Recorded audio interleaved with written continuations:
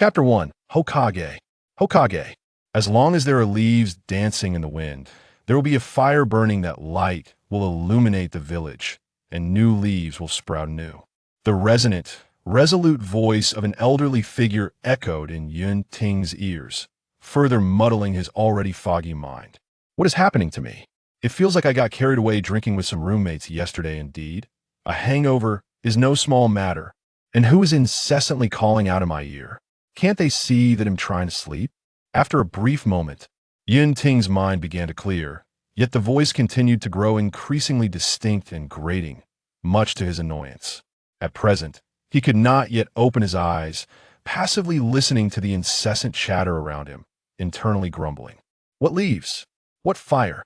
If the fire burns, how can the trees survive to sprout anew? This statement lacks any semblance of logic. Wait, something's not right. Why does this sound so familiar? Have I heard this somewhere before? Let me think. That's right. This is a famous quote from Naruto. The third Hokage always spoke of the will of fire. Is someone in the dormitory watching Naruto? Has it really been so long since it ended, and now they're just catching up? As Yunting concluded his conjecture and was about to chastise a roommate for watching without headphones, suddenly, a blinding light erupted in his darkened vision. With no means to shield his eyes, he had no choice but to confront it head-on. Once Yunting's eyes finally adjusted to the brilliance, and he could perceive his surroundings unobstructed, he was struck with a jolt, a tumultuous wave of astonishment washing over him. What is going on here? This was utterly unexpected. He was not in the cramped confines of his dormitory, but rather on the rooftop of a grand building. Surveying the area, he beheld a cluster of unfamiliar, yet oddly familiar structures. Further in the distance, a boundless expanse of towering forest spread out before him. In that moment, Yunting's mind raced. This appears to be the hidden leaf village from Naruto. Having watched the entire series, Yunting was well acquainted with the architectural style of the leaf village, especially the vividly carved faces of three prominent figures on the towering rock face beside him, which served as undeniable proof. So I have crossed over. With a whirlwind of complex emotions, Yunting glanced down. If memory served him correctly, he was currently situated in the Hokage building. Thus, the incessant voice in his ear belonged to the third Hokage. Instinctively, Yunting slowly turned to his right. There, he beheld an elderly man clad in a white Hokage cloak, wearing the Hokage hat, and holding a pipe, passionately delivering a speech. It was none other than the third Hokage. At that moment, Yunting felt as though his mind had exploded. In an instant, the sense of estrangement he felt upon arriving in this new world shattered. The next moment, the surrounding information he had previously chosen to ignore surged forth. Laughter, cheers, excitement. It dawned on Yunting that the Leaf Village was evidently celebrating some grand event, with a vast sea of people surrounding the Hokage building. He, alongside the third Hokage, was at the center of this celebration. So what was his identity exactly? How was he standing beside the third Hokage at such a moment? Yunting felt a wave of panic wash over him. Though crossing over was one thing, finding himself as the focal point of everyone's attention was quite another, leaving him in a precarious position. At that moment, he could only maintain a calm facade while desperately searching his mind for information about the identity he had assumed, lest he inadvertently reveal any inconsistencies. After all, with the example of Orochimaru frequently changing bodies and the presence of soul-altering techniques in this world, any slip-up could raise suspicion. However, reality often unfolds in the most unfavorable of ways. Before long, the third Hokage concluded his lengthy monologue about the will of fire. Next, he turned his profound gaze toward Yunting. Yunting, could you perhaps elaborate a bit more, Great Elder? At the very least, directly address me. Why are you staring at me like that? I have no idea how to respond. Yunting felt an urge to weep. To be fair, he was still grappling with who he was and what he was meant to do, utterly clueless about his next course of action. Fortunately, in a moment of crisis, his latent potential surged forth. Adhering to the principle of if you don't move, I won't, Yunting swiftly reacted, adopting a gaze filled with deep admiration, along with a hint of reverence, while alternating his gaze with the third Hokage. At that moment, Yunting's acting prowess soared, far surpassing that of any young star he had encountered before. As if mirroring the silent exchange between the two atop the Hokage building, the surrounding clamoring crowd gradually fell silent, their eyes fixated on the duo. 1 minute, 2 minutes. With an expression laden with meaning that even he could not fully comprehend, Yunting stared intently into the third Hokage's eyes, unwavering. He was resolute he would not be outlasted by an old man. Indeed, before long, he noticed the third Hokage's eyelids subtly twitch, followed by a deep breath. Then, with a deliberate laugh, he broke the silence. Seeing the new saplings thriving fills us oldtimers with great joy. The future of the Leaf Village now rests in the hands of the younger generation. Like you, Yunting. Without a moment to ponder, Yunting quickly replied with humility, "Your authority remains unparalleled. Third Hokage, the future development of the Leaf Village still relies on you." No matter how he responded, flattering the elder was undoubtedly the safest course of action. As expected, even though Yunting still had no grasp of the deeper meaning behind the third Hokage's words, this reply brought visible satisfaction to the elder. "The future ultimately belongs to you." The third Hokage gestured meaningfully, then glanced at the expectant crowd below, subtly sighing before quickly regaining his composure, smiling at Yunting as he said, "The hour is late. The villagers must be eager. Are you ready?" Yunting? Ready for what? With a giant question mark hovering in his mind, Yunting nevertheless nodded earnestly. Then, "The future of the Leaf Village is entrusted to you." As the third Hokage spoke, he removed the Hokage hat from his head and extended it toward Yunting, saying, "Now, put this on." In that instant, Yunting's pupils constricted sharply. Having seen Naruto, he understood the profound significance of the Hokage hat. This action was undoubtedly a passing of the torch to the next Hokage. Given that the third Hokage was still present, the only possibility was that he was passing the mantle to the fourth Hokage. But the question remained, why was the fourth Hokage's hat being placed upon his head? Though Yunting had not seen his own reflection, the color of his hair was undoubtedly black. He was not a blonde. This indicated that he was not Minato Namikaze. So, why was it him? Yunting's mind was a chaotic whirlwind. Yet, at this moment, as the third Hokage presented the Hokage hat amid the fervent gazes of the entire village, he had no time for contemplation. Ultimately, he could only numbly accept the Hokage hat and slowly place this coveted emblem upon his head. Beside him, the third Hokage took a deep breath and announced loudly, "Here, I declare Senju Yunting as the fourth Hokage of the Leaf Village." In the next instant, the entire Leaf Village erupted in cheers. Fourth Hokage, fourth Hokage, fourth Hokage. Chapter 2. I have become the fourth Hokage. Fourth Hokage, fourth Hokage, fourth Hokage. At that moment, the entire Leaf Village erupted in fervor, with all the villagers enthusiastically celebrating their new Hokage. Though he felt as if he had been thrust into this role, amidst such an electrifying atmosphere, Yunting could not help but feel a surge of exhilaration. After all, this was the Hokage. Anyone who had read the original work knew of its esteemed status and the countless individuals who aspired to it. Yet today, it had inexplicably fallen into the hands of someone who had previously been a mere, unnoticed university student. Being suddenly elevated to such prominence and becoming the focus of everyone's attention was undeniably overwhelming. However, amid the excitement, Yunting suddenly recalled the third Hokage mentioning his full name, Senju Yunting. Senju? Was it the Senju clan? He remembered that aside from the first and second Hokages, the only Senju clan members who appeared in the original work were Tsunade and Nawaki. The latter had met a tragic end, leaving only Tsunade as the last of the Senju bloodline. So what was this Senju Yunting all about? He had never heard of such a character in the original work. And now, he had become the fourth Hokage. Could it be due to his crossing over? As Yunting waved to the enthusiastic villagers of the Leaf, he pondered, could it be that Minato Namikaze no longer exists because of me? Yunting glanced down at the crowd. At that moment, those positioned at the forefront were mostly elite shinobi of the Leaf Village in the current generation.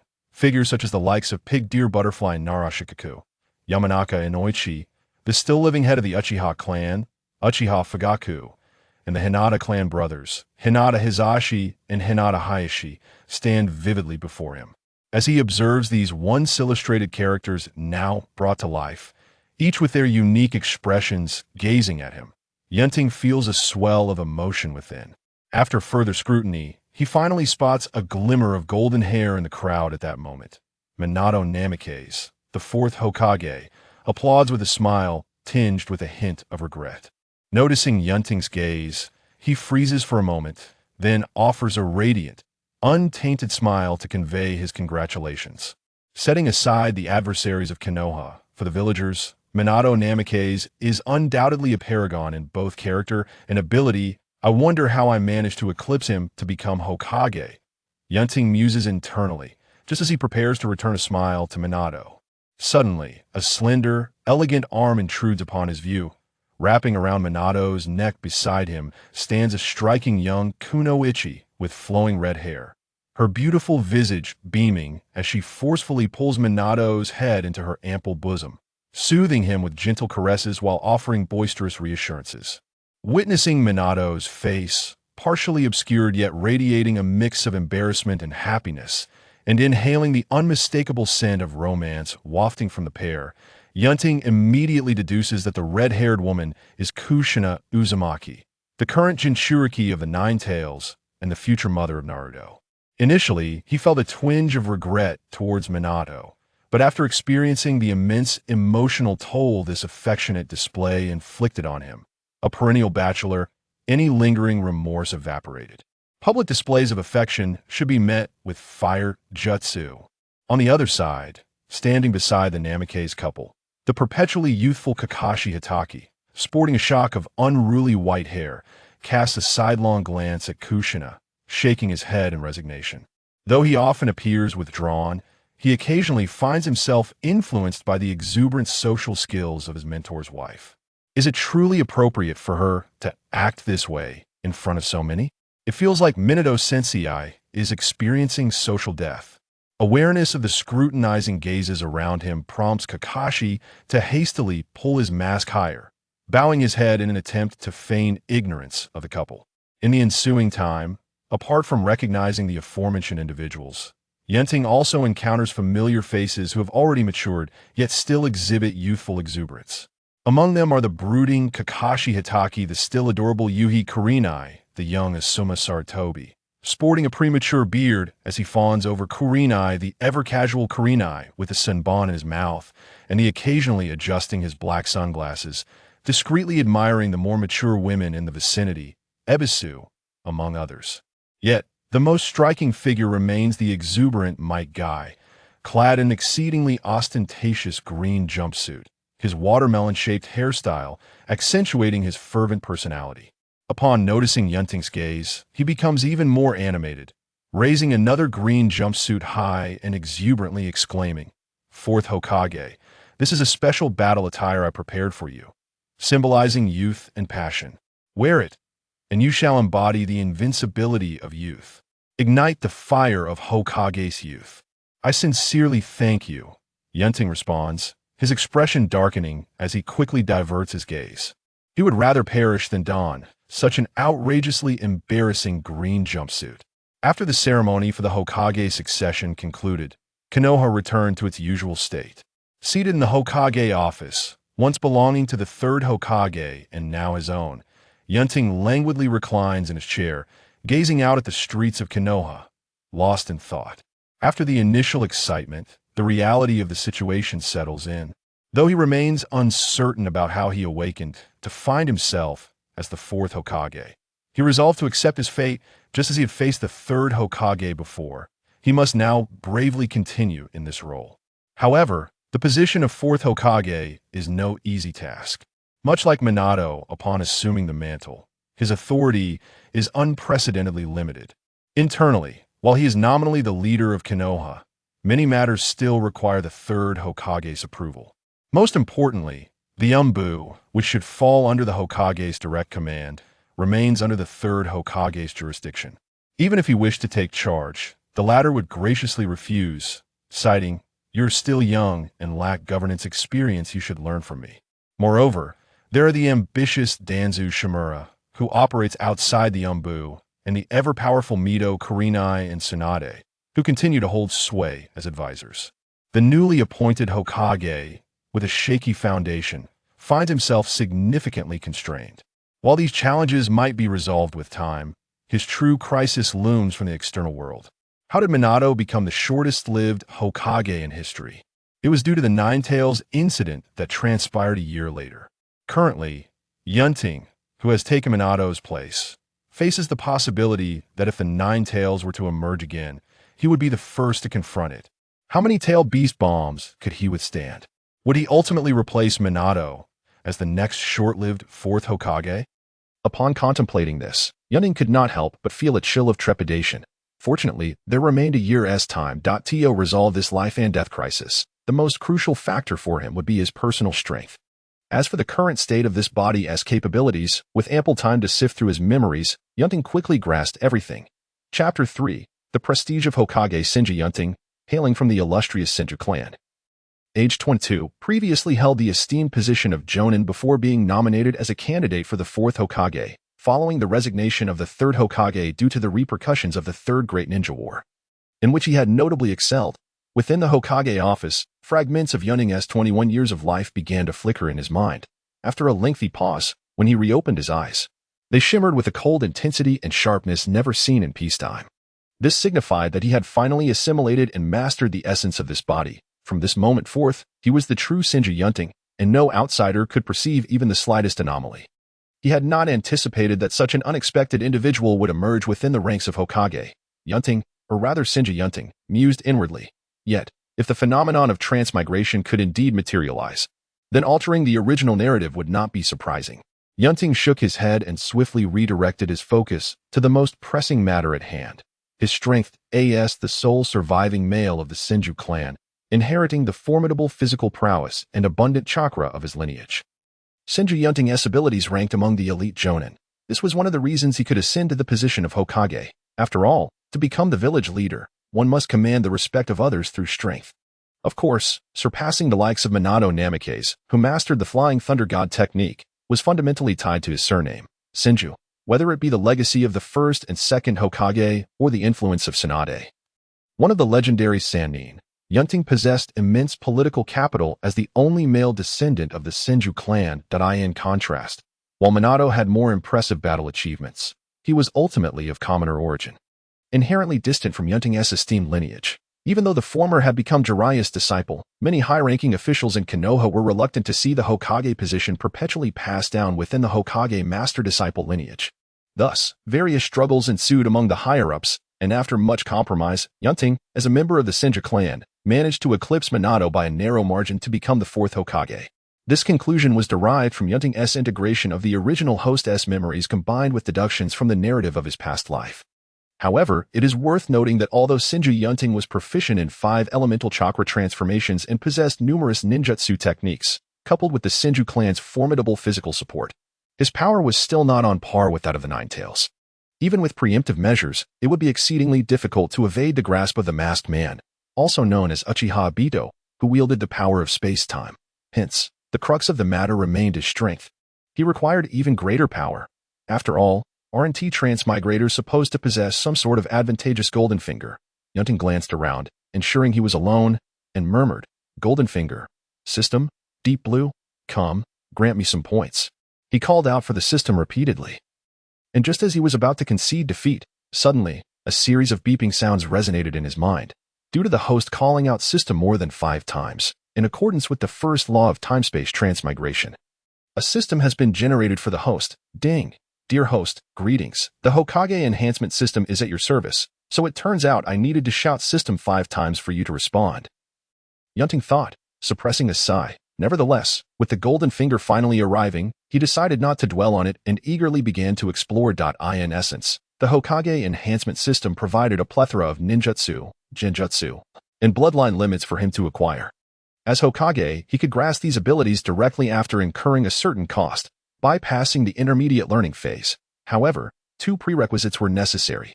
Firstly, to exchange for an ability, one must first possess its training method. For instance, To learn a specific ninjutsu directly, one must have the corresponding training scroll in hand, while bloodline limits necessitate the blood of a person possessing that lineage. Secondly, acquiring abilities would also require consuming a resource known as Hokage prestige points. The stronger the ability, the higher the required prestige points. For example, a D-rank ninjutsu like the body replacement technique requires 50 prestige points, a C-rank ninjutsu like fire release. Great fireball technique requires 100 prestige points, and a B-rank ninjutsu like fire release. Great fire extinguishing requires 500 prestige points, with A-rank ninjutsu reaching into the thousands and S-rank ninjutsu exceeding 5 digits. Bloodline limits were even more costly. For Yunting's most coveted would release, the price was a staggering 500,000 prestige points. Good heavens, no wonder it is reputed to be the strongest bloodline limit.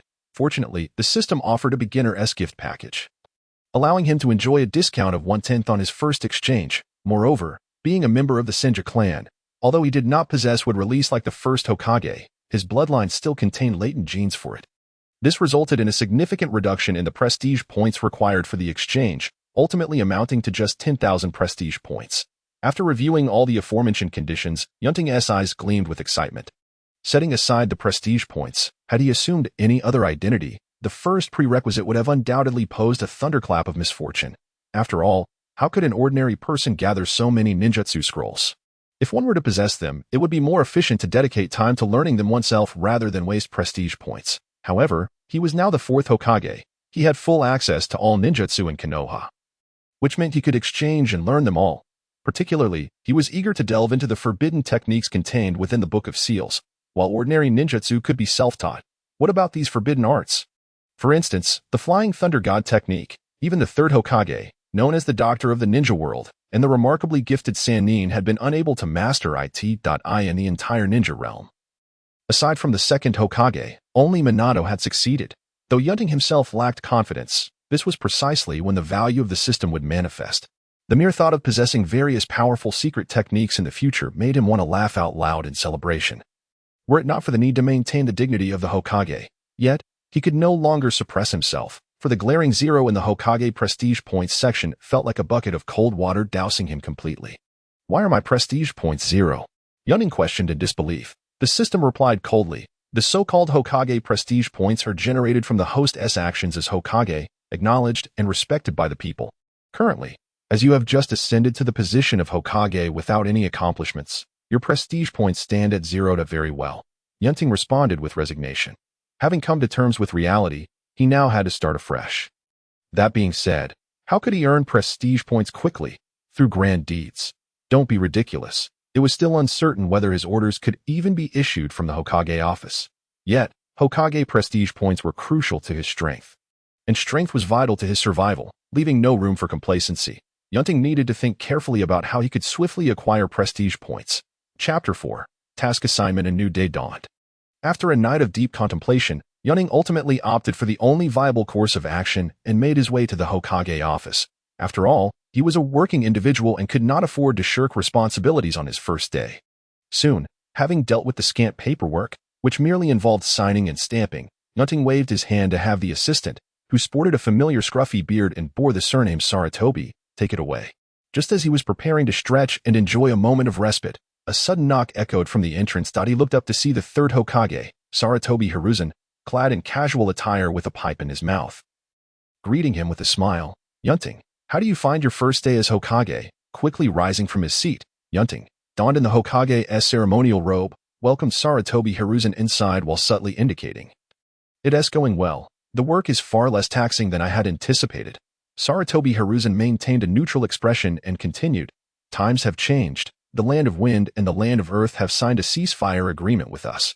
Only the Cloud and Mist Ninja occasionally engage in skirmishes along the border, but this situation will not last long. Before long, the end of the war will be upon us. Our primary concern now is for Kenoha to recover swiftly from the devastation of war."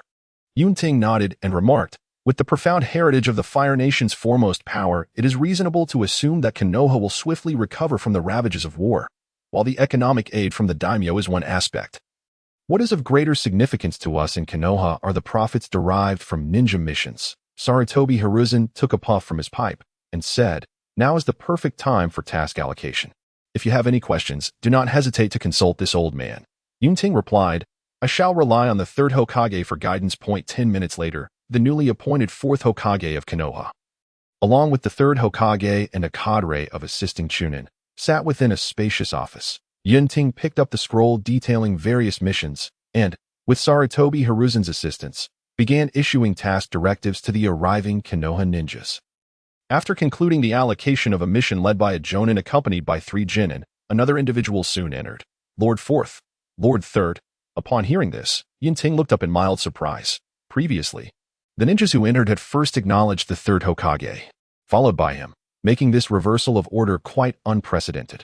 Upon recognizing the newcomer, he let out a soft gasp. Sarutobi Hiruzen, assuming Yunting did not know the individual, introduced, this is Maru Hoshikukai, an elder of Kenoha who served under the Second Hokage, a steadfast embodiment of the will of fire, who has devoted his life to Kenoha.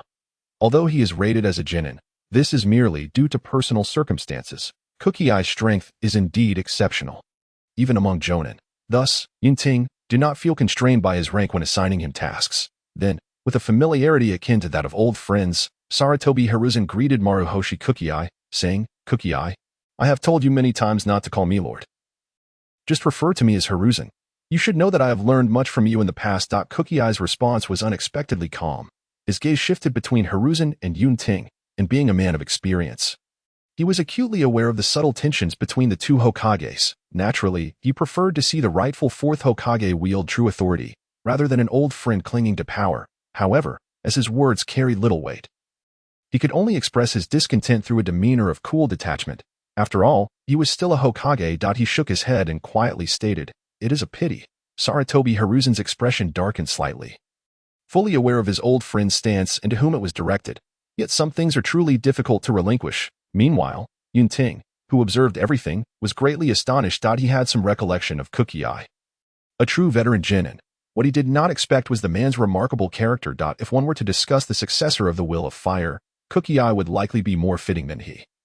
The official Hokage, gazing at Kukai's left eye and the way he stood tall despite his leg's disability, Yunting respectfully addressed him, Kukai-senpai. Lord Hokage.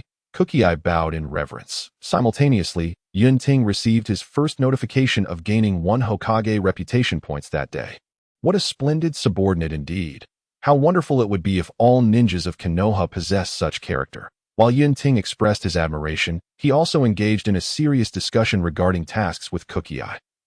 During this period, Sarutobi Hiruzen, unusually silent, observed. After some time, having become familiar with the entire process, Yunting adeptly handled the allocation of various missions, while Sarutobi Hiruzen gradually regained his composure, occasionally offering insights. 2 hours later, nearly all tasks were completed, leaving only one individual, Hatake Kakashi. Yunting furrowed his brow, glancing at the ninja card bearing Kakashi's prominent visage. The Kenoha Chunin nearby quickly explained, it is as follows, Lord Fourth. Jonin Hatake Kakashi suffered an ambush on the battlefield against the Mist Ninja, resulting in the loss of all his team members, causing him severe psychological trauma, rendering him unable to assume the role of team leader in subsequent missions. The future arrangements for Jonin Kakashi require your decision, Hokage-sama. Given that Jonin are indispensable high-end combat forces for the village, each must be treated with utmost importance, especially a prodigy like Hatake Kakashi, who became a Jonin at the tender age of 12, submitting his future planning to Yunting, the Hokage, was entirely reasonable. Yunting pondered if his memory served him correctly. After Rin's death, Kakashi was assigned to the Umbu by Minato Namikaze and subsequently spent time protecting the pregnant Kushina Uzumaki. It was through witnessing the gradual growth of new life that he began to emerge from his isolation. Of course, the subsequent sacrifice of Minato and Kushina was another matter. However, Yunting was not Minato Namikaze. Regardless of whether he had the ability to intervene in Umbu affairs, he had no personal connection to Hatake Kakashi, who was firmly entrenched in the lineage of the Third Hokage and his former mentor. Conveniently, the main figure was right beside him. Thus, Yunting delegated the matter to Sarutobi Hiruzen. The latter furrowed his brow, contemplating for a long while before responding, at present, Kakashi is unfit to serve as a commanding captain. Let him undergo trials in the Umbu. Indeed, everything returned to its original course. Yunting had no objections to this decision. Thus, Kakashi entered in a sullen demeanor, received his Umbu assignment notification, and exited with the same gloom. And so, a day's work as Hokage came to a close. After bidding farewell to Sarutobi Hiruzen, Yunting departed from the Hokage building, making his way toward the village streets to earn reputation points. He resolved to take matters into his own hands. Chapter 5. Ichiraku Ramen. Yunting's method of acquiring Hokage reputation points was quite straightforward, since there were no pressing matters at hand to earn such points. He decided to accumulate them gradually. As the fourth Hokage, he would visit the populace, warmly greeting the kind-hearted villagers, presenting a friendly demeanor, hoping to evoke their gratitude and thus garner reputation points. Therefore, after finishing his duties at the Hokage building, Yunting did not return to the desolate Senju clan grounds but donned the Hokage's ceremonial robe, leisurely strolling through the village while enthusiastically greeting the villagers. "Good day, Lord Fourth. Greetings to you as well. Elder, please walk slowly. Hokage-sama. Do try our authentic three-color dango on the house." "How can that be? Even as Hokage, I cannot accept food for free. You must accept my payment." "Hokage-sama, when I grow up, I will also aspire to be a protector of the village. Just like you. What an admirable ambition. You must study diligently at the Ninja Academy, strive for excellence, and never skip classes. Only then can your dreams come true." "Hokage-sama, Hokage-sama." As Yunting traversed the streets, he greeted every passerby with genuine warmth. Although his smile was nearly frozen, the constant notifications of one Hokage reputation points reverberating in his mind filled his heart with joy. In a short span, he had already amassed over 50 reputation points.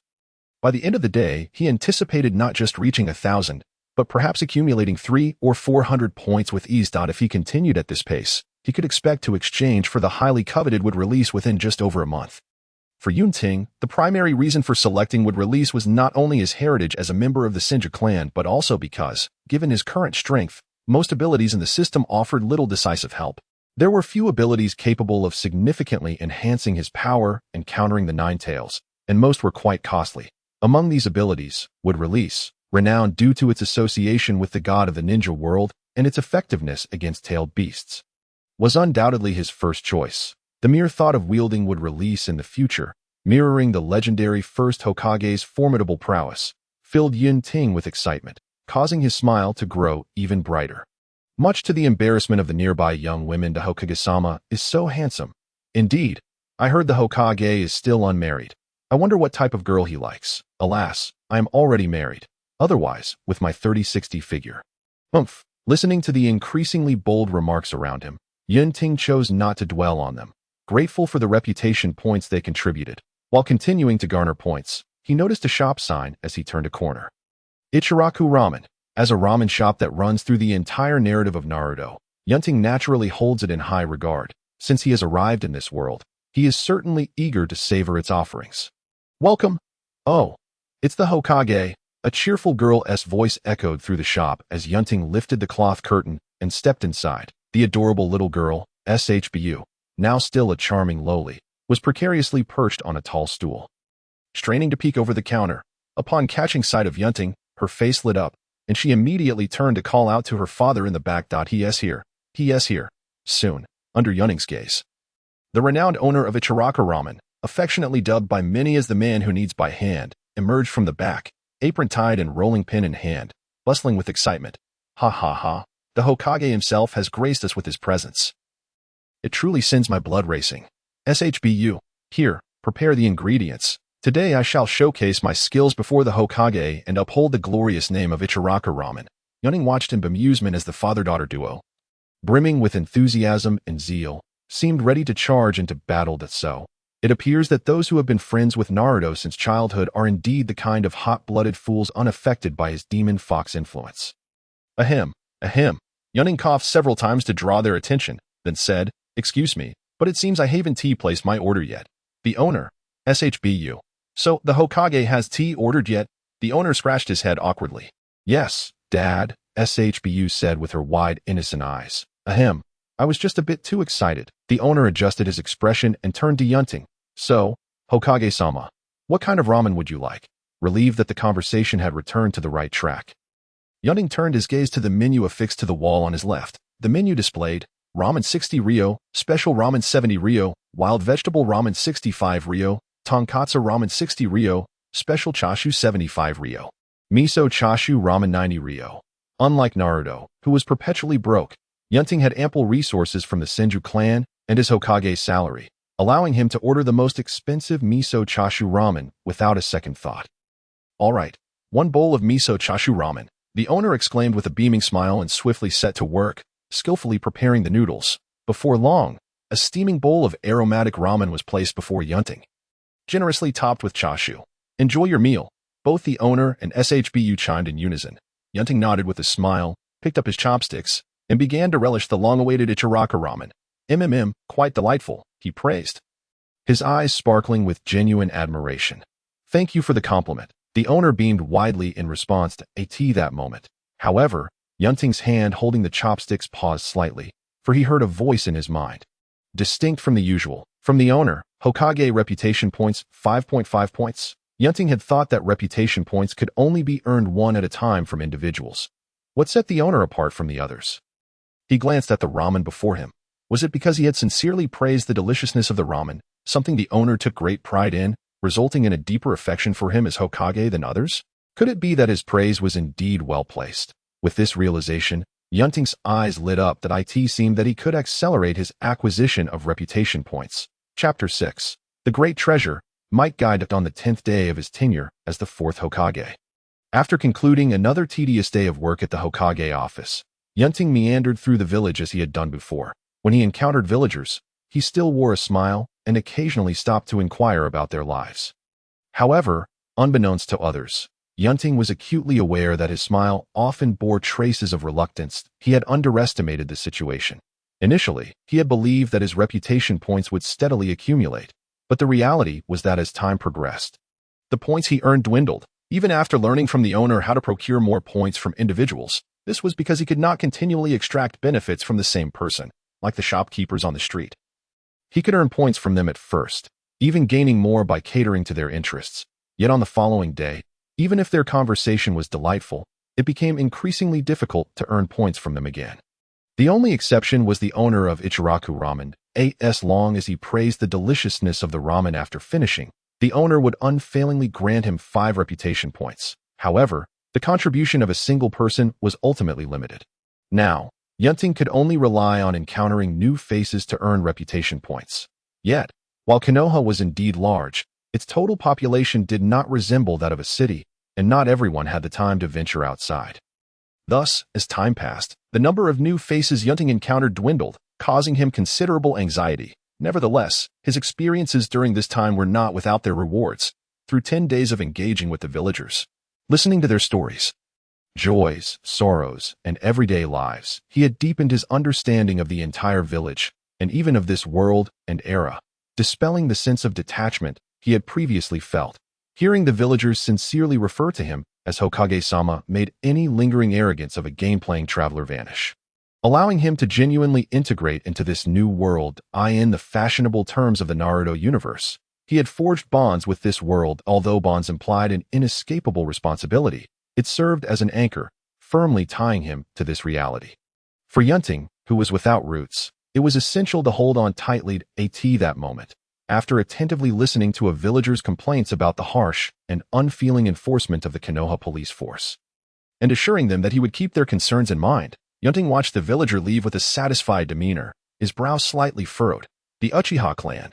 This was not the first time he had heard villagers voice their grievances about them. Yet, given the already substantial power of the Kenoha police force, even the Third Hokage found it challenging to intervene, let alone Yunting in his current position. Moreover, being from the Senju clan, and with many Uchiha believing that he had usurped the position of Fourth Hokage, which rightfully belonged to Uchiha Fugaku, it only intensified their discontent compared to the original timeline, leading to the growing strength of the radical militant faction within their clan. Alas, troublesome issues truly abound. Currently, Yunting had no effective means to address the latent dangers posed by the Uchiha clan, and could only let things linger for now. If he could attain power akin to that of the first Hokage, then such matters would no longer pose a concern. Ultimately, it all boiled down to the issue of strength. For Yunting, this brought him back to the topic of reputation points. So, how could he enhance his efficiency? Yunting furrowed his brows in contemplation. Just then, a spirited voice rang out nearby. Point 111, 112, 113. Yunting was taken aback, muttering to himself, No way. As he spoke, he turned to look. Indeed, as he had suspected. A shocking sight of a vibrant green figure was leaping toward him. It truly was this fellow. Yunting's lips curled slightly. The newcomer was none other than Might Guy. Over the past few days, Yunting had frequently encountered him. Regardless of the weather, Guy would diligently train every single day. Each time they crossed paths, Yunting instinctively avoided him. After all, he certainly did not wish for Guy to excitedly present him with a matching green jumpsuit to wear. The very thought of it was too much to bear. Yet this time, he could not evade point 116, 117. Oh, Hokage-sama! A resounding cry filled with surprise erupted from Kai in the distance. He maintained his froggy leap posture, accelerating towards this direction while continuously chanting, 118, 119. Upon witnessing this, Yunting could only helplessly halt his steps. To prevent Kai from donning his green spandex suit. He took the initiative to speak as soon as Kai arrived. Might Guy, right? I have been observing your unwavering dedication to physical training these days, and I must say, it is commendable. Continue your exercises without interruption due to my presence. I firmly believe you will become a great ninja in the future. Great ninja? Are you referring to me? The previously outstretched hand of Might Guy towards his ninja pouch froze as he stared, wide-eyed in astonishment, at Yunting, whose face was brimming with admiration. For a long time, he remained motionless. Just as Yunting began to wonder if he had misspoken, suddenly, streams of tears cascaded down Might Guy's face like a waterfall. Woo-woo, the Hokage believes I can be a great ninja. I am overwhelmed with emotion. In light of the Hokage's expectations, I have decided today's frog jumps shall increase from 1,000 to 3,000. Furthermore, I will add 3,000 kicks, and I shall walk upside down around the village for 5 laps. Hokage, I shall not disappoint your hopes. With tears of excitement flowing, Might Guy fervently declared, his spirit ablaze with determination. At this moment, Yunting's expression mirrored that of astonishment. Although he had witnessed various exaggerated displays from Kai in the original narrative, experiencing it firsthand was an entirely different affair. Yet, this was not the primary reason for his astonishment. What truly rendered him so flabbergasted was the message in the system indicating a gain of 50 reputation points from Might Guy. 50 reputation points. Yunting could hardly believe it. Tentatively, he encouraged, keep it up. Ignite your youth, Kai. Instantly, the fervor within Might Guy surged again. At your command, Hokage. Let my youth burn brightly. To Yunting's astonishment, he received another 50 reputation points from Might Guy. In that moment, Yunting's gaze towards Might Guy was filled with delight. And he had no inclination to depart. He had discovered a tremendous treasure. Chapter 7. Harvesting Reputation and the Shadow Guard Kai. The mettle of youth is inseparable from passion. You must maintain your fervor. Indeed, Hokage, you speak the truth. For the sake of youth, I shall now run 50 laps around Kenoha. Kai, youth knows no bounds. Yes, Hokage, I have resolved that after completing today's training regimen, I shall add an additional. No, 3 more hours. Kai, you are a genius, a hard-working genius. I believe your future is limitless. Woo-woo. Hokage, you hold me in such high regard. I must not disappoint your expectations. Let my youth flourish. Kai, hard work will never betray you. Continue racing down the path you believe in. Hokage, all right. Kai. During this period, a peculiar event unfolded in Kenoha. For reasons unknown, the newly appointed Fourth Hokage became entangled with the village's renowned eccentric, the performance artist Might Guy. To the extent that they seemed to share a remarkable rapport, this left many villagers astounded, fearing that the young Hokage might be led astray by Guy. Yunting, however, paid little mind to this, as earning reputation points was far from trivial. It is noteworthy that during this time, his acquisition of reputation points was on par with the beginning, all thanks to Might Guy. Each time he uttered a phrase about youth or passion, Guy would respond with uncontainable excitement, granting him a delightful 50 in reputation points. Consequently, his total reputation points surged dramatically. It could be said that when he eventually exchanged for would release, a substantial portion of the credit would belong to Might Guy. As was customary, Yunting arrived at the training grounds frequented by Might Guy, hoping to reap some more of his rewards. However, after waiting for what felt like an eternity, the sun was nearly setting. Yet there was still no sign of Guy. This was quite uncharacteristic. Given Might Guy's nature, he should not have been late. A gentle breeze brushed past him as Yunting, clad in his Hokage robes, stroked his chin in perplexity. At that moment, a soft sound of air slicing through the atmosphere broke the silence, as a member of the Umbu, who had been secretly protecting the Hokage, appeared before him.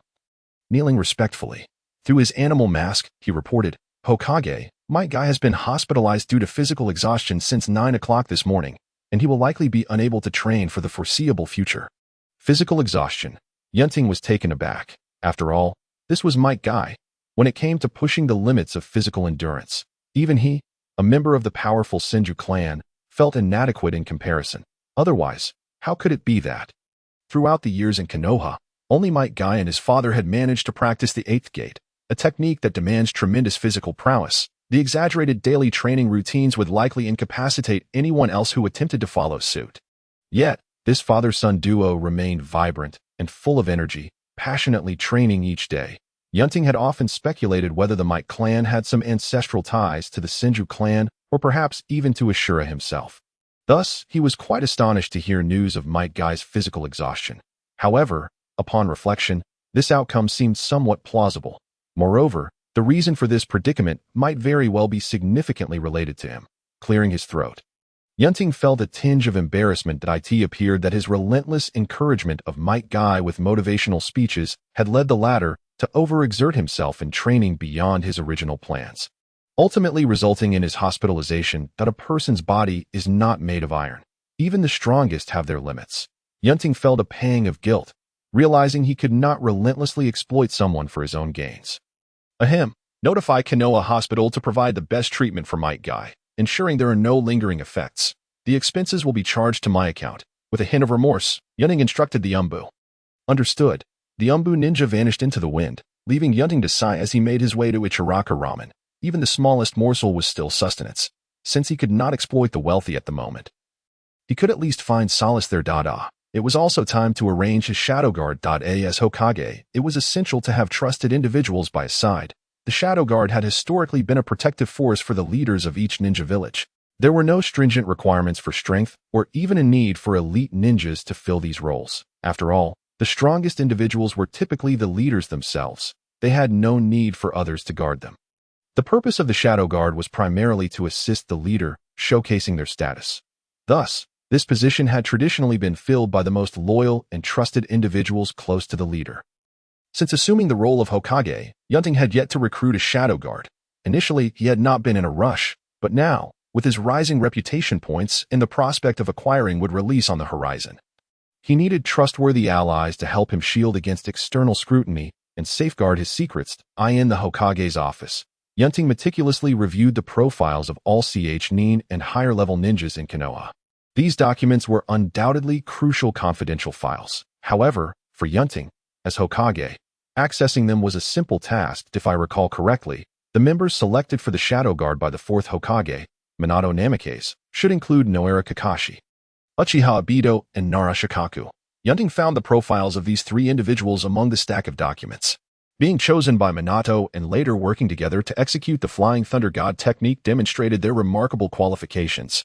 However, in terms of familiarity, they were evidently closer to Minato, and since Yunting had no prior interactions with them during the last great battle, it would be unwise to select them as his trusted shadow guard. Shaking his head, he set their profiles aside and continued his search. An hour later, Yunting surveyed 3 ninja profiles on his desk and nodded in satisfaction. Bayunyama, Kenoha Nin, proficient in wind-release swordsmanship. Possessing a resolute character, extensive experience, and outstanding command abilities. Tezuka, Kenoha Special Nin, adept in utilizing various ninja tools and setting traps. Hinata Dakuma, Kenoha Special Nin, with the Byakugan bloodline limit and exceptional reconnaissance capabilities.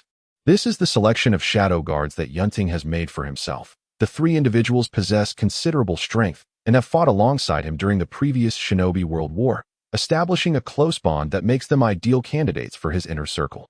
Come in, Yunting commanded. Lord Hokage, an assistant with the surname Saratobi hurriedly entered the room. Summoned by Yun-Yesan, Shojioyi, and Hinata Diji into the office, Yunting instructed. At your command. Half an hour later, without any unexpected developments, Bayun-Yesan and the others readily accepted the role of members of the Fourth Hokage Shadow Guard. To become a protector of the Hokage is a dream cherished by every Kenoha ninja. Thus, Yunting's small team was officially formed. Chapter 8. Real combat in the 11th month of the 47th year of Kenoha.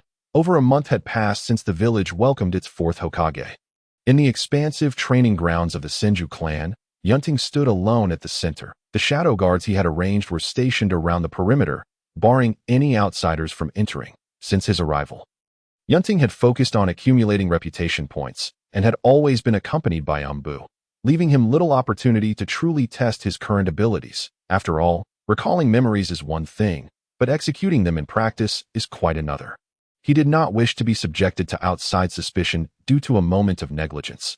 Hence, with his own team finally in place, today marked the moment Yunting intended to genuinely assess his strength.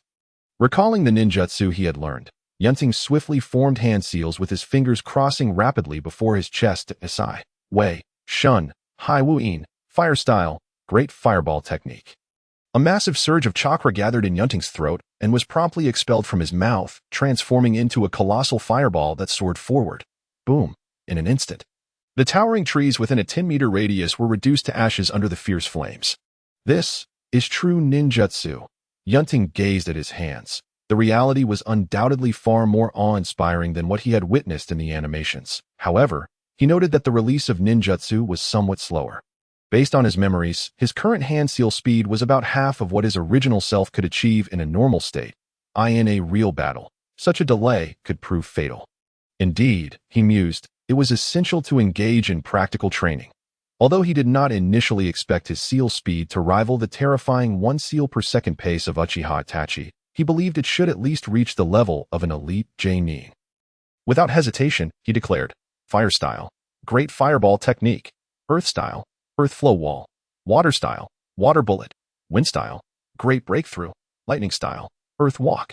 Drawing upon the vast chakra reserves of the Senju clan and mastering 5 elemental transformations, Yunting exuberantly unleashed a series of dazzling ninjutsu techniques from his memory to expedite his adaptation to this new reality and restore his original peak combat capabilities. Thus, in the days that followed, aside from his duties and accumulating reputation points, Yunting devoted considerable time to regaining his full strength. A week later, perhaps due to his inherent combat talent and the merging of his past battle memories, Yunting managed to perfectly control his abilities within just a few days.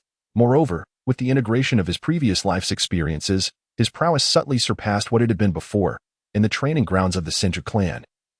Yunting, donned in the Hokage's ceremonial robe, distanced himself from Bayun Yesan, both forming their respective stances.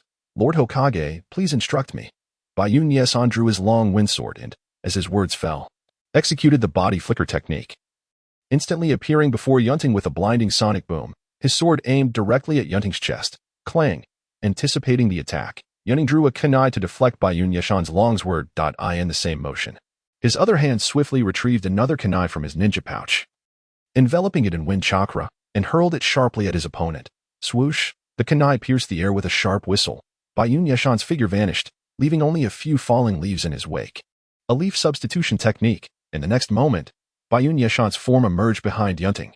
Bang! The longsword struck Yunting, who suddenly erupted in a cloud of white smoke, revealing a split log that had fallen before Bayun Yesan. Swish, swish, swish. Before Bayun Yesan could react, a multitude of shurikens swiftly flew towards him from all directions. Bayun Yesan took a deep breath and, wielding his sword with exquisite skill, knocked each one down. Yunting, unfazed, employed the body flicker technique, arriving before him with even greater speed, initiating a fierce close-quarters combat. Clang, clang, clang. The kunai and longsword clashed, erupting in brilliant sparks. For a moment, the training ground was filled with the shadows of the two combatants. Observing from the sidelines, Hinata Dijin was drenched in sweat. Despite activating his Byakugan, he struggled to keep pace with their speed. On the field, Yunting wielded his kunai with precision, launching swift and decisive thrusts toward Bayun Yesan's body.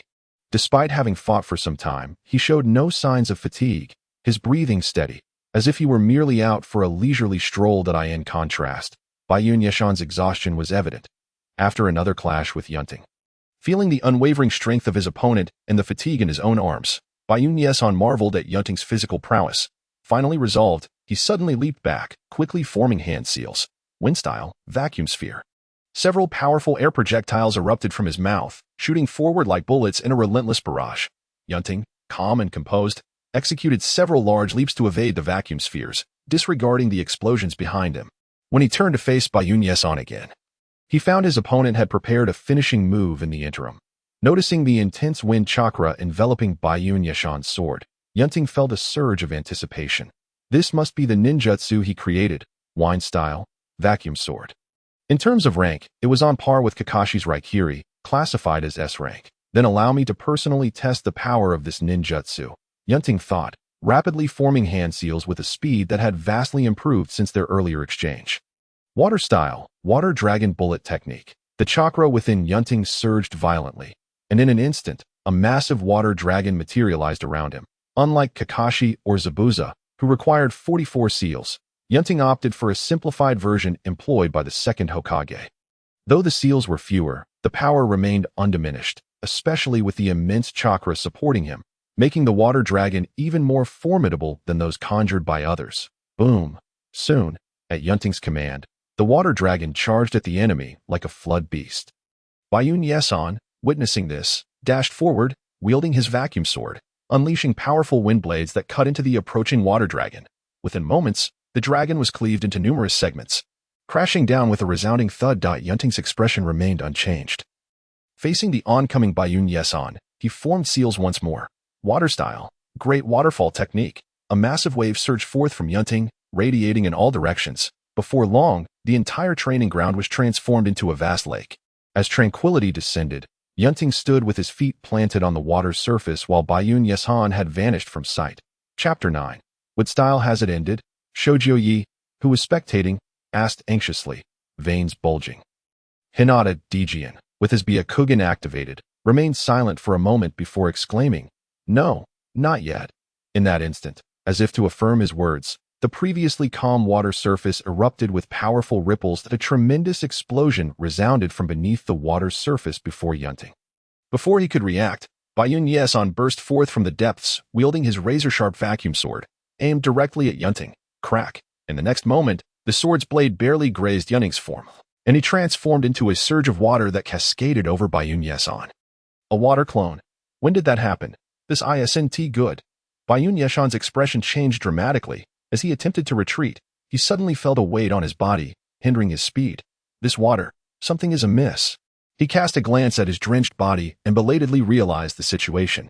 Not only was he soaked with water, but the very lake beneath his feet was similarly affected. At that moment, Yunting's true form emerged from the water's surface behind Bayun Yeson. He spoke while extending his hand. And in an instant, torrents of water surged from the lake, converging around Bayun Yeson to form a colossal water sphere, encapsulating him. This was indeed the water release, water prison technique, further refined by Yunting into a more concealed and potent version. The standard water prison technique could not contain your vacuum sword, Yeson. Only by harnessing the residual power from the previous great waterfall technique could I truly ensnare you, Yunting explained with a smile. His red and white Hokage robes remaining impeccably smooth. It was no wonder that Lord Hokage had previously utilized such a formidable great waterfall technique. Bayun Yeson, trapped within the water prison, shook his head with a wry smile. Subsequently dispersing his vacuum sword. I concede defeat. I must admit, you truly deserve the title of Fourth Hokage. Yunting smiled faintly, casually dispersing the water prison technique and remarked, "You should rest well. You need not be on duty today." Understood. Bayun Yeson sheathed his longsword and bowed to Yunting before bidding farewell to his two companions and turning to leave. The lake on the training ground would not dissipate in the short term. Yunting found another training venue within the Senju clan's territory, one that was highly confidential and shielded by a barrier. He stationed Shoujo and Hinata Takuma outside to prevent any disturbances. Then activated the barrier and began to ponder quietly within. Bayun Yeson's strength should not be underestimated. He was undoubtedly an elite among the Jonin. However, in their recent battle, Yunting had effortlessly triumphed with merely a few combinations of ninjutsu. Though strategy played a part, it sufficiently demonstrated his current prowess. At this moment, he was perhaps the perfect amalgamation of two souls, endowed with benefits such as accelerated hand seals, enhanced ninjutsu combinations, and a swifter learning curve, rendering his current strength even greater than during the peak of his original self. He was now truly worthy of the Fourth Hokage's renown. Yet, these abilities remained inadequate when faced with the likes of the Ninetales or Uchiha Bido, who wielded the power of space-time and could appear and vanish at will. Thus, the power of wood release was still necessary. Yunting checked his Hokage reputation points. After over a month of accumulation, bolstered by the substantial contributions of Might Guy, he finally surpassed 10,000 points. This meant he could now exchange for wood release. The reason for choosing this barrier-protected training ground was to maintain secrecy in anticipation of the upcoming exchange for wood release. Yunting had a plan in mind. Now was not the opportune moment to reveal wood release. It would be best to wait for a certain event to unfold, at which point he would make his remarkable debut. It would also mark the day he reclaimed the powers of Hokage. With this thought, Yunting's eyes shimmered with fierce determination. After a considerable time of regaining his composure, he addressed the system with deliberate clarity. Exchange for the bloodline limit. Would release. Come forth. Since the passing of Senju Hashirama, it was time for the strongest wood release technique, the most authentic manifestation of the Senju clan, to re-emerge in the ninja world. Confirm the exchange for the bloodline limit. Would release. Confirm. 10,000 reputation points deducted. The bloodline limit. Would release has been exchanged. Before he could lament the loss of his hard-earned reputation points, Yunting felt an overwhelming surge of life energy manifest within him. The magnitude was so great that even with his Senju physique, he was still far from its limits. At that moment, the cells within Yunting's body seemed to possess boundless vitality, continuously dividing as if he were submerged in an ocean of life. While the Senju bloodline within him underwent further purification and enhancement. Ultimately, the latent genes hidden deep within his bloodline, the bloodline limit, would release, which had only been activated by a select few Senju over millennia. Finally awakened within Yunting. Enlightened, Yunting clasped his hands together and shouted, "Would release." Birth of the forest, a torrent of chakra erupted from him, and in the next moment, the training ground trembled as fissures cracked open in the earth around him, uprooting sturdy trees that grew at an astonishing rate until they reached the top of the barrier. In the blink of an eye, a magnificent forest replaced the training ground, unfolding before Yunting's eyes. Feeling the ability to control every tree's offense and defense, Yunting's joy was palpable. At last, he had successfully mastered wood release. Moreover, this wood release was far from the inferior version wielded by Yamato. In the hands of a rightful Senju like him, while it may not yet match the level of the first Hokage, Senju Hashirama, it certainly held immense potential for future development, rivaling that of the latter. Now was the time to delve into the Senju clan's archives and sift through the layers of dust to uncover the long-buried secrets of wood release techniques. As his excitement gradually subsided, Yunting gazed at the expansive artificial forest before him, deep in thought. Now that he possessed wood release, fully unlocking its capabilities and maximizing its potential would require more than relying solely on his innate abilities. It necessitated the integration of powerful wood release secrets. The Senju clan was not lacking in such knowledge. If he recalled correctly, the archives even contained personal writings on wood release techniques by Senju Hashirama himself, which had been neglected since no other Senju had possessed wood release. Now, he could finally utilize them for his studies. In summary, with the acquisition of wood release, his strength would experience a meteoric rise in the near future.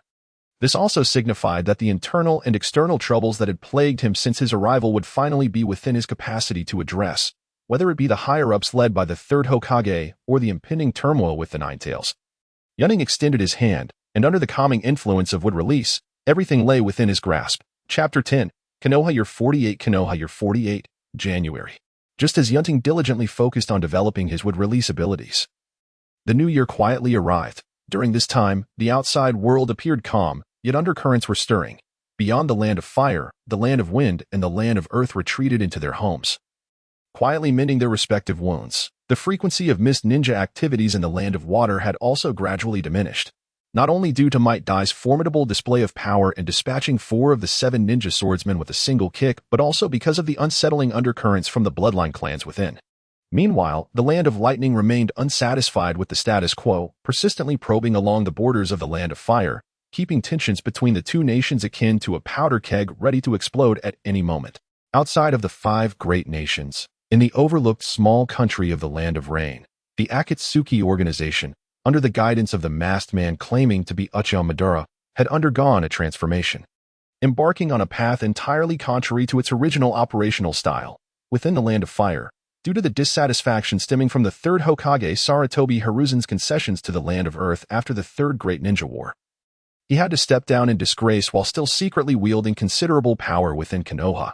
Meanwhile, the Roots, deeply entrenched in darkness and independent of the Umbu, remained under the control of another Kenoha advisor, Shimura Danzō, who even the Third Hokage could not command. At this moment, in the underground base of the Roots, in a dimly lit office, Shimura Danzō, known as the Dark Ninja of the Ninja World, leaned on his cane as he sat in his chair.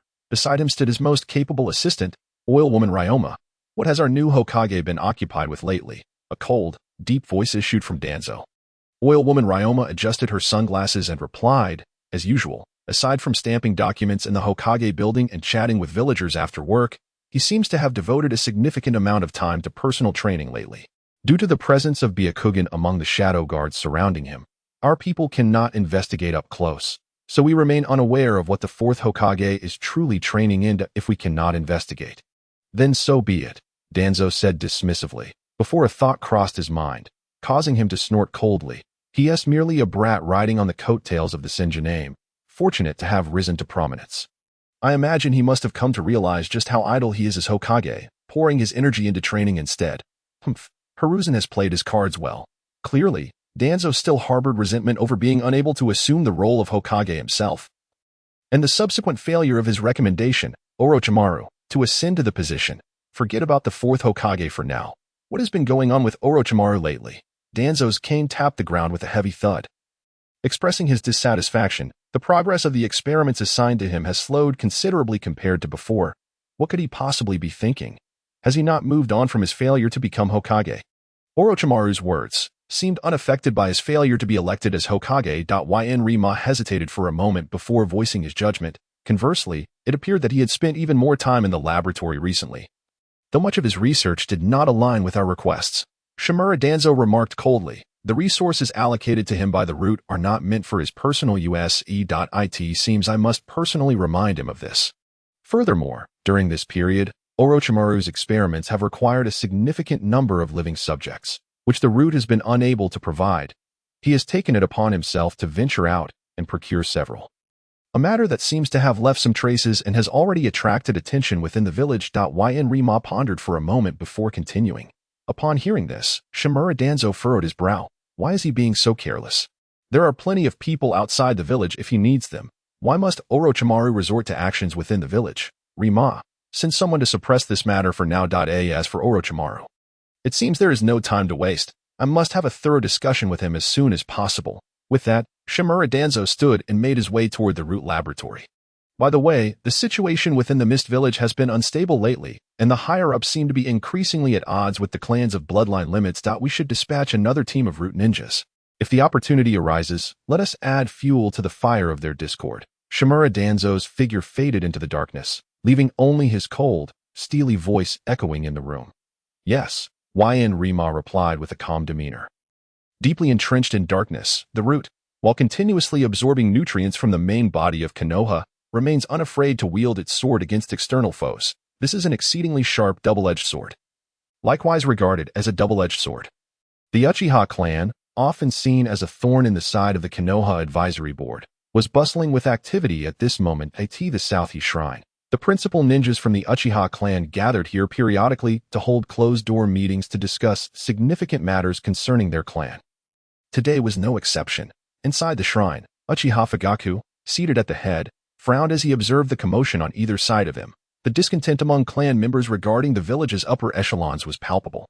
Particularly this time, they believed that the Uchiha had made considerable contributions and sacrifices during the Third Great Ninja War, yet they found themselves once again deprived of what they felt was rightfully theirs, the position of Hokage, and instead saw an old enemy. Another Senju, ascend to that role. It should be noted that counting the first and second Hokage, 3 of the 4 faces on Hokage Rock belonged to the Senju clan. This reality weighed heavily on them, as they were once co-founders of Kenoha alongside the Senju, now feeling deeply aggrieved. Consequently, the emotions within the Uchiha clan were running high, and the militant faction's influence was on the rise. While it had not yet escalated to the point where the majority would support a bloodless revolution, there were unmistakable signs of such a sentiment brewing. Thus, as the head of the family, Uchiha Fugaku felt an overwhelming burden. Although he would later choose a bloodless revolution, it would be under immense public pressure. Essentially, he still hoped to resolve conflicts through gentler means. After several hours of deliberation, Uchiha Fugaku managed to placate the clan members' emotions. Returning home weary, he found his son, Uchiha Itachi, lost in thought by the pond, and approached him. Placing a hand on his shoulder, Itachi, what are you contemplating? Uchiha Fugaku had always been immensely proud of his exceptionally gifted ninja son. Father, I am pondering ninjutsu. Young Itachi, still a child, was not entirely truthful. Having been brought to the battlefield at the tender age of 4 and having taken lives, he now grappled with profound questions about the meaning of life, thoughts that many adults would never consider. Uchiha Fugaku, unaware of his son's philosophical inclinations at such a young age, offered reassurance that he could always come to him with questions before stepping inside the house. Within, Uchiha Mikoto approached gently, her belly already showing signs of life. After exchanging tender moments, Uchiha Mikoto smiled and said, "Today, while out in the streets, I ran into Kushina. I was surprised to learn that she, like me, is also pregnant." Uchiha Fugaku paused in surprise before replying with a smile. "Kushina is pregnant. It seems Minato will soon become a father. During the previous war, he had collaborated with Namikaze Minato, and given Mikoto and Kushina's close friendship, their families had developed a good rapport. What a pity. If Minato were Hokage, the Uchiha situation would be much improved," Uchiha Fugaku suddenly thought. Then, he remembered that Kushina was the Jinchuriki of the Ninetales, and during her pregnancy, there was a risk of external forces taking advantage of the situation. However, after a moment of reflection, he scoffed slightly. If he could think of such things, the higher-ups in Kenoha would undoubtedly be aware as well. It was likely that they would not only guard against external threats but also keep a wary eye on him, the wielder of the Sharingan. Unbeknownst to Mikoto, who had no idea of her husband's recent thought process, she continued after sharing her encounter with Kushina, gently caressing her belly with hope. "I wonder whether Kushina and I are carrying boys or girls. If both are boys, I imagine they will become the best of friends in the future. Certainly, they would also make remarkable ninja partners." Uchiha Fugaku placed his hand on his wife's belly, smiling with anticipation. Chapter 11. The Wet-Bone Forest Hokage's office. The acrid scent of smoke permeated the room.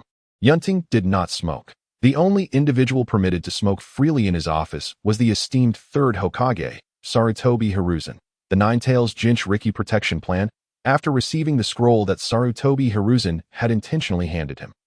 Yunting opened it and observed its contents with a complex expression. So, this day has finally arrived.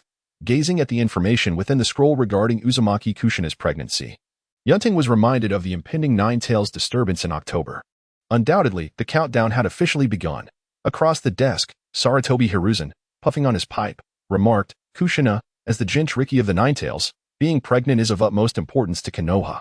After all, during this period when she is at her most vulnerable, it is not inconceivable that hostile forces might attempt to interfere. Should the Ninetales lose control, it would pose a grave threat to the village." Yunting suppressed his thoughts and concurred. Indeed, especially during childbirth. That is also when the Ninetales is most prone to losing control. Sarutobi Hiruzen nodded. There will be the most stringent protection in place at that time, but before that, the village must arrange for more A&B personnel to safeguard Kushina. Is it possible to relocate Kushina to a concealed location unknown to outsiders during her pregnancy? This way, we could minimize external scrutiny. At the very least, it would prevent those with ulterior motives from knowing her due date, allowing her to navigate that day with the least risk. Yunting suddenly conceived of this idea. Sarutobi Hiruzen appeared intrigued, but after a moment's consideration, he hesitated. Given Kushina's personality, it may prove quite difficult.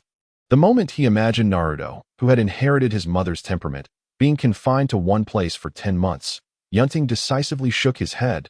If that were the case, the so-called blood-red pepper, combined with the irritability often experienced during pregnancy, would likely lead Kushina to wreak havoc on her hiding place before long. Never mind, forget I mentioned it. Yunting lowered his head once more, reviewing the list of A&B protectors selected by Sarutobi Hiruzen, noting that Kakashi Hitaki's name was prominently featured. Kakashi had specifically requested to join after learning of the plan from Minato. Observing this, Sarutobi Hiruzen explained, "Minato hopes that Kakashi can maintain a calm mindset while protecting Kushina, helping him emerge from the shadows of his past. Witnessing new life gradually entering the world would indeed serve as a ray of warmth for someone like Kakashi, who was mired in despair. The arrangement made by the Third Hokage is exceedingly reasonable. I have no objections." With that, Yunting signed his name beside Sarutobi Hiruzen's on the scroll, given the significance of the Jinchuriki matter. Even with Sarutobi Hiruzen's considerable authority, he needed to consult with Yunting, as the Fourth Hokage, regarding this issue. In that case, I shall instruct the ANBU to proceed accordingly. Sarutobi Hiruzen rose to bid farewell to Yunting while clutching the scroll. The Hokage's office soon found itself devoid of his presence. Unlike his clanswoman Tsunade, who was inundated with mountains of paperwork after ascending to the position of the Fifth Hokage, Yunting found himself considerably less burdened. After swiftly attending to the few documents at hand, he stood from his chair and gazed out the window, his true thoughts drifting far beyond the horizon. The impending turmoil of the Ninetales was drawing near. and he had contemplated whether to seize the moment to eliminate the hidden puppet master before their arrival by venturing directly to the land of rain. Previously lacking the capability, he now possessed wood release and had since mastered numerous formidable wood release techniques, fueling his ambitions. After all, Uchiha Obito was still merely a child in his early teens at this juncture. Even with the Mangekyo Sharingan, his combat prowess remained raw. This was evidenced by how quickly Minato Namikaze discerned his abilities during their brief encounter, severing his right arm with a single strike and nearly escaping unscathed. At this moment, Uchiha Obito was far from the power capable of shaking the ninja world a decade later. However, despite the allure of Yunting's aspirations, their realization was nearly impossible. His position as the Fourth Hokage alone dictated that he could not recklessly wander, not to mention traveling to the land of rain. Even stepping outside the confines of Kenoha would yield repercussions of staggering magnitude. Moreover, Uchiha Obito was not without allies at this time. With Nagato wielding the Rinnegan and Konin, whose strength was equally formidable, Yunting could not confidently guarantee his safe return if he were to infiltrate. Although proficient in wood release, he was not Senju Hashirama. Furthermore, should the opponent have already mastered Izanagi, victory might be feasible, but slaying him would prove exceedingly difficult under such high error tolerance. Thus, Yunting's only course of action was to continuously bolster his strength while remaining vigilant. Yet, even the strongest defenses would falter against an enemy endowed with space-time abilities and unparalleled infiltration skills. Was he to remain perpetually by Uzumaki Kushina's side? Ridiculous. It was one thing for her to have her husband present during childbirth. But what of his own presence? He was not the neighbor. Wang Dada. Well, time was on his side. He would ponder further later. Rubbing his temples, Yunting returned to his desk and retrieved a long scroll bound by fine string, its exterior exuding an aura of antiquity. This was a contract scroll pertaining to summoning beasts that he had fortuitously discovered while searching for wood release techniques in the Senju clan's archives. The subject of the contract was none other than the slug, a being deeply connected to his Senju lineage and one of the three great sanctuaries of the ninja world, the Surebone Forest. Unrolling the scroll, Yunting gazed upon the names of the ninjas who had previously affixed their signatures. Apart from the majority of familiar Senju names, there were also those from the Uzumaki clan, the Kagaya clan, and others. These were undoubtedly the elite clans of the ninja realm.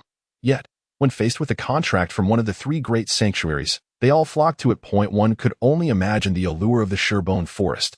As Yunting continued to scroll, he noted the names closest to his own, Senju Hashirama and Senju Tsunade. Nodding in understanding, he flipped further back, only to find a blank space. Clearly, this summoning contract still had available slots. Without a moment's hesitation, Yunting bit his finger and inscribed his name in the empty space following Tsunade's, pressing his bloodied fingerprint beneath it. The first Hokage's strength stemmed not only from his wood release but also from the sage techniques he had mastered. Aspiring to evolve from a mere likeness of the first to his complete form, Yunting seized this opportunity. He need not worry about his ability to cultivate. Tsunade's inability to master the sage techniques of the Surebone Forest was due to her physical constitution, which could not withstand the corrosive effects of the training. Yet Yunting was different.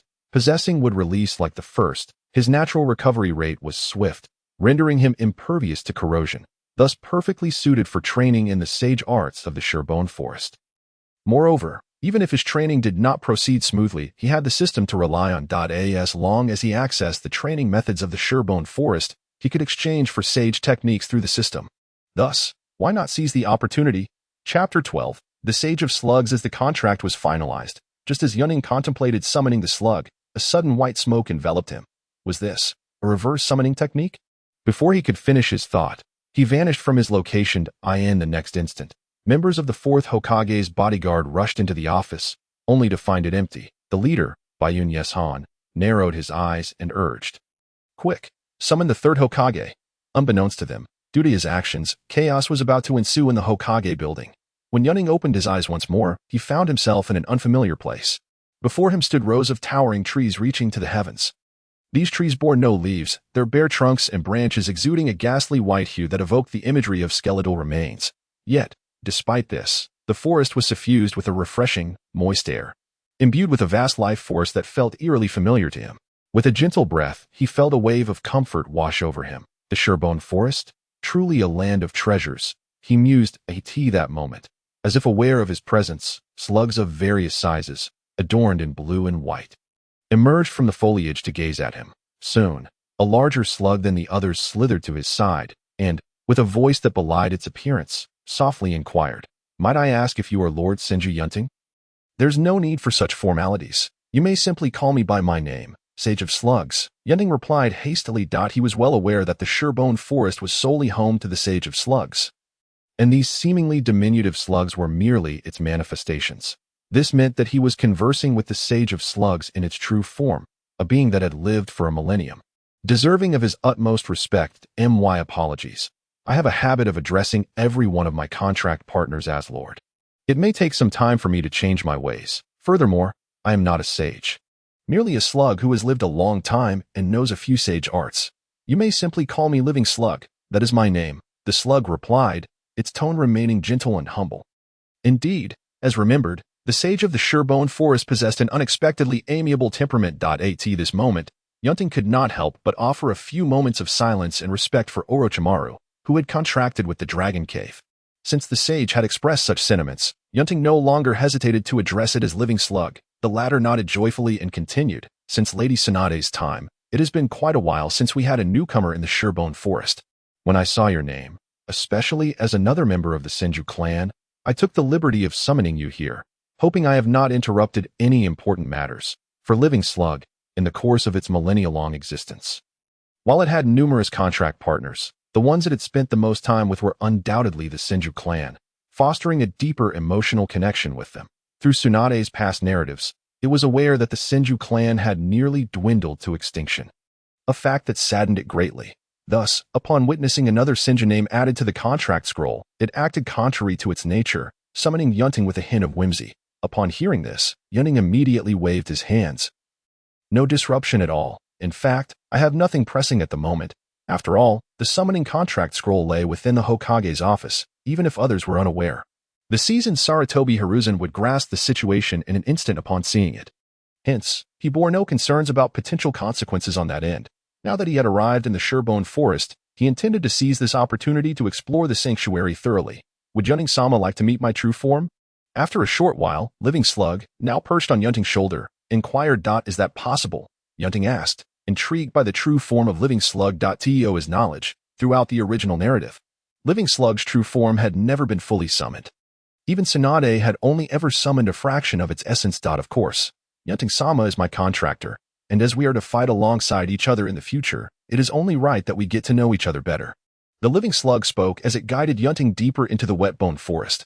Yunting glanced around, observing the ground and the trees along the way, which were adorned with numerous slugs of various sizes, exhibiting a charming blend of blue and white hues, their mouths secreting a transparent, viscous slime. Rather than evoking disgust, they imparted an endearing and wholesome aura. During their journey, the slug perched on Yunting's shoulder suddenly asked with curiosity, "Is the garment you wear, Lord Yunting, the Hokage's robe of the fire shadow? Could it be that you are now the new Hokage of Konohagakure?"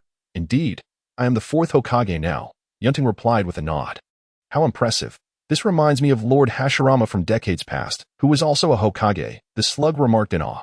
"Haha, I cannot compare to the first Hokage," Yunting chuckled, waving his hand dismissively.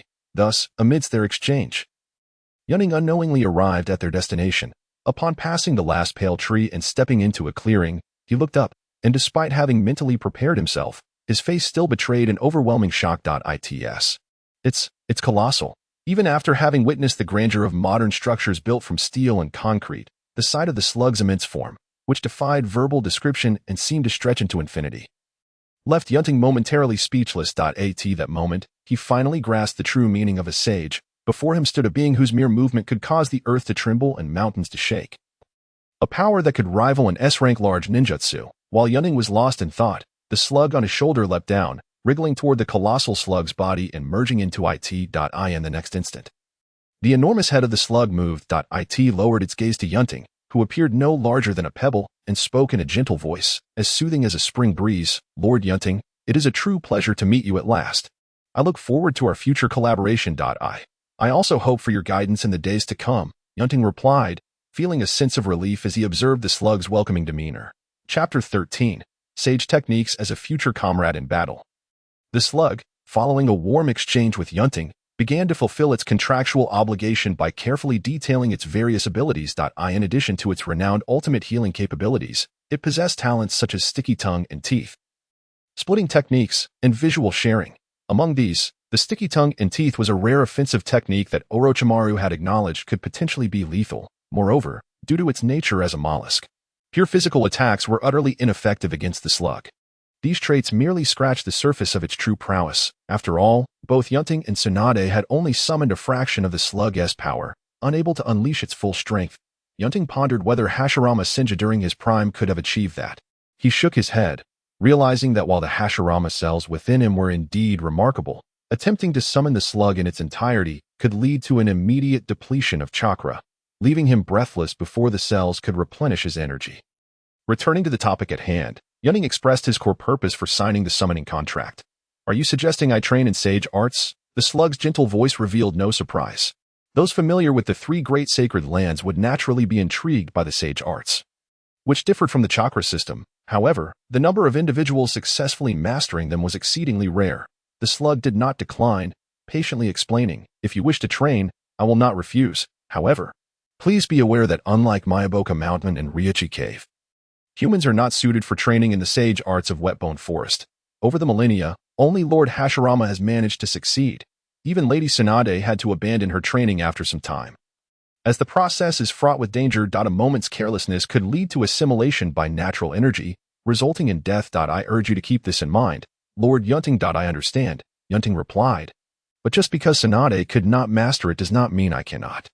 Though they belonged to the same clan, Yunting and Tsunade were not closely related by blood, given the vastness of the Senju clan and its numerous branches. In truth, he and Tsunade were of similar generations. Thus he felt comfortable addressing her by her name. The slug, unfazed by this, expressed surprise at Yunting's confidence. "Oh, what makes you think so, Lord Yunting?" Yunting spoke with conviction, demonstrating his prowess. He clasped his hands together, and in an instant, the ground around him erupted as immense trees shot up as if an earthquake had struck. Soon, the once snow-covered forest was transformed into a vibrant expanse of greenery. Lord Hashirama could train in the sage arts of the Wetbone Forest due to his unparalleled vitality granted by his wood release. Standing among these trees, I can confidently assert that I too possess wood release, which should enhance my chances of successfully mastering the sage arts. Wood release, you say? The slug marveled. It gazed at Senju Yunting, seemingly seeing through him, to the formidable figure who once dominated the ninja world yet remained benevolently kind. "If that is the case, Lord Yunting, your success in mastering the sage arts does indeed seem plausible." The slug quickly regained its composure and congratulated him. "I accept your request, Lord Yunting. Shall we commence training in the sage arts at once?" Yunting was about to agree when he noticed the time and realized he had been away for quite some time. He then replied, "Not today. I must return to address a few matters. Starting tomorrow, I will dedicate some time each day to study the sage arts in the Wetbone Forest. I will rely on your guidance. It is no trouble at all with you around. It will provide me with some much-needed entertainment." The slug cheerfully responded. "Oh, does Tsunade not visit often?" Yunting inquired with curiosity. The slug replied, "Lady Tsunade tends to spend most of her time drinking and gambling. Even when she comes to the Wetbone Forest, it is often to evade her creditors. That certainly aligns with Tsunade's character." Yunting mused. He recalled the numerous debt notices signed by Tsunade that had arrived at the Senju clan estate over the years. Initially, he had assisted in repaying some of them, but as the notices continued to multiply, he abandoned that endeavor. After all, no matter how vast the Senju clan's wealth, it could not withstand such extravagance. For this reason, Tsunade, who traveled or perhaps fled across the lands, even sent letters back chastising him for his lack of loyalty. Reflecting on this, Yunting felt justified in his decisions. Furthermore, the elders of the Senju clan had indeed displayed foresight in choosing to entrust the clan's legacy to him rather than the more legitimate Tsunade. Aside from the bias against women, they understood Tsunade's character well.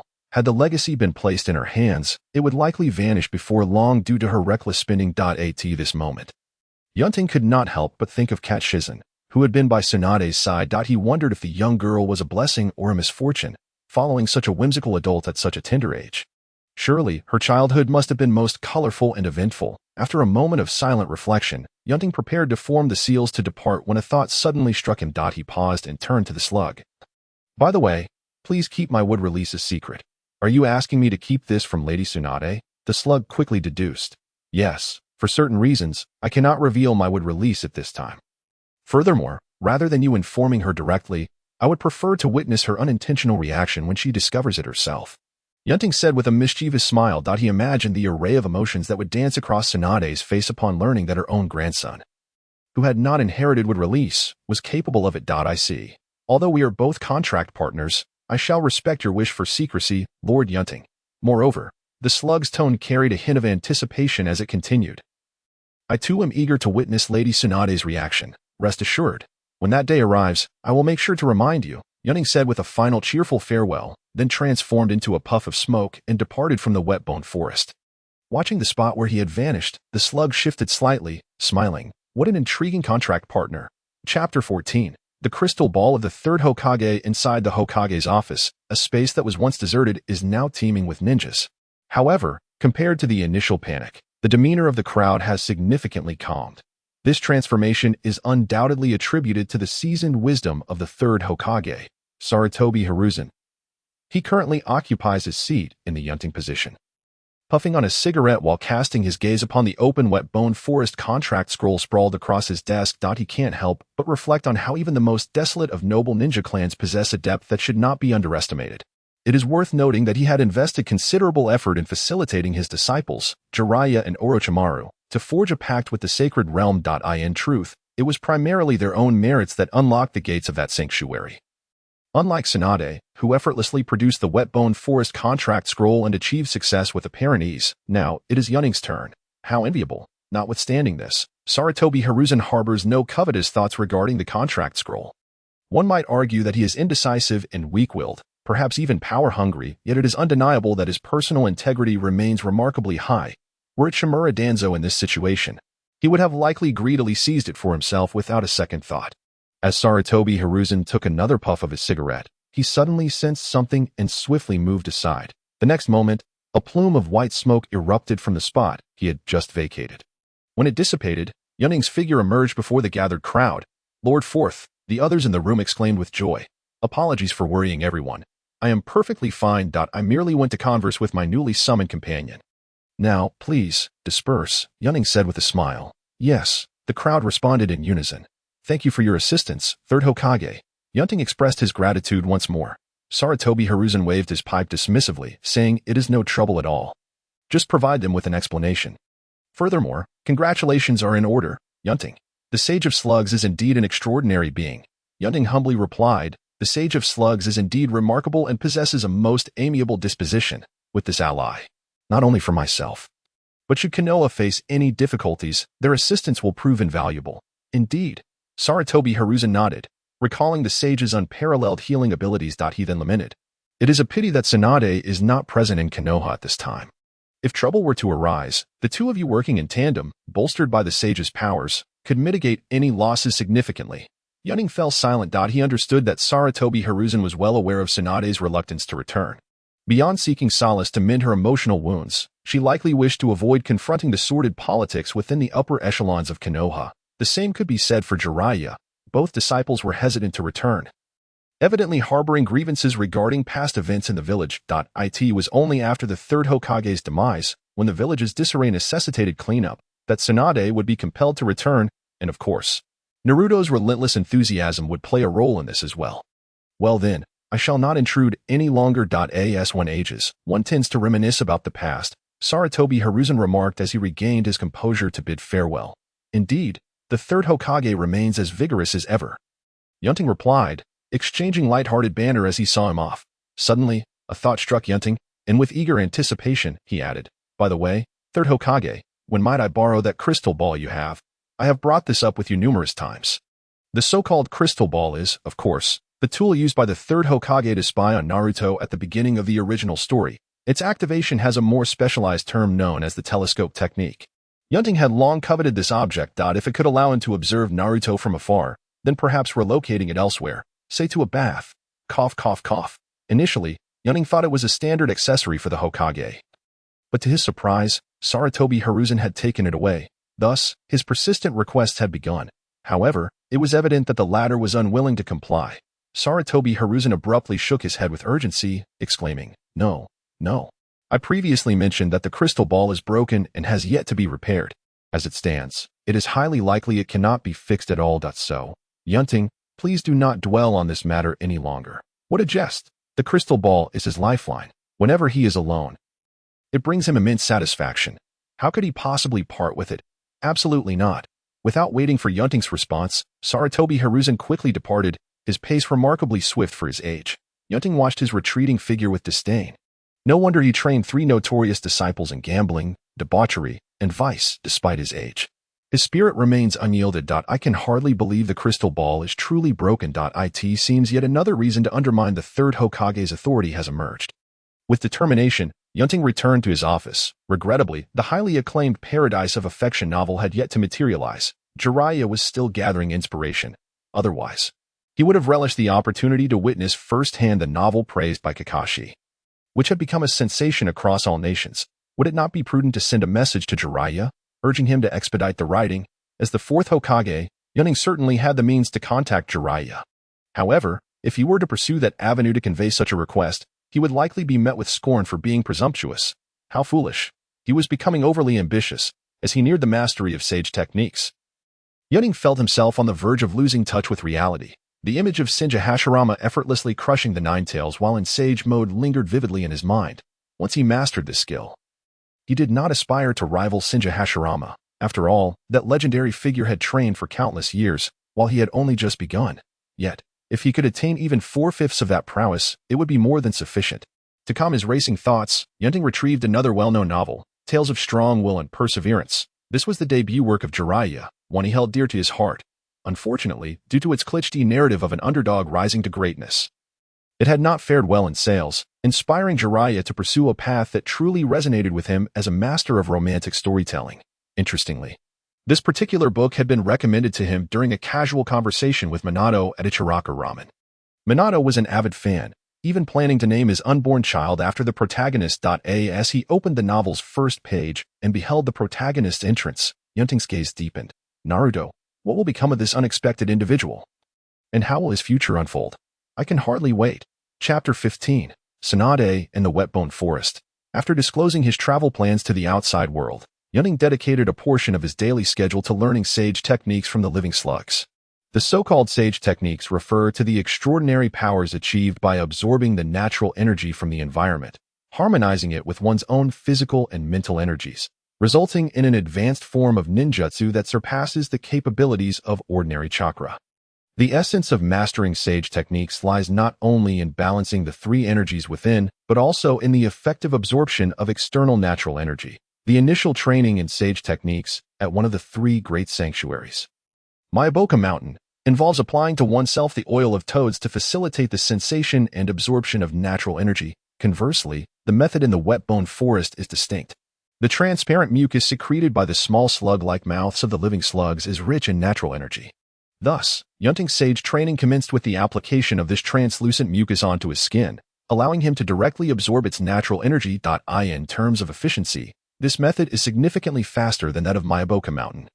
However, this training approach presents a grave disadvantage. The transparent mucus possesses a potent corrosive quality. Once applied to the skin, the practitioner must endure bodily erosion while simultaneously absorbing natural energy, unless one possesses medical ninjutsu or has an exceptionally strong self-healing ability. It is challenging to persist. The former exacerbates chakra consumption, which is counterproductive during the absorption of natural energy, thereby intensifying the challenge of balancing the 3 energies within.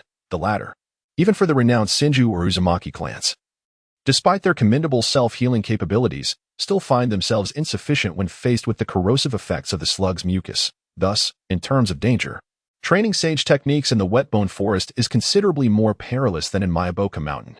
Even a genius like Tsunade chose to abandon the endeavor after several attempts. The sole exception was Hashirama Senju, who succeeded due to the inherent vitality embedded in wood release, combined with the physique of the Senju clan, resulting in an effect greater than the sum of its parts, achieving an astonishing level of self-healing and recovery that rendered him impervious to the corrosive mucus. Presently, Yunting, also possessing wood release, inherited this remarkable trait, instilling in him great confidence regarding his sage training in the Whetbone Forest. Regrettably, his reputation points as Hokage have been accumulating slowly during this period, not only due to the familiarity of many within Konohagakure but also because his esteemed VIP mentor, Might Guy, has been away on a mission for an extended time. Unless he accomplishes something monumental, his reputation points will continue to rise at a snail's pace. This explains why he has been diligently and patiently practicing sage techniques. 3 words: insufficient points. Fortunately, if one were to quantify the completion percentage of sage techniques, having achieved 10% means he only needs to pay an additional 90% in the system for further exchanges, which is quite considerate. The pale, bare trees formed an unbroken expanse stretching towards the heavens. Within this designated clearing, Yunting sat cross-legged on the ground, his upper body bare, as numerous small blue and white slugs coiled upon him, exuding a mucus rich in natural energy. Occasionally, wisps of corrosive white smoke would rise from his skin, yet before long, vibrant green vitality surged from within, swiftly mending his wounds. This cycle repeated itself, although Yunting appeared unharmed.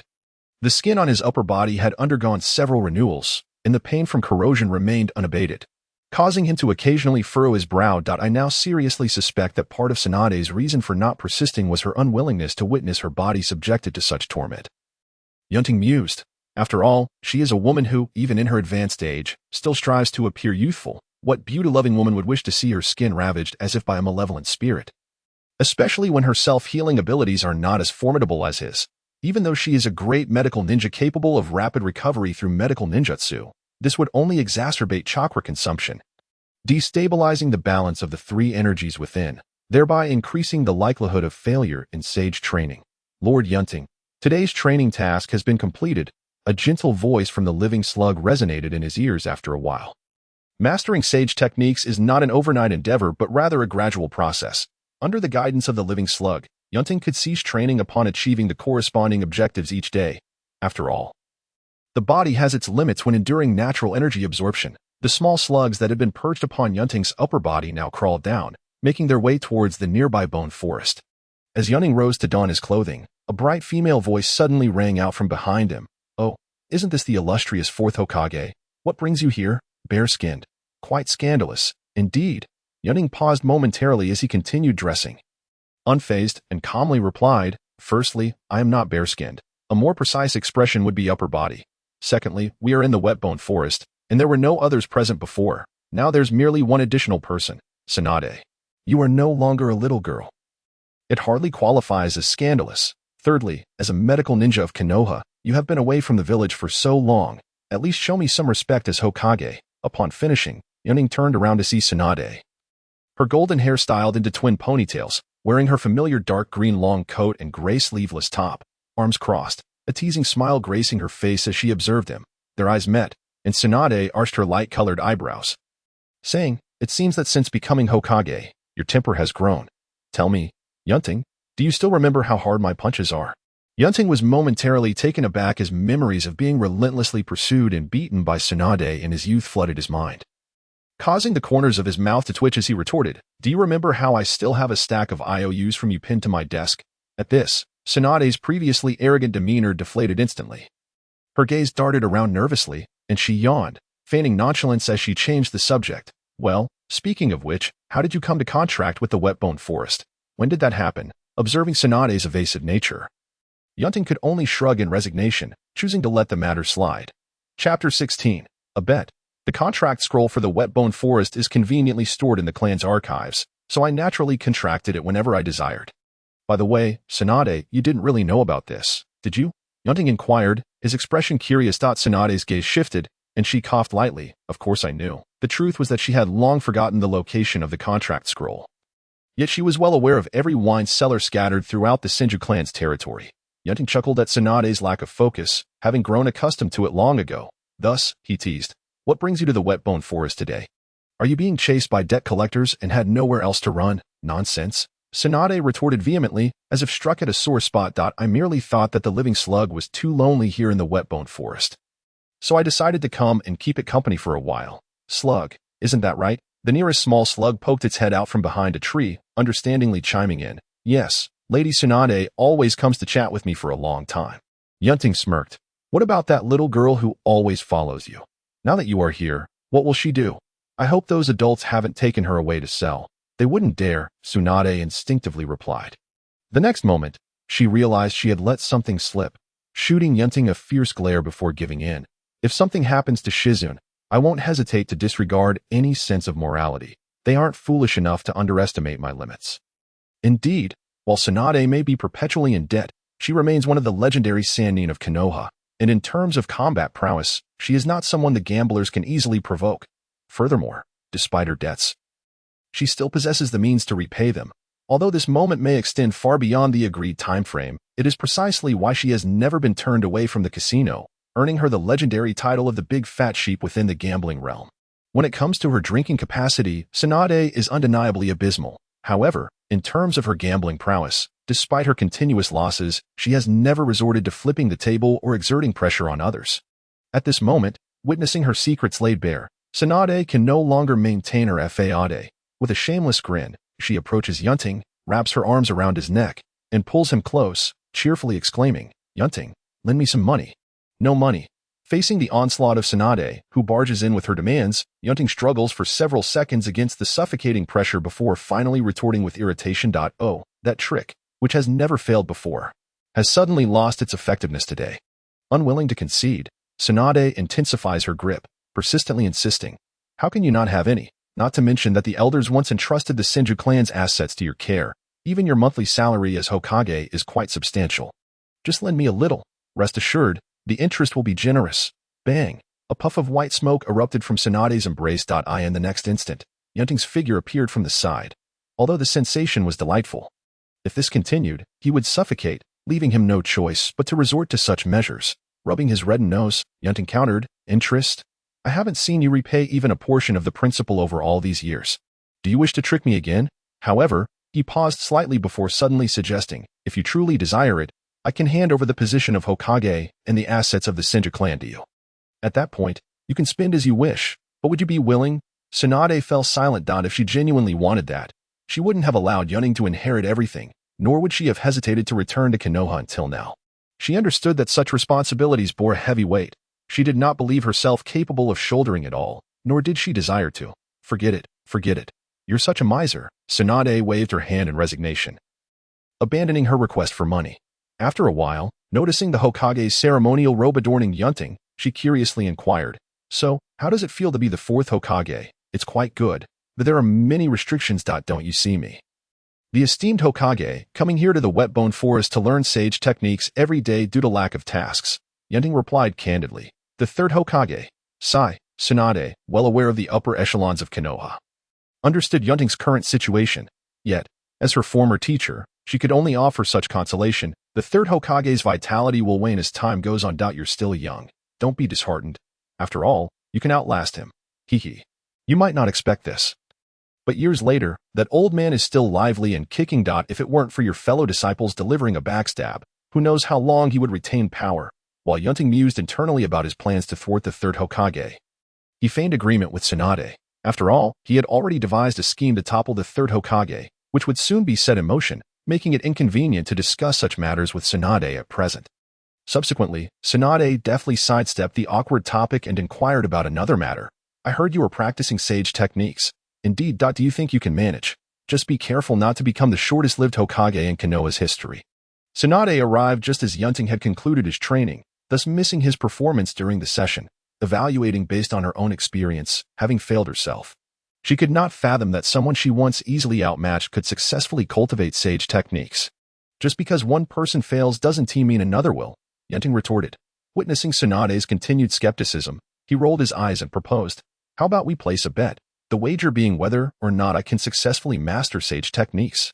Upon hearing the word bet, Tsunade's eyes sparkled with excitement as she quickly proclaimed, "All right. I bet you won't succeed, and the stakes will be, how about 10 million Ryo? Deal. I wager that I will succeed." Yunting responded with a smile. As for the wager, I don't expect this miser to produce a single Ryo.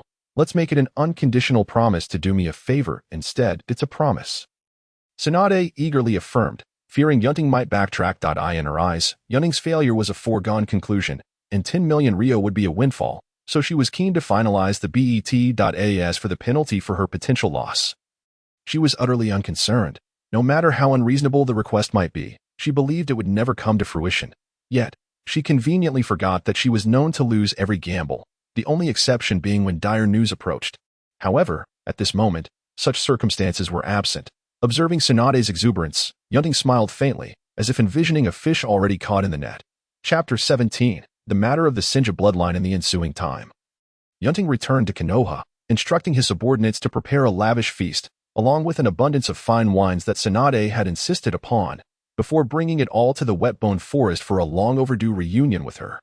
To be honest, their relationship had not been particularly amicable due to past events. However, with the passing of Shinsuke and the subsequent demise of several elder members of the Senju clan, who had barely managed to cling to life, the once feared forest of the Senju now consisted solely of these two remaining heirs. Any lingering animosities had faded into oblivion. At this moment, the two sat cross-legged across from each other, having barely touched the dishes in front of them. While the wines Yunting had brought had already been consumed in large quantities, most of which had vanished into Tsunade's voracious appetite, Shinsuke, that stubborn old fool, passed away 3 months ago, right?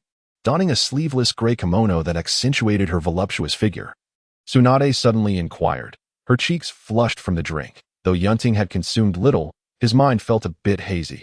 After a few seconds of contemplation, he finally recalled that Shinsuke was the last elder of the Senju clan.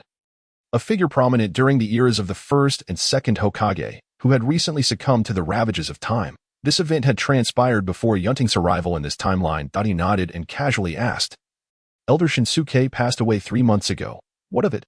Tsunade fell silent for a moment, then filled their cups with wine from the bottle, signaling for a toast before continuing. "Did that old coot say anything before he died?" "You must have been there at the time." Having been ignited by the strong liquor, Yunting, not overthinking it, recounted Shinsuke's words from memory. What else could he have said? He only wished for us to the last of the Senju clan, to marry and produce a pure-blooded descendant to continue the Senju lineage. He admonished us not to allow intermarriage with outsiders as it happened during the early days of Kenoha, leading to the dilution of the Senju bloodline, until the number of those bearing the Senju name dwindled each year. He lamented that he could not fulfill this wish in life, and died with regret. As he reached the end, Yunting's mind finally cleared, his body stiffening as a look of tension crossed his face as he turned to Tsunade. He suddenly remembered that it was precisely this issue that had caused a significant rift between them.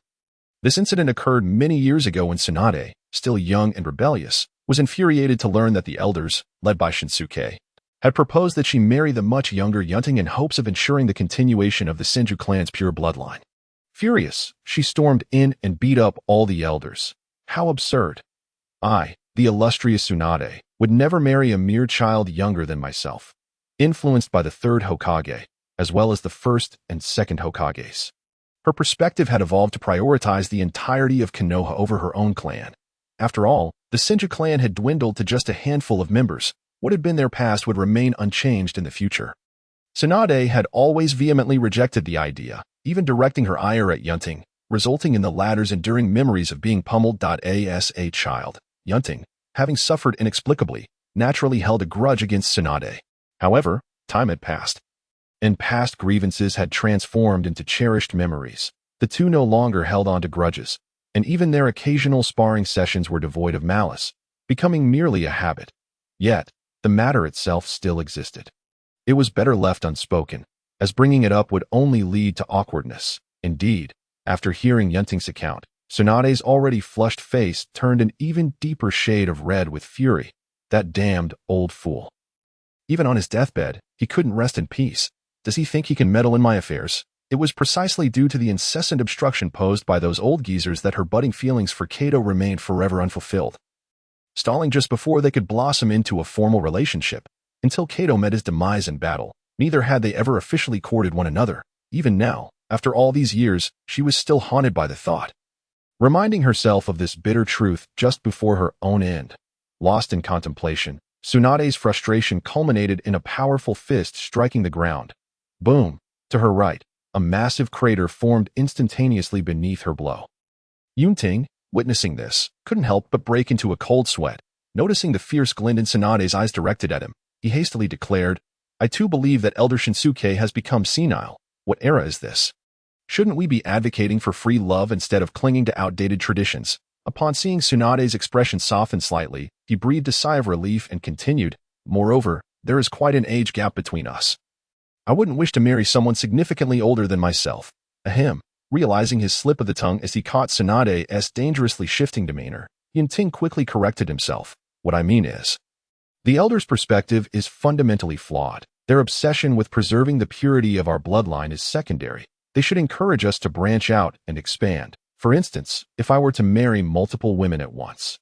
In just a couple of generations, our clan would undoubtedly flourish once more. Oh, I never expected you to entertain the idea of a harem. Yunting. Tsunade's eyes widened in astonishment, a bemused smile gracing her lips. And no, I was merely using it as an example to refute Elder Shinsuke's views. It wasn't meant to be taken literally. In defense of his own reputation, Yunting quickly disavowed the notion. Heh, Tsunade chuckled coldly, her expression shifting from amusement to ire. So, you prefer someone younger, and thus oppose the opinions of those old men. Is it because you find me, an older woman, unappealing? She emphasized the word older, her fists clenched tightly, producing a crackling sound. Clearly, Yunting's unintentional, yet painfully candid remarks had struck a nerve, leaving her deeply unsettled. Yunting was momentarily taken aback. He had not anticipated Tsunade to make such convoluted associations. Now, he was at a loss for words. To assert he disagreed would imply he found her undesirable, while agreeing would contradict his earlier refutation. His mind racing, he finally managed to respond, in truth. The idea of arranged marriages by Elder Shinsuke is utterly misguided. However, if I were to seek a partner, it wouldn't be an external imposition. Tsunade, you are undoubtedly my top choice. Given your unparalleled charm, this should suffice, he thought, as it aligned with Tsunade's stance against the elders while simultaneously complimenting her allure, truly the goddess of his heart. Surely, this would dispel any notions of disdain. He congratulated himself on his quick wit. Yet, he remained oblivious to the increasingly peculiar expression on Tsunade's face. Boom! In an instant, the wet-bone forest erupted with an even more violent noise. Thick clouds of dust rising into the air. Within, Yunting's frustrated voice echoed, Tsunade, what madness are you up to? At Chapter 18. Confrontation with Tsunade. Bang. Bang. Bang. The sharp sounds of sonic booms reverberated continuously. Yunting and Tsunade darted through the wet-bone forest, one retreating while the other advanced at an astonishing speed. Numerous slug clones raised their heads to observe, but quickly returned to their tasks. I ask you, Tsunade, what on earth has driven you to such insanity? Yunting evaded a downward kick from Tsunade with a swift sidestep, grimacing as the ground beneath him crumbled into chaos. Amid the thick smoke, Tsunade replied, Insanity? No. I merely did not expect a mere child to dare entertain designs on me. I intend to teach him a profound lesson. Wait a minute. Wasn't that in agreement with you? Yunting found himself at a loss for words. Of course, he did not deny that there was some truth to his earlier statement. After all, Tsunade's remarkable charisma was undeniable, and despite her being a decade older, her use of the Yin seal ensured she retained her youthful appearance and vitality. This meant that even when she reached her 70s or 80s, she would still resemble a delicate 20-year-old. If only her temper were a bit milder, she would be the perfect partner. Yet, one must ask, which man could resist such allure? As an ordinary man, Yunting was no exception, especially given their unique connection. However, despite his internal musings, he retorted, Tsunade, your reasoning is flawed. To the outside world, it would only appear as though you are an old cow courting tender grass. It is painfully obvious who would be at a disadvantage. Old cow, tender grass. Tsunade's teeth ground together in fury as she inhaled deeply, her impressive chest heaving. Before she spat, it seems that becoming Hokage has truly inflated your confidence. Let me see just how capable this new Fourth Hokage really is. Upon hearing this, a spark ignited in Yunting's eyes, and for reasons unknown, a surge of excitement bubbled within him. He resolved to seize the moment, halting his retreat, and with a grin he declared, Very well. I too wish to witness the prowess of one of the legendary Sannin of Kenoha. At that moment, the wet-bone forest fell into an eerie silence, observing Yunting's earnest demeanor. The strange anger she had felt dissipated, and a calm returned to Tsunade's gaze. This was a battle that had not been part of their original plans. Yet, it was clear that both were now rapidly prepared. Then, let the battle commence. Earth release. Fierce earth palm. Yunting struck first, his hands swiftly forming seals, and with a sudden forceful thrust of his right hand into the ground, the earth trembled violently around him, shifting and cracking as if in a powerful quake, forcing Tsunade to halt and dodge left and right. Seizing this opportunity, two plumes of white smoke erupted beside Yunting, summoning two shadow clones. The three of them then synchronized their hand seals. Earth release, earth flow river. Earth release, yellow spring swamp. Water release, water surge wave. Yunting was relentless. Without granting Tsunade a moment's respite, he unleashed a flurry of devastating attacks. Almost simultaneously, three formidable ninjutsu surged forth from Yunting and his two clones, converging in a torrent toward Tsunade. When did this brat learn so many techniques, Tsunade, having just dispelled the yellow spring swamp with a show of brute strength, suddenly looked up to see the raging mudstone river and the rapidly swirling water vortex barreling toward her, realizing it was too late to evade. However, if she thought such attacks could defeat her, she was sorely underestimating one of the legendary three of Kenoha. Tsunade swiftly formed seals, the diamond mark on her forehead glowing with intensity. The Yin seal, a technique for storing chakra, could be adjusted to release accumulated energy, enabling instant healing, enhanced attacks, and increased speed when necessary. At this moment, Tsunade did not need to fully release the Yin seal. Even a partial release was sufficient to amplify her strength significantly. Whoosh! Her black high heels struck the ground with force, and Tsunade surged forward with a speed that eclipsed her previous pace, fearlessly charging into the oncoming torrent of ninjutsu. Boom! In the next instant, the earth flow river and water surge wave engulfed Tsunade, their residual force colliding and merging violently with the ground. Gradually, a damp mire replaced the expansive bone forest, appearing before Yunting. At this moment, he dared not let his guard down. He did not believe that a formidable figure like Tsunade could be defeated so easily. Indeed, within just 2 or 3 breaths, Tsunade emerged unscathed from the mire, resembling a true female dragon, billowing dust behind her, rushing toward him with ferocious intensity. Bang! Bang! Tsunade's speed exceeded all expectations, and Yunting's 2 shadow clones disintegrated into smoke before they could withstand even a few exchanges. Feeling as though his clones had been crushed by a colossal press, Yunting couldn't help but grimace. He absolutely could not allow Tsunade's fist to land a blow. Earth release. Earth rock wall. Seizing the opportunity presented by the delay from the shadow clone technique, Yunting swiftly increased the distance and employed ninjutsu to buy himself some time. However, the results were far from satisfactory. With a casual punch, Tsunade shattered the thick earthen wall and charged at him without losing any momentum, her breath reeking of alcohol as she excitedly shouted, "All you're doing is wasting chakra. If you're a man, stop hiding and face me head on, kid. Only a fool would engage you directly," Yunting retorted, rolling his eyes in response. The Senju clan is renowned not only for their wood release and vitality but also for their immense strength. While Yunting possessed considerable power, as he had demonstrated in his previous skirmish with Bayun Yeson, it paled in comparison to Tsunade's. Beyond her innate physical prowess, she had mastered the secret technique of superhuman strength, which demanded exceptionally refined chakra control. The combination of these factors rendered her punches capable of instilling dread.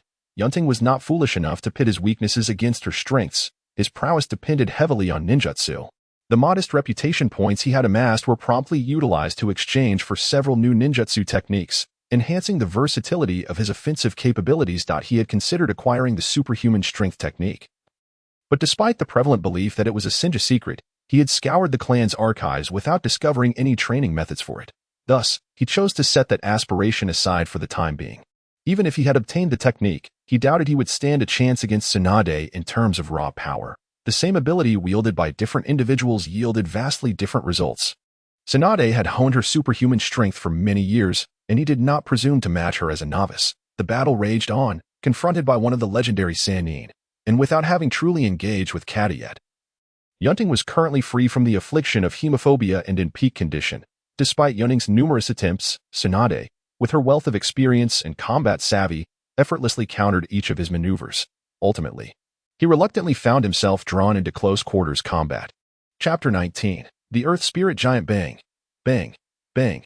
Bang! Tsunade's dainty fists, empowered by terrifying strength, unleashed a rapid barrage of explosive sounds akin to cannon fire. In the face of such relentless onslaught, Yunting dared not exhibit even a hint of complacency. Yet, as the saying goes, a prolonged defense is bound to falter. Soon enough, as Yunting bent to evade Tsunade's whip-like kick and prepared to counterattack, she unexpectedly accelerated, leaving him no time to react as a punch struck him squarely. Bang! Yunting's body stiffened, and in the next instant, he melted away, transforming into dark soil that fell into the mire below. Another earth clone. Yunting, you seem to be quite adept at this technique now, Tsunade remarked with irritation as she withdrew her fist. After all, I am a seasoned Sannin from Kenoha, 10 years your senior. I should be cautious, shouldn't I? Yunting's voice echoed from behind, accompanied by the whistling of a dozen shurikens slicing through the air. Very well, Tsunade grit her teeth, enunciating each word. Previously, she had not thought much of it, but upon hearing the reference to over a decade, veins began to throb on her forehead, with shuriken flying towards her. She made no attempt to dodge, swatting them away as one would a fly. However, just as she was about to take another step, Yunting suddenly pulled all 10 fingers back. In an instant, the shuriken that had been knocked aside soared back into the air, circling Tsunade rapidly. Among them, strands of transparent steel wire emerged, and before Tsunade could react, they swiftly constricted around her, binding her. Fire release, dragon fire technique. Scorching flames erupted from Yunting's mouth, racing along the wires towards Tsunade at breakneck speed. Soon, a humanoid torch materialized before him. The strategy succeeded. Throughout the process, Yunting had deliberately provoked her with words, then used shuriken to belittle her, concealing his true lethal intent until the last moment. This was the wisdom of combat. In battles between ninjas, while raw power on paper holds significance, the mind is of even greater importance. At the right moment, even a mundane ninjutsu can render a formidable ninja powerless. Yunting was confident that under his maneuver, the vast majority of ninjas would be stripped of their combat capability. Yet, was Tsunade one of that majority? Past experiences had taught him that she certainly was not. Thus, seizing the brief moment of respite, he formed another set of hand seals. Sure enough, it wasn't long before footsteps echoed from within the fiery torch. When Tsunade reappeared before Yunting, it was evident that she appeared considerably disheveled, with her exposed arms charred black. However, from those wounds, vibrant green energy rapidly surged forth, and within mere moments, her skin regained its previous alabaster smoothness. Aside from a few charred spots on her clothing, Tsunade appeared unchanged from her initial state. Is that some sort of medical ninjutsu? How unfortunate to be battling an opponent with such thick blood, rapid recovery, and immense strength, Yunting quipped out on the other side. Regardless of her outward appearance, Tsunade, who had undeniably suffered significant damage moments ago, glared at Yunting with ire and remarked, "Shuriken, steel wires, fire release, such flashy combinations. If I didn't know better, I might think I just faced a Uchiha. When did you learn these techniques?" Tsunade pondered, struggling to comprehend the now Fourth Hokage. Yunting, they had fought alongside each other previously and had exchanged combat techniques. Yet the series of ninjutsu he had just displayed was something she had never seen from him before. Furthermore, his chakra levels seemed unusually high. In such a short span since their last meeting, had he truly grown to this extent? Nonetheless, at least she found solace in the fact that he could still uphold the identity of the Fourth Hokage. Tsunade felt a flicker of comfort, though it was overshadowed by her increasing frustration. Having suffered such a significant loss for the first time, she felt a burning desire for revenge, observing Tsunade's unwavering determination. Yunting made his final decision. After completing his last hand seal, he declared, "As long as the technique is effective, I care not if it's Uchiha or not. Besides, the techniques I've learned extend far beyond this. The jutsu I'm about to unleash has been in development for quite some time, specifically prepared for you. Tsunade. So, brace yourself. Earth release, Earth Spirit Giant." With that, Yunting slammed both hands down onto the mud-strewn ground, causing the mire to convulse violently as if boiling oil. In the next moment, a colossal, muddy hand emerged from the depths, followed by another, then an entire arm, head, torso, and finally legs. As all settled, a towering, 20-meter-tall earthen giant materialized before Yunting. It was the Earth Spirit Giant. "So, this colossal figure is your true reliance," Tsunade teased, her spirit undiminished after witnessing the spectacle. "You may certainly give it a try," Yunting replied with a calm smile. This jutsu, a product of years of self-creation and specifically tailored to counter Tsunade's fighting style, was far more than just a matter of size. "Try it?" "Very well." Without hesitation, Tsunade charged towards the Earth Spirit Giant, her eyes ablaze with fervent battle intent. The giant, in turn, advanced with enormous strides. Boom! The sound of their fierce clash reverberated from the center of their confrontation.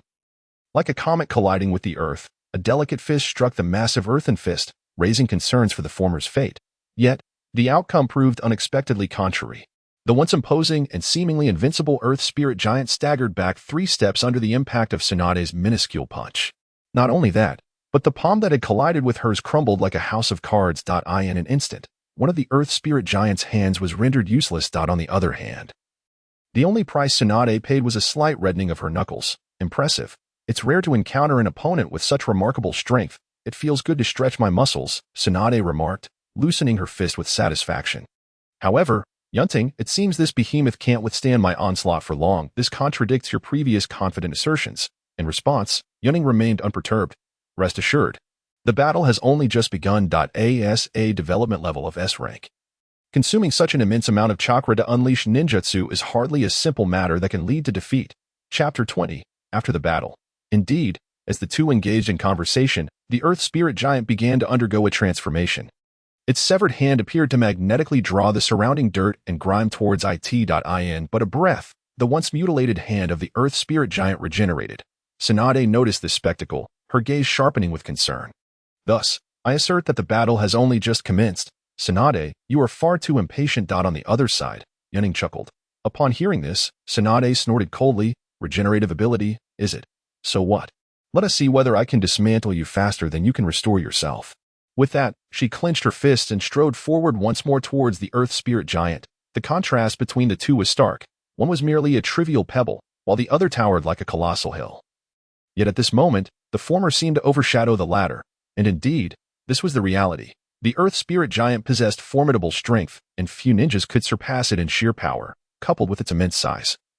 Most ninjutsu merely tickled its surface, truly deserving of its S-rank training difficulty. However, at this moment, it encountered Tsunade, whose strength surpassed its own, rendering its massive form a burden. Consequently, the ensuing battle tilted overwhelmingly in Tsunade's favor. Was Yunting's assertion of having developed a technique to counter Tsunade incorrect? Certainly not. Yunting never entertained the notion of defeating the pioneer of medical ninjutsu, endowed with formidable healing capabilities, through a single technique. The key to the Earth Spirit Giant's advantage lay in its continuous self-healing ability. Just as Tsunade dismantled the Earth Spirit Giant into numerous gaps, it would not be long before it quickly restored itself and continued to ensnare her. This cycle repeated, gradually depleting Tsunade's chakra and stamina. Yunting's strategy was aptly dubbed soft blade, slow grind. Of course, the Earth Spirit Giant's self-healing was not infinite. Its healing frequency depended on the amount of dirt it could gather from its surroundings. This was precisely what Yunting had anticipated at the outset of the battle, employing a vast range of earth and water techniques to create a muddy terrain well-suited for the Earth Spirit Giant's abilities. To speak candidly, the Earth-style, Earth Spirit Giant, like the future Lightning-style, Kirin, required favorable natural conditions for its deployment. It could be said that this was a meticulously prepared feast Yunting had laid out for Tsunade. Upon her initial encounter with this ninjutsu, she had unwittingly fallen into this trap. At this moment, after traversing the battlefield and armed with rich combat experience, Tsunade, after several tests, recognized the muddy landscape around her and inwardly cursed Yunting for his cunning. She then attempted to circumvent the Earth Spirit Giant to capture the king first. However, Yunting had already anticipated this. Although the Earth Spirit Giant appeared cumbersome, each of its strides covered great distances, effectively obstructing Tsunade's attempts to bypass it. After several attempts, she was forced to abandon this strategy. Here, Tsunade's significant shortcoming was evident. While she excelled in close combat, she lacked means for large-scale area attacks. Had she possessed such capabilities, she could have easily unleashed a wide-ranging ninjutsu to alter the terrain and sever the Earth Spirit Giant's source of power. Unfortunately, it seemed that Yunting had never witnessed Tsunade employ any such ninjutsu. At this moment, drenched in sweat and gasping for breath, Tsunade's mood was exceedingly poor. She had never endured such a difficult battle before. Despite sustaining no injuries, she found herself entangled by her opponent, growing increasingly frustrated as her condition visibly deteriorated. If this continued, she might indeed face defeat. Tsunade was indignant. If she were to confront a truly formidable foe of this nature, she would not be without recourse. Summoning a living slug would easily counter this adversary. However, given that this was a battle against Yunting, and the slug was a shared summoning entity, she could not afford to call upon it for assistance. Therefore, a determined glint flashed in Tsunade's eyes. She refused to concede so easily, especially not to Yunting. Suddenly, she leaped backward and formed the tiger seal with her hands. What is this? Yunting furrowed his brow. Suspecting that Tsunade had also formed this seal when she partially unsealed her Yin seal earlier. So now she intends to. Realizing a potential scenario, Yunting's expression shifted, and he swiftly took action. Just as Tsunade was about to completely unseal her Yin seal and unleash her newly devised most powerful technique, she suddenly noticed the Earth Spirit Giant inexplicably collapse, failing to rise again. Observing this, she paused, casting a puzzled glance at Yunting.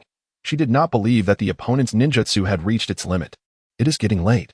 We need not fight to the bitter end. Let us conclude here for today, Yunting declared as he approached without defense. In truth, he had already anticipated the technique Tsunade intended to unleash, but had not expected her to bring it forth so soon. Ninjutsu, Creation Rebirth 100 Healings Technique.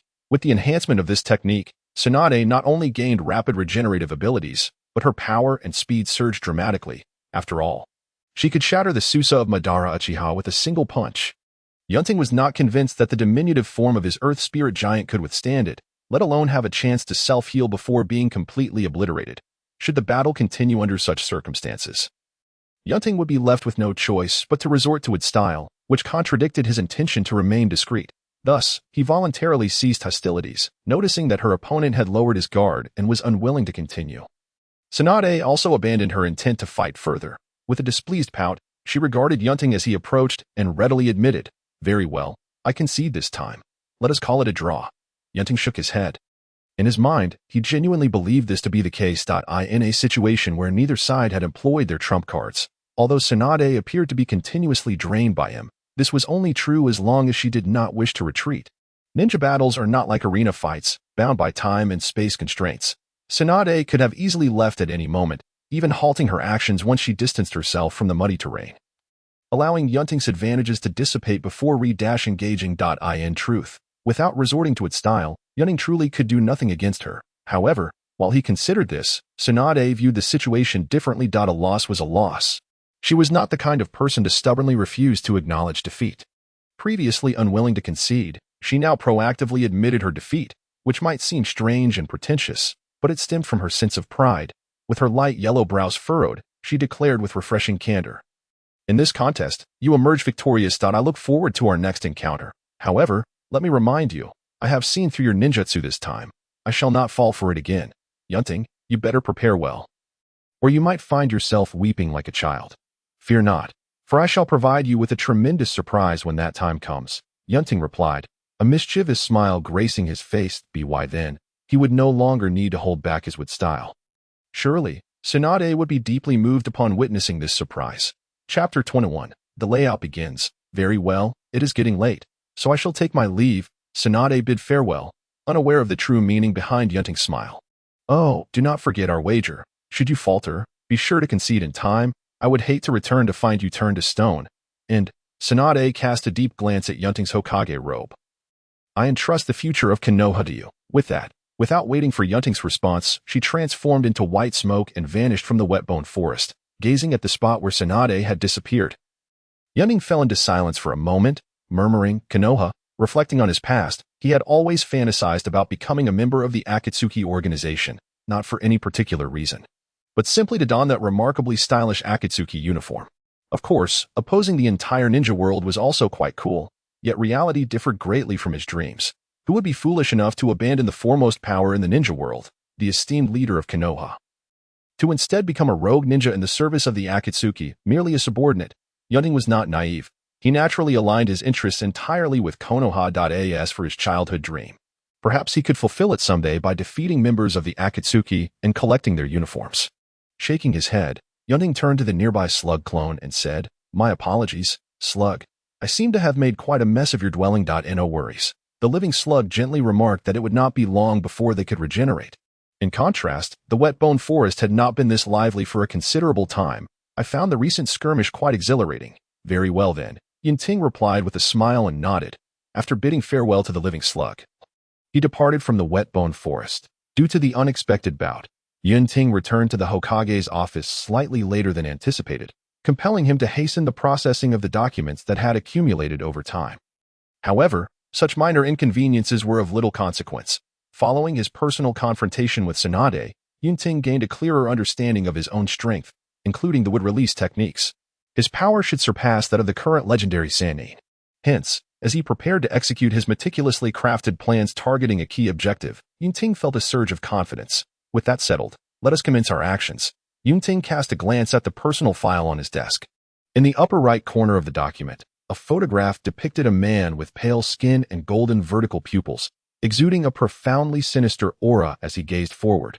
This was none other than Orochimaru, one of Konoha's legendary Sannin, renowned alongside Tsunade. "Come in," Yunting commanded, covering Orochimaru's file. Swiftly, his assistant, Saratobi, entered with a bearded countenance, inquiring, "Lord Fourth, how may I assist you?" Yunting calmly regarded his assistant and instructed, "Please summon the captain of the security team to my office." Upon hearing this, Saratobi's expression subtly shifted. The captain of the security team referred to none other than Uchiha Fugaku, given the Uchiha clan's strained relationship with the Hokage's office, stemming from the historical tensions between the Senju and Uchiha clans. Their current demeanor towards Yunting was far from cordial, and communication had been scarce of late. Thus, Sarutobi was understandably surprised by Yunting's request to summon Uchiha Fugaku. Nevertheless, surprise aside, as an assistant, he was obliged to follow orders. Understood. Sarutobi quickly agreed and turned to fulfill the request. Naturally, he did not forget to relay this information to Sarutobi Hizashi. Yunting, without needing to witness his assistant's small maneuver, could easily surmise it. He remained indifferent, for knowing the news was of no consequence. Moreover, it would not be long before, once everything settled, he could replace his assistant. At that time, he envisioned a stunning secretary with long black stockings. A true reflection of what leadership should embody. The sight of a bearded assistant was simply too jarring. Soon, Uchiha Fugaku, working within the Konoha security department, received the news. His initial thought was one of bewilderment. After all, he had no rapport with the current Fourth Hokage, even if there were significant matters concerning the village. It hardly seemed appropriate for someone who appeared to hold a high position yet found himself excluded from Konoha's power hierarchy to be consulted. Nevertheless, as the summons came from the village's highest authority, Uchiha Fugaku dared not delay. He set aside his work and made his way to the Hokage building. Lord Fourth, he stated calmly after entering. Addressing the young man seated upon Konoha's highest throne, Yunting nodded and, without further pleasantries, got straight to the point. Captain Fugaku, I have summoned you today to discuss several cases. Uchiha Fugaku was taken aback. On his way there, he had contemplated the reasons for Yunting's summons. Among his thoughts was the possibility that the latter intended to reprimand the Uchiha clan, given the recent negative sentiments expressed within the clan about the village. He had even considered the notion that this new Hokage might seek to win him over, recognizing that despite holding a title, Yunting wielded little actual power, while the Uchiha clan represented a formidable asset. Thus, a partnership could be mutually beneficial, with past grievances momentarily set aside in light of shared interests. However, nothing could have prepared him for the reality that Yunting's summons was indeed concerning cases. The responsibility of the Konoha Security Department encompassed safeguarding the village and addressing various incidents, resulting in a substantial accumulation of cases. As the head of the department, it was entirely reasonable for the Fourth Hokage to consult him regarding such matters. So, this truly is a matter of official business. Observing Yunting's serious demeanor, Uchiha Fugaku found himself at a loss for words. Indeed, it pertains to cases. Yunting showed no concern for Uchiha Fugaku's reaction. If he were to address matters relating to the Uchiha clan, it would be at a later time. Thus, he proceeded with the formalities. I have reviewed the case files from the security team and discovered that there have been 6 reported cases of missing persons over the past few months. Among these, one involved human traffickers, and another was a murder where the victim was secretly buried. These 2 cases were swiftly resolved by the security team, and commendations are due. However, the remaining 4 cases, while marked as resolved in the files, are described rather inadequately, and upon closer scrutiny, reveal numerous inconsistencies. Captain Fugaku, I encourage you to examine them for yourself. At this moment, Uchiha Fugaku had adjusted his state of mind and received the case files. Focusing on the 4 highlighted missing persons cases, soon, his brow furrowed in concern. As the captain of the Konoha Security Department, Uchiha Fugaku had dealt with numerous cases and possessed ample experience. He could readily discern that both the investigation process and outcomes of these 4 missing persons cases harbored significant issues, likely concealing substantial underlying problems. I happened upon the complainants a few days ago after work and, upon inquiring, learned that they were quite dissatisfied with the results. Not only were their loved ones unaccounted for, but they had also been left in the dark regarding the specifics of the cases. Ultimately, they received nothing but a cold notification stating that their loved ones were deceased, that the bodies could not be retrieved, and that the perpetrators had already been apprehended. Yunting lightly tapped his finger on the desk, observing the subtle shifts in Uchiha Fugaku's expression. There are matters that you and I both understand, Captain Fugaku. I will not pursue the internal affairs of the security team, but I entrust these 4 missing persons cases to you from this day forth. That I hope the security team will treat them with the seriousness they deserve, ensuring that the families of the missing receive satisfactory resolutions. Noting that Yunting did not delve into the responsibilities of the security team, Uchiha Fugaku let out a sigh of relief and promptly assured, I guarantee to Lord Fourth that the security team will spare no effort in addressing these 4 missing persons cases, working diligently to resolve them as swiftly as possible. Very well, I shall await your report. Yunting nodded, signaling for him to take his leave. Outside the Hokage building, Uchiha Fugaku exited with a stormy expression. Although Yunting had indicated he would not pursue the matter, The existence of these fraudulent cases still felt like a resounding slap across the face of the security team and, more specifically, the Uchiha clan. The Uchiha were known for their pride. This pride manifested within the security team as strict enforcement of the law, devoid of compassion. Villagers might label them as cold-hearted, but they had never been accused of corruption or deception. Yet today marked a departure from that norm, and it had occurred in the presence of the Hokage. Uchiha Fugaka resolved that upon returning, he would not only root out any traitors within the security team but also mobilize the entire clan to ensure the swift resolution of these 4 cases and identify the true culprits. Regardless of their status, he would uphold the dignity and reputation of the Uchiha clan at all costs. The stage was set for an intriguing performance within the confines of the Hokage's office. Yunting gazed out the window, lamenting the troubling events unfolding in Kenoha village, where a spate of disappearances had arisen. The methods employed suggested that the perpetrator was none other than Orochimaru, one of the legendary Sannin. Following his failure in the election for the Fourth Hokage, Orochimaru had devoted himself entirely to the perilous path of forbidden research. In the original narrative, his defection occurred after the Ninetales incident, a consequence of the continuous disappearances that led to the discovery of his illicit human experimentation, which had been explicitly forbidden by the village. It was then that Sarutobi Hiruzen took matters into his own hands, attempting to apprehend him, only to relent at a critical moment, allowing Orochimaru to escape. Now, however, Yunting aimed to expedite this sequence of events. His true target was not Orochimaru, but rather Sarutobi Hiruzen himself. Consider the implications: the defection of the Third Hokage's prized disciple, especially after the Third had the opportunity to seize him but chose instead to show mercy, permitting a grave threat to Kenoha to slip away. Should this revelation come to light, it would inflict a severe blow to Hiruzen's standing. At that juncture, Yunting, as the Fourth Hokage, could personally capture Orochimaru, revealing the long-concealed would-release technique, which would undoubtedly astonish the villagers of Kenoha. Thus, with the prestige of the 2 Hokages in a precarious balance, Yunting could effortlessly reclaim the reins of power in Kenoha. Strategic finesse was imperative. Yunting had concealed his would-release for an opportune moment to achieve a stunning effect. Orochimaru, for his part, unwittingly cooperated with Yunting's plans. Although he had yet to reach the point of brazenly abducting individuals, he had clearly embarked upon that path. Perhaps it was merely the beginning, but Yunting, ever astute, had been monitoring the situation regarding the missing persons. Upon detecting irregularities, he swiftly seized the opportunity, determined to unearth the truth. To this end, he had deliberately drawn out the Uchiha police force, who, motivated by their own reputation, would undoubtedly exert themselves to investigate the matter. Given the strength of the Uchiha clan, it seemed inevitable that they would unearth the truth behind Orochimaru and the root organization supporting his experiments. Yet, for Yunting, the Uchiha represented merely the visible force intended to divert attention. Behind the scenes, he had dispatched members of the Shadow Guard to covertly investigate Orochimaru's secret lair. Since Konoha's ninjas were forbidden from leaving the village without permission, Orochimaru's hideout could only be located within the vast forest surrounding Kenoha. With Hinata Takuma's Byakugan at his disposal, locating it would be considerably easier. However, a mere pair of Byakugan was insufficient.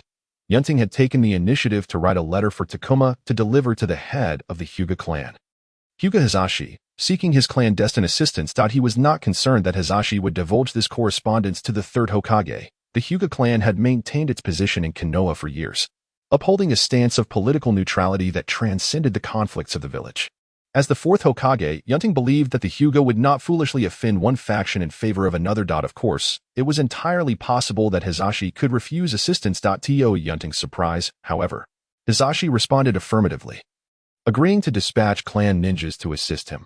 This unexpected turn of events brought Yunting great joy. In truth, not only was Yunting taken aback, but his younger brother, Hyuga Hayashi, was equally perplexed by Hizashi's actions. He privately inquired, "Elder brother, why assist the Fourth Hokage?" As he spoke, Hayashi hesitated, unable to finish his thought. Why assist the Fourth Hokage? As a member of Konoha, should that not be a given? Yet, the current reality was that the Third Hokage remained in power, and the Fourth was merely a figurehead. As Hayashi sought to reorganize his thoughts to continue, Hizashi raised a hand to halt him, speaking with a calm demeanor. "Hayashi, I understand your concerns, but tell me, who is the current leader of Konoha?" "It is the Fourth," Hayashi replied, "but the Third has stepped down, and the Fourth has ascended, thus legitimizing his position, correct?" Upon reaching this conclusion, Hayashi seemed to grasp the implications and quietly affirmed, Indeed, the Fourth's legitimacy established him as the rightful heir. Therefore, as a member of Kenoha, it was the duty of the Hyuga clan to offer their support. With that, Hisashi's gaze sharpened as he looked at his younger brother, saying, Hisashi, you must remember that the Hyuga clan has endured through the ages by adhering to the principle of legitimacy. The main house safeguards the Byakugan, while the branch family protects the integrity of the main house. Do you understand? I understand. It became clear to Hisashi that his elder brother's agreement to assist the Fourth was rooted in a steadfast commitment to the principle of legitimacy, rather than any self-serving motive or desire to invest in the Fourth's cause. As these thoughts coursed through Hayashi's mind, he clenched his fists tightly within his sleeves. Did this mean that the branch family would always remain subordinate to the main family's legitimacy? Chapter 23, Itachi and Orochimaru. Unbeknownst to Yunting, who was unaware of the conversation between the brothers Hisashi and Hayashi, his spirits remained high in the following days. The Third Hokage's meeting with Uchiha Fugaku, discussing the village's affairs, did not concern him. With both the Uchiha and Hyuga clans pursuing Orochimaru for his transgressions, it was merely a matter of time before he was apprehended. Furthermore, under the tutelage of the living slug, his progress in Senjutsu was proceeding smoothly. Everything seemed to be unfolding favorably. As the mastermind behind these machinations, however, Yunting found himself with little to occupy his time. After work, he wandered the village, expanding his usual routes. He greeted the villagers he encountered with a smile. Even though these familiar faces no longer contributed to his prestige points in the short term, unbeknownst to him, he arrived at a serene location, the Kenoha Memorial Stone. Having arrived, Yunting stepped inside, traversing the rows of gravestones, his expression growing solemn as he observed the countless names of fallen ninjas inscribed upon them. Lord Hokage, a youthful voice suddenly called out beside him. Turning, Yunting beheld a small boy adorned with the Uchiha clan's symbol, who politely bowed before him. What is your name, little one? What brings you here alone? Yunting approached the boy and affectionately ruffled his hair. My name is Uchiha Itachi. I came here to pay my respects to my ancestors. The serious-faced boy replied earnestly. Uchiha, Itachi. Yunting paused, lowering his gaze to scrutinize the boy. Though his tear troughs had yet to develop as prominently as they would in later years, his features were indeed reminiscent of a familiar mold. No wonder he felt a sense of recognition upon first sight. Yunting then affectionately tousled young Itachi's hair once more, noting that such opportunities would soon be fleeting. It is getting late. You should head home before the adults start to worry, he said with a smile. While the future Itachi might pose a threat to the Uchiha clan, he remained steadfastly loyal to Kenoha. The very essence of his character made him a figure that Yunting, as Hokage, greatly admired. Yes, Itachi replied politely before bidding farewell and turning to head home. Along the way, he contemplated Yunting's earlier demeanor. Given that the clan often spoke of the Fourth Hokage holding a significant bias against the Uchiha, his experiences suggested otherwise. It appeared that rumors could not always be trusted. As Yunting watched Itachi's figure recede, his smile faded, and he calmly remarked, Come out. I did not expect one of the legendary Sannin would prefer to lurk in the shadows. At this moment, the only Sannin who could fit this description was Orochimaru. I had no intention of spying. I merely found myself waiting outside as the place I wished to go was occupied. Came the distinctive, raspy voice from the nearby woods. Moments later, Orochimaru, clad in his Jonin uniform, emerged with an air of calm, his serpent-like golden eyes fixed on Yunting, a playful smile adorning his lips. However, it seems I have stumbled upon an intriguing scene. I would have never guessed that the esteemed Hokage, hailing from the Senju clan, would harbor no prejudice against the Uchiha. Yunting furrowed his brow slightly. Prejudice? Mr. Orochimaru, your assertion is misplaced. The Uchiha are equally members of Kenoha. As Hokage, I harbor no biases, especially not in front of a child. It is precisely in the presence of a child that one might lower their mask, Orochimaru replied with a hint of intrigue. The second Hokage, whom we once revered, declared the Uchiha to be a clan of evil. Those who inherited his will, now positioned in high places, have fervently upheld this belief as doctrine. Even my ever-so-kind Third Hokage harbors similar sentiments deep down. Yet, to think that the Fourth Hokage, belonging to the Senju clan, would diverge from this narrative is quite unexpected. How intriguing. It appears that the winds of the future shall not remain stagnant. Mr. Orochimaru has pondered too much. Yunting replied calmly. Not wishing to elaborate further on the matter, he then turned to his counterpart and inquired with serene composure. What has Mr. Orochimaru been preoccupied with of late? It has been quite some time since I last laid eyes upon you. Orochimaru chuckled softly. The development of ninjutsu, an in-depth exploration of chakra, the mysteries of the soul, and so forth. There is an abundance of matters to attend to. It is only natural that the Hokage would not catch sight of me. Yunting nodded in agreement. Indeed, Mr. Orochimaru's erudition is truly profound, and I hold it in high regard. However, what brings you to the memorial stone today? Alas, I have been plagued by the incessant buzzing of imagined insects in my ears. I needed to clear my mind and thought to visit familiar faces here, such as my unfortunate disciple, Orochimaru remarked with a smirk directed at Yunting. Having said that, he approached the monument etched with the name of Shinju Rope Tree and laid down the flowers he had prepared long before. As Yunting observed Orochimaru's silhouette, a flicker of concealed sharpness flashed in his eyes. This individual seems to have perceived something beneath the surface. A chill breeze swept through, rendering the memorial stone significantly colder than before. Oblivious to Yunting's scrutiny, Orochimaru remained fixated on the gravestone of his former disciple, reflecting, the fragility of human life is indeed profound. Who could have anticipated that a mere handful of explosive tags could extinguish the life of the Shinju bloodline? And who would have thought that the once formidable ninja now clings desperately to the last vestiges of power with his aged hands? Yunting's gaze sharpened as he followed Orochimaru's line of thought. So, precisely, Orochimaru turned back to him, his vertical pupils ablaze with fervor and resolve. I must pursue the eternal possibilities with utmost speed in the limited time available. Thus, tragedy shall not be repeated. As the sun dipped beneath the horizon, only Yunting remained at the memorial stone, contemplating Orochimaru's earlier words. It seemed that his counterpart had sensed something amiss, yet appeared largely unconcerned, presenting a contradiction. However, with the memories of his past life, Yunting suddenly arrived at an answer. He had long overlooked a crucial point. Given Orochimaru's intellect, why would he be foolish enough to capture subjects for experimentation within the confines of Kenoha? Outside the village, even beyond the Land of Fire, there were countless living beings available for his experiments. Even if he refrained from venturing out, the roots could assist him. The risks of exposure were minuscule at best. Yet, to abduct individuals under the very nose of Kenoha seemed remarkably unwise. Previously, Yunting had believed that Orochimaru's excessive focus on research had clouded his judgment, leading him to act recklessly. However, upon further reflection, it appeared that his actions were quite calculated. Thus, was it possible that Orochimaru intentionally sought to be discovered by the Third Hokage, seizing the opportunity to sever his ties and defect from Kenoha? After all, for one of his stature, the constraints imposed by Kenoha would only hinder his development. Only by breaking free and immersing himself in a broader expanse could he freely pursue his studies, ultimately achieving his desire to become the master of truth and the ultimate individual within the limited time frame. At that moment, the more Yunting contemplated, the more he felt his reasoning was sound.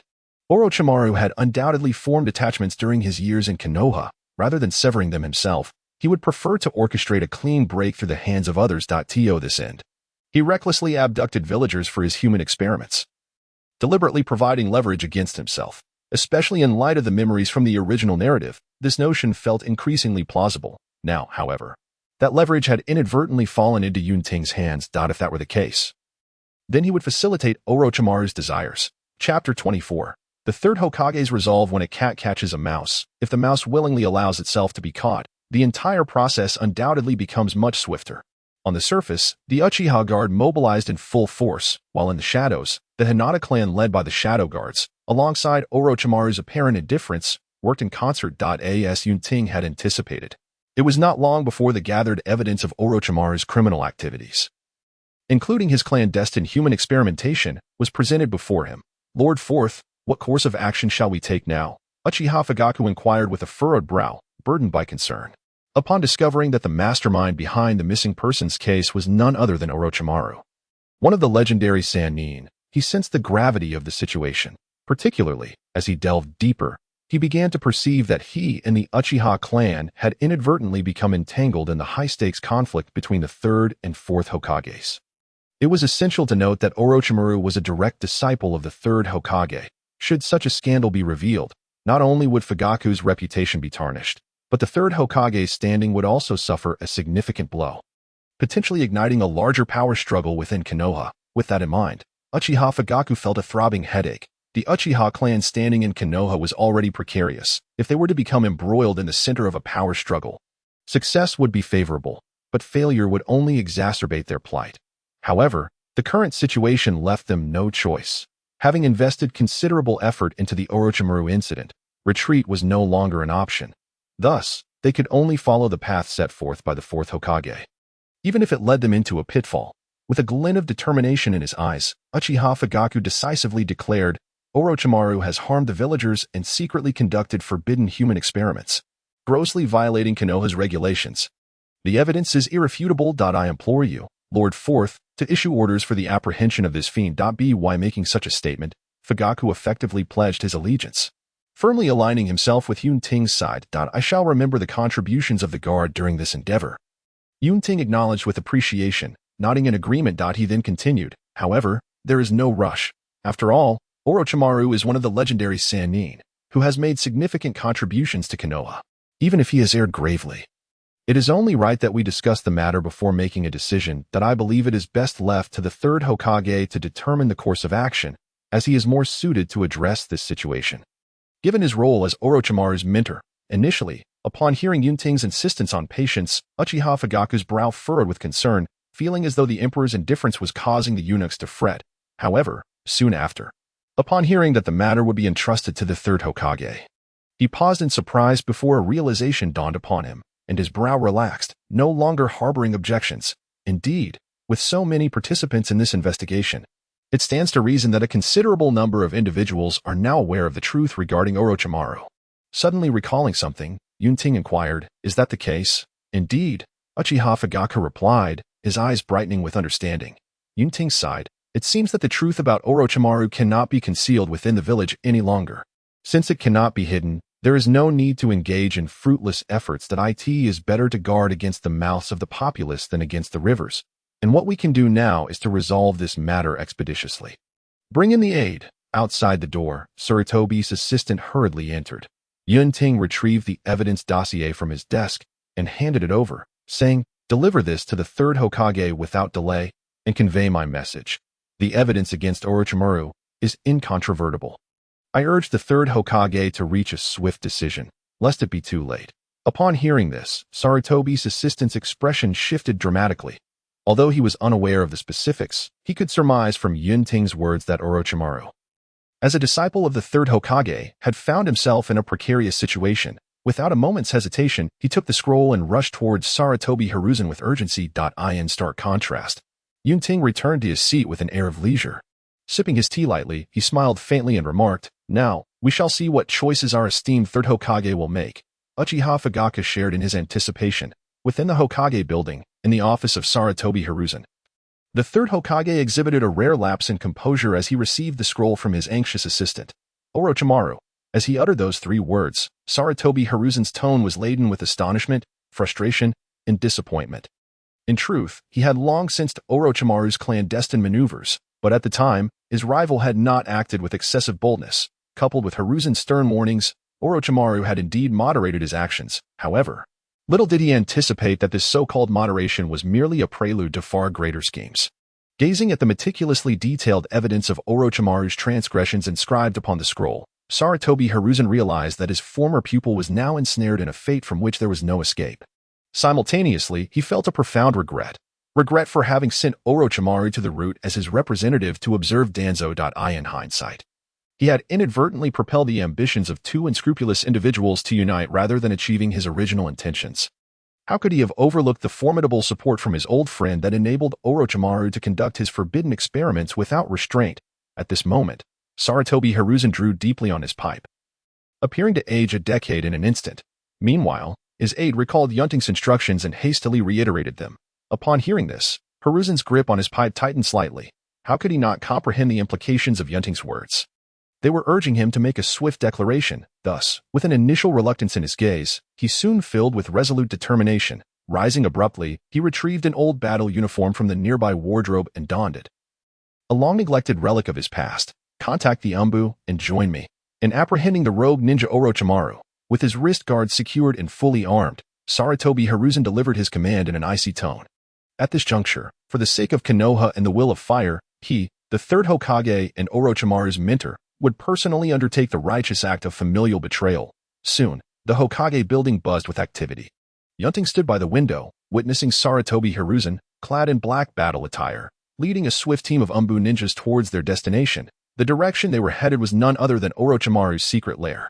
Beside him, Uchiha Fugaku, who had also been observing, remarked wistfully, in the end, The third Hokage has made the most correct choice.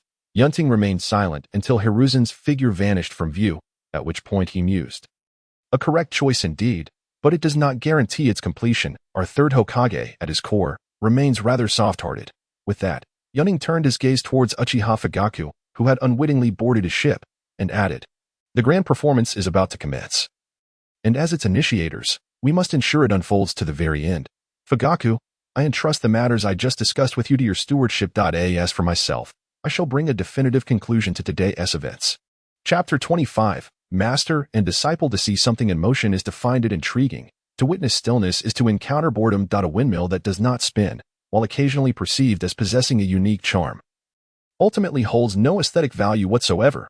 In Orochimaru's eyes, Kenoha, which had remained stagnant for over 30 years, was akin to that cumbersome windmill, rendering him utterly disenchanted.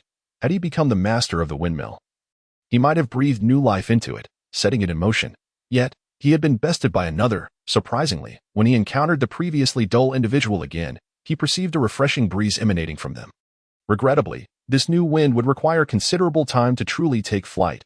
For Orochimaru, time was the one thing he lacked most. Thus, rather than idly observing its slow movement, he would prefer to embody this new wind himself, orchestrating events according to his desires. Touching the leaf village forehead protector resting on his brow, Orochimaru chuckled nonchalantly. He inscribed the final character on the scroll, then summoned a serpent, allowing it to consume the scroll before vanishing in a puff of smoke.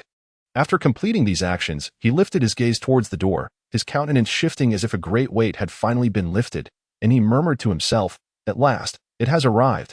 In the next instant, the stone door erupted, and several figures rushed in from outside. It was none other than the third Hokage, Sarutobi Hiruzen, accompanied by a team of Umbu. Orochimaru. Hiruzen's voice, filled with fury, reverberated throughout the chamber. Upon seeing his old mentor, Orochimaru exhibited a fleeting expression of surprise. He had anticipated that the leader of the mission would be Senju Yunting, not his own teacher. How truly amusing. At this moment, oblivious to Orochimaru's internal musings, Sarutobi Hiruzen's gaze first fell upon his once familiar disciple, now appearing utterly foreign. He then surveyed the surroundings, and upon witnessing rows of glass jars containing various preserved human organs, his face was overtaken by profound disappointment. Why? Returning to reality, Orochimaru smirked, his voice raspy as he replied, "Because I seek to master all ninjutsu and comprehend the truths of this world. Just as the first individual to mix yellow and blue named the resulting color green, I am merely engaging in the same endeavor. But you should not take innocent lives." Hiruzen rebuked. Orochimaru's derisive laughter grew more pronounced at this remark. My kind teacher, the pursuit of truth inevitably entails sacrifices. For these ordinary individuals, who live lives of mediocrity, to contribute their existence to a grand cause is undoubtedly the greatest honor. Hiruzen's expression turned frigid as he absorbed Orochimaru's words. He realized that his beloved disciple had descended too deep into darkness. And thus, he firmly declared, "Orochimaru, you have lost your way. As your teacher and the third Hokage, I must rectify this." Summoning jutsu. A cloud of smoke billowed forth. Sarutobi Hiruzen's old comrade, the summoning beast known as Sarano, materialized. "Hiruzen, what have you summoned me for? Who are we to confront?" The imposing figure, clad in white fur and towering in stature, surveyed the surroundings, bewildered by the presence of Kenoha ninjas. Hiruzen responded, Orochimaru. Sarano initially gazed at the rogue ninja in confusion before quickly grasping the situation, his voice turning icy. "Hiruzen, I warned you long ago that your disciple harbored ill intentions, and it seems that has indeed led to grave consequences." "What an insufferable old fool," Orochimaru scoffed, casting a cold glance towards Sarano before turning back to Hiruzen, earnestly asking, "Teacher, you must know I will not surrender easily." So, Hiruzen, are you prepared to kill me? Can you truly bring yourself to do it?" Hiruzen paused, momentarily taken aback. Just then, Orochimaru's lips curled into a slight smile as he seized the opportunity to form hand seals rapidly. In an instant, a piercing wave of sound erupted from his hands, shattering the nearby glass jars. As the cacophony surged towards Sarutobi Hiruzen and his companions, in the blink of an eye, all the Umbu members present collapsed, blood streaming from their ears. Sarano fared slightly better, but could only barely withstand the onslaught. The sole individual capable of mounting a defense was Sarutobi Hiruzen himself. At that moment, Orochimaru swiftly maneuvered past Hiruzen and made his escape towards the exit. Kill him. Hiruzen, the opportunity is now, Sarino shouted desperately. Yet, Sarutobi Hiruzen remained frozen in place, merely glancing at the retreating figure of Orochimaru. In that fleeting moment, a series of memories flooded his mind. Orochimaru as a child, a youth, and a young man. Logically, he understood what needed to be done. However, the reality was that he could not bring himself to harm the disciple he had nurtured and taught. At that instant, Orochimaru paused briefly at the door, casting a glance back at the immobile Sarutobi Hiruzen, a flicker of emotion reflecting in his eyes. So, teacher, you still cannot bring yourself to act with that. Orochimaru turned and fled without a backward glance. Witnessing this unfold, Sarino could hardly believe his eyes as he exclaimed, Hiruzen, you. Lowering his head in silence, Sarutobi Hiruzen replied, I'm sorry, I could not bring myself to do it. The ensuing silence enveloped the room. In a shadowy corner, a small blue and white striped slug, having witnessed the entire scene, retreated into the darkness. What a poignant display of the profound bond between master and disciple. Not far from Orochimaru's base, perched upon a branch and utilizing the visual sharing ability of a slug resting on his shoulder, Yunting reflected on the scene before him. Indeed, the outcome of the situation was not unexpected. Sarutobi Hiruzen ultimately could not bring himself to take action against Orochimaru. If this were the original narrative, he would have let the traitorous Orochimaru, who posed a significant threat to Kenoha, go free for personal reasons. All while being the highest leader of Kenoha, effectively minimizing the repercussions. However, as the fourth Hokage, he still remained. Such behavior undoubtedly handed him a perilous lever against himself. Any individual possessing even a modicum of political acumen would seize this opportunity to strike. Furthermore, the entire plan originated from Yunting himself. This was also why he had entrusted the matter of Orochimaru to Sarutobi Hiruzen. Clearly, the latter did not disappoint him. Not only that, but Yunting also intended to personally apprehend Orochimaru in the final phase of the plan. In stark contrast, Sarutobi Hiruzen, as the third Hokage, would find himself without any chance of a comeback. This was precisely why Yunting awaited here. Dijin, have we tracked down Orochimaru himself? For this operation, Yunting had only brought along Hokage. Relying on his Byakugan to pinpoint Orochimaru's location, Lord Hokage, we have located Orochimaru. Hokage reported quickly, activating his Byakugan. Yunting smiled faintly, then let the snake-catching operation commence. Chapter 26. The snake hunt. Lush trees raced past him. Although Orochimaru had shaken off his former teacher, an ever-present sense of crisis loomed within him, born not from anyone else but from the unexpectedly formidable fourth Hokage, Shinji Yunting. Initially, he had not intended to betray Kenoha so swiftly. As his experiments had only just begun, the initial subjects were merely ordinary individuals, rather than the more conspicuous shinobi. In his estimation, Kenoha's investigative efficiency would not be so rapid, especially with Danzō's roots concealing matters. Yet, to his astonishment, the reality unfolded with astonishing speed, as if a shadowy hand had been lying in wait for its prey. With no other option, he decided to go with the flow. Leaving sooner rather than later was undoubtedly more advantageous for him. Given his already compromised position, thus, he prepared himself, confident in his ability to escape Kenoha unscathed. The process indeed unfolded as he imagined. The only surprise was that it was not Shinji Yunting who came to apprehend him, but rather his own teacher. However, upon reflection, he realized this was merely the absurd result of political strife. Such a tedious conflict. There are countless intelligent individuals in the world, yet they squander their time on this endless cycle of power and profit. However, they will never comprehend how trivial these matters are compared to the eternal passage of time. Orochimaru chuckled coldly and continued to accelerate. Not long after, through the serpents left in his wake, he sensed pursuers closing in behind him, among them the very Shinji Yunting he had been pondering. I wondered why he had not shown himself before. Turns out he was waiting here for me. He certainly has a large appetite. Does he not fear bursting from it? That said, Orochimaru did not slow down but instead quickened his pace. Although he held no fear of Shinji Yunting, the proximity to Kenoha made it unwise to waste time, as it would allow the pursuing forces to catch up. He had never been one to act recklessly. A kilometer away, Hokage, who was closely tailing him, suddenly exclaimed in urgency, Lord Hokage, Orochimaru has suddenly accelerated. Yunting furrowed his brow. He himself was fine, but for Hokage, this was already the limit of his speed. Any further would only widen the gap. Fortunately, a kilometer was not an insurmountable distance. Thus, he patted Hokage on the shoulder and said, You've done well. Leave the rest to me. Dijin, you are to return and summon reinforcements. With that, Yunting surged forward, his speed nearly doubling as he pursued Orochimaru. How swift, truly deserving of the title of Hokage, Hokage marveled, watching Yunting's retreating figure in astonishment.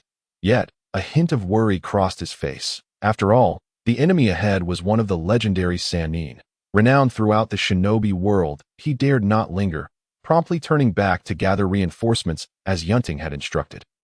Ahead, Orochimaru frowned slightly as he observed the figure drawing steadily closer behind him. After all, he had underestimated the Hokage. He was aware of Shinji Yunting's strength from their previous encounters during the Third Shinobi World War. Yet he had not anticipated such a significant improvement over a relatively short period. However, if that were all there was to it, it would not suffice to impede his escape. Orochimaru glanced around.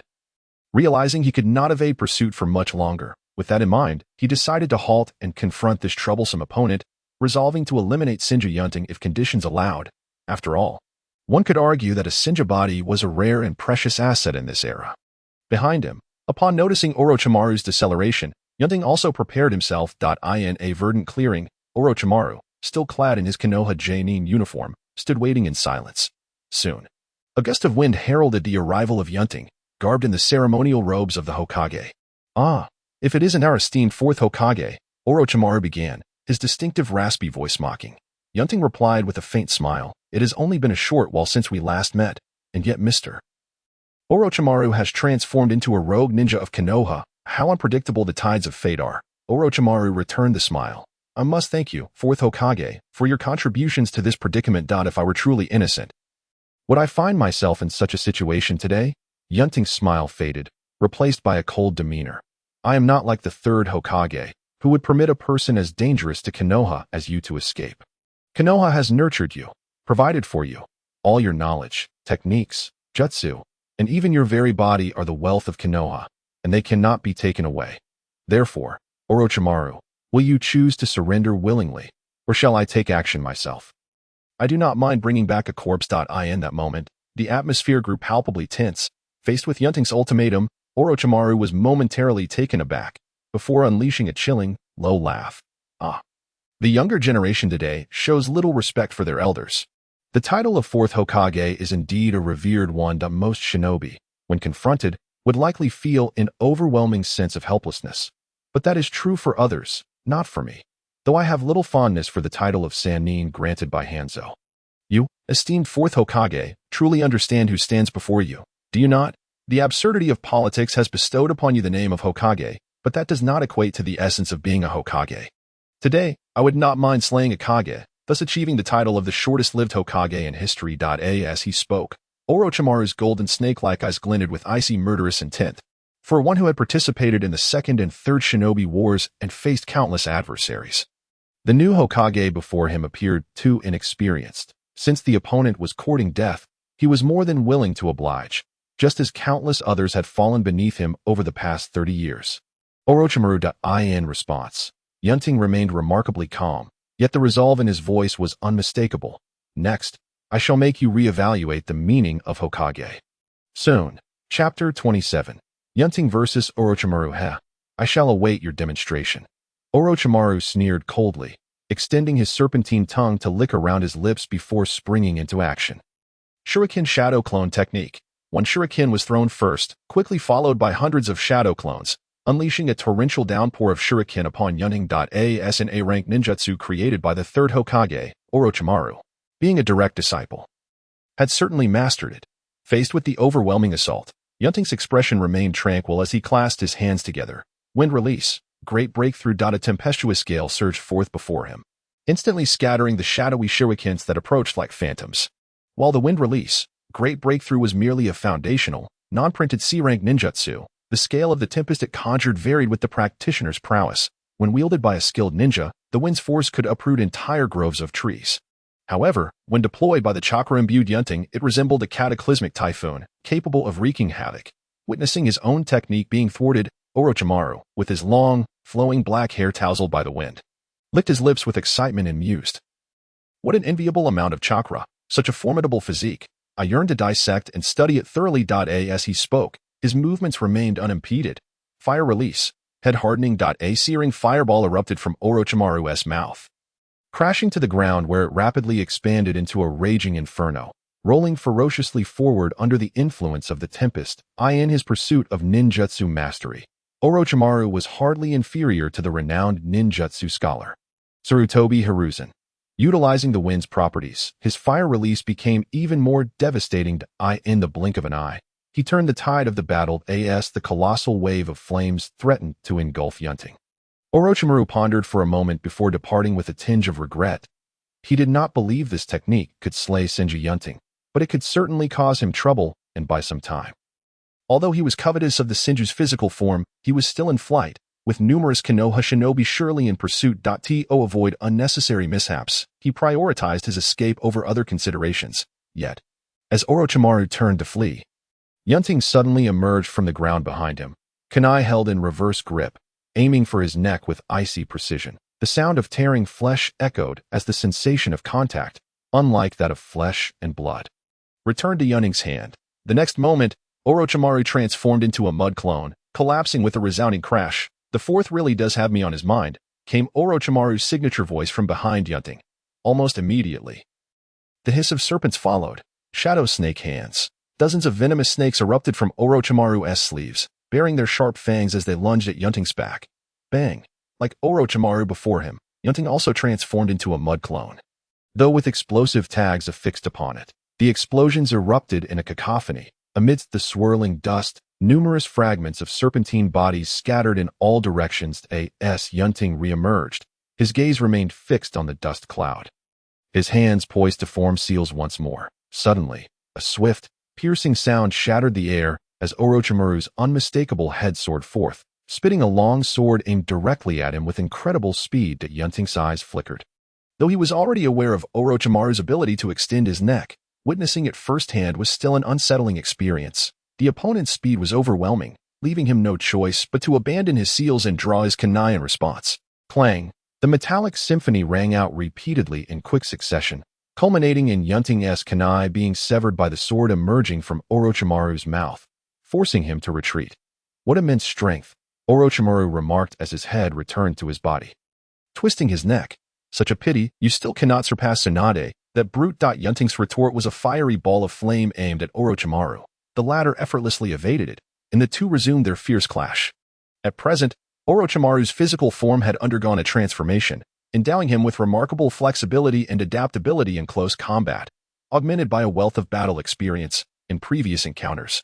Yunting would have found himself at a disadvantage. However, now armed with wood release, the physical attributes of the Senju clan had significantly enhanced Yunting's capabilities. While he may not possess the raw strength of Tsunade, he had surpassed her in other respects, allowing him to face Orochimaru with remarkable composure. Except for that sword. It was likely the Kusanagi, though the Kusanagi sword was plentiful in the world of ninjas. The fact that Orochimaru carried it, and that Yunting had just tested its prowess suggested it was among the highest quality of the Kusanagi blades. Bang! Yunting delivered a powerful punch forward, only to have it deftly deflected by Orochimaru's agile form. In that moment, seizing the opportunity while Yunting was momentarily off balance, Orochimaru's head once again detached, twisting around, with the Kusanagi aimed straight for Yunting's neck. "I've been waiting for you." Yunting chuckled, unperturbed, as a surge of electricity coursed through him, a technique known as lightning release. Body stimulation. In an instant, his speed surged dramatically. With a swift turn, he faced the incoming Kusanagi, extending his hand to grasp it. Disregarding the pain in his palm. Orochimaru's expression shifted instantly, sensing the imminent danger as he attempted to withdraw, but it was too late. Sizzle! The chakra within Yunting boiled over, and the hand gripping the Kusanagi erupted with blinding arcs of electricity. Metal is conductive, and lightning travels at incredible speed. Thus, Orochimaru could only watch helplessly as the brilliant lightning coursed along the sword's blade, enveloping his entire being. Crackle! It was as if countless birds were screeching within Orochimaru's body. At that moment, he could not react as his body trembled violently, acrid smoke rising from within him. Before long, his once pallid skin turned charred and blackened. The effects of lightning release varied greatly depending on the wielder, just as Uchiha Sasuke's lightning was particularly effective against Deidara during the Fourth Great Ninja War. When a member of the allied forces attempted to immobilize Deidara with lightning, it proved utterly ineffective against the bound foe. Though Yunting seldom utilized lightning release, his foundational strength was undeniable when he did employ it. The results were no less impressive than those of powerful lightning users. Otherwise, given Orochimaru's notable resistance to ninjutsu, he would have long since escaped. A minute later, having sensed the absence of vitality in Orochimaru, Yunting ceased his assault. Continuing further would only deplete his chakra unnecessarily. Chapter 28. Orochimaru's substitution technique. In Yunting's perception, Orochimaru's internal organs had been completely ravaged by the lightning, rendering further pursuit futile and merely a waste of effort. With a thud, he halted the lightning, shaking his hand lightly as Orochimaru's charred, elongated corpse collapsed to the ground. Only the razor-sharp Kusanagi remained grasped in Yunting's palm. An exquisite blade, Yunting remarked as he released his right hand, retrieving the sword with his left, admiring its pristine condition despite the ravaging of lightning. Simultaneously, the deep wound on his right palm, which had been bleeding profusely, rapidly healed itself. Soon, his right hand appeared as if it had never been harmed. The Senju clan, especially one like him who had inherited the wood release and possessed a potent bloodline, boasted a regeneration rate that far exceeded ordinary comprehension. After stowing the Kusanagi, Yunting turned his attention to Orochimaru's fallen form. While most would have lowered their guard after vanquishing one of the legendary Sannin, Yunting was not most people. He understood all too well that Orochimaru, much like a cockroach, was notoriously hard to kill. Although it was not yet a decade later, and he had thoroughly examined Orochimaru to confirm his lack of life, it never hurt to be cautious. Yunting reached into his ninja pouch, retrieving 4 kunai, which he enhanced with wind chakra. Whoosh, whoosh, whoosh, whoosh. The kunai, propelled at an astonishing speed, sped towards Orochimaru's head, chest, hands, and legs, promising a clean dismemberment upon impact. Such an attack would ensure that he could not survive. However, the unexpected occurred. Just as the kunai approached, a pair of pale arms suddenly burst forth from Orochimaru's abdomen, scattering the kunai aside. A brand new Orochimaru crawled out from within, as if shedding a layer of human skin. When he stood before Yunting once more, he was slick with a repugnant slime, yet bore no injuries whatsoever. Orochimaru's substitution technique, Yunting mused, recognizing the technique as a nearbug-like secret art, the epitome of substitution techniques. Yet, like many of Orochimaru's secret arts, it possessed a profoundly distasteful characteristic. Yunting frowned as he observed this development, struggling to comprehend the principle behind such a technique. After all, having just thoroughly examined the lifeless shell of his opponent, he found nothing else. How extraordinarily cautious you are, Lord Fourth Hokage. At that moment, the revived Orochimaru spoke. When he mentioned the Fourth Hokage, his tone was devoid of the previous mockery, replaced instead with an air of utmost seriousness. It was unexpected that after ascending to the position of Hokage, Yunting's strength had progressed so remarkably, truly worthy of the Senju's legacy spanning a millennium. I had been overly arrogant. Now it is evident that if I do not harbor the determination to annihilate you with all my might, I might very well perish here. Having meticulously plotted today's events, Orochimaru realized he had grossly underestimated the strength of Senju Yunting, leaving him filled with trepidation. Without further hesitation, he slammed both hands onto the ground and bellowed, "Shadow of the Serpent." Instantly, a multitude of serpents, far more than before, surged forth like a torrent towards Yunting. To be honest, among all creatures, I harbor the deepest disdain for snakes. Frowning at the unfolding scene, Yunting swiftly formed hand seals. Water release, water surge, chakra rapidly drained, encasing Yunting in a swirling torrent of water that cascaded around him like a waterfall. As the venomous serpents lunged forth, they found themselves utterly incapable of breaching the watery barrier, being instantly crushed by the intense water pressure. Yet Yunting did not merely remain on the defensive. Under his command, the vortex of water expanded rapidly, submerging a vast number of the surrounding serpents. Just as he contemplated pressing the advantage, a massive shadow suddenly loomed beneath him. Instinctively, he looked up, only to see an enormous serpent descending from the sky, sweeping towards him with its colossal body. Boom! The water curtain shattered. Yunting leaped several times, narrowly evading the attack. Just as he landed, another serpent, equally formidable, erupted from behind, opening its gaping maw and lunging at him with alarming speed. Do you really think I fear you? Yunting swiftly pivoted, dodging the serpent, and in one fluid motion, drew the recently acquired Kusanagi sword, delivering a decisive strike to the serpent's side. In an instant, foul-smelling serpent blood splattered as the severed serpent cried out in agony, dissipating into a cloud of white smoke, sent back to the depths of the earth. Yet, this was merely one serpent slain. Hundreds, if not thousands, more surged towards him, including those he had previously vanquished. Observing this, Yunting relinquished the Kusanagi sword and formed hand seals once more. Water release, water severing wave, A rapidly spiraling, ultra-high-pressure jet of water erupted from Yunting's mouth, slicing effortlessly through all serpents in its path. Be they small or large, soon, the area before him was cleared. Where is Orochimaru? Yunting scanned his surroundings. That I'm right here. A familiar voice suddenly resonated from behind. Without a moment's thought, Yunting swiftly turned and swung his fist. Bang! Orochimaru offered no resistance as Yunting's punch landed, but in the next instant, his body deflated, unleashing dozens of venomous snakes. However, unlike before, these snakes expanded as they charged toward Yunting. Boom! Boom! Boom! A series of explosive sounds erupted before Yunting. When the smoke cleared, only a charred, half-destroyed log remained on the ground. What peculiar ninjutsu? Meanwhile, an unscathed Yunting reappeared, shaking his head at the spot he had just vacated. Not far away, Orochimaru emerged from the ground, a shadowy smile gracing his lips.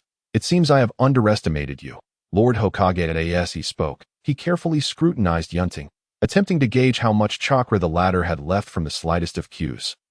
Time is of the essence. At that moment, Yunting suddenly remarked, causing Orochimaru to pause in surprise. Given the circumstances, it seemed more fitting for him, a rogue ninja, to make such a statement. Yet Yunting offered no explanation. Turning to glance behind him, muttering to himself, considering the time, those I summoned will be arriving shortly. After all, with the stage set, how could there be a lack of an audience? What do you mean? A sense of foreboding suddenly gripped Orochimaru, as if he had overlooked something of great significance. This feeling was decidedly unsettling. Chapter 29. Would release. The birth of the forest realm. Yunting smiled and politely inquired, "What do you think?" Mr. Orochimaru, is the source of my confidence in pursuing you alone. Arrogance? No. Your performance just now has already validated your position as Hokage. Ultimately, one of the legendary three ninjas, Orochimaru, realizing that panic would not resolve anything, calmed his emotions, regaining his previous composure, even taking the time to ponder Yunting's question seriously. The ability to swiftly seize upon my weaknesses and orchestrate a strategy targeting the Third Hokage, perfectly mastering his psychological responses to achieve a decisive blow, could not possibly belong to someone who would lose themselves in arrogance at the final moment. Yunting, upon learning that the Third Hokage had spared me, did not resign himself to the outcome. Rather, he sought to capture me as an additional trophy, relying solely on one thing, his confidence in defeating me. As this deduction reached its conclusion, Orochimaru's pupils constricted suddenly, his face awash with astonishment. Throughout their battle, he had never considered Yunting to be reckless, yet he could not fathom how, having never engaged in combat before, the latter could possess such immense confidence. Especially now, with a better understanding of each other's strengths, Yunting showed no inclination to retreat, but rather boldly expressed his intentions. What could possibly have instilled such confidence in him? Orochimaru was utterly perplexed.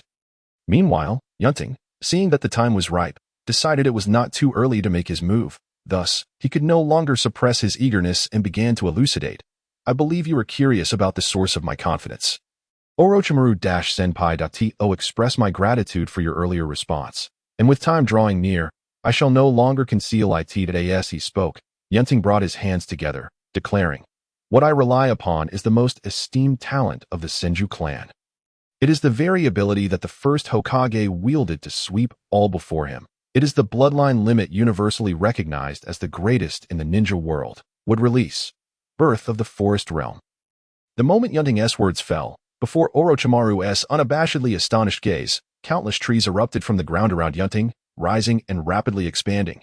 Soon, a vast forest replaced the grassy expanse before Orochimaru. Could it truly be? Would release?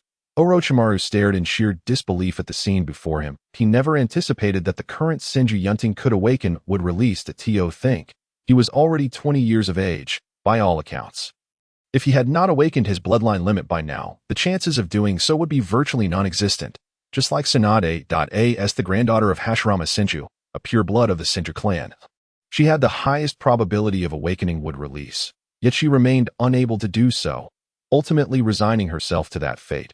However, who could have imagined that Yunting, who had a comparatively distant blood relation to Hashirama, could unknowingly awaken would release at this age? No wonder he dared to come alone, confident in his ability to defeat me.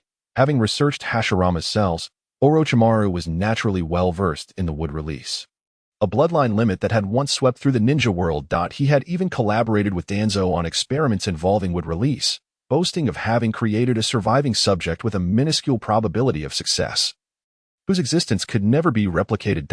It was precisely because of this understanding that he viewed would release with such trepidation, especially now, as the one employing would release was not the experimental subject designated by Danzō, but rather a true descendant of the Senju clan. The former wielded a flawed version of would release. The latter, however, was pure and untainted.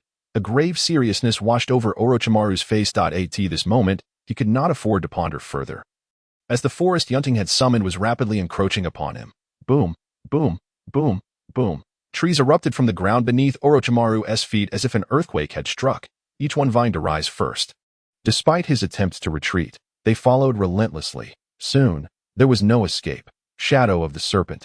Orochimaru swiftly slammed his hands onto the ground, summoning an overwhelming number of venomous snakes that surged forth to counter the advancing trees. It was futile. In the face of the tidal wave of serpents, the trees unleashed by would release surged forth in even greater numbers. Before long, the serpents were ruthlessly slaughtered, leaving no room for retaliation. And even the numerous large snakes summoned by Orochimaru met the same fate, struggling briefly before being transformed into fertilizer for the trees. Although he had anticipated such an outcome, the strength displayed remained astonishingly overwhelming. Orochimaru evaded the incoming wooden spikes with astonishing speed, his heart racing with urgency despite his composed facade. As he noticed his ninjutsu being effortlessly countered, a glance upwards revealed that the once clear sky had been obscured by a dense canopy of trees, trapping him within the realm of wood release. Fire release. Great dragon fire technique.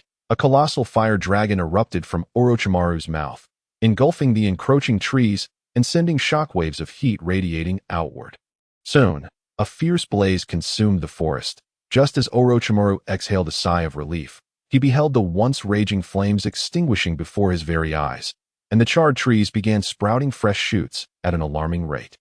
In mere moments, the small patch of forest he had scorched was revitalized, with thick branches once more converging upon him with lethal intent. Clearly, if wood release could be so easily subdued by fire release, it would not hold the esteemed title of the foremost Kekkei Genkai in the ninja world. He could not afford to linger. Escape from the confines of this arboreal domain was imperative. Sharp wooden spikes grazed his face, tearing through flesh and causing blood to flow freely, yet Orochimaru remained unblinking. Having determined his direction, he surged forth with all his might. Not far off, the entirety of the forest, his auditory senses attuned, was manipulated by Yunting, who swiftly commanded the surrounding trees to mount a more strategic assault against him. In an instant, the dangers multiplied, with relentless wooden branches attacking from all sides, front, back, left, right, above, and below, despite severing some of the oncoming limbs. An unending tide of them continued to emerge, instilling a sense of despair. After enduring for a brief period, Orochimaru was finally ensnared as a thick branch constricted tightly around his right leg. This was merely the beginning. Soon, an even greater number of trees surged forward, binding him in an ever-tightening grip. He felt his organs being crushed under the immense pressure, sharp wooden spikes piercing deeper into his being. Orochimaru opened his mouth wide in desperation. Orochimaru's body replacement technique. With a splatter, a pale, damp arm emerged from his mouth, and soon, a reborn Orochimaru crawled out from the remnants of his battered former self.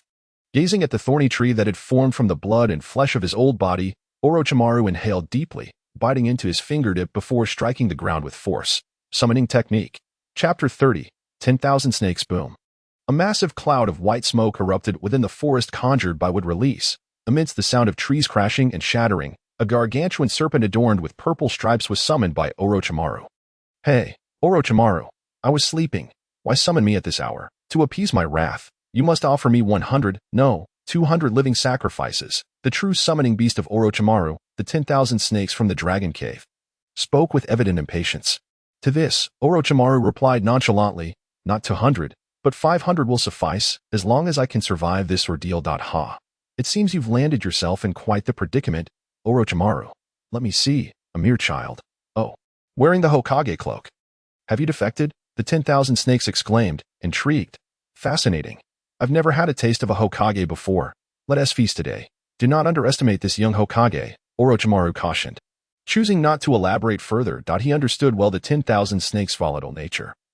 Should he mention his opponent wielded would release, it would likely flee in terror. That was not his intention. He had summoned the 10,000 snakes to serve as a shield. On the other side, As Orochimaru summoned the imposing serpent, Yunting recognized it as the 10,000 snakes. Yet, despite its colossal size, such a foe posed little threat against would release. Yunting clapped his hands, and an overwhelming number of trees surged forth, transforming into vast nets that enveloped the serpent. What is this?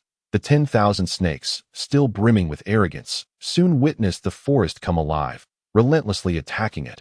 Boom! The very ground trembled. Regardless of the circumstances, the battle-hardened 10,000 snakes swiftly activated its incredibly resilient body, crushing the encroaching trees one by one. Though it lacked ninjutsu, its immense size and speed rendered it a formidable opponent, able to contend with all but elite ninja, which explained Orochimaru's tolerance of its haughty demeanor.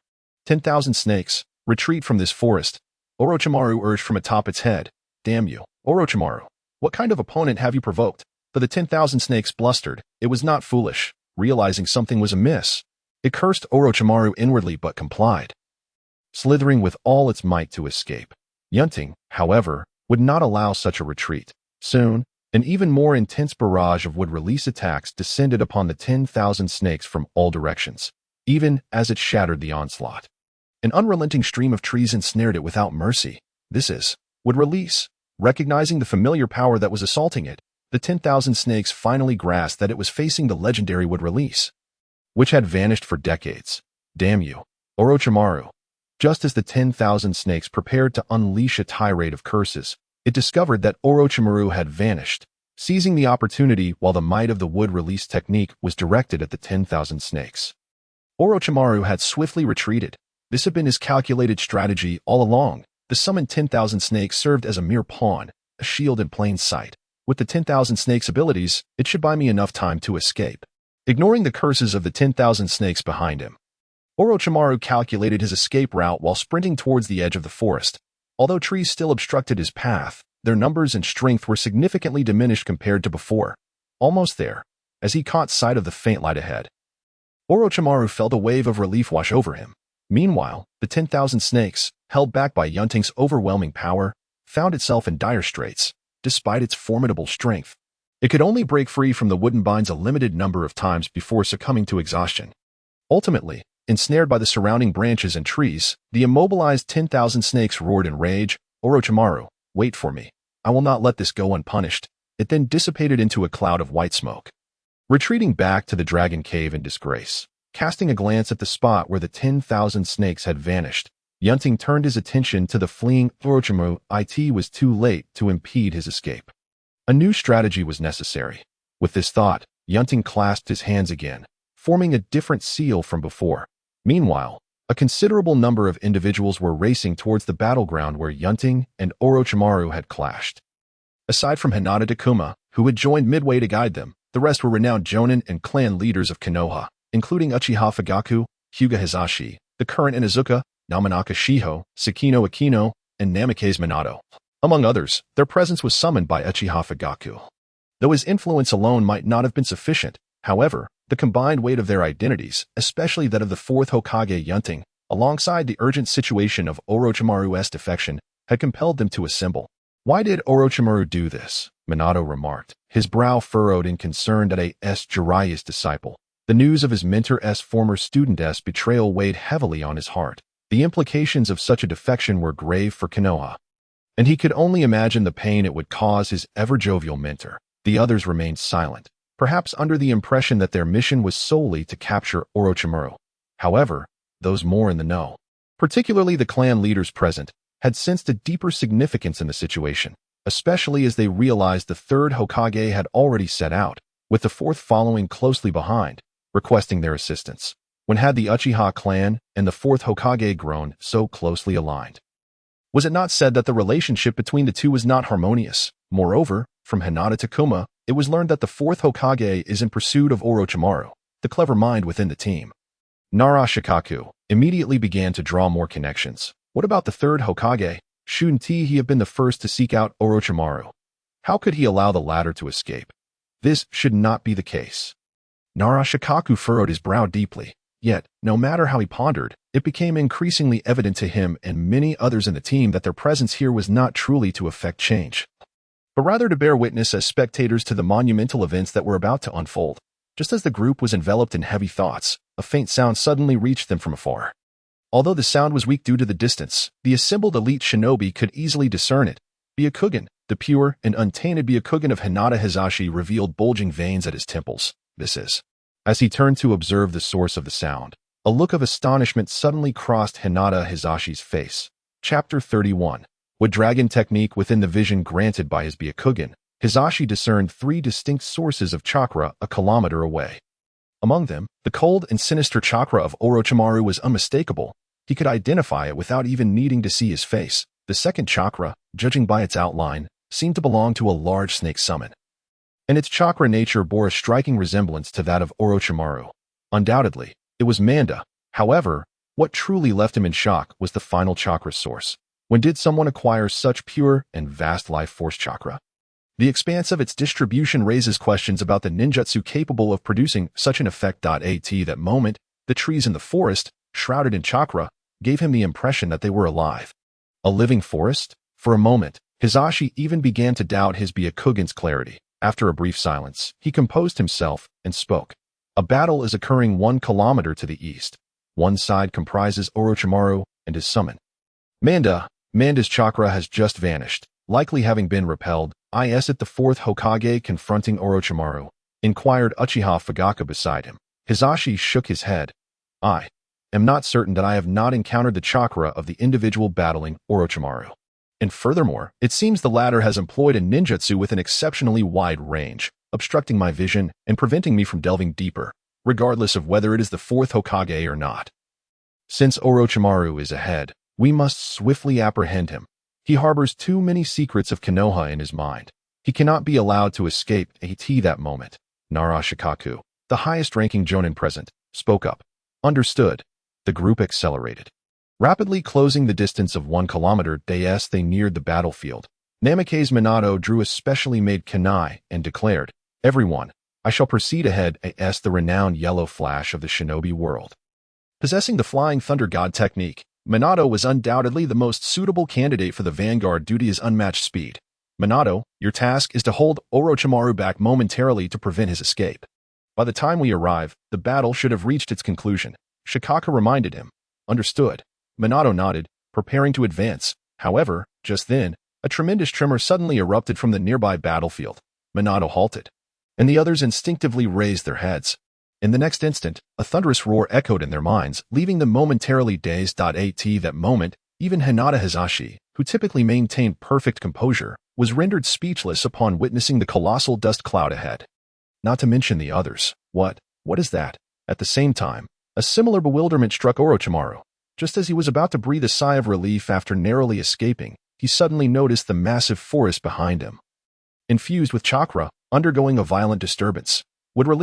With dragon technique, standing atop the crown of a great tree, Yunting formed hand seals. In the next moment, the entire forest surged to life. All the trees within a kilometer radius seemed to sprout legs and swiftly moved forward, gathering tightly before Yunting. Finally, a resounding roar of a dragon echoed. A wooden dragon, far longer and larger than Manda, materialized from the assembled trees. As Yunting leaped atop its head, the majestic wooden dragon's eyes shone brightly. And amidst the earth-shaking roar, it soared into the sky, casting its gaze over everything below.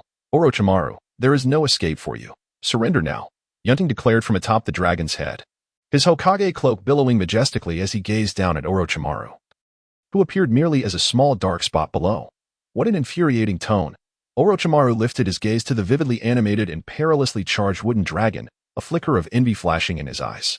Those who possess bloodline limits are indeed extraordinarily fortunate. With minimal effort, they can surpass the lifetime achievements of the vast majority of shinobi, even for one who has researched and developed various ninjutsu like himself. The so-called techniques pale in comparison to Senju Yunting's would release. This is the lament of an ordinary individual. Yet, the more he observed, the more he desired.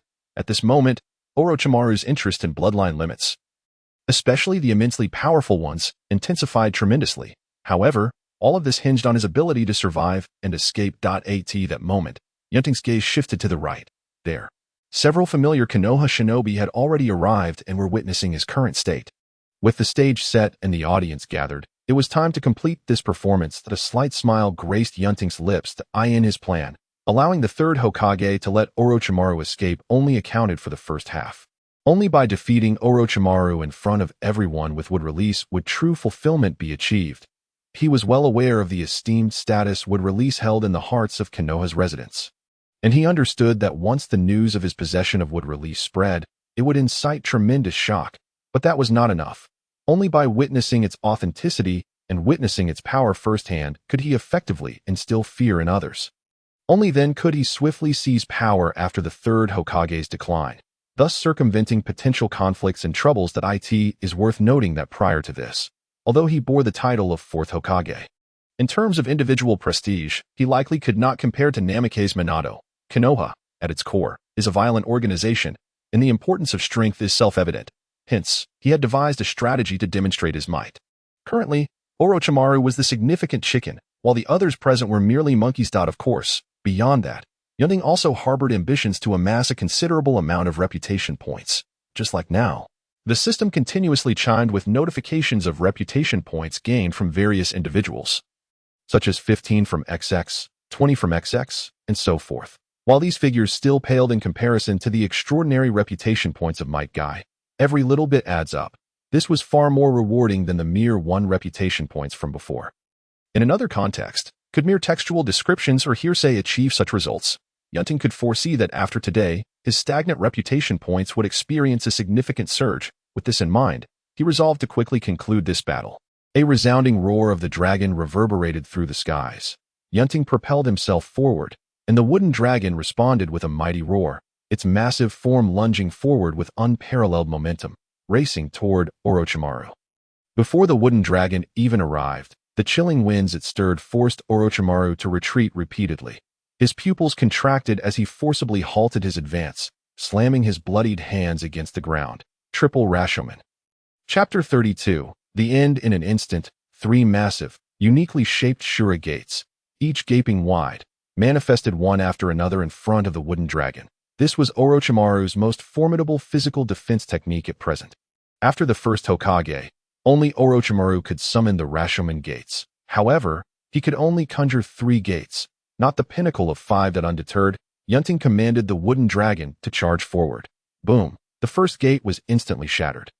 The second followed. The third, against the overwhelming force of wood release, the so-called Rashomon merely delayed the inevitable. In this brief interval, Orochimaru prepared to unleash his final resort.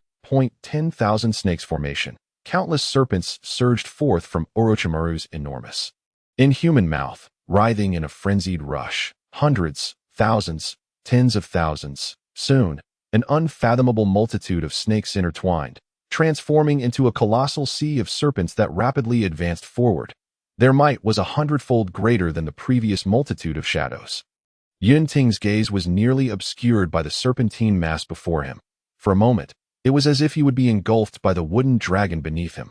Truly remarkable, one of the legendary Sannin. Though not yet in his complete form of a decade hence, he is not to be underestimated. Yunting mused inwardly.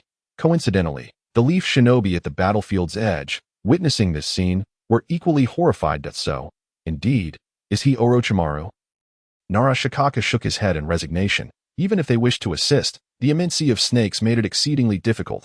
The expression on Namikaze Minato's face also revealed a hint of concern.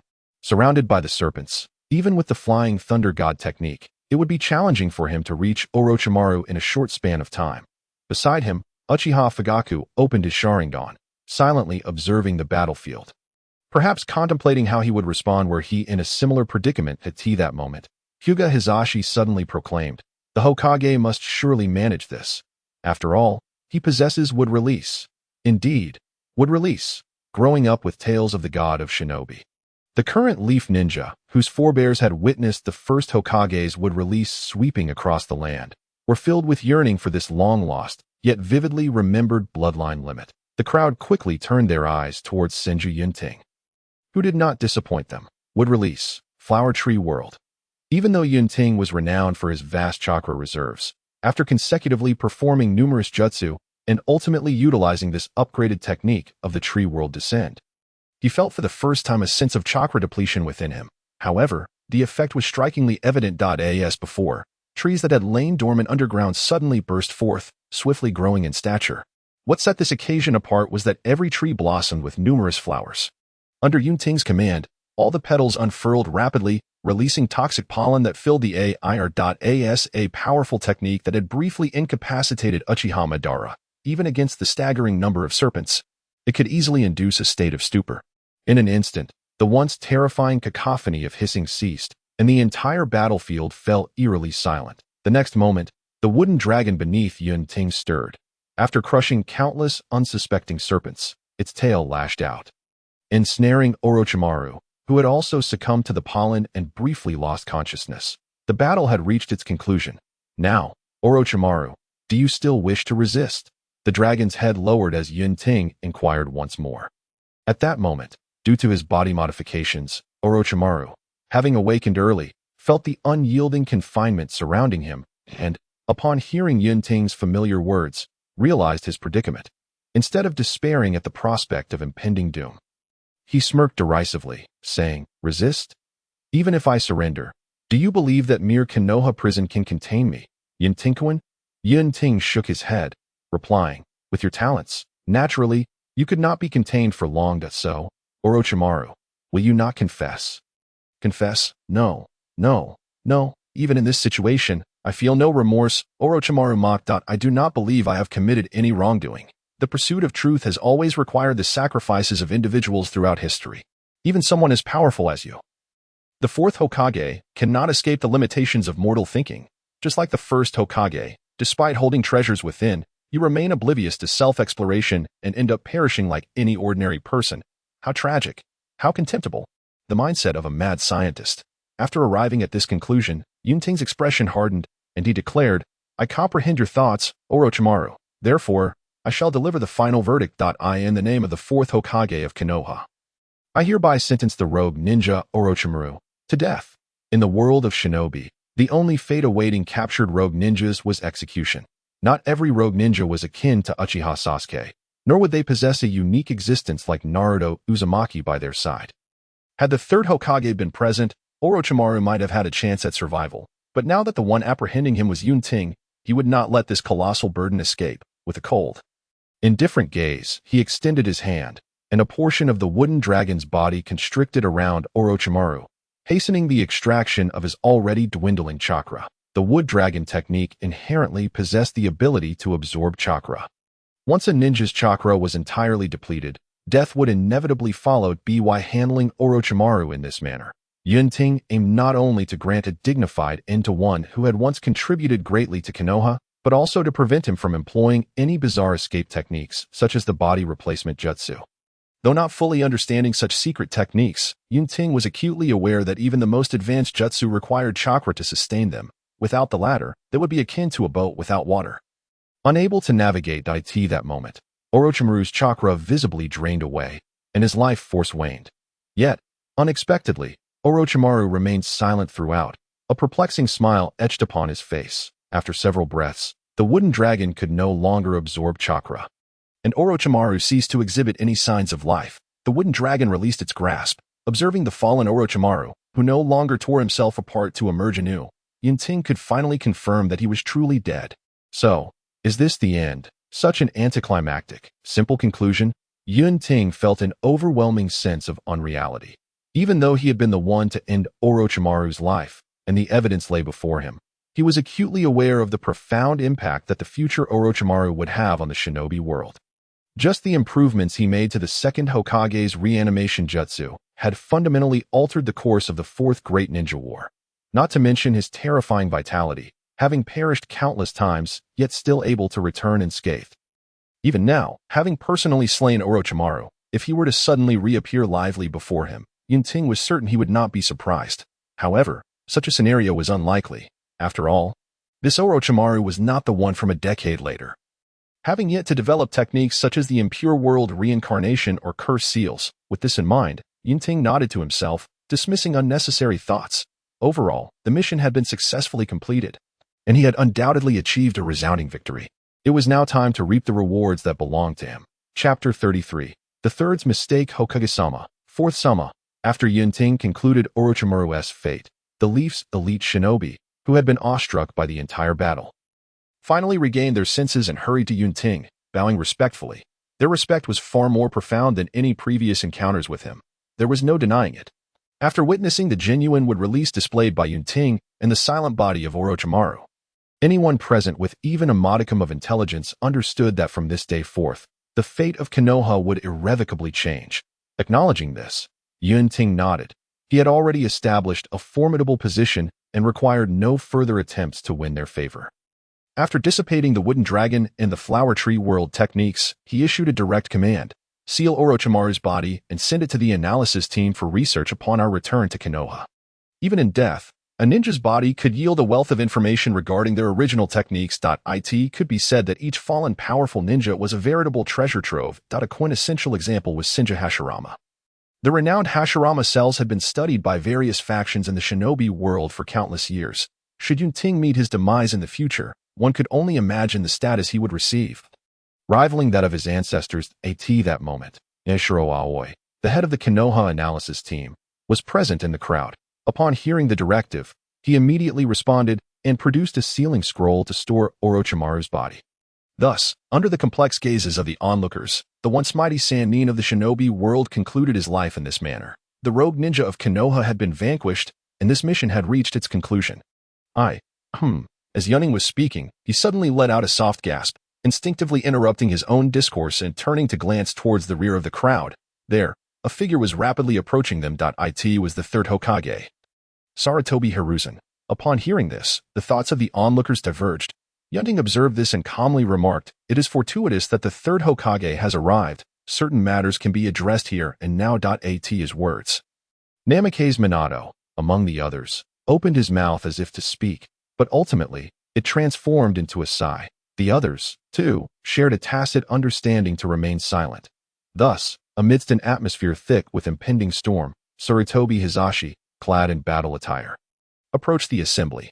Upon noticing Shinji Yunting and the cadre of Konoha's elite shinobi, and subsequently recognizing the evident traces of battle left by Orochimaru nearby, he harbored suspicions in his heart yet still inquired, "Where is Orochimaru?" The group instinctively turned their gazes towards Yunting, who, after a nod of affirmation, prompted Yumashiro Aoi to raise the sealing scroll in his hand and respond, "Third Hokage, the rogue ninja Orochimaru has been slain by the Fourth Hokage. His body has been recovered. Is this truly the conclusion we have reached?" Sarutobi Hizashi slowly closed his eyes, appearing to age a decade in an instant. Yunting, observing this, felt no compassion and challenged, "Third Hokage, if memory serves, it was you who led the charge to apprehend Orochimaru.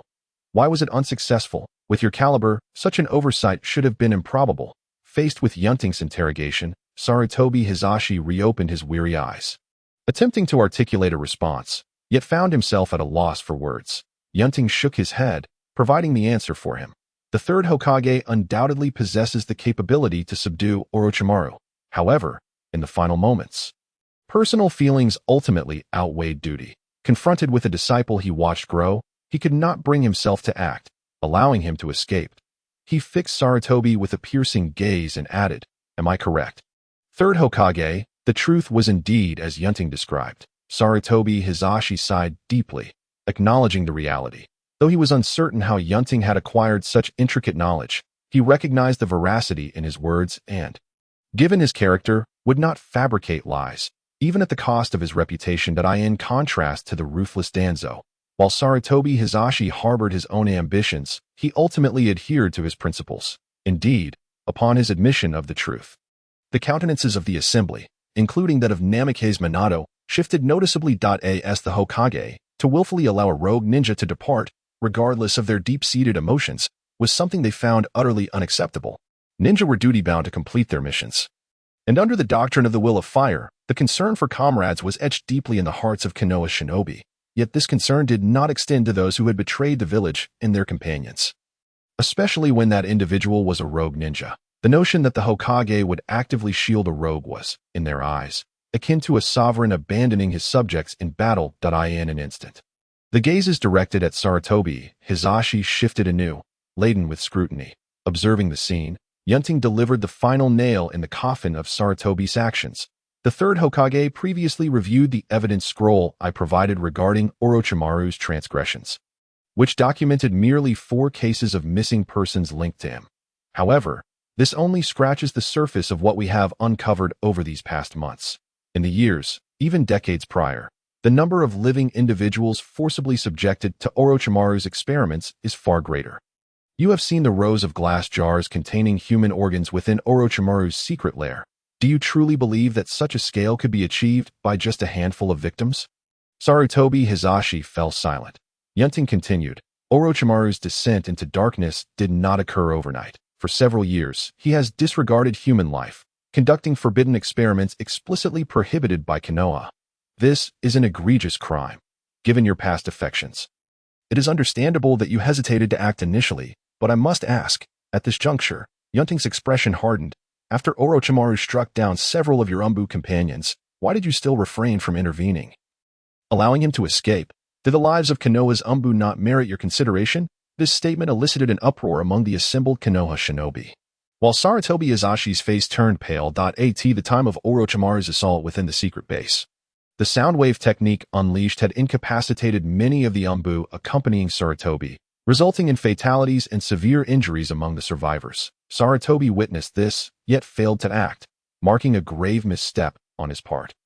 Did the lives of his disciples hold value, while those of his subordinates did not, especially when the former bore the title of Rogue Ninja? At this moment, Sarutobi Hisashi's standing among the crowd plummeted to unprecedented lows. Ultimately, under the weight of Yunting's final blow, he was overtaken by guilt and remorse. Without further prompting, he spoke, his voice more aged than before. Regarding Orochimaru's defection, I acknowledge my shortcomings in guidance, and I allowed him to escape for selfish reasons. Disregarding the lives of my fellow villagers, I am willing to accept any punishment from the village, and I hope you all will cooperate with the Fourth Hokage to ensure Konoha's flourishing future.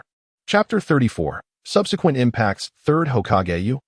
Although some Konoha shinobi felt discontent with Sarutobi's attitude towards Orochimaru's affair, they could not overlook his years of service as Hokage, replete with both merit and toil.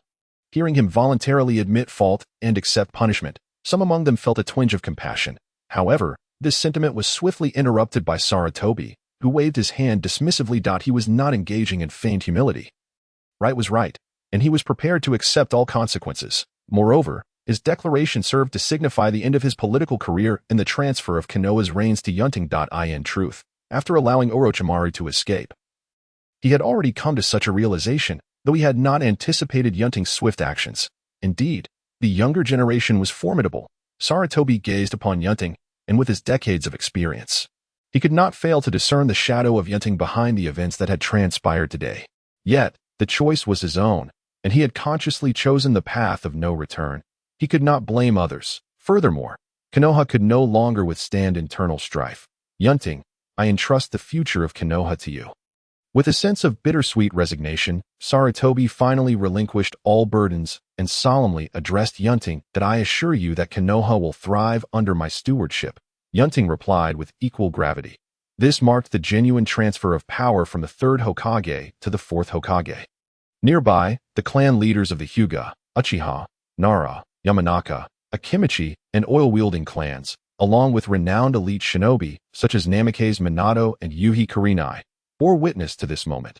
Thus, Yunting's plan reached its triumphant conclusion. From this day forth, he would wield true authority over Kenoha, becoming the unequivocal Fourth Hokage. After a simple yet solemn ceremony, the inhabitants of Kenoha departed without lingering. Along the way, Sarutobi Hisashi finally learned of Yunting's awakening of wood release, and felt an overwhelming shock, which led him to reminisce about the first Hokage. Perhaps he truly could elevate Kenoha to new heights. With this thought, Sarutobi felt a newfound sense of peace. 1 hour later, within the vast battlefield, marred by the clash between Yunting and Orochimaru, a small white phosphorus snake, no larger than a palm, suddenly slithered out from a severed snake carcass that Yunting had initially slain. With golden slit pupils filled with complexity, it cast a glance towards the direction of Kenoha before vanishing into the depths of the forest. Originally, the first half of the year in Kenoha should have been uneventful. However, Yunting's arrival rendered this period exceptionally extraordinary, as two monumental events unfolded within the ninja world. Firstly, one of the legendary three, Orochimaru, defected and was subsequently slain. Secondly, the Fourth Hokage awakened would release, upon Yunting's return to the village with a cadre of Kenoha shinobi. These events rapidly disseminated without concealment, becoming fodder for conversation among all. In the root base of Konoha, Danzō, half concealed in shadows, remained motionless until Yamanaka Ryo entered to report. Danzō. All relevant laboratories have been shut down, and the documentation concerning human experimentation has been destroyed that I understand, Danzō replied, pressing his hands upon the cane, his voice grave. Have the root operatives expedite the relocation of the experimental equipment, given the heightened risks of conducting experiments within Kenoha and the Land of Fire. We shall transfer them to nearby small nations. Furthermore, ensure they exercise caution en route. Shinji Yunting is now keenly interested in uncovering my secrets. Let it be known that the era of Sarutobi Hizashi's reign has come to an end. At the mention of Sarutobi Hizashi, Danzo's eyes noticeably flashed with a hint of unusual color. He could hardly fathom that his longtime friend, whom he had struggled against for so many years and had kept firmly suppressed, would be usurped by a junior, and so easily at that. So, Hizashi, are you truly aging? Yet I shall never succumb to old age. Had I not hesitated for but a moment during the selection for the Hokage position, I would not have had to wait until now. Danzō silently mused. He then inquired, have we thoroughly investigated the matter concerning Orochimaru? Can we confirm his demise? Yamanaka Ryoma replied expressionlessly. We have examined the battleground where the Fourth Hokage confronted Orochimaru and found no marks left by the latter. Coupled with the testimonies of several elite Kenoha shinobi, it has been confirmed that Orochimaru has indeed perished. What a pity. Danzō lamented sincerely. In his estimation, all the researchers within his root organization combined could scarcely rival even half of Orochimaru's exceptional talent in research. For this reason, upon learning of Orochimaru's defection, he had willingly taken the risk of dispatching root operatives to assist him. Alas, it was ultimately a step too late. Consequently, the subsequent research within root would undoubtedly slow down considerably, perhaps even come to a standstill. Danzō instinctively touched his right arm, tightly wrapped in bandages, a glint of cold determination flashing in his eyes as he asked, and what progress has been made regarding Shinji Yunting's wood release? At the mention of wood release, Yamanaka Ryoma's expression shifted with rare intensity. It's formidable, incredibly powerful. This conclusion was reached after Gaara personally visited the battlefield. He even remarked that the wood release employed by Yunting probably pales in comparison to even half of the Fourth Hokage's abilities. A mere imitation, after all. Danzō shook his head in disappointment and finally declared, for the time being, let root remain silent. Understood. In the residence of the Sarutobi clan, within the home of Hizashi, Mito Gate Inn, Uzumaki Karu, and Sarutobi Hizashi, all disciples of the second Hokage and longtime acquaintances of Danzō, had gathered. Hizashi, you are being foolish, Mito Gate Inn exclaimed passionately in the living room at his fellow disciples of the third Hokage and stakeholders in the Hokage lineage. Hizashi's fall from grace was equally a heavy blow for these two advisors of Kenoha. He did not believe that, now free from the constraints of the third Hokage, the two of them could wield any significant influence over Shinji Yunting's affairs, especially now that the latter possessed the revered wood release, having directly vanquished one of the legendary Sannin, Orochimaru. The reason Mito Gate Inn scolded Hizashi was not merely due to his relinquishment of power. That was a fait accompli, nearly impossible to alter under the circumstances. What truly vexed him was Hizashi's decision to let Orochimaru escape. Had it not been for that incident, the subsequent coup would never have occurred. Although in the past he had often been pleased with his old friend's compassion, which allowed them to seize greater power, that very compassion had now backfired, filling him with indignation at this moment. Faced with the reproach of his old friend, Sarutobi Hizashi merely puffed on his pipe, his expression impassive, while he had previously expressed a willingness to accept punishment after all those years as the third Hokage. Yunting ultimately did not press him too hard, allowing him to retain his dignity and truly enjoy his retirement. Soon, the acrid smoke filled the room, causing Mito Gate Inn to cough violently as he attempted to speak. Enough, Uzumaki Koharu said, patting his back. Given the circumstances, we should consider what to do next. The two then continued their discussion on the topic. Sarutobi Hizashi remained silent, retrieving a cherished crystal ball from his possession, placing it into a box, and then summoning a member of the Sarutobi clan to whom he entrusted the box with the instruction, deliver this to the fourth Hokage and inform him it is a gift from me. Yes, the Sarutobi clan member replied, accepting the box and departing. Observing this exchange, the two Kenoha advisors ceased their discussion, exchanging glances before Uzumaki Koharu spoke up.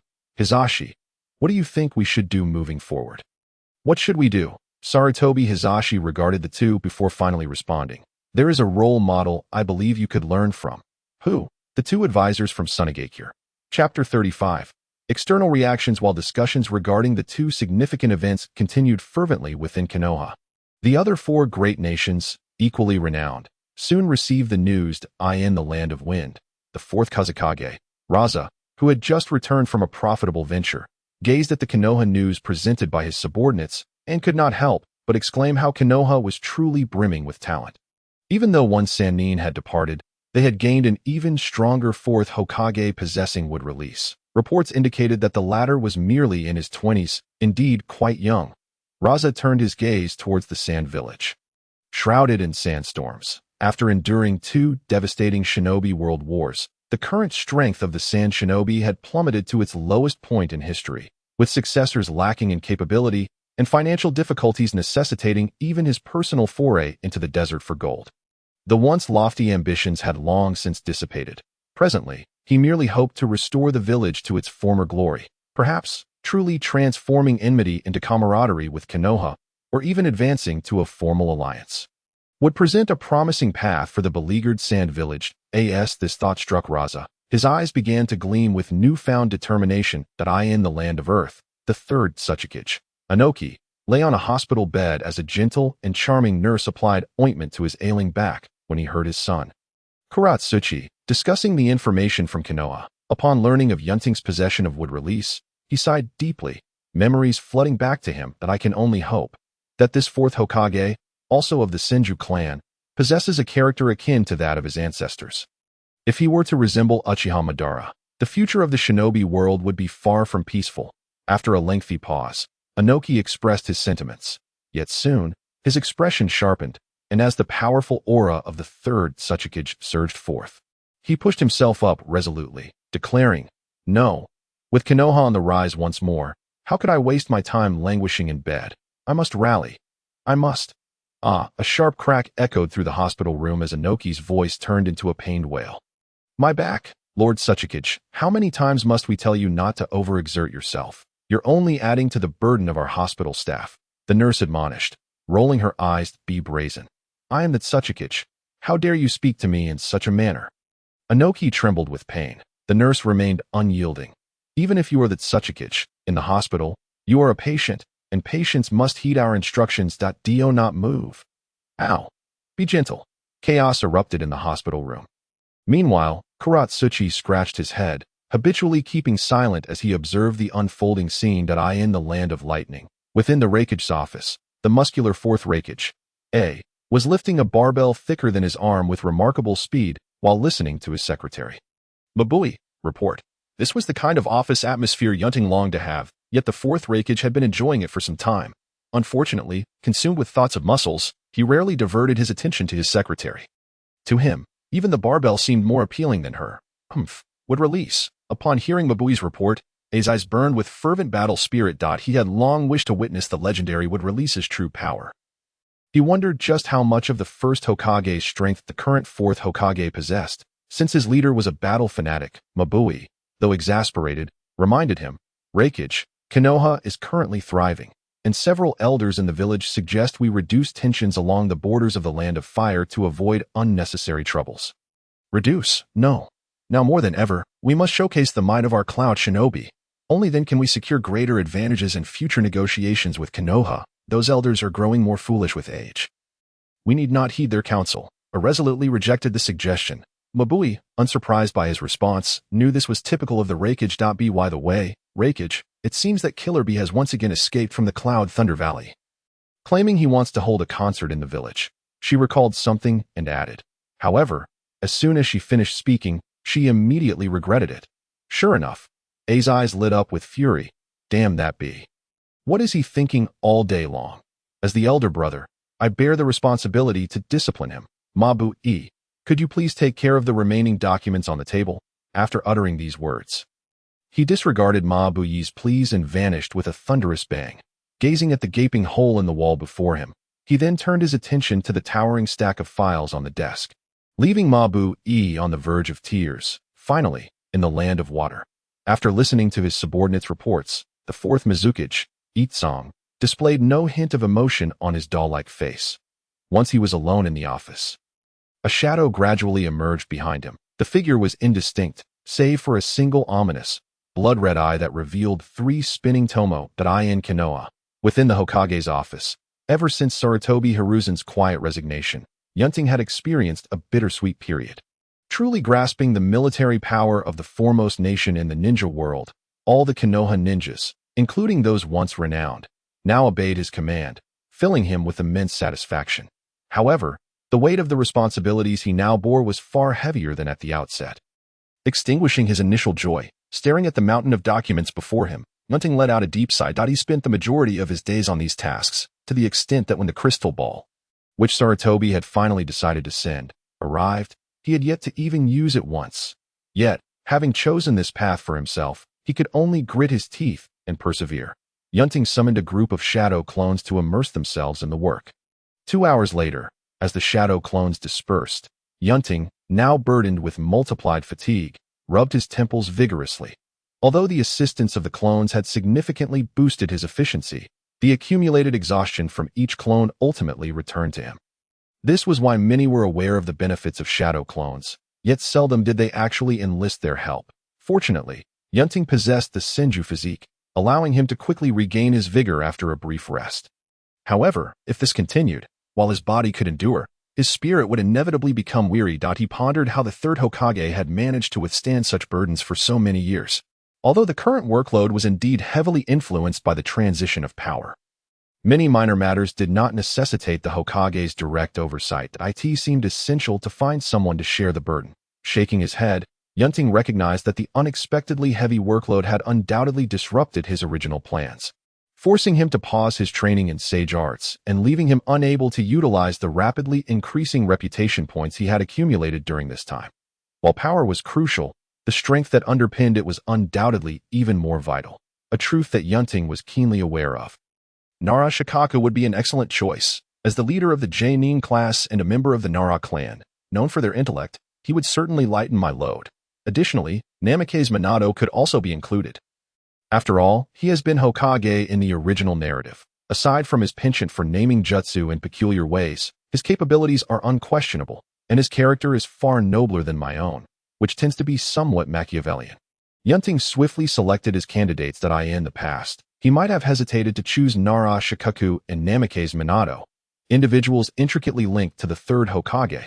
However, with the current situation firmly established, he found no reason to harbor such doubts. They were all Konoha ninjas. As the true Hokage, Yunting would treat them equally. After all, their contributions to the village were tantamount to their contributions to him. Conveniently, promoting both individuals to his side would send a message to the outside world that those old retainers associated with the Third Hokage could still find favor in his new era. With this thought in mind, Yunting's eyes brightened, and he promptly called out, "Ritsuko, how may I assist you?" Hokage-sama, a striking young woman, entered the room, inquiring promptly. Yamashiro Ritsuko, a special J-Nin of the Yamashiro clan, now served as the secretary to the Fourth Hokage. Upon assuming power, Yunting had swiftly dismissed the previous assistant, an unkempt individual he found quite bothersome, and replaced him with the female secretary he had long desired. After a thorough selection process, the young and beautiful Ritsuko, with her flowing golden hair and long legs, caught his EYESA leader. Having a female secretary seemed an appropriate choice, and the Hokage was no exception. Observing Ritsuko in her fitted black uniform and the sleek stockings that adorned her legs, Yunting felt a sense of satisfaction that in a way. This also fulfilled a small personal wish of his. "Please fetch Nara Shikaku and Namikaze Minato," he instructed. "Understood," Ritsuko responded efficiently before swiftly departing in her high heels, not forgetting to close the door behind her. Young, beautiful, and diligent, she never asked unnecessary questions. After being chosen as the Hokage's secretary, she had even proactively moved away from the Yamashiro clan, severing ties with her relatives, who would not appreciate such a clever and self-aware individual. The promotion of Nara Shikaku and Namikaze Minato to assist with village affairs proceeded without any hurdles. The former was astute and naturally would not refuse, while the latter, despite missing out on his long-cherished dream of becoming Hokage, found genuine happiness in being able to contribute to the affairs of Kenoha and serve its citizens. Embodying the will of fire. Speaking of the will of fire, many in Kenoha regarded it as their guiding life principle, dedicating their lives to it. Yet, to his shame, Yunting, as the Fourth Hokage, found himself rather indifferent to this notion.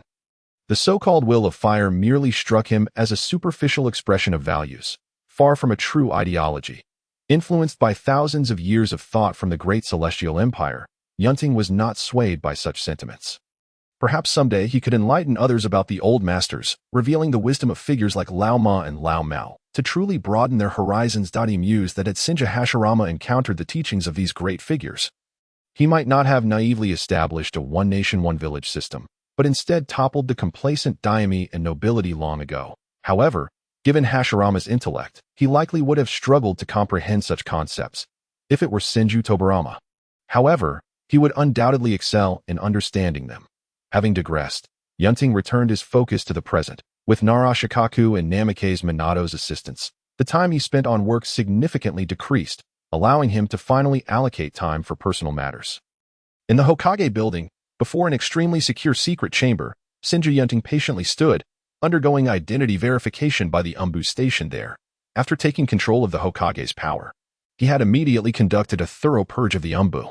While he could overlook ordinary ninjas closely associated with the Third Hokage, the most crucial Umbu directly under the Hokage's command had to be completely under his control. Now, many former Umbu had removed their masks, becoming prominent members of the ninja community, while numerous individuals with clean backgrounds were inducted into the Umbu. Notably, Kakashi had not been dismissed. Instead, Yunting retained him to continue safeguarding Kushina. This choice served as a form of protection for the once confused genius. With the Umbu now composed of his own people, Yunting had completely secured their allegiance. SOY. At this moment, was he undergoing an Umbu identity check? The only explanation was that the item they were guarding was of such immense importance that caution was paramount. After all, within the ninja world, basic transformation techniques, and even more esoteric jutsu such as the body replacement technique were not uncommon. Yunting was well aware of this, thus allowing the Umbu to conduct their checks. After a cumbersome verification process, the leading Umbu respectfully stated, "Hokage-sama, you may enter." Understood. Yunting nodded slightly. Soon, under the hand seals of the dark ninjas guarding the area, the sealing techniques surrounding the secret chamber were briefly undone one by one. Observing this, Yunting needed no further prompt and promptly pushed the door open to enter. Inside, the secret chamber was remarkably spacious, with the only object in sight being a massive scroll resting upon a stone platform in the center. This was the objective of Yunting's journey. The Book of Seals. The renowned Book of Seals, safeguarded by generations of Hokage, contained records of various powerful forbidden techniques from Kenoha. The term forbidden techniques refers to those that possess immense power, demand exceptionally high training requirements, or inflict significant harm or even death upon the user. Due to their unsuitability for dissemination among ordinary ninjas, these techniques have been sealed away. Only those exceptionally gifted ninjas, who are unwaveringly loyal to Kenoha, may learn certain forbidden techniques from the Book of Seals upon receiving permission from the Hokage. The Flying Thunder God technique of Minato Namikaze was learned in such a manner. As the Fourth Hokage, Yunting naturally had unrestricted access to the Book of Seals. Previously, due to financial constraints, he had refrained from frequent visits. However, now that he had garnered considerable prestige due to his exploits with Wood Release, he found himself with an unprecedented number of reputation points, allowing him to indulge in the forbidden techniques within the Book of Seals. Upon opening the Book of Seals, the first technique that caught Yunting's eye was the legendary multiple shadow clone technique. He couldn't help but raise his eyebrows, his thoughts drifting to Naruto, who was still nestled within Kushina's womb. It was likely that Naruto's ability to steal the Book of Seals was aided by the ever-curious Third Hokage. Reflecting on the numerous checks he had undergone and recalling how easily Naruto had obtained the book in the original story, with no dark ninjas daring to intervene, Yunting shook his head in disbelief. Fortunately, as the Nine-Tails Jinchuriki and the son of Minato Namikaze, Naruto's circumstances were unique. Had it been anyone else, merely attempting to steal the book would have landed them in prison, let alone trying to return it willingly. Moreover, the persistent desire to bring back the defector Uchiha Sasuke, under the illusion that everything would return to normal, was misguided. If Sasuke were to return, he might escape execution due to being the last of the Uchiha bloodline. But he would likely spend the majority of his life in a cell. It was clear that Sasuke understood this reality as well. His foolishness in returning to Kenoha alongside Naruto was evident. After this moment of contemplation, Yunting refocused on the Book of Seals. Naruto, with his lackluster taijutsu skills, was ill-suited for the multiple shadow clone technique, which relied on sheer numbers to achieve victory. However, that did not mean he needed it. The number of shadow clones would not significantly benefit him. It would be more prudent to invest chakra in techniques he was more adept at. Additionally, while his reputation points were indeed plentiful, they weren't sufficient to learn every forbidden technique he encountered. Careful selection was necessary. Yunting continued to browse through the Book of Seals, the four-symbol seal. Not worth considering for now. The corpse demon seal, no, that would be ill-fated. I would never learn that. The technique of darkness, a powerful illusion technique, could certainly compensate for his deficiencies in genjutsu and was reasonably priced. It was worth considering. The reanimation jutsu, formidable indeed. However, this technique, created by the second Hokage, was not truly complete. It was Orochimaru who perfected it and further developed it into the true reanimation jutsu that would emerge later. Now that Orochimaru had met his demise and lacking the ability to replicate it, it would be best to let that go. But just in case, it would be wise to note down the hand seals for the reverse reanimation jutsu. If, many years from now, he were to die and someone were to complete the reanimation jutsu to summon him, a swift counter with the reanimation jutsu release would surely be a delightful surprise. With this thought, Yunting quickly committed the reverse hand seals for the reanimation jutsu to memory. He continued to peruse the Book of Seals, skimming through its contents. Besides the aforementioned techniques, the book also contained others such as the explosive tag multiplication technique, the spiritualization technique, the 8 gates, and the flying thunder god technique, among others. The reputation points required for exchanging these techniques varied considerably. The lower-tier techniques, such as the technique of darkness, required 20,000 points, while the explosive tag multiplication technique demanded 30,000 AT. The higher end, the space-time-related flying thunder god technique, required 250,000 points, and the 8 gates required 300,000. While the incomplete reanimation jutsu was priced at 320,000 at IT, is worth noting that the original cost of the wood release bloodline limit was 500,000, a figure that still exceeded the common pricing of techniques of similar power. This exemplifies the formidable nature of these forbidden techniques, particularly the reanimation jutsu, a technique that seizes life from the Shinigami, a veritable existence bordering on a game-breaking ability, even in its incomplete form. It commanded an exorbitant price in the system. Clearly, the system's evaluation of techniques did not solely rely on their displayed strength. Fortunately, Yunting did not require the reanimation jutsu. Otherwise, even with his self-proclaimed wealth, he could not withstand such expenses. After the defection of Orochimaru and the emergence of wood release, Yunting's reputation points soared to a staggering 800,000. This was a figure previously unimaginable. Yet through meticulous planning and maximizing his influence, he had reaped considerable rewards of the 800,000 reputation points. The vast majority stemmed from the chives he had previously harvested, unlike before, where they could only contribute a mere 1.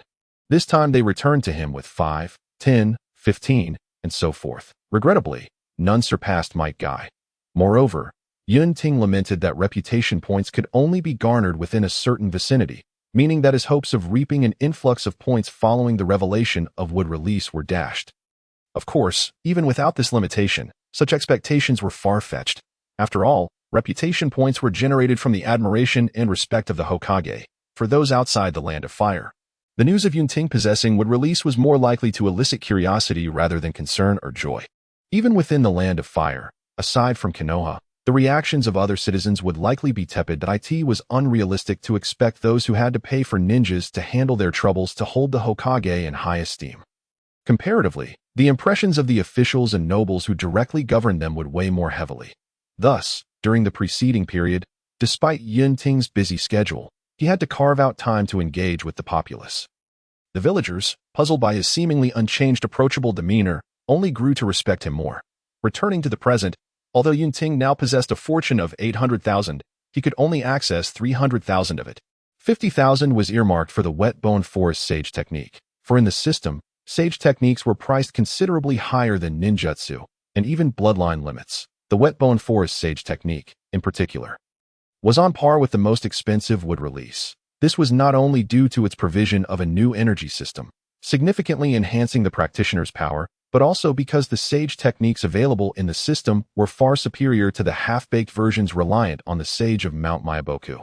Like Jeriah, or those that required a 5-minute preparation, such as Naruto's. Instead, they were akin to Hashirama Senju's methods, allowing for a swift and prolonged entry into Sage Mode. With Sage Mode and would release, Yunting would be infinitely closer to the status of a deity within the ninja world. Hence, the 50,000 reputation points were absolutely off-limits, as for why he did not immediately exchange them. Aside from the sheer shock of achieving success and training so abruptly, especially under the watchful gaze of a living slug, he also intended to invest more effort into his own training to enhance his progress, thereby reducing the reputation points needed for the exchange later on. Having grown accustomed to a life of hardship, he naturally harbored a mindset of meticulous budgeting. After all, there was still considerable time before the Ninetales incident. And with his current strength, he could handle any unforeseen events without haste. Of course, proper preparations were still necessary, such as reserving the 50,000 reputation points. Thus, Yunting was left with only 300,000 to utilize. And among techniques like the Flying Thunder God technique and the 8 Gates, he could only select one. Without much hesitation, he quickly chose the Flying Thunder God technique, while the 8 Gates was indeed an immensely powerful forbidden technique. For Yunting, who had mastered wood release, unlocking the first 7 gates would merely be a supplementary enhancement. After attaining Sage Mode, it would become even more redundant. After all, a single application of the wood release secret technique would suffice to rival the power of the first 7 gates of the 8 Gates of Death. Indeed, the true essence of the 8 Gates lies in the 8th gate. Just as when Guy faced off against Uchiha Obito while only opening the first 7 gates, it was akin to merely scratching an itch. However, upon unlocking the 8th gate, his final kick nearly ushered in a climactic conclusion. Yet, such a glorious outcome comes at the cost of one's own life. Yunting, who is reluctant even to learn the Corpse Demon Seal, would hardly be inclined to study the 8 gates, a technique that demands such desperate sacrifice, especially when it requires a hefty sum of 300,000, with the first 7 gates offering little assistance to him, and the final gate resulting in certain demise after just one use. Every consideration leads to the conclusion of an unwise investment. With that time and effort, he would be better off studying the Flying Thunder God technique. Even if he were unable to win, he could at least escape. Furthermore, if he could not defeat his enemies using wood release in Sage Mode, he certainly did not believe that the power gained from the 8th gate would suffice to vanquish them. Considering all these factors, while the 8 Gates of Death is indeed a formidable forbidden technique, it is by no means an indispensable aid for Yunting at his current level of strength. In contrast, the Flying Thunder God technique, a space-time ninjutsu, would provide him with significantly greater advantages in battle. Thus, having settled on the Flying Thunder God technique, he also opted for the Dark Travel technique and the Mutual Exploding Tag technique, thereby fully utilizing his budget. With the remaining reputation points being a modest sum, he planned to exchange for some ordinary ninjutsu to expand his arsenal, enhancing his versatility. With that, his extensive shopping spree came to a close, heralding a comprehensive advancement in Yunting's prowess. Should he wish to embark on such a grand venture again, it would likely have to wait until after the Ninetales turmoil. Chapter 38. Real Estate Tycoon. Senju within the Hokage's office. With the assistance of Nara Shikaku and Minato Namikaze, Yunting found his workload significantly alleviated, allowing him more energy to review the new ninjutsu he had exchanged for from the ceiling techniques. He even managed to carve out some leisure time to connect with his female secretary. Ritsuko, are you finding it comfortable living alone? If you wish, you could return to live with your parents. It would be no trouble at all, and I wouldn't mind, he casually remarked while leisurely sifting through the scant files before him, in contrast to a certain lively and infatuated girl from the mountains in the future. Yamashiro Ritsuko appeared composed and calm. Upon hearing his words, she replied with measured respect, for the sake of work, I believe it is best to move closer to the Hokage building. My parents agree with me. And I appreciate your kind offer, Hokage-sama. Yunting smiled. Having understanding parents makes you fortunate. Ritsuko. By the way, are your parents still running a flower shop? Yes, Ritsuko responded. Many members of the Yamashiro clan operate flower shops, though my parents run a rather small-scale one. Yunting nodded. Just as the Nara clan ran a medicinal herb shop, famous for its deer antlers throughout Kenoha and even the ninja world. And the Akimichi clan operated a restaurant, the Yamashiro clan ran flower shops while the Uchiha clan dabbled in arms trade. each ninja clan had its means of generating income. Of course, if one were to discuss which clan was the wealthiest, the Senju clan would undoubtedly take the crown. After all, a significant portion of the land and buildings in Kenoha had been crafted by Hashirama Senju's wood release, while he may not have cared much for such matters. The astute Tobarama Senju certainly seized the opportunity to profit handsomely. Indeed, the Senju clan's means of generating wealth lay in real estate. In the early days of Kenoha's development, the disparity with other ninja clans may not have been apparent. However, now, gazing at the bustling scenery outside makes the difference all too clear. This also explains why Tsunade, despite her notorious gambling losses and ill repute, still found lenders willing to extend credit, although the Senju clan's assets had diminished due to its dwindling numbers. Even the remaining wealth was sufficient to make Yunting, the current steward of the Senju estate, the wealthiest individual in Kenoha. Previously, Yunting may have been concerned about this, but now, as Hokage, he occupied a higher station and no longer regarded it with such gravity. Suddenly, he commanded, "Ritsuko, please instruct someone to tally the number of individuals in Kenoha who are currently facing housing difficulties or are outright homeless. Where there is wealth, there is poverty. Kenoha is no exception. My intention now is to assist the latter. Once the statistics are compiled, inform those individuals that if they wish, they may temporarily reside in the Senju clan's territory with a modest monthly fee of 100 ryo. If they are truly unable to pay, we can offer them an interest-free loan, provided they repay it punctually. This approach of offering affordable housing is exceptionally low priced for a mere 100 ryo. And the interest-free loan is even more generous. The reason for not giving it away freely is to prevent any sense of entitlement or complacency from taking root. This initiative represents a small effort by Yunting, as Hokage, who is influenced by his past life experiences, to aid those in poverty. After all, in this world, the impoverished, akin to weeds, often go unnoticed. Even the will of fire seldom shines upon those lacking any semblance of ninja talent. Yet, it is precisely this demographic that constitutes the majority of the populace in the Land of Fire and the entire ninja world. Upon hearing Yunting's words, Ritsuko's face reflected astonishment. Initially, she may have been puzzled by the inquiry regarding the investigation. But when Yunting proposed renting out the clan's territory, even her composed nature could not suppress her curiosity. Hokage-sama, are you truly going to open the Senju clan's territory?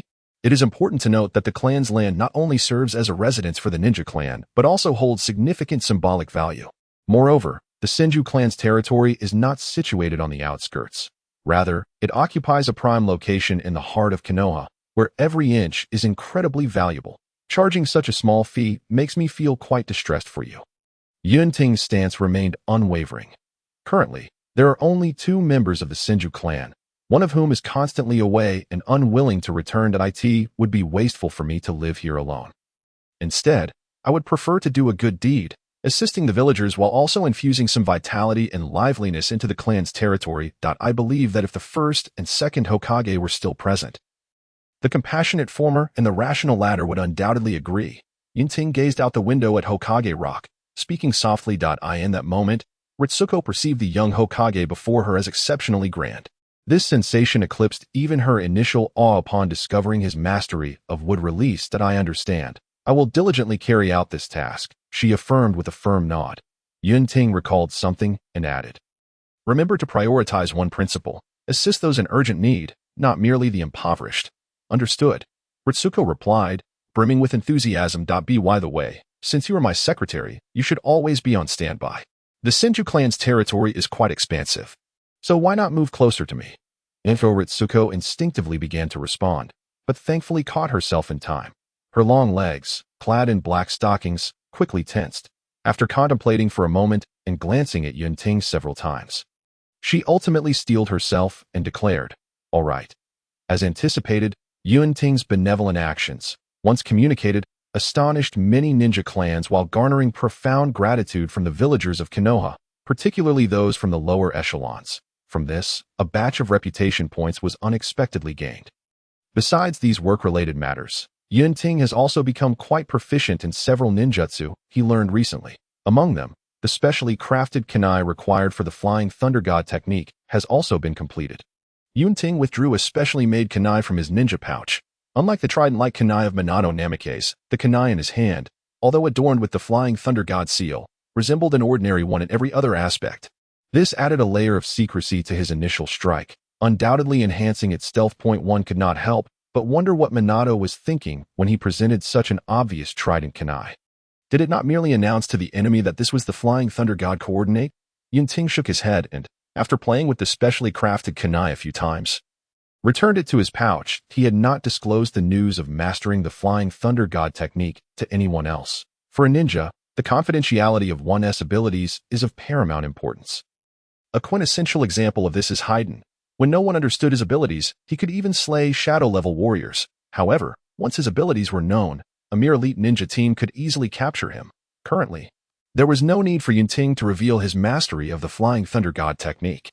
Naturally, he kept it concealed, allowing him to present a delightful surprise to potential formidable foes in the future. Returning to his desk, he gazed at the stark emptiness of the clean surface and smiled sincerely.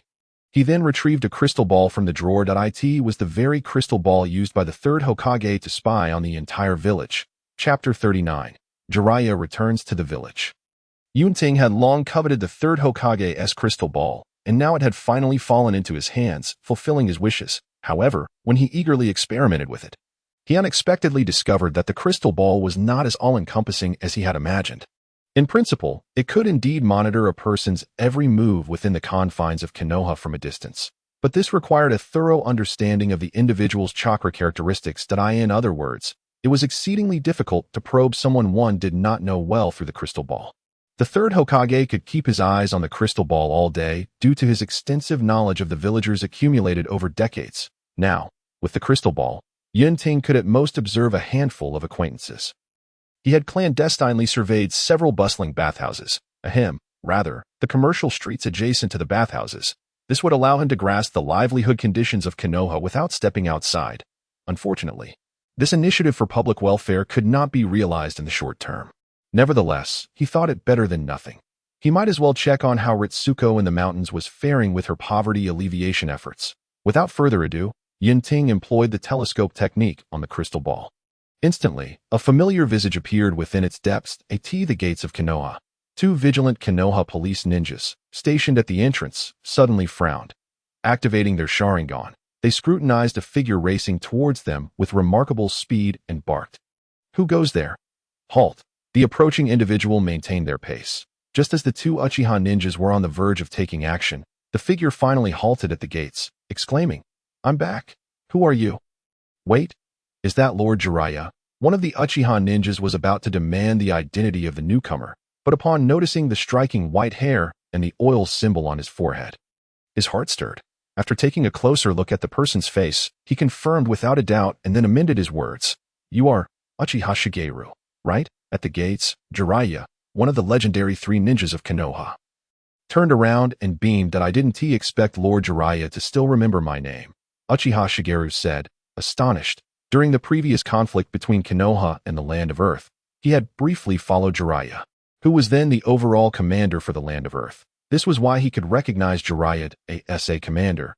It was only natural to be familiar with each subordinate, under normal circumstances. Upon hearing this, Jeriah would have displayed a proud expression. However, presently, his usual smile bore an air of forced cheerfulness. Observing this, Uchiha Shigeru quickly deduced the reason behind it, given the recent events in the village, and promptly registered Jeriah. "Welcome back to Kenoha, Lord Jeriah. You may enter," Uchiha Shigeru stated. "Thank you, Shigeru." Jeriah patted the young man's shoulder and was about to enter when he suddenly paused, inquiring in a low tone, "Orochimaru, is it truly as the outside world claims?" Uchiha Shigeru nodded solemnly. After a brief silence, Jeriah finally stepped into Kenoha. Uchiha Shigeru looked back, feeling a profound sense of desolation at the back of this renowned figure among ninjas. One of the legendary three. A quarter of an hour later, while Yunting was still diligently observing the crystal ball, a sudden sound of rushing air echoed from outside the window, followed by the stern voice of an Umbu member who had appeared beside him. Yunting furrowed his brow slightly, swiftly concealing the crystal ball, and turned to the window. There, amidst a circle of Umbu ninjas, a familiar figure came into view. "No need to make a fuss.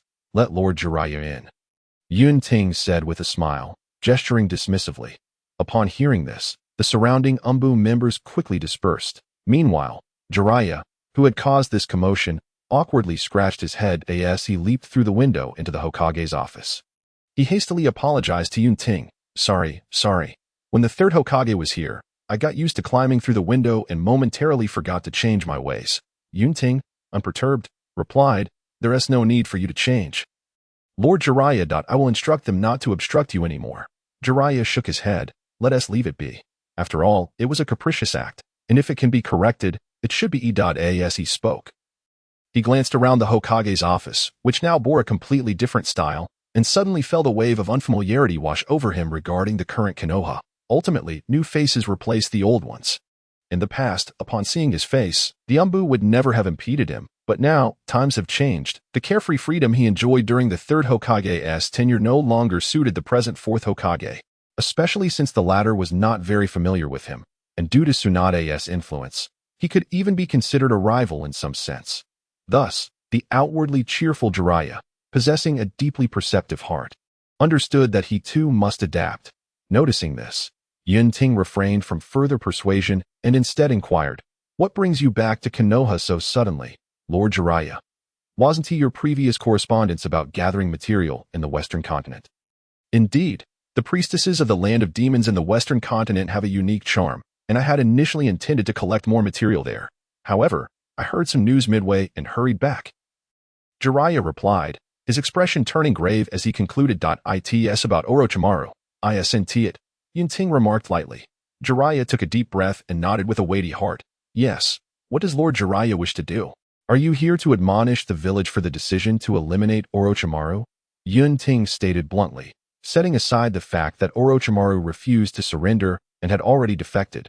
His heinous acts of harming villagers for his selfish desires and conducting inhumane forbidden experiments render him deserving of death.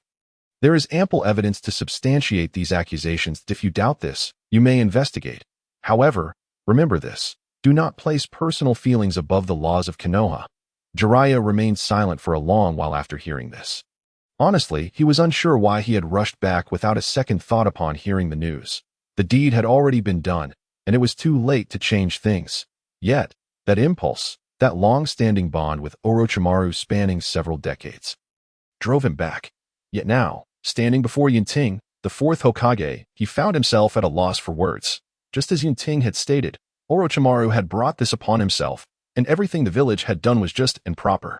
Therefore, what could he question? Could he challenge why Yunting had not shown mercy and instead waited for him to return to sway Orochimaru back to the righteous path? Was that even feasible? Jeriah shook his head.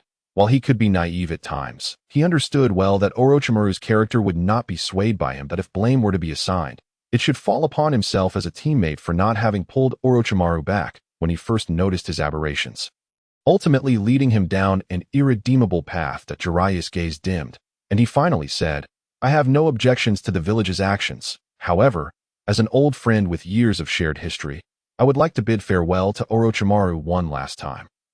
I ask for the Hokage's permission. To Orochimaru's body is currently in the analysis room. Take my hand order to say your goodbyes, Senior Jeriah. Yunting did not refuse Jeriah's request. Instead, he penned an order and handed it over to him.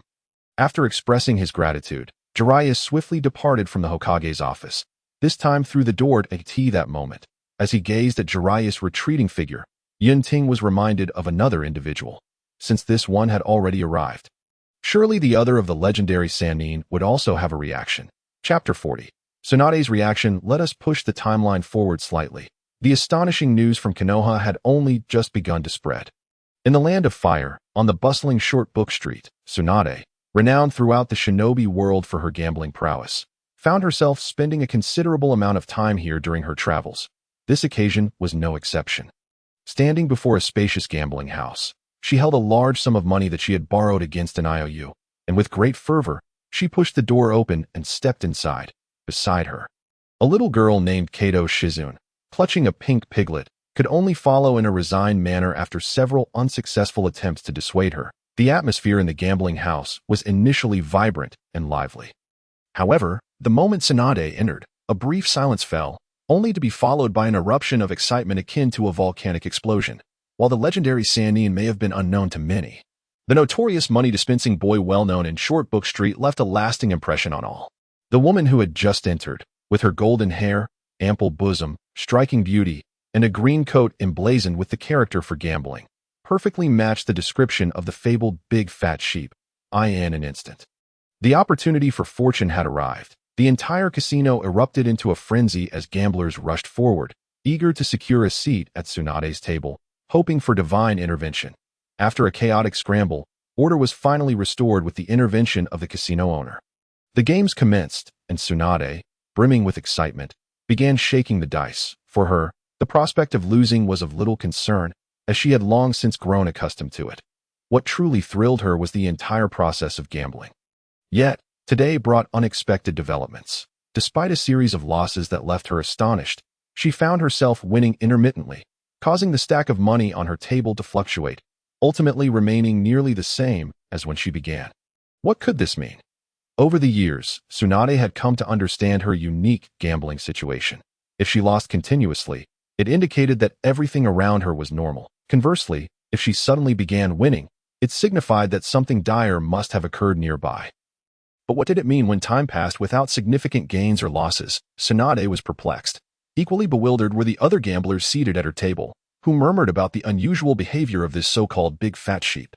Was this truly the benevolent figure they had anticipated? Perhaps she was not who she appeared to be. They had heard rumors of a transformation technique among ninjas that allowed one to assume another's identity. At that moment, the only person present who was genuinely pleased with the unfolding situation was Kato Shizen. After all, if they lost all their money, both she and Tsunade would find themselves sleeping on the streets that night. As time passed, Tsunade lingered in the gambling house longer than usual. In her exuberance, she neglected to ponder further and rolled up her sleeves, diving back into the game with fervor. Observers, realizing that the legendary big fat sheep might not live up to her reputation, gradually dispersed. Soon, the air was filled once more with a cacophony of voices as the casino, a melting pot of various individuals, resumed its lively chatter amidst the gambling. Before long, a particularly explosive piece of news escaped the lips of a newly arrived gambler. Have you heard? A significant event just occurred in Kenoha. A significant event. What kind of event? One of the legendary Sannin, Orochimaru, has defected.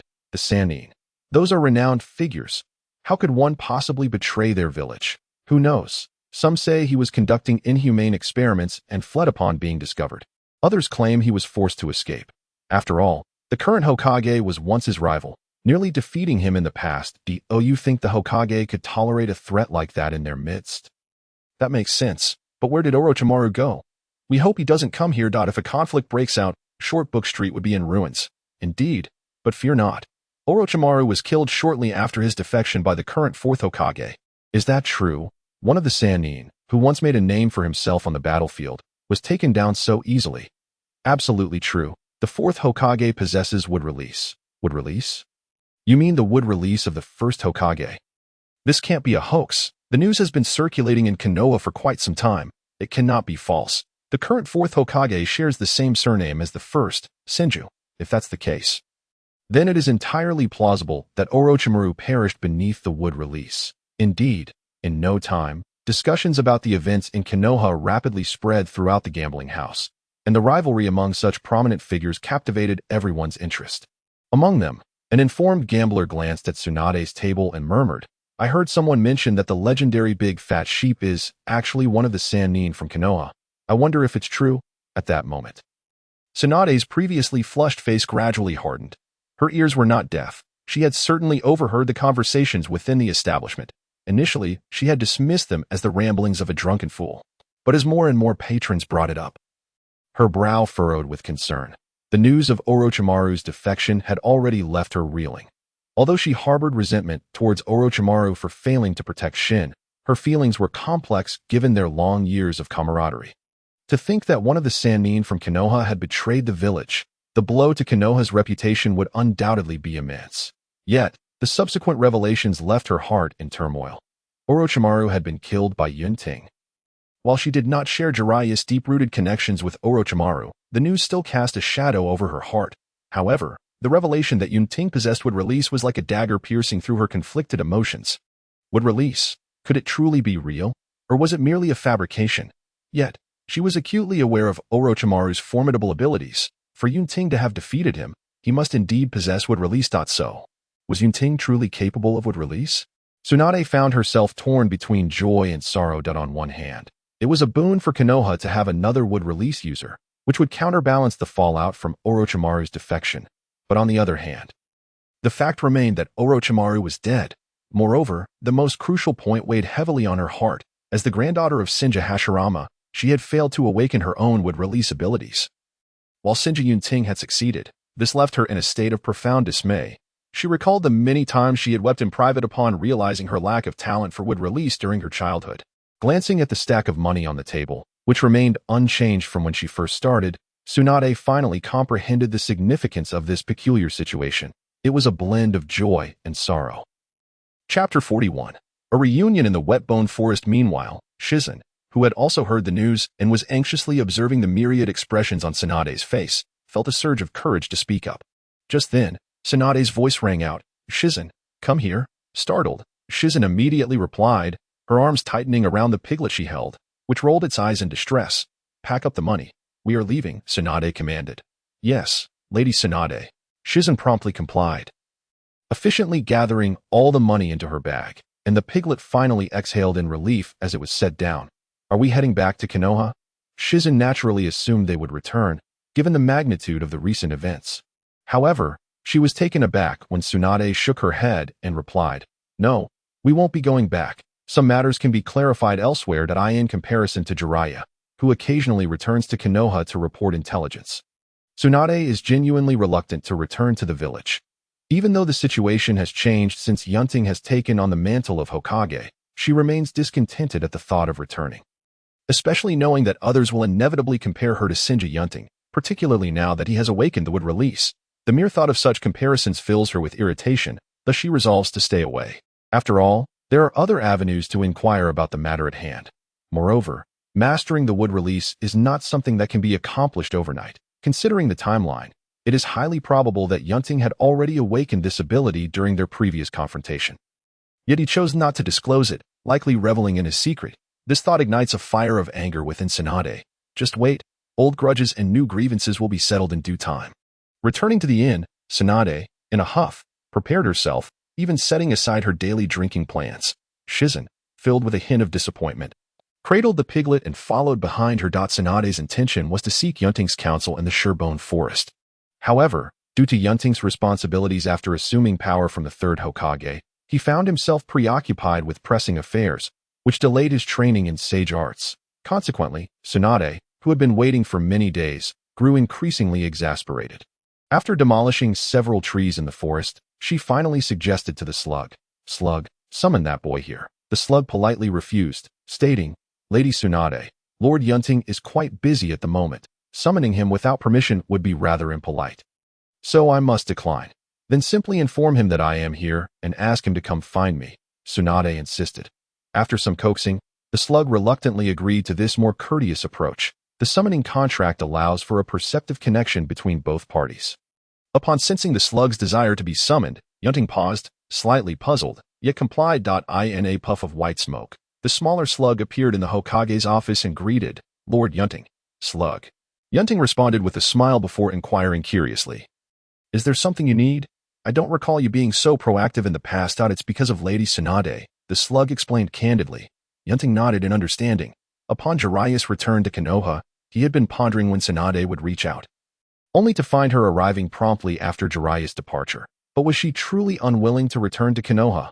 With Tsunade inviting him to the Surebone Forest, Yunting did not decline and turned to the slug, saying, "Then I must trouble you." "It's no trouble at all," the slug replied gently. After this, it transformed into white smoke and returned. Yunting, too, dissolved into white smoke, reversing the summoning to the Surebone Forest. The Umbu ninjas surrounding the Hokage remained unfazed by this occurrence. Accustomed as they were to such situations, the Surebone Forest remained a damp and eerie expanse of skeletal trees. The area that had been severely damaged during Yunting and Tsunade's earlier clash had since been rejuvenated with flourishing trees. However, in another section, numerous trees lay severed at the waist. Given the slug's previous remarks, Yunting understood who was responsible. At that moment, the long-awaited instigator rushed towards him the moment she saw him. "Hey, Tsunade." Yunting began to wave in greeting. only to be met with an ostensibly harmless yet profoundly violent white fist hurtling towards him. Even now, he dared not take the blow directly, swiftly shutting his mouth and dodging, with a thunderous crash. It was as if a magnitude 10 earthquake had struck, leaving a colossal crater where Yunting had just stood. Had he been struck, even with his formidable vitality, he would have surely been left with a grievous wound. Watching Tsunade, this fierce woman, pursue him with the ferocity of a Susanoo against Uchiha Madara, Yunting felt a pang of fear as he evaded her relentless attacks, shouting, "Tsunade, I don't believe I've wronged you. Why do you greet me as if I were your mortal enemy? Please, cease your assault. Are you still coming? You do realize I am the Hokage, and you are a shinobi of Kenoha. Do you not wish to instigate a rebellion? Hokage, I am so frightened. Does showing respect to the Fourth Hokage imply you wish to label me a rogue ninja?" Tsunade shot back with a cold laugh. During her waiting period, she had not been idle. After compiling and analyzing the information she had gathered, she had come to understand the situation without Yunting having to explain. Although Orochimaru deserved his fate, she could hardly overlook Yunting's pivotal role in orchestrating these events. Coupled with the Third's retirement, it was evident that her cousin had meticulously planned this turn of events. No wonder he had appeared so unconcerned when she had inquired about the circumstances.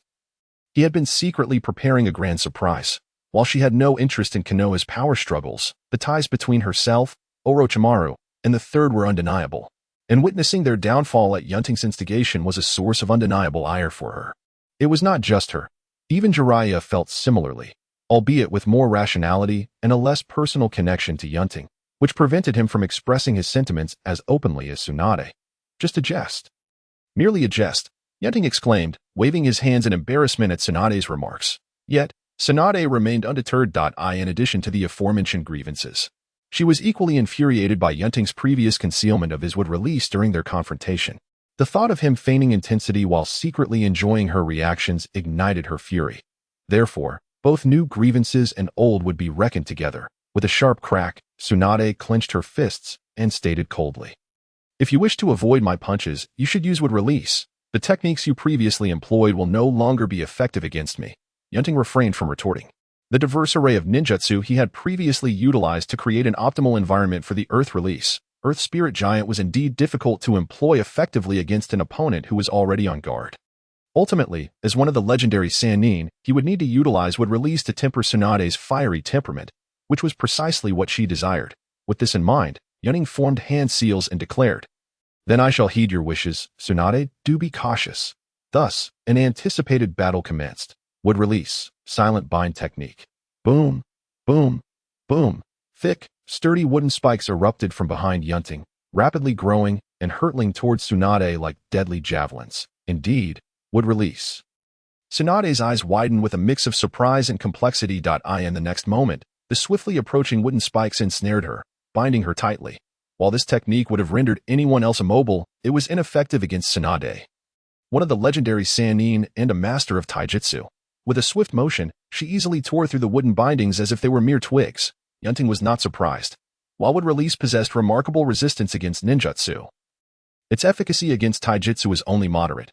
With a resounding crash, Tsunade's black-heeled foot stomped down, creating a massive crater in the ground, and propelled her forward at an astonishing speed toward Yunting. Would release, tree wall. Would release, wooden pillar wall. A series of defensive would release techniques erupted from Yunting, forming barriers between them. However, they were swiftly dismantled by Tsunade's brute strength, just as she was about to close the distance. Yunting abruptly extended his right hand. Would release, violent tree spear. In an instant, a colossal tree sprouted from his right arm, and with a mighty swing, he hurled it towards Tsunade with tremendous force. Seeing this, Tsunade finally halted her advance. As the massive tree approached, she raised her hands with a fierce shout. Boom! A tempestuous wave of force surged outward from the center of the clash between the two combatants, uprooting the skeletal forest with an unyielding ferocity. At the heart of the battlefield, Tsunade remained resolute, undeterred, while the colossal tree overhead splintered under the strain. Yet, in a matter of moments, the tree's formidable regenerative abilities restored it to its original state, and new growths burgeoned relentlessly from the depths of the Cloud Palace, amplifying the weight of the pressure emanating from the giant tree. Eventually, even Tsunade found herself furrowing her brow in concern. At that moment, a violent tree spear sprouted from Yunting's left arm, thrusting towards her with intent. Tsunade was compelled to retreat from its onslaught. In the ensuing moments, wielding the violent tree spear technique, Yunting engaged Tsunade in close combat, exchanging blows, though ultimately lacking the agility to match her. During yet another exchange, Tsunade seized the opportunity, executing two devastating kicks that cleaved through the trunks of two massive trees. As they lay momentarily incapacitated, she lunged forward with remarkable speed, delivering a powerful punch devoid of mercy towards Yunting's true form. Ultimately, it was the wooden substitute that bore the brunt of this assault. "You truly show no mercy, Tsunade," Yunting remarked, materializing from a distance, palms pressed together in a gesture of reverence, before declaring, "Would release." Advent of the forest realm. In an instant, vast swathes of trees erupted from the ground, rapidly growing and thriving, soon transforming the landscape into an incredibly lush forest. The advent of the forest realm, indeed, enveloped within this flourishing expanse, gazing up at the verdant canopies and the vibrant trees teeming with life. Tsunade was flooded with memories, evoking countless familiar scenes from her childhood. Instinctively, she turned her gaze towards Yunting, sensing the presence of someone she deeply respected and admired. Meanwhile, after summoning the forest realm, Yunting refrained from immediately launching an attack. Instead, he too fixed his gaze upon Tsunade and calmly remarked, "You have just witnessed the power of wood release. I trust you are well aware of the implications of the advent of the forest realm. Perhaps we need not continue this battle, as the toll it exacts on both of us is considerable." The extensive use of wood release techniques had not only served combat purposes, but had also been a deliberate demonstration for Tsunade. Particularly, the advent of the forest realm, which had once birthed the vast forests surrounding Konohagakure through Hashirama Senju, was something Tsunade had witnessed in her youth. This served as a nostalgic reminder for her. A bittersweet reflection on her feelings towards wood release, which were perhaps even more profound than his. After a moment of contemplation, Tsunade nodded in agreement. Having broken a sweat, she had little desire to continue the fight. Moreover, the expansive forest before her undeniably stirred her recollections. In the ensuing moments, Yunting allowed Tsunade her solitude, signaling to a nearby living slug before departing with a resonant thud. Upon his return, he bore a large jar of sake. "I believe you could use this right now," he said, gesturing towards the jar as Tsunade's gaze turned towards him. Without hesitation, she seized the jar and boldly began to drink. Observing the immediate dampening of her attire, Yunting cleared his throat and raised the bowl in his other hand, remarking, "To be sure to save some for me. There won't be any left for you." Tsunade retorted, wiping her mouth defiantly. Although the battle had ceased, it did not imply the extinguishing of her inner fury. Yunting merely shrugged, resigned to watch Tsunade indulge in the drink. After a considerable time had passed, once the jar was emptied, Tsunade's cheeks had taken on a rosy hue, yet her eyes remained bright and clear. At last, she broke the silence, inquiring, "How did you awaken wood release?" Yunting was not taken aback. He chuckled lightly. "I expected you would hold your tongue," Tsunade responded with a haughty snort. Yunting chose not to provoke her further, aware that he could not attribute his awakening of wood release to mere circumstance. He shook his head and replied, "It was rather sudden, occurring during the days leading up to my ascension as Hokage. Tsunade's expression fell, clearly crestfallen. Yunting understood her disappointment. She likely sought to ascertain whether she too could awaken wood release, especially considering his unconventional method of awakening. Unlike the Sharingan, which could be activated through mental stimulation regardless of age, wood release was influenced by one's physical aptitude, often determined in childhood. Initially, both he and Tsunade lacked the potential for wood release. Yet his current ability to awaken it surely sparked a glimmer of hope within her. Much like the significance of the Sharingan to the Uchiha, wood release held profound meaning for every member of the Senju clan. Regrettably, Yunting's response snuffed out the nascent hope that had flickered in Tsunade's heart. However, was there not a sliver of possibility? At that moment, Yunting pondered, stroking his chin thoughtfully, and hesitantly added, "There may be a way." Tsunade's eyes widened, the extinguished flame of hope rekindling within her. "You have a method?" She was wary, fearing Yunting might be jesting, her impulse to engage him anew bubbling beneath the surface, given his history. Observing her reaction, Yunting, initially hesitant, rapidly divulged the idea that had just surfaced in his mind. Chapter 43, Research Experiment. When Orochimaru defected, amidst our confrontation, I uncovered a piece of information. There is another individual, apart from myself, who possesses wood release. Given that Orochimaru was dead, Yunting felt free to weave his narrative, ensuring his revelation did not seem out of place. As anticipated, Tsunade expressed disbelief. The Senju clan now consists solely of you and me. How can there be another wielder of wood release? Yunting mused that she was still underestimating the count, considering that figures like Uchiha Madara, Uchiha Obito, Zetsu, and even Danzō were capable of utilizing wood release, regardless of their clan. Nevertheless, he maintained his composure and clarified, there was an underground experiment conducted by Orochimaru and Danzō involving wood release. They selected 60 children as test subjects, implanting them with Hashirama cells in the hopes that they could endure its power. 59 of those children perished, and the last was on the verge of abandonment by Orochimaru. Unexpectedly, however, he survived, inheriting the powers of wood release, and is now known as K. He serves in the roots. Danzō, Orochimaru. Tsunade's eyes blazed with fury. Knowing full well that Yunting would not fabricate such matters, she was incensed not only by the recklessness of the former two regarding the lives of innocent children, but also by their exploitation of Hashirama's cells. Knowing they were extracted from his deceased body, Orochimaru is dead. As for Danzō, he is merely a corpse's word. Even if pressed, he would shift all blame onto Orochimaru. We can deal with him later. Yunting reassured. Tsunade calmed herself. Her trust in Yunting's credibility restored as she redirected her focus onto K. So, a non-Senju individual possesses wood release. Indeed, Yunting confirmed. However, compared to the first Hokage and myself, the wood release exhibited by the boy named Kiss merely a fragmented version, lacking the potency of true Senju abilities. Then, when you mentioned having a method, it pertains to this K, Tsunade inquired. Yunting initially nodded before shaking his head.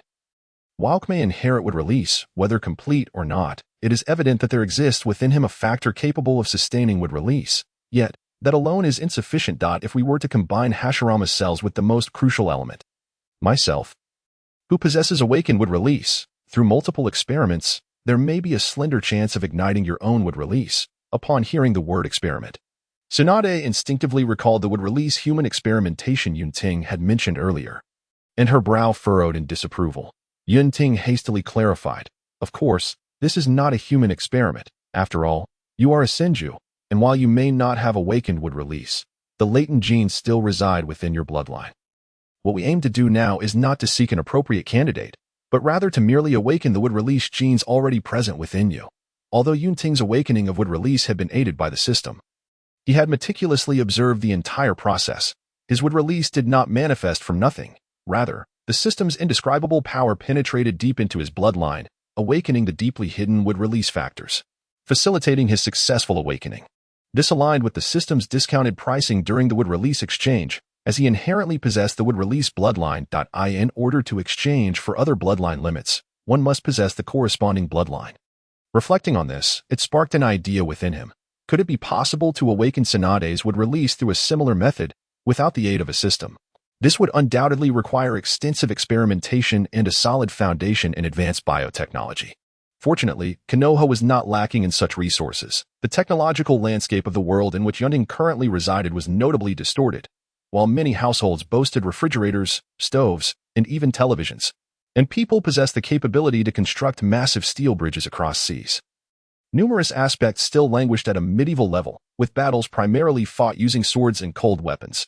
His personal experiences left him at a loss for words. In the realm of biotechnology, aside from the exceptional Orochimaru, Kenoha's expertise was decidedly formidable. In fact, to some extent, it even surpassed the biological advancements of his previous life. This was the foundation of Yunting's confidence when he spoke to Tsunade. Of course, the greatest source of his assurance was his very existence as a living example.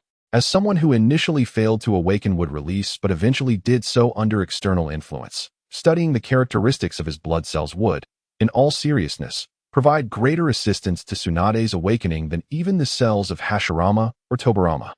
After all, figures like Madara, Obito, and Danzō could utilize wood release only by suppressing Hashirama cells with Uchiha power. Meanwhile, Tobirama only attained a flawed version of wood release. Tsunade would not follow the paths taken by the aforementioned individuals. Instead, she would primarily rely on Yunting as a model, using Hashirama's cells and Tobirama as references to forge an entirely different path. However, if this were to be undertaken, the scale of the project would undoubtedly be tremendous. There was even a possibility of encountering research failures after prolonged efforts, rendering further progress impossible. To this end, Yunting deliberately cautioned Tsunade to temper her expectations, lest she find herself facing greater disappointments. The latter nonchalantly nodded in response. For her, gaining success would be fortuitous, yet failing to achieve it would not bring about any loss, and thus she would harbor no regrets. Unexpectedly, she remarked, I didn't think you would be so considerate. After finalizing their plans, Tsunade looked at Yunting and continued. Consider it an apology for previously concealing information from you at this point. Yunting suddenly broke into a smile and replied, Moreover, you are my sister. After all, who else should I assist if not you? Upon hearing this, Tsunade felt a shiver run down her spine that in terms of seniority, she and Yunting were of the same generation, and thus it was not incorrect for him to refer to her as sister. However, the issue lay in the fact that he had never addressed her in such a manner before. The sudden intimacy caught her off guard, and rather than feeling any joy, she found it increasingly awkward. Get lost, she retorted, instantly reverting to her fierce demeanor. All right, Yunting chuckled. He was relieved to see her return to her usual self. He was quite unaccustomed to her earlier, more delicate behavior. So, when do you plan to return to Kenoha? Time is of the essence, he inquired at last. Tsunade hesitated before responding. If the experiment requires my blood cells or the like, you can come find me in the wet-bone forest. I don't wish to return just yet. Why not? Yunting frowned slightly. Unlike the past, this was an era in which he, a member of the Sinja clan, held power. The old order could no longer rise again. Even if Tsunade had grievances, she could easily voice them to him for resolution. There was no need to remain away for an extended period. Chapter 44. Journey to the Root. Tsunade shook her head. Compared to the constraints of Kenoha, I feel far more liberated outside and have grown accustomed to this way of life. Furthermore, returning would inevitably lead to unpleasant feelings as I encounter more familiar sights. Having witnessed the Senju clan's decline from prosperity to desolation, she had no desire to face that reality. Seeing Tsunade's resolute attitude, Yunting ceased his attempts to persuade her, simply stating, by the way, I have allowed some impoverished villagers from Kenoha to temporarily occupy some of the residences in the Senju clan's territory.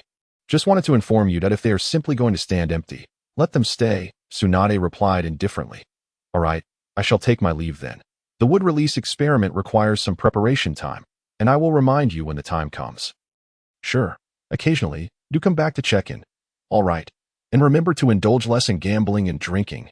At the very least, set a good example for that little girl by your side. Since when did you become so nagging? You're more bothersome than the third Hokage. Just hurry up and leave. Fine.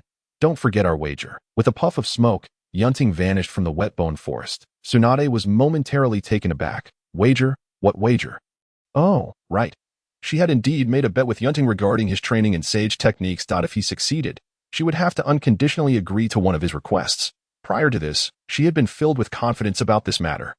However, now, considering that Yunting had acquired wood release, and recalling that her grandfather, who also possessed wood release, had successfully trained in sage techniques, she felt a wave of panic wash over her. Live slug, Tsunade shouted immediately. Lady Tsunade, how may I assist you? The ever-dutiful live slug promptly appeared before her, ready to serve. Tsunade inquired, how is that brat Yunting faring with his sage training? The live slug replied with evident satisfaction. Very well, Master Yunting, with his wood release, is able to counteract the negative effects of the wet-bone forest sage techniques, thus accelerating his progress significantly. Upon hearing this, Tsunade's expression shifted. So, he has a considerable chance of succeeding in mastering sage techniques? The live slug nodded. Indeed. At this point, Tsunade's face fell into shadow. She realized she was about to lose yet another wager. Live slug, she said weakly, you knew all along that Yunting could use wood release. Yes. So, when Yunting began his training in sage techniques, you anticipated he would succeed.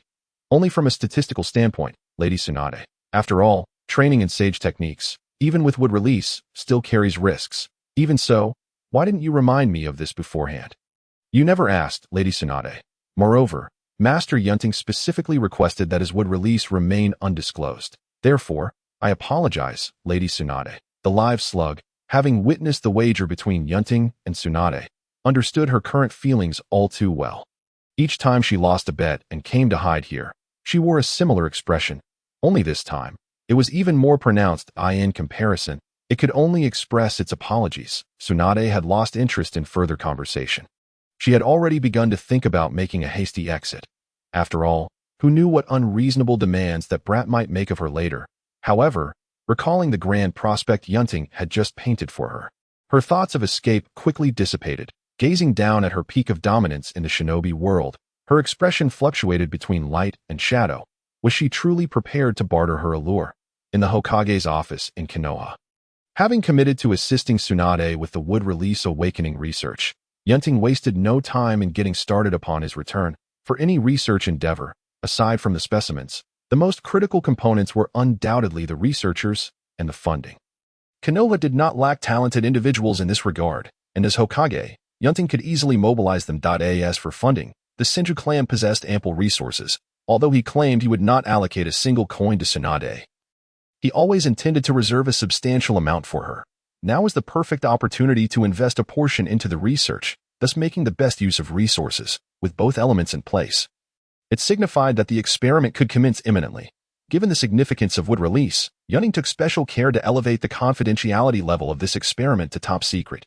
This meant that, apart from the research personnel, only he, as Hokage, would be privy to the details of this research endeavor. After all, among the specimens, besides the invaluable Hashirama cells from Kenoha, there would also be blood cells from both him and Tsunade. Additionally, the unexpected participant, a boy named Tobarama, would provide auxiliary assistance. Although he was still under the control of the Roots, Yunting intended to bring him out soon as a member of the Senju clan. He held the right to reclaim all things related to its release. Moreover, it would also serve as a means to significantly chastise the Roots. The latter had grown into a formidable entity. Operating outside the Hokage's authority, under the Third Hokage's tolerance, he could not allow such an uncontrollable organization to continue expanding. Currently, without sufficient justification, he could not forcefully disband this vast underground organization. However, implementing necessary restrictions and penalties was indeed crucial. With this in mind, Yunting suddenly called out, "Come here." "Yes, Hokage." A dark-clad ninja emerged, half-kneeling in the underground passage. Yunting commanded, "Send all the information from the Root organization to me." "Yes," as soon as the words fell. The dark ninja promptly vanished once more. Although members of the Root organization were implanted with a seal to ensure their silence regarding Root's affairs upon joining, they ultimately remained a part of Kenoha. Their growth, necessitating personnel, funding, and equipment, could not entirely detach from Kenoha's support, implying that Kenoha had always maintained an understanding of Root's inner workings. This was one of the reasons why the Third Hokage, aside from personal feelings, had consistently allowed Root's development to proceed unimpeded. Naturally, no matter how well-informed one might be, there would always be aspects deliberately concealed by Root, such as the various forbidden experiments conducted in collaboration with Orochimaru, the Sharingan, and others, all buried deep underground, hidden from the sun's gaze. However, should these secrets be unveiled, it would leave no room for rebuttal. What Yunting aimed to accomplish was to uncover the most certain of these truths. Whoosh, whoosh, whoosh. Shadows darted swiftly through the dense forest, startling nearby beasts into a frantic flight. How much further? The leader, donned in the Hokage's ceremonial robes, was none other than the current Fourth Hokage, Senju Yunting. "Lord Hokage, we still have approximately 3 kilometers to go," replied a dark-clad ninja beside him, wearing a cat-faced mask. Yunting remarked, "I never expected Danzō to establish roots so remotely. Let us increase our speed." "Yes," the group replied in unison, and immediately, the entire team accelerated dramatically. Chapter 45. Danzō Yunting was efficient in his endeavors, since he intended to retrieve Jia while simultaneously giving Root a lesson. He swiftly organized personnel to personally proceed after gathering intelligence on Root. Accompanying him on this journey, besides his own shadow guard, were 4 squads of dark ninjas. This not only bolstered their presence but also served to prevent Danzō from making any rash decisions in a moment of desperation. Considering he had previously orchestrated an assassination attempt against the Third Hokage, after all, this was Root's stronghold. Who knew what peculiar and potentially self-destructive sealing techniques might lie within? Though powerful, he understood that precaution was essential. "Lord Hokage, we have arrived." After a while, a ninja from the Dark Division, who had previously scouted Root, spoke up, leading the group to a shaded area. At first glance, it appeared unremarkable compared to the surroundings. But when another dark ninja made a series of hand seals to dispel the concealment barrier, a heavy iron door leading deep underground soon came into view. "Enter." Upon Yunting's command, he was the first to push the door open and step inside, with the others following closely behind. "Who goes there?" "Halt." Almost immediately, the Root ninjas stationed within questioned, their weapons drawn. Yet, upon hearing that the Hokage had arrived, especially upon witnessing the distinctive Hokage robes and Yunting's visage, their aggressive intentions faltered instantly. Although they had pledged loyalty to Danzō upon joining Root, they were still aware that they were ultimately Konoha ninjas, and thus dared not act recklessly in the presence of the Hokage. This, of course, was contingent on Danzō not issuing a command to attack. Should he do so, it was likely that these indoctrinated root members would not hesitate to strike at the Hokage, for in their eyes, Danzō was the true leader supporting Kenoha. Even now, while these root ninjas refrained from obstructing Yunting's advance, their subtle encirclement of him starkly contrasted with the demeanor of Kenoha ninjas he had previously encountered. Yunting observed this with a sardonic smile. How ironic it was that as the village leader, he found himself treated with the subtle hostility reserved for an enemy by his own people within his own home. If the leaders of the other 4 great ninja villages were to hear of this, they would surely find it laughable. With a solemn expression, Yunting led the dark ninjas deeper into the stronghold. Soon, they arrived at a vast underground well on a suspended steel bridge that spanned the space. The master of root, Shimura Danzō, awaited them, leaning on a cane, accompanied by a throng of followers. Yunting strode forward, gesturing for the dark ninjas behind him to swiftly disperse and secure advantageous positions. Thus, one side comprised dark ninjas wearing animal masks, while the other consisted of root ninjas with more intricate and colorful masks. The two groups standing in a palpable standoff, exuding an atmosphere charged with tension. In the midst of the silence, Shimura Danzō, caught slightly off guard by Yunting's sudden arrival, maintained an outward calm.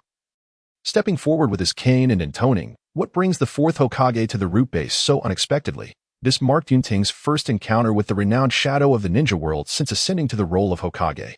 After briefly surveying the bandaged right eye and arm of his counterpart, he replied with a faint smile, "As Hokage, it is my duty to be informed about all matters concerning Konoha. As root serves as a training institution under the Dark Division. It is only natural for me to pay a visit. Furthermore, Elder Danzō, as a member of the Kenoha Council, I ought to come and pay my respects." Danzō scrutinized Yunting intently, responding, "There is no need for the Fourth Hokage to concern himself. The affairs of root have indeed been quite busy lately, and I have had little time to attend to other matters, yet it appears the Fourth Hokage has taken the initiative to visit. It is no trouble at all. I have been quite bored sitting in the office, so a little excursion is refreshing." Yunting replied with a smile, glancing around in awe. "The root base is indeed remarkable. It seems Elder Danzō has invested considerable effort in this regard. I wonder if you would be so kind as to give me a thorough tour of the premises. Upon my return, I would like to encourage the Dark Division to learn from it. Since the Fourth Hokage has requested it, I am more than willing to oblige." Danzō did not decline, fully aware that Yunting's presence here could not be easily dismissed with mere pleasantries. Although he was uncertain of the true purpose behind the visit, he had already prepared for it by relocating any unsavory elements from root, thus harboring no fear of what the Hokage might uncover. Consequently, Danzō proceeded to guide Yunting around the base with the demeanor of a true tour guide. Just as Danzō had indicated, the root ninjas were meticulous in erasing any traces of misconduct. As Yunting walked through, he indeed found no signs of impropriety. Yet, he was not preoccupied with such details. His objective in visiting was never to uncover illicit experiments or materials, but rather to seek out living individuals. While Danzō could relocate experiments, he had kept the boy named Jeriah, who had fortuitously acquired the wood release, close at hand. Although Jeriah could not fully harness the power of wood release, he had the potential to grow into an exceptional genin. For Danzō, who had suffered significant losses in the Land of Rain, he could not afford to overlook such a promising talent and must nurture him closely. Thus, rather than merely observing the base, Yunting was primarily focused on scrutinizing the members of Root. Jeriah, though merely a boy of around 10 years, donned the uniform of Root and wore a mask, yet his slender stature stood out among the other ninjas. Especially considering his possession of wood release, albeit in a fragmented form, he still emanated a faint life force. This was something unnoticed by outsiders, but only Yunting, possessing authentic wood release, could perceive it. After some time, Yunting finally spotted Jeriah standing vigilant in a corner of the root base that he halted in his tracks. Danzō, too, noticed Jeriah executing his guard duty nearby. However, he paid little mind to it. Knowing that aside from himself, very few were aware of Jeriah's abilities, the outside world, including the Hokage, could not possibly be privy to such knowledge. Yet, what Yunting said next caused a sudden tightening in Danzō's chest. "Elder Danzō, I have heard a rumor that Orochimaru previously collaborated with Root on forbidden experiments. Is there any truth to this?" Yunting inquired, halting in place. Danzō calmly denied, "Nonsense. Fourth Hokage, you have seen the Root base. There is no foundation for conducting any experiments here." With a smile that was neither entirely sincere nor dismissive, Yunting replied, "Oh, what if it were Orochimaru who made such claims? You must know he shared quite a few words with me before his demise." At the mention of Orochimaru, Danzō's expression finally betrayed a flicker of change. Chapter 46. Jia, just the words of a rogue ninja. How could the Fourth Hokage possibly believe the slander of such an individual? Danzō struck his cane against the ground with emphasis, his face serious. Nonetheless, despite his words, a thread of doubt crept into his mind. Could it be that Orochimaru had indeed divulged something before his death? That would contradict everything he knew about the man's character. Tuanzong could hardly believe that Orochimaru would experience any sort of epiphany on his deathbed. This was a man of his own ilk, steadfastly traversing what he deemed the righteous path, impervious to the influence of others. What advantage would revealing the secrets of the Foundation hold for him? Conversely, if Orochimaru sought revenge against the Fourth Hokage or the village of Kenoha, he would not utter a word. He was acutely aware that only by continuing the conflict between himself and the Hokage could such a possibility be realized. With such thoughts, Tuanzong soon regained his composure, dismissing Yunting's assertions as mere trickery from a younger generation. Moreover, even if there were any truth to it, as he had just stated, without irrefutable evidence, the words of a mere rogue ninja, especially one who was already deceased, would amount to nothing. Wait, at this moment, a piece of evidence did come to mind. Tuanzong's gaze sharpened suddenly, for he had inadvertently noticed Jia, given that Yunting was lingering here and had just spoken those words. His keen intuition immediately sensed something amiss. Tuanzong reacted decisively. Regardless of whether Yunting had truly discovered a problem, he felt compelled to subtly alert Jia. However, Yunting, having anticipated Tuanzong's intentions, would not allow him to succeed.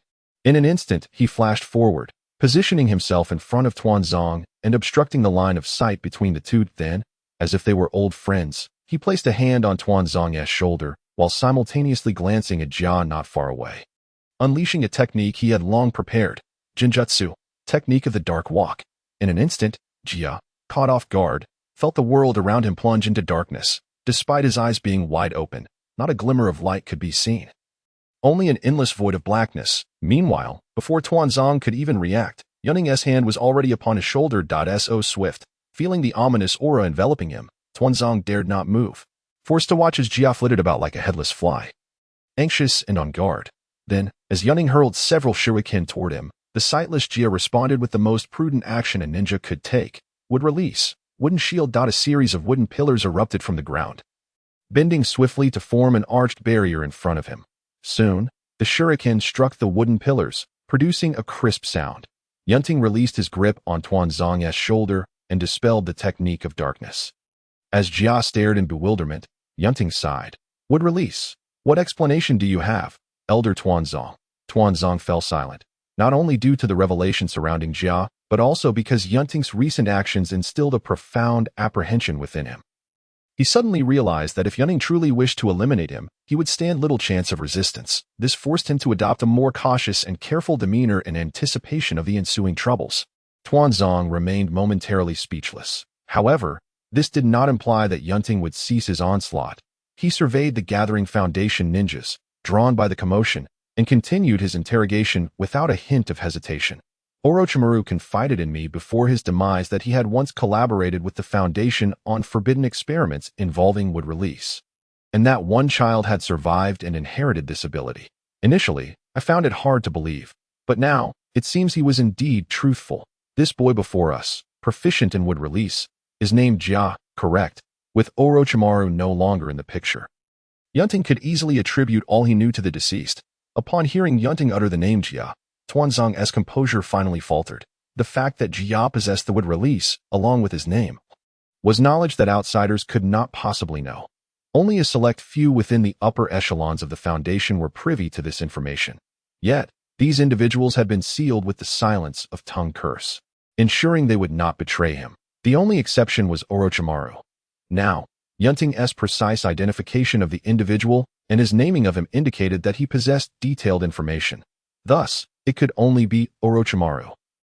Even at this juncture, Tuanzong could not fathom why Orochimaru would harm others to his own detriment by betraying him, but there was no time for further contemplation. He needed to defend himself. The Fourth Hokage must not take the word of the rogue ninja Orochimaru at face value. He seeks only to sow discord between the Foundation and Kenoha. The wood release experiments were conducted solely by Orochimaru in secret, and it was my timely intervention that halted them. As for Jeriah, I took him from his side to prevent him from coveting powers that should not belong to him. Truly a master of inverting right and wrong. Yunting's lips curled slightly, uninterested in further quibbling over this matter. After all, the testimony of a deceased rogue ninja could scarcely harm the elders of Kenoha. Thus, he pointedly addressed the crux of the issue. If that is the case, why not hand Jeriah over to Kenoha? You should be well aware of the significance of wood release within the village. This child possesses immense potential as a ninja. As a tool under my guidance, he could receive the most comprehensive training, becoming a true asset to the Foundation. Without a true name, devoid of emotions, past or future, he could unleash his full potential, becoming a sharp sword for Kenoha, eliminating all enemies. Tuanzong spoke these words with genuine conviction. Yet they were also laced with his own ulterior motives. Yunting did not hesitate to expose this, and simultaneously, he would become your very own instrument. Elder Tuanzong, the wood release pertains to the secrets of Kenoha and cannot be shrouded in personal concealment. Elder Tuanzong, you have crossed a line. Tuanzong fell silent. As the Fourth Hokage, a member of the Senju clan, I have made my decision. With that, Yunting fixed an irrefutable gaze upon Tuanzong. From this day forth, Jia shall be removed from the ranks of the Foundation and placed under the direct management of the Hokage. Elder Tuanzong, your failure to report this will result in house arrest for 1 year. Do you have any objections? Tuanzong's eyes flickered. After Jeriah's exposure, he understood that it was no longer possible to protect him. Such a punishment did not exceed his expectations. Ultimately, having lost in this sudden confrontation, he conceded, calmly responding, I have no objections. Very well. Then please lift the silence of tongue curse from Jia. Yunting gestured for Jia to approach. The bewildered Jia complied without hesitation. He watched as Elder Tuanzong lifted the curse. Yet he could not grasp the significance of breaking free from the silence of tongue curse. Upon hearing Elder Tuanzong explain that he was leaving the Foundation to follow the Fourth Hokage, Jia instinctively obeyed the command, removing his mask and stepping to Yunting's side. Chapter 47. A conversation between master and apprentice. With this matter concluded, just as Yunting and his entourage were about to depart, he suddenly recalled something and turned back to Tuanzong. By the way, Orochimaru was once a member of the Foundation, regardless of whether he truly did not collaborate on forbidden experiments. The Foundation bears some responsibility for oversight. Recently, several clan leaders have been complaining to me about the Foundation recruiting too many of their kin. Thus, as a consequence of the Foundation's negligence, I propose that the power to directly recruit members be revoked. Yunting's words were spoken lightly, yet upon hearing them, Tuanzong's anger, which had not even flared upon losing Jia, ignited at last. Fourth Hokage, the Foundation serves as the hidden sword of Kenoha, making significant contributions while shouldering heavy casualties. If we cannot promptly replenish our ranks, how can we ensure Kenoha's interests? How can we maintain the village's safety? Yunting's maneuver to undermine the Foundation's backup forces undoubtedly enraged Tuanzong. He continued. You may not be aware, but Orochimaru came to the Foundation as an informant for the Third Hokage. He did not even implant the silence of tongue curse himself. If blame is to be assigned, it should fall upon the Third Hokage. Furthermore, the ninja clans of Kenoha are already robust. If the Foundation does not periodically draw upon their elite forces, we risk creating a situation where the tail wags the dog, potentially threatening the authority of the Hokage. The Fourth Hokage must reconsider. To this, Yunting maintained his firm stance, regardless of the reasons. Since Orochimaru was a member of the Foundation is equally accountable. Elder Tuanzong, we both know certain truths. If I truly wish to investigate further, no matter how deeply hidden the roots, there would eventually come a day of exposure. For the sake of unity within Kenoha, it would be best for you to accept this outcome, Elder Tuanzong. Additionally, I am not saying the Foundation cannot replenish its ranks. Rather, from now on, such actions must be reported. Recruitment can be managed by the Umbu after submission of a report. This way, the issue you mentioned regarding the ninja clans can still be resolved. To truly seize the power that lies beyond the grasp of authority is not an endeavor that can be accomplished overnight.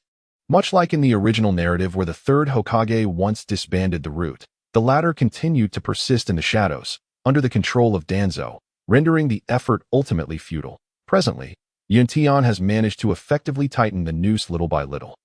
Just as Root is now required to report personnel, the Umbu's grip over it will undoubtedly strengthen. Danzō is acutely aware of this reality. However, the fault lies with Root, while the great power of the Hokage is now within reach. Shinji Yunting is not Sarutobi Hiruzen. In the face of the lawful repercussions from the latter, Danzō, despite his reluctance, must begrudgingly accept the situation. Over their decades of collaboration, Hiruzen has not refrained from suppressing Root. Yet, what of it? As the shadow of the ninja, he has never lacked the patience to wait. The present is no different. Gazing at Yunting's departing figure, Danzō, forced to compromise, found it challenging to suppress his anger and frustration. Even as he incessantly reminded himself of this fact, after all, when confronting his old comrade Sarutobi Hiruzen, he could acquiesce. But now, Shinji Yunting is merely a junior, his contributions to Konoha arguably inferior to Danzō's own. Yet he exudes such authority before him simply because he has assumed the mantle of Hokage. How could Danzō reconcile himself to this? In this moment, Danzō's obsession with the Hokage was unprecedentedly profound. Having departed from Root and returned to the light, Yunting glanced at his companion Jeriah and mused that this journey could be deemed a complete success. Toppling Danzō was never a task to be accomplished in a day, especially with the entrenched old powers still holding sway in Kenoha. Although he holds power now, it is still fresh and his foundations remain shallowed in the absence of ample evidence. As Hokage, Yunting cannot act impulsively, but must adhere to the established protocols. Progressing step by step, undoubtedly, he has now completed the first step. Hokage-sama.at that moment, Jeriah, with a hint of confusion, inquired, "What should I do next?" Yunting reached out and patted his head, smiling. "Next, we shall embrace a new chapter in life." Also, Jeriah is merely a code name. From now on, you shall be called Yamato. In the Sarutobi clan's residence within Konoha, the former Third Hokage, now a reclusive elder, Sarutobi Hiruzen, has been spending his days in tranquility since relinquishing power. Indulging in smoking, reading, and writing. Today should have unfolded like any other, yet as Hiruzen enjoyed his pipe while engrossed in a book, an unexpected visitor burst in. "I say, old man, you seem quite relaxed now." Retirement life appears to be much better than anticipated. The uninvited guest was none other than Jeriah, who nonchalantly pushed the door open. Hiruzen, unfazed, shook his pipe and replied, "Back already? Did you meet with Orochimaru one last time?" He knew well that his emotionally invested disciple would hasten back upon hearing news of Orochimaru. Jeriah nodded. Compared to earlier times, he seemed significantly more composed now. The relationship between the two had always been complicated. However, with Orochimaru now deceased, all past grievances had dissipated. The two tacitly chose not to dwell on the topic any further. Jeriah settled cross-legged in front of Hiruzen, observing his former mentor's demeanor, and teasingly remarked, "Old man, you look much better these days." It seems stepping down from the Hokage's burden was indeed a wise decision. Though Yunting is youthful, he is undoubtedly a capable Hokage. I have no cause for concern. Hiruzen replied with a smile after taking a puff from his pipe. Jeriah chuckled in agreement. His visit not only served as a greeting to his former mentor, but also aimed to gauge Hiruzen's true sentiments. After all, Hiruzen's abdication was not voluntary, but rather a result of his defeat in the contest against the current Fourth Hokage. Despite their deep bond, Jeriah understood that Konoha had just begun to heal from the recent war, and external threats still loomed, making internal discord untenable. For the greater good, he hoped to persuade his mentor to retire peacefully and enjoy his days without further turmoil. However, it seemed he had been overly anxious. As Jeriah's mentor, Hiruzen was well aware of the implications behind Jeriah's words, prompting his earlier response. It was indeed heartfelt. After all, Shinji Yunting, who has inherited the wood release, possesses the strength, reputation, and cunning to fulfill the role of Hokage. Even if Hiruzen harbored ambitions, the likelihood of their realization had become exceedingly slim. That Hiruzen's commitment to Konoha was as unwavering as Jeriah's. He would never jeopardize the greater good for personal gain. With that, there was no need to delve deeper into the matter. In the time that followed, the two, having shed their concerns, engaged in lively conversation. Much of the discourse revolved around Jeriah's long travels, particularly when he animatedly recounted the diverse customs and peculiarities of the places he had visited.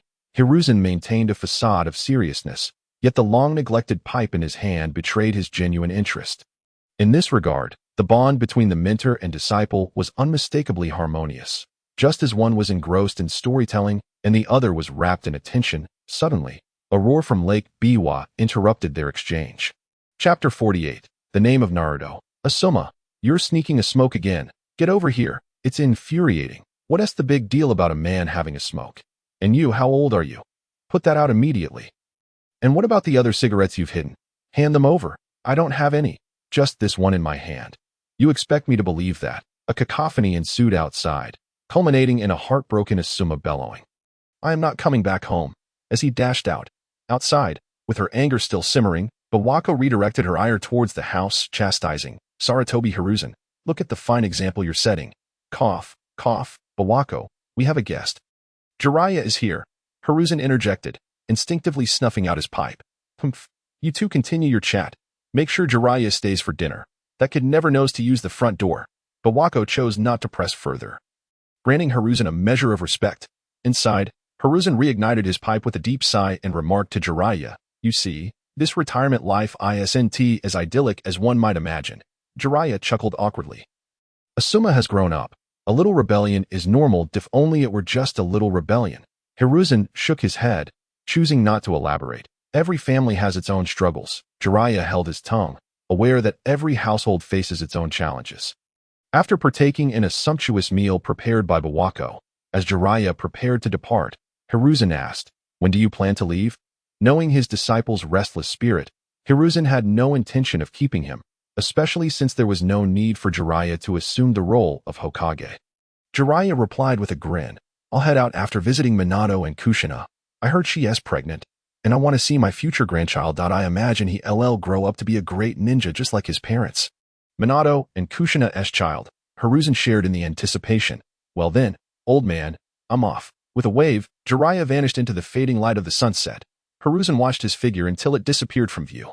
Across from Minato and Kushina's residence, in a concealed observation point, Kakashi, with his white hair and cat-faced umbu mask, intently monitored the house across the way. There resided not only the target of his long mission, but also his mentor's wife.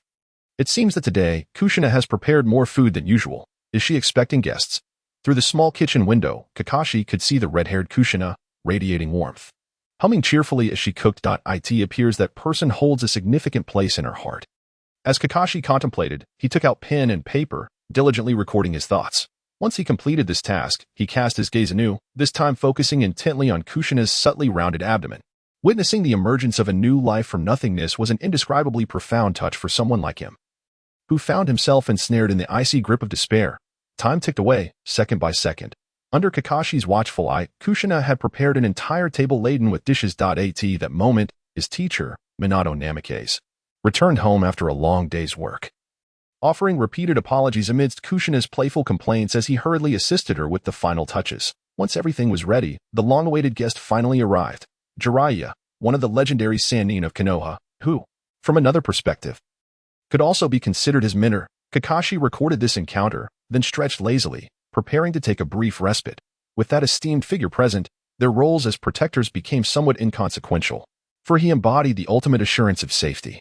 Meanwhile, within the Namikaze household, Jeriah, having just entered through the door, was greeted by an enticing aroma wafting from the grand array of dishes, and he exclaimed in surprise, I always thought Minato was merely boasting about Kushina's culinary prowess, considering how the fiery red chili pepper once struck me as someone who wouldn't know their way around a kitchen. Yet, it seems I was woefully mistaken. Indeed, in my eyes, Kushina is the epitome of a perfect wife and, undoubtedly, will be a remarkable mother. Minato declared with pride, don't think that your flattery will absolve you from the fact that you returned home late. We had agreed you would come back early to help prepare dinner. Kushina interjected, her smile betraying a hint of playful admonishment. I couldn't help it. The fourth Hokage assigned too much work today, so I had to request help from Jiku to make it back in time. Minato replied, scratching his head with a pained smile. That it appeared Minato was held in high regard by the fourth Hokage. Jeriah felt a swell of happiness, knowing his most cherished disciple had not incurred suspicion from the village regarding the Hokage election, but had instead retained his position of trust. I am starving. Let us eat, so I can truly appreciate Kushina's culinary talents, he suggested, deftly diverting Kushina's attention, who promptly led Jeriah to sample her various dishes. Jeriah-sensei, please try this dish. I learned it from my neighbor's grandmother after much effort. And this soup, Jeriah-sensei, is said to be a 1,000-year secret recipe from the Uchiha clan, which I only acquired due to my good rapport with them. And this dish, Jeriah-sensei, is one I meticulously crafted as a chef. Please offer your honest critique. Jeriah-sensei, Minato, you both must eat more. Huh? Why aren't you eating? There is still so much left. Is my cooking not to your liking? If not, then finish everything I made. Do you think it's easy to prepare such an array of dishes? Ultimately, the rarely indulgent Kushina revealed her fiery nature when she saw that a considerable portion of her hard work remained untouched, her voice rising in exasperation, faced with her wrath. Minato and Jeriah, unable to provoke her ire, forced themselves to continue eating until they had consumed at least 8 servings. Only then did Kushina smile brightly, resuming her gentle demeanor. Jeriah cast a sympathetic glance at Minato before reclining in his chair, struggling to digest his overstuffed belly. After a lengthy pause, once they had both managed to recover, Jeriah curiously inquired, "Have you two settled on a name for the child?" At this, Minato and Kushina exchanged knowing smiles, with Minato affectionately patting his wife's belly as he said, "Of course, I am quite fond of the protagonist from Jiraiya-sensei's tale of perseverance, the one who never gives up. If our unborn child could grow to be a ninja like that character, it would be wonderful. So, Jiraiya-sensei, may I borrow the name of the protagonist from your novel?"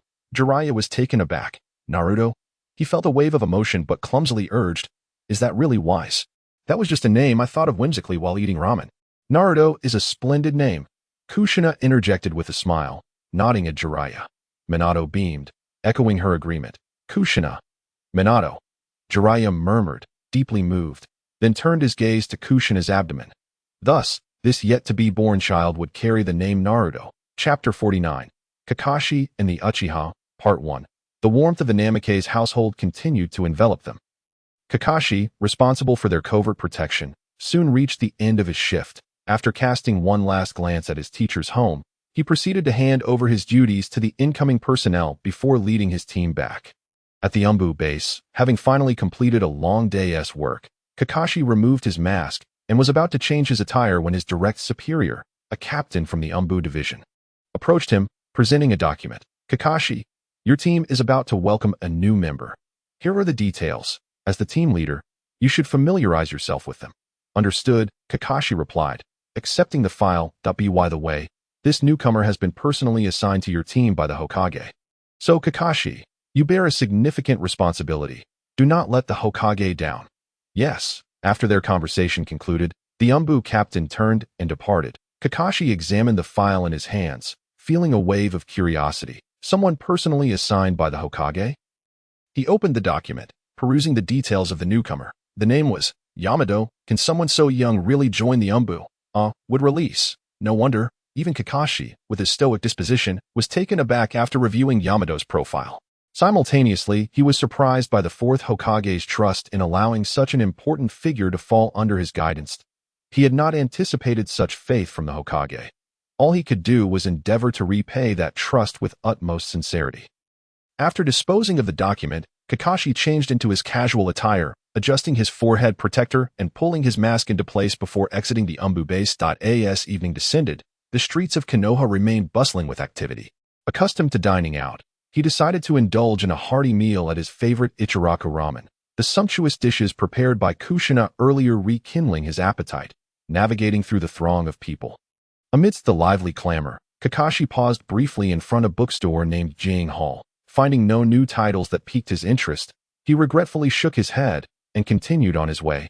Before long, Kakashi noticed a contingent of Konoha's police force approaching, instinctively tugging at his forehead protector to shield his left eye.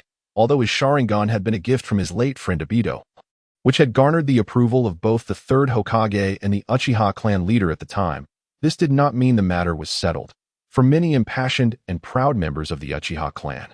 Regardless of the circumstances, the Sharingan was not to be wielded by outsiders. Consequently, Kakashi had privately clashed with several Uchiha individuals seeking to confront him. As a result, the mere sight of the Uchiha fan symbol caused him a headache. In truth, he held no particular attachment to the Sharingan itself. Yet, as it was a cherished gift from Obito, he felt compelled to carry it forward as a testament to their bond. Thus, he would never back down. As the commercial district stood as the most vibrant area of Konoha, the bustling foot traffic naturally included members of the Konoha police patrolling for safety. At that moment, not only did Kakashi notice the police, but the Uchiha members also became aware of Kakashi. However, to Kakashi's surprise, these individuals merely cast him a few indifferent glances before passing by, without further ado. How peculiar! Kakashi found himself somewhat perplexed. After all, Based on past experiences, while these individuals might refrain from direct confrontation, biting sarcasm and scorn were typically inescapable.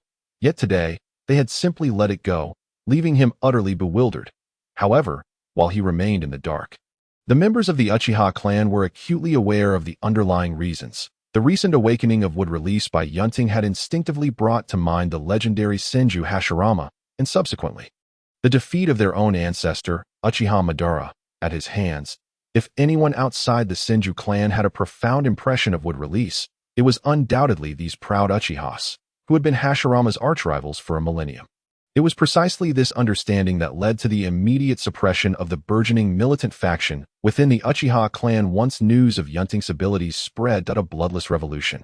How could they contend with wood release without even a pair of Sharingan?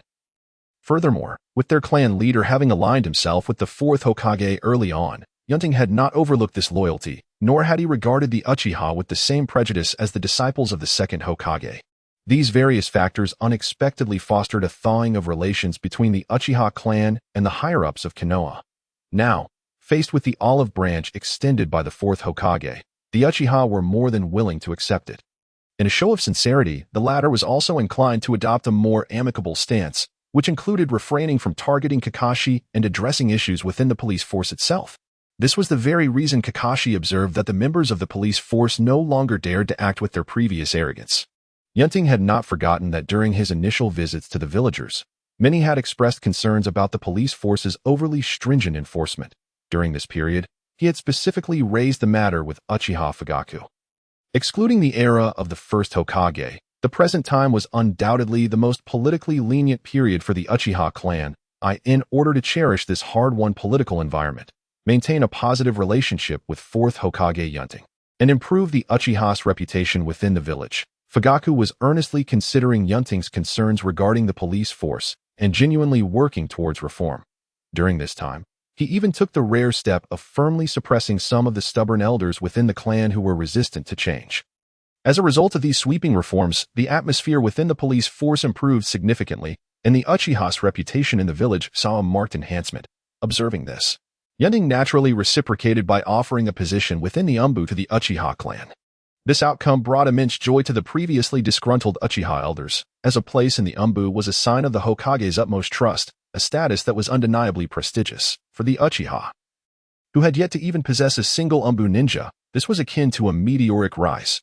Consequently, the Uchiha leadership had been fervently convening several meetings at the Nanga Shrine, nearly dismantling it in their fervor, all in a bid to secure that singular Umbu position. Perhaps outsiders would find it difficult to comprehend why the illustrious Uchiha clan placed such importance on a single Umbu position. A simple analogy illustrates the point, akin to the Land of Water, which, despite being an economic giant, has historically been politically insignificant. The Uchiha sought fervently to elevate their political standing. The Uchiha clan could similarly be described as a military powerhouse yet politically diminutive. Even if the door to progress were merely ajar, they would unhesitatingly seize the opportunity. Thus, if the police force required reform, it was imperative that such reform be thorough. Returning to the present, upon noticing that the Uchiha had not sought trouble with him, Kakashi continued on his path. Passing by a dango shop with an enticing aroma, he found himself tempted, contemplating whether to forego Ichiraku Ramen in favor of this establishment. Just then, his peripheral vision caught sight of a familiar Uchiha fan. Indeed, Kakashi was about to voice his exasperation when the individual adorned with the Uchiha fan stepped fully into his line of sight. Instantly, the words on his lips were stifled. It was merely a pair of young Uchiha children. "Itachi, try this three-colored dango, it's delicious," exclaimed a little girl named Izumi, lifting the dango in her hand to offer to the young boy. Uchiha Itachi appeared somewhat resigned. At this moment, he should have been practicing shuriken techniques. But by an unexpected twist of fate, he had rescued this bullied girl, and in gratitude, she had insisted on bringing him here. Seeing Izumi's determined expression, which suggested she wouldn't relent until he tasted it, Itachi reluctantly accepted, taking a small bite. Just as he prepared to feign enthusiasm, his eyes suddenly lit up.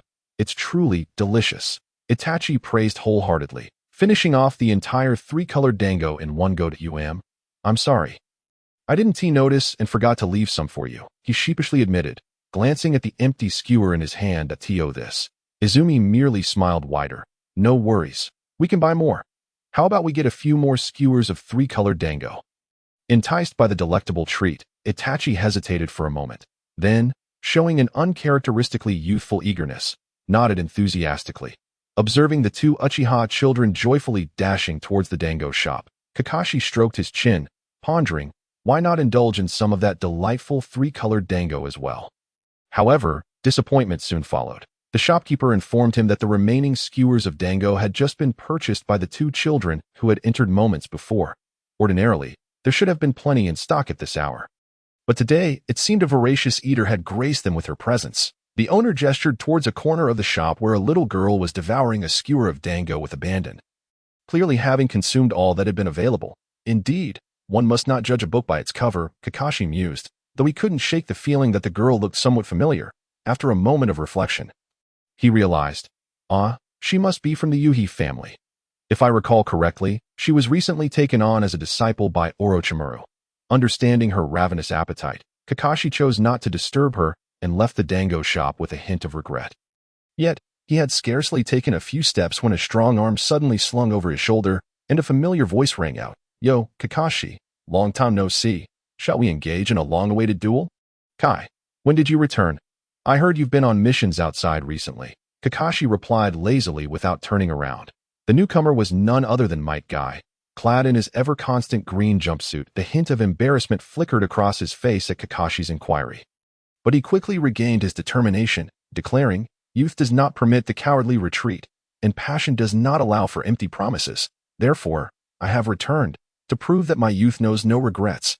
Kakashi didn't quite grasp the meaning behind Guy's words and had little inclination to do so. However, he was acutely aware that he had to acquiesce to the challenge, lest this fellow cling to him incessantly. Thus, he replied, let us have a race. Then, we shall make Ichiraku Ramen our finish line. Now, let us begin. Haha, let my youth blossom. The day concluded with this spirited race, marking the final chapter of the day. The following morning, as Kakashi stifled a yawn on his way to report to the Umbu, Yunting had already arrived early at his office, ready to commence another day of Hokage duties. Yamato, you will be working in the Umbu from now on. I've found you a commendable senior. Be sure to learn from him. Yunting instructed. Before him stood Yamato, formerly known as Ka, now adorned in Umbu attire, bowing respectfully, as you command, Hokage-sama. Very well, off you go. Yunting waved him on, with respect to Yamato, after he had taken him away from Root. Yunting had not treated him as an experimental subject. Despite being a member of Root, Yamato had not been fully brainwashed into a cold, unfeeling tool of slaughter. He had consistently maintained a rare kindness within. Coupled with his considerable potential, he was poised to develop into an elite Genin, making a significant contribution to Kenoha. After extracting a sample of blood cells for research, Yunting had set him on the path to training within the Umbu, assigning him under Kakashi's guidance. Though the two had yet to cross paths, it was likely that fate would soon weave their destinies together. With Yamato gone, only Yunting and Ritsuko Yamashiro remained in the office. After signing a document, Yunting handed it to Ritsuko, instructing, deliver this to the head of the Wood Release Laboratory. The document bears the signatures of consent for the misappropriation of funds from the Senju clan to be injected into the Wood Release Laboratory. With the acquisition of Hashirama cells, as well as the blood of Kurama and Tsunade, alongside Yamato's blood cells, the Wood Release Laboratory is now sufficiently stocked with experimental materials, making it an opportune moment to formally allocate funds and commence research. As a trusted confidant of Kurama, Ritsuko is acutely aware of the highly confidential nature of the Wood Release studies. She nodded solemnly, stowed the document away, and elegantly clicked her heels as she made her way out. Shortly thereafter, Nara Shikaku and Namikaze Minato, serving as assistants to the Hokage, arrived punctually at the office. After exchanging pleasantries, they proceeded to collect the bulk of the daily workload, gazing at the few remaining documents on his desk. Kurama nodded with satisfaction. Amidst the tasks at hand, he found ample time to indulge in leisure. This is the hallmark of a true leader. However, today was unlike any other, as several new matters required Kurama's attention. Uchiha, Aya, observing the ninja information card in his hand, and then glancing at the tall, slender woman with a cold and aloof demeanor standing before him, Kurama's face registered a hint of surprise. Long before Uchiha Fugaku aligned himself with Kurama's side, dutifully complying with his request to reform the security forces, Kurama had expressed his goodwill by allocating a position in the Shadow Guard to the Uchiha clan. He had heard of the intense competition among the Uchiha factions for this coveted position, Even Fugaku himself faced considerable challenges in selecting his preferred candidate. Kurama had anticipated that this matter would linger for some time. Yet he was taken aback by the swift arrival of a candidate. Even more unexpected was that this Uchiha visitor was a young woman. Is she attempting to employ the wiles of beauty? Kurama mused internally. After all, while the woman named Uchiha Aya may have a modest physique, her appearance was undeniably striking. However, upon perusing the detailed information about Uchiha Aya in his hand, his initial doubts began to dissipate. Chapter 51. Jeriah's Path to Mastery. Uchiha Aya, a jonin of the Uchiha clan, previously served as the captain of a division within the Kenoha security forces. She possesses the Sharingan with 3 tomo, excelling in swordsmanship, fire release, and lightning release. Although this woman before him is undeniably attractive, her prowess is equally formidable. Judging solely from her credentials, she stands out among jonin. After all, the 3-tomo Sharingan of the Uchiha clan affirms the long-held principle in the ninja world that a one-on-one confrontation is nearly impossible to escape. Clearly, the Uchiha clan's decision to present such a young and capable woman was not merely for the sake of employing beauty. It was also to demonstrate their own strength. Kurama remains unfazed. He is not the feeble Sarutobi Hiruzen, regardless of the Uchiha clan's immense power, or whether this woman named Uchiha Aya has received clandestine directives from within her clan to relay intelligence gleaned from her time in the Shadow Guard. He is indifferent, for in the face of absolute strength, all obstacles crumble to dust. Kurama possesses this confidence. Therefore, Yama, Kurama called out. Yes, Hokage-sama. Bayun Yama swiftly appeared. Uchiha Aya will become a member of the Shadow Guard. As her captain, you are to set aside today's tasks and take the time to properly instruct her in her duties, Kurama directed. Aya, you have 1 day to familiarize yourself with the workings of the Shadow Guard. Off you go. Understood. Bayun Yama nodded. Yes, Uchiha Aya replied calmly, her expression unwavering throughout. The two then departed. As Kurama gazed after the departing figure of the new addition to his close-knit team, a glimmer of intrigue danced in his eyes. Whether Uchiha Aya would act as a conduit for her clan's intelligence could be surmised from Itachi's anticipated entry into the Yambu, where expectations from his clan to relay intelligence would be high. If Kurama were to feel any concern, it would be unfounded. Otherwise, he would not have relinquished a position to the Uchiha. In fact, it is not only the Uchiha clan that has infiltrated various functional departments within Kenoha. The Hyuga, Nara, and Aburame clans also maintain their own channels of information. Even now, Nara Shikaku, as the head of the Nara clan and Kurama's aide in handling various matters in Kenoha, undoubtedly possesses a wealth of intelligence. Yet, the higher echelons of Kenoha have historically remained wary of the Uchiha clan. Why is that? At its core, it stems from the failure to fully recognize the Uchiha as part of Kenoha. Even if they do not openly acknowledge it, deep down, they regard them as potential adversaries. Thus, their policy has been to keep the Uchiha firmly confined within the Kenoha security forces, preventing them from joining the Yambu, from mentoring graduates of the Ninja Academy, and even restricting their participation in wars with the 4 great nations. Consequently, even if there are Uchiha members willing to align with Kenoha, their voices have been diminished under this cold indifference and subtle hostility, leading to the empowerment of the militant faction within the clan, ultimately culminating in their decision to launch a revolution against the Kenoha leadership. Unfortunately, they encountered Itachi, who inherited the will of fire and possessed extraordinary abilities. It can be said that the Uchiha clan has embarked on a path of self-destruction, with significant blame resting on the shoulders of the second Hokage's disciples, including the third Hokage, Danzō, Mido Kazekage, and Nara Shikaku. Although the third Hokage's stance was less resolute, as a leader of Kenoha, his indecisiveness in handling the Uchiha issue caused many opportunities for peaceful resolution to slip away. In a certain sense, his culpability is even greater. The past is but a fleeting memory. Now in power, Kurama has no intention of continuing the fearful policies of the old guard that regarded the Uchiha clan with trepidation. For him, granting a position in the Shadow Guard to the Uchiha is merely the beginning. Should they continue to perform well, he would not hesitate to gradually dismantle the shackles binding the Uchiha, ultimately achieving the goal of integrating them fully into Kenoha and ensuring that the tragedy of the Uchiha clan's extinction does not repeat on his watch. Of course, if the Uchiha were to reject his goodwill, diverge from his plans, or become overly ambitious, he would have no qualms about correcting the course. After all, he possesses the strength and time to do so. After all, he is still in his 20s. Unlike the third Hokage and Danzō, who have decades left to live. Speaking of which, one wonders what choices Uchiha Aya will make. Will she, like Itachi, feign compliance with her clan while secretly aligning with Kenoha? Or will she adhere to the traditional Uchiha values of prioritizing her clan above all else? Kurama is eager to find out. Regardless, he has nothing to lose if she leans towards the latter. Even as a member of the Shadow Guard, she will not be able to access critical intelligence from Kurama. Instead, she could become a vital bridge between Kurama and the Uchiha, continuously conveying Kurama's intentions to treat the Uchiha with equity and without discrimination, thereby fostering a greater sense of trust within the Uchiha clan. Naturally, if Uchiha Aya embodies the former scenario, it would be even better.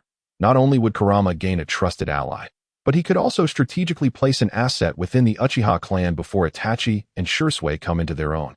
Although the probability of such an outcome is quite low, the unpredictability of life leaves room for possibilities. One can only wait and see. Today promises to be anything but uneventful, shortly after Uchiha Aya's departure. Ritsuko returned, leading Jeriah, who had been waiting outside, into the office. Hasn't it only been a few days since you returned to Konoha, and you're already leaving? Kurama inquired, surprised by the brevity of Jeriah's stay. He was well aware that Jeriah had only just visited Minato's home the day before. I've seen what I needed to see. Kenoha is thriving under the Fourth Hokage's leadership, and I feel reassured. It is time for me to continue my unfinished journey of exploration, Jeriah replied with a smile. The allure of a carefree journey is undeniably enticing, having spent his entire time in Kenoha without venturing beyond its borders.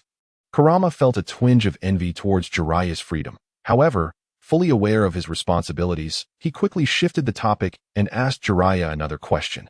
Jeriah-sensei, do you have any plans to publish a book soon?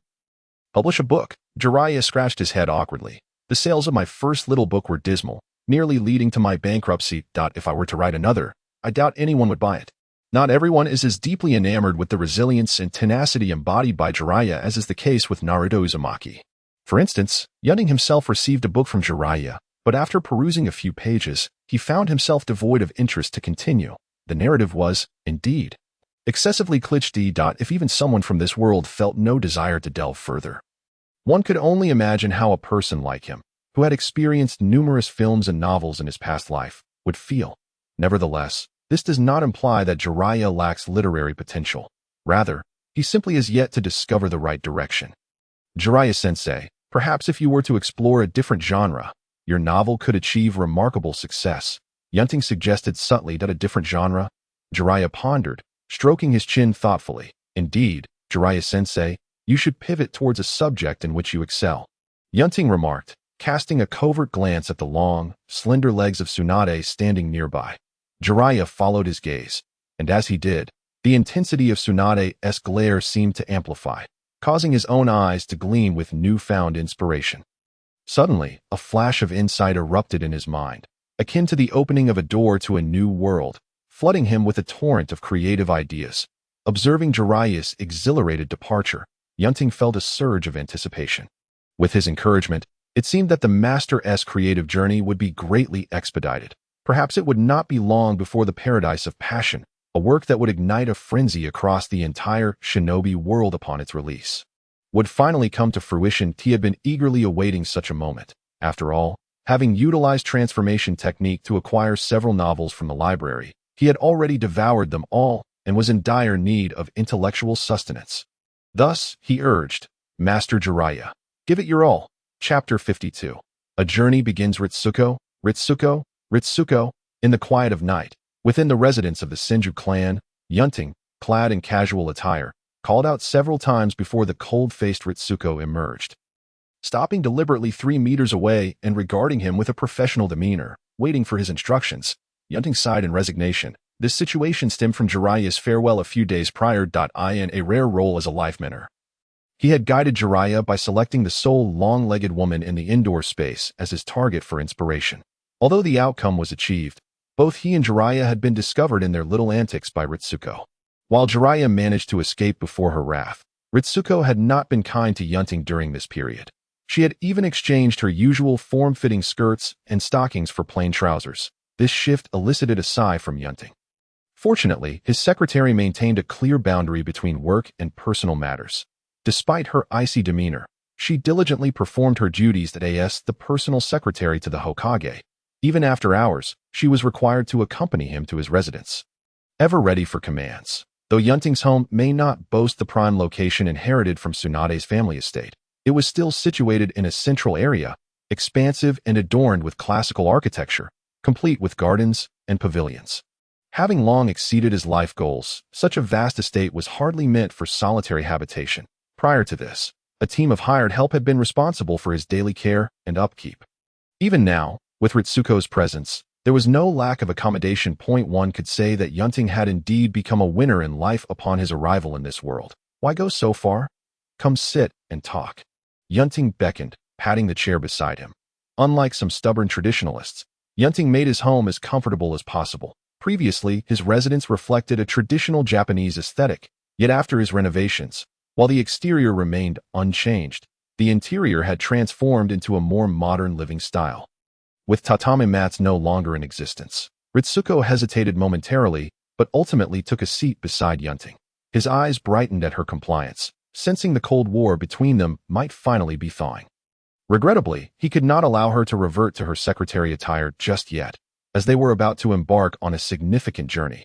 Every newly appointed Hokage must take the time to visit the capital of the Land of Fire to pay respects to the feudal lord, elucidating the policies of the new leadership and fostering mutual relations. Although Kenoha was not under the direct control of the Land of Fire, it still formally acknowledged the feudal lord's authority. Previous Hokages, including the first, second, and third, had all made such visits following their appointments. Now, Yunting, as the fourth Hokage, would not be an exception. In truth, his departure was somewhat overdue, but the circumstances within Kenoha had necessitated a delay. Only after he had secured control and stabilized the village did Yunting find the opportunity to visit the feudal lord. Thus, he relayed to Ritsuko, "So, prepare thoroughly upon your return, not only for yourself, but also for the entire team's supplies and route planning. This will be your responsibility. You have 3 days. We shall set forth for the capital of the Land of Fire thereafter." Understood. Recognizing the importance of the task, Ritsuko ceased her petty defiance, nodding earnestly before a hint of hesitation crossed her face. "Is it not too sparse for the Hokage to travel only with the Shadow Guard? Should we not add a few Umbu teams for additional security?" Yunting waved his hand dismissively, exuding confidence. "No need. The Shadow Guard suffices. Even if danger lurks, I am still the Hokage. Moreover, if he did not weaken their visible strength, the lurking threats would lack the courage to make a move against him."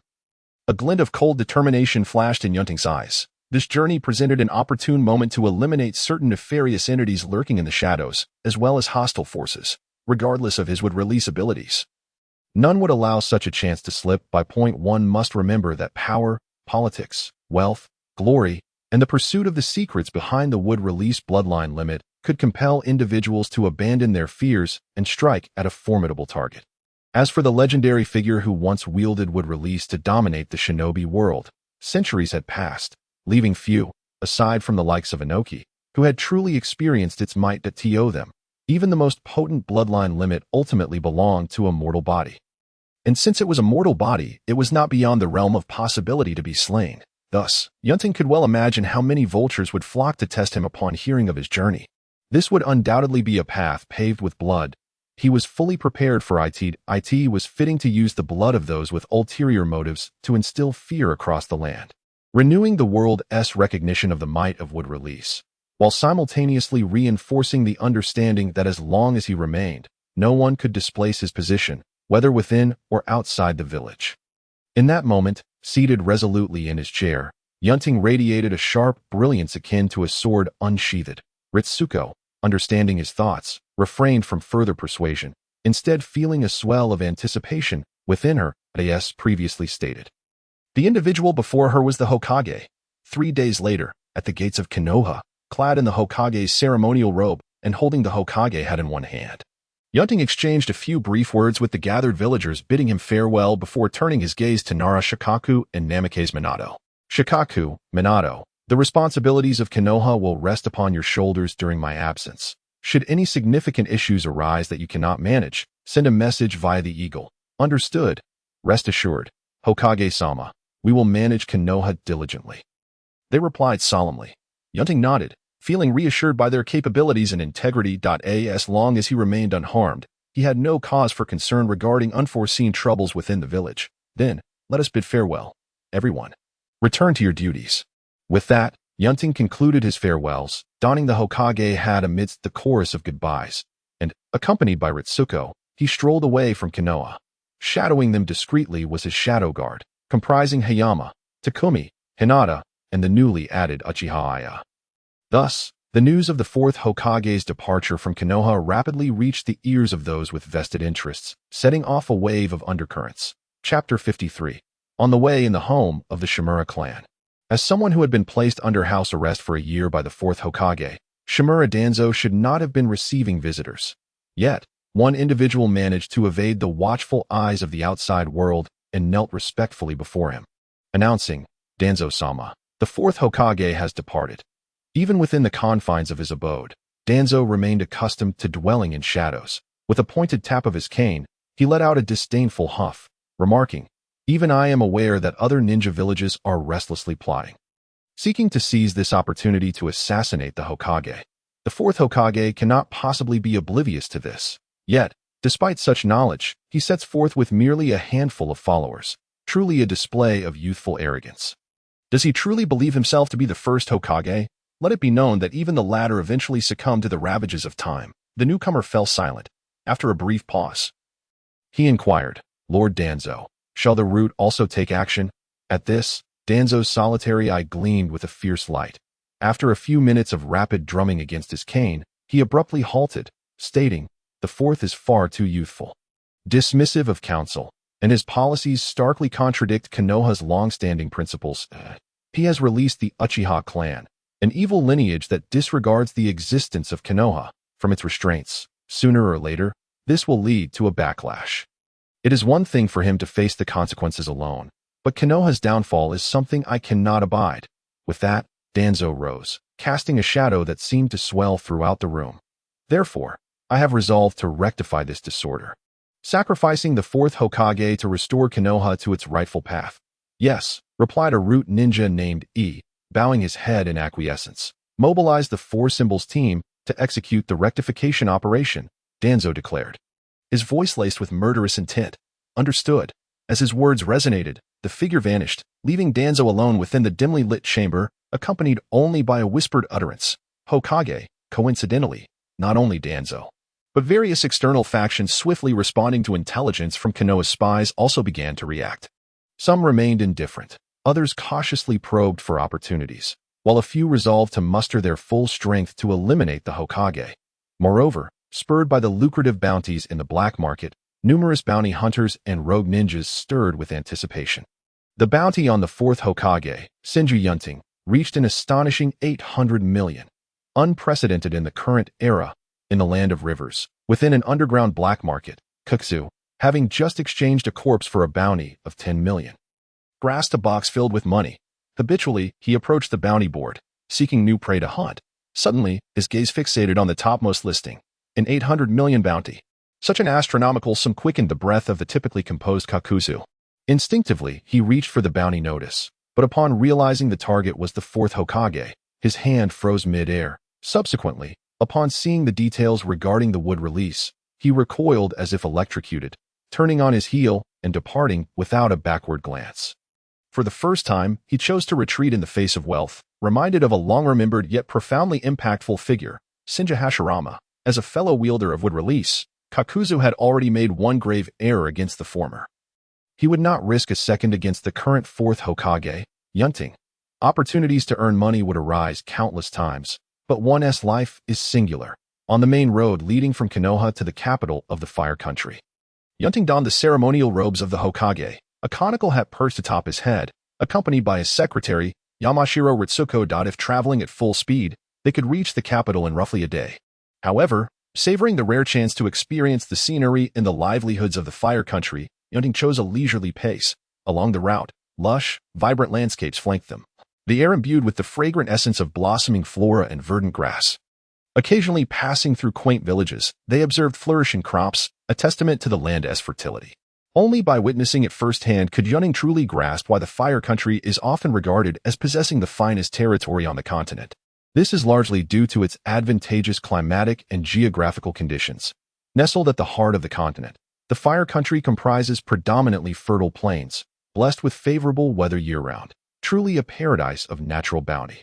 In contrast, the other four great nations tell a different story. The Wind Country is largely desert terrain. The Earth Country is characterized by imposing mountains and rugged cliffs. The Lightning Country occupies high altitudes, while the Water Country consists of islands beyond the continent. Compared to the Fire Country, these lands could be deemed impoverished backwaters. In no wonder during times of ninja world wars, the Fire Country often finds itself as the primary target. After all, who wouldn't desire a taste of such rich resources? Especially the Wind Country, which ranks lowest among the five great nations, frequently takes the lead in attacks during these conflicts, seeking to profit from the Fire Country's wealth. Such losses may not significantly impact the affluent Fire Country, but for the financially beleaguered Wind Country, they represent a substantial boon. Thus, Yunting holds little sympathy for Jeriah and the future Naruto's benevolent ideals regarding peace. For he understands that such peace can only be fleeting as long as the Fire Country's abundant resources remain. Surrounding impoverished nations, driven to desperation, will inevitably reignite the flames of war. It is crucial to recognize that the true bonds between nations hinge upon enduring interests. Much like the two world wars from Yunting's past life, which stemmed from unequal resource distribution and the conflicts instigated by emerging powers against established interests. As he observed the surroundings, Yunting formed numerous conclusions and thoughts, which would undoubtedly aid him in his future governance. Hokage-sama. Ahead lies a tea house. Shall we pause for a moment? Having spent half a day since leaving Kenoha, Ritsuko, clad in her Kenoha uniform, inquired upon spotting a tea house by the roadside. Yunting glanced up, surveying his surroundings before nodding. Let us take a break and instruct the Leaf Mountain team to clear away the little nuisances following us. Though harmless, their incessant buzzing can be quite bothersome. Understood, Ritsuko replied, extending a slender, fair hand toward her waist to signal.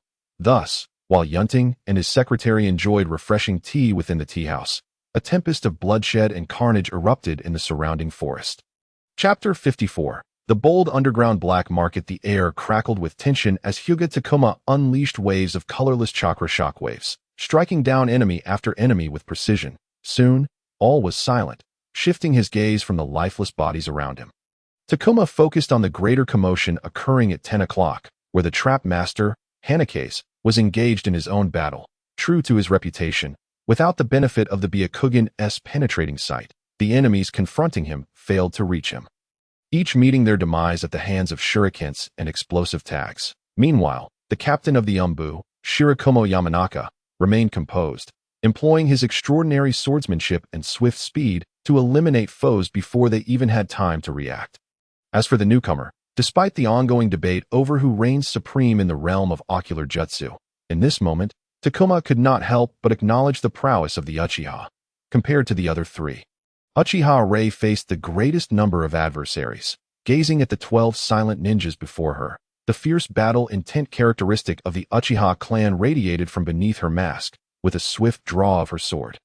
Uchiha Rei vanished from sight, launching her attack against the 12 foes. The lead adversary barely managed to utter a word before locking eyes with her blood-red, three-tomo Sharingan, and then there was nothing more.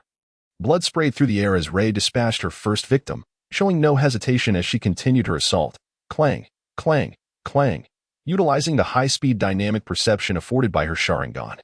Uchiha Rei effortlessly engaged the remaining 11 foes, systematically eliminating them one by one. After dispatching half the enemies, one finally cried out in terror. Be careful, she possesses the Sharingan. In the face of this revelation, the remaining foes trembled, instinctively inclined to flee. Yet, Uchiha Rei would not permit a single one to escape. Seeing this, the 6 remaining adversaries braced themselves for confrontation. Do not look into her eyes. Attack from a distance with ninjutsu. In an instant, a dazzling array of ninjutsu was unleashed, striking with precision. Have we succeeded? Is she dead? Ha ha ha.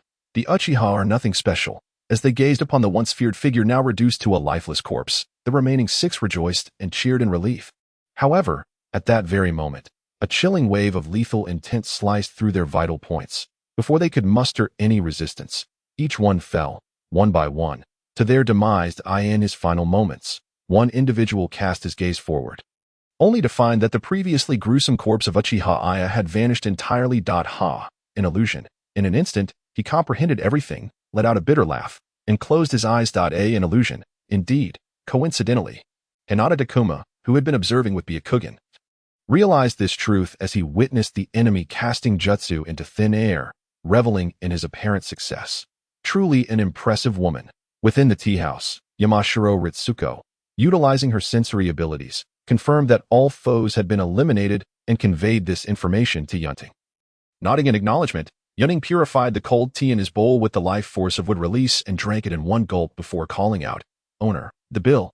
Coming right up, the tea house proprietor, an elderly woman hunched with age, approached slowly, accepting the payment from Yunting with a gentle smile, saying, "Please take care, dear guest." Yunting nodded calmly and rose to leave. Just then, as she watched the easily reachable silhouette of Yunting, a glint of cold light flashed in the old woman's eyes in a manner wholly inconsistent with her age. She swiftly drew a poisoned silver needle and thrust it toward Yunting's back. Yunting remained unresponsive. At that very moment, as the assailant's face lit up with joy, suddenly, he found himself unable to move. Ninjutsu, heart disruption technique. Beside him, Yamashiro Ritsuko calmly formed a secret seal and, under the horrified gaze of the assailant, directed his right hand to drive the silver needle deep into his own forehead. Bang! The assailant fell lifeless, his disguise dissipating to reveal a grim middle-aged man. Yunting paid no heed and continued his stride. In his view, both the earlier assassination attempt and the previous poisoning of the tea were too rudimentary, clearly not the actions of someone sent by a major nation. Yamashiro Ritsuko was equally aware of this, and upon examining the belongings of the assassin, she discovered a bounty list. Her beautiful eyes flickered with surprise as she swiftly caught up to Yunting, saying, "Lord Hokage, that person just now, along with the previous batch, are likely bounty hunters from the black market. Their reckless audacity, I believe, is linked to this bounty list." As she spoke, she handed the bounty list to Yunting. Upon glancing at it, Yunting saw his own name and likeness at the top. Looking further at the bounty amount, he exclaimed, "Good heavens, a staggering 800 million. Even for someone as affluent as Yunting, seeing such an exorbitant price made him momentarily entertain the thought of surrendering himself. Moreover, this principle of people die for wealth holds true in every world. Of course, the notion of actually surrendering was merely a jest. Regaining his composure, Yunting shook the bounty list in his hand and coldly remarked, "This is still the land of fire, and the black market dares to brazenly place a bounty on my head as Hokage. They truly possess considerable audacity, a malignant presence he had previously paid little mind to. Now dared to provoke him, evidently believing that some powerful patrons would shield them from repercussions. Notify Konohagakure to issue an S-rank mission in the name of the Fourth Hokage, led by Namikaze Minato, to cleanse the underground black market in the land of fire. Let certain individuals learn a lesson. The dignity of Konohagakure is not to be violated." Understood. Receiving Yunting's menacing command, Yamashiro Ritsuko quickly inscribed the mission on a blank scroll, handed it over for Yunting's signature, and then summoned a messenger hawk using summoning jutsu, which swiftly carried the message back to Konohagakure. It was evident that the underground black market in the land of fire would soon be engulfed in a storm of blood and chaos. Especially with the participation of Namikaze Minato, who possessed the Flying Thunder God technique, none would escape unscathed. All of this was merely the consequence of affronting the Hokage. It is worth noting that in the past, while many renowned ninjas from the 5 great nations were listed on the black market's bounty list, very few of the Kage had ever been included. After all, the former are mere pawns. A ninja village would not be provoked over the death of one. But the latter are leaders, the jewels. Should one dare to place a Kage on a bounty list, the ensuing response would be a relentless, all-out retaliation from the entire ninja village. Thus, Yunting was perplexed, unable to fathom what audacity the black market had to include him on their list. Could it be due to that unprecedented bounty of 800 million? Perhaps he was now quite curious about who could be so extravagant as to elevate his bounty to such heights. That Tsuchikage Oenoki was certainly involved. After all, this individual was notorious for hiring bounty hunters, so placing a price on his head would be expected. Yet, such a high price was beyond Oenoki's means. There had to be others contributing to this sum. Who among them could it be? That was a matter worthy of intrigue. Chapter 55. The tedium of political struggles. The task of cleansing the underground black market in the land of fire would require time to unfold. For the moment, let us set that aside. After dealing with the initial wave of tailing foes, Yunting continued on his journey with Yamashiro Ritsuko.I in the following hours, despite the bloody reminders of past encounters. Individuals ensnared by greed continued to flock toward Yunting. However, they never even had the chance to lay eyes on him before members of the Shadow Guard quietly eliminated them one by one. With 2 Jonin and 2 special Jonin providing protection, few organizations could breach their defenses, aside from the 4 great nations and a select few powers. Thus, the first day passed amidst skirmishes and chaos. After enjoying a luxurious night in a wood release villa, on the following morning, Yunting set out once more with Ritsuko and the members of the Shadow Guard. Unlike the previous day, there was a noticeable absence of overconfident challengers testing their limits. After several hours of travel without incident, the vigilance of the Shadow Guard surrounding Yunting heightened rather than diminished. They were acutely aware that this was likely the calm before the storm. With the inept individuals having been eliminated on the first day, only genuine threats remained. At this moment, approximately 5 kilometers away from Yunting, in a narrow valley, a group of unwelcome guests had gathered. There were 33 of them in total. The majority were ninjas bearing the headbands of the Cloud Village, 11 in total. The second largest group consisted of 6 ninjas from the Mist Village. As for the remainder, they might be formidable bounty hunters or simply agents sent from other ninja villages. However, unlike the Water and Lightning nations, which were at war with the Land of Fire, they could brazenly reveal their identities. They bore no insignia to indicate their allegiance. Regardless, the gathering of these individuals signified a considerable increase in strength compared to the cannon fodder from the previous day. Leading the Cloud Ninja contingent was a Jonin named Un, who, after surveying the assembly of allies, felt a flicker of excitement. This operation included 11 Jonin from the Cloud Village, all of whom possessed considerable power, and the Mist Ninjas at his side matched their strength. Additionally, the presence of these unidentified individuals, who appeared equally formidable, meant that there were a total of 33 elite ninjas gathered here.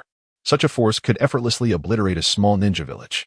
Even the assassination of a Kaga-level figure seemed highly plausible. Initially, Yuen's objective in accepting this mission was merely to probe the strength of the Fourth Hokage. If they were unable to succeed, they would only need to collect a sample of his blood and retreat, without any obligation to engage in a deadly confrontation. However, given the current circumstances, it seemed that the latter was not beyond reach. What of Wood Release? Even if he possesses the same bloodline limit, it does not imply that the current Fourth Hokage is comparable to Shinja Hashirama. The latter earned the title of God of Shinobi only after decades of relentless warfare. He harbors doubts about the capabilities of the young Fourth Hokage. Therefore, should this group join forces, the likelihood of assassinating the Hokage would be exceedingly high. Consequently, Kenoha would be left leaderless, allowing Kumogakure to gain substantial advantages in this conflict. With this thought, a fervent fire ignited within Yun's heart, and his gaze inadvertently shifted towards a man amidst the crowd, cloaked in a chilling mask. It was this individual's arrival that enabled the Cloud Shinobi, Miss Shinobi, and various other factions to converge with purpose, covertly laying in wait along the Fourth Hokage's inevitable path without any leaks. Although this person's contributions are significant, Yun holds a certain contempt for him. The ability to locate their faction within the Land of Fire and silently guide them here indicates that his influence runs deep within the nation and is intricately linked to Kenoha, likely positioning him as one of its higher-ups. Such tedious political machinations. Despite being heavily muscled, Yun's intellect is keen, and he recognizes that there are those within Kenoha who wish to utilize individuals like them to eliminate the Fourth Hokage. It is no wonder that the Land of Fire, being the most powerful nation in the shinobi world, consistently underperforms in warfare. With so many individuals of dubious intent within, how could they possibly exert their full strength against external foes? Unlike them, Kumogakure has never been mired in such duplicity, always striking with the might of a united fist. This is the reason for their continuous victories throughout the numerous shinobi wars. Traitors are universally detestable. Though he scorns this individual, Yun, understanding the importance of their mission, inquires, "To my knowledge, there are Byakugan users among the Hokage's bodyguards. If they detect our presence early, will the Hokage and his entourage withdraw?" The liaison, or perhaps more accurately, a member of Root. After all, only they possess the formidable intelligence network within the Land of Fire and have the audacity to act against Kumogakure. Although a dedicated assassination squad has been dispatched by Root at Danzō's behest, they have chosen to amalgamate their forces upon discovering other factions, aiming to present the greatest threat to Kumogakure at this moment. The Root representative indifferently replies, "Rest assured, we have established a concealment barrier here. ensuring that as long as we remain within the valley, the Byakugan will not detect us, a sealing barrier. Upon hearing this, Yun breathes a sigh of relief and reflects. Kenoha, inheritors of the Uzumaki clan's sealing techniques, has long been the envy of the other four great nations, particularly for the Cloud Shinobi, who are accustomed to seizing various secret techniques. Their desire for such power has lingered for ages. When the Land of Whirlpools fell, they played a significant role, acquiring many sealing techniques, yet the essence was destroyed, leaving them far inferior to Kenoha. Not only sealing techniques, but Kenoha's Byakugan, Sharingan, would release, and more have left the plundering Cloud Shinobi coveting. This solidifies Yun's resolve to eliminate the Fourth Hokage. Only amidst chaos and Kenoha might their long-desired aspirations come to fruition. Yet, not everyone shares this interest. One member of the Mist Shinobi, yawning impatiently, exclaims, "Why complicate matters? We should charge out and confront them head-on. Surely, the esteemed Hokage would not flee without a fight. Do you think everyone is as mindless as you?" Yun internally scoffs while turning his gaze towards the speaker. Soon, recognition dawns in his eyes that it is no wonder such thoughtless words emerge. The speaker, with white hair and two distinctive red dots between his brows, is a member of the Kagaya clan, known for their combativeness and muscular disposition. They are even more reckless than the Cloud Shinobi, making such statements entirely expected. The root operative ignores him, and knowing the speaker's temperament, Yun refrains from further comment. Additionally, he observes that the Mist Shinobi present appear to be predominantly from bloodline limit families, Kagaya, Mizuki, and others, due to the lack of concealed features. He recognizes these individuals who have earned considerable notoriety in previous battles. He has recently heard rumors of deep-seated conflicts between the Mist Shinobi leadership and bloodline limit families. It seems this time, the Mizukage has dispatched only those with bloodline limits, and with such a small number, do they harbor intentions of using them as pawns? Yun shakes his head in exasperation. More tedious political struggles. It seems that, aside from the Cloud Shinobi, other factions primarily aim to exploit the situation surrounding the Fourth Hokage for their own gain, neglecting the true assassination mission. However, with Root acting as a liaison, unexpected opportunities arise. Gazing towards the approaching direction of the Fourth Hokage, Yun clenches his massive fist, his eyes brimming with anticipation. Chapter 56, Assassination of the Hokage. On the other side, Konohagakure continues its steady advance. The journey from Kenoha to the capital of the Land of Fire is planned to be completed in 3 days. Having only traversed half the distance thus far, the anomalies along the way have alerted Konohagakure to impending turmoil.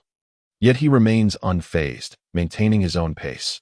Passing through a small village, he even takes the time to clear out a nearby bandit den and engages in conversation with the local villagers, earnestly inquiring about their living conditions. The act of fishing and slaughtering some overconfident fish has never been Konohagakure's true objective. Even visiting the daime is merely a secondary aim.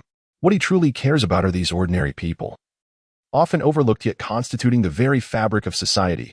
Only through practical engagement and a deeper understanding of a nation's foundation can one truly perceive its essence. Having ascended to the position of Hokage at an early age, Konohagakure still harbors grander ambitions, although his thoughts remain somewhat nebulous. As his awareness of this nation and the shinobi world deepens, his ideas are beginning to crystallize. Currently, what he is engaged in is undoubtedly this endeavor. Through recent visits, Konohagakure discovers that the Land of Fire boasts fertile soil and favorable natural conditions, suggesting that the majority of common folk should be living well. Yet, alas, not every region resembles Kenoha. The characteristics of aristocratic bureaucrats remain consistent across any world that in the most prosperous areas. The relentless exploitation by such individuals is ever present, if Kenoha's villagers can still enjoy some semblance of advanced technology. The commoners of the Land of Fire truly exist in a backward feudal era. The disparity is unfathomable, as if they inhabit entirely different continents. Konohagakure lets out a slight sigh. Beside him, Yamanaka Ritsuko observes with confusion.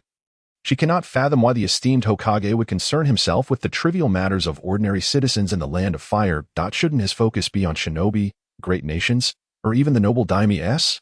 Do you not understand the significance of my actions? Konohagakure glances at his female secretary.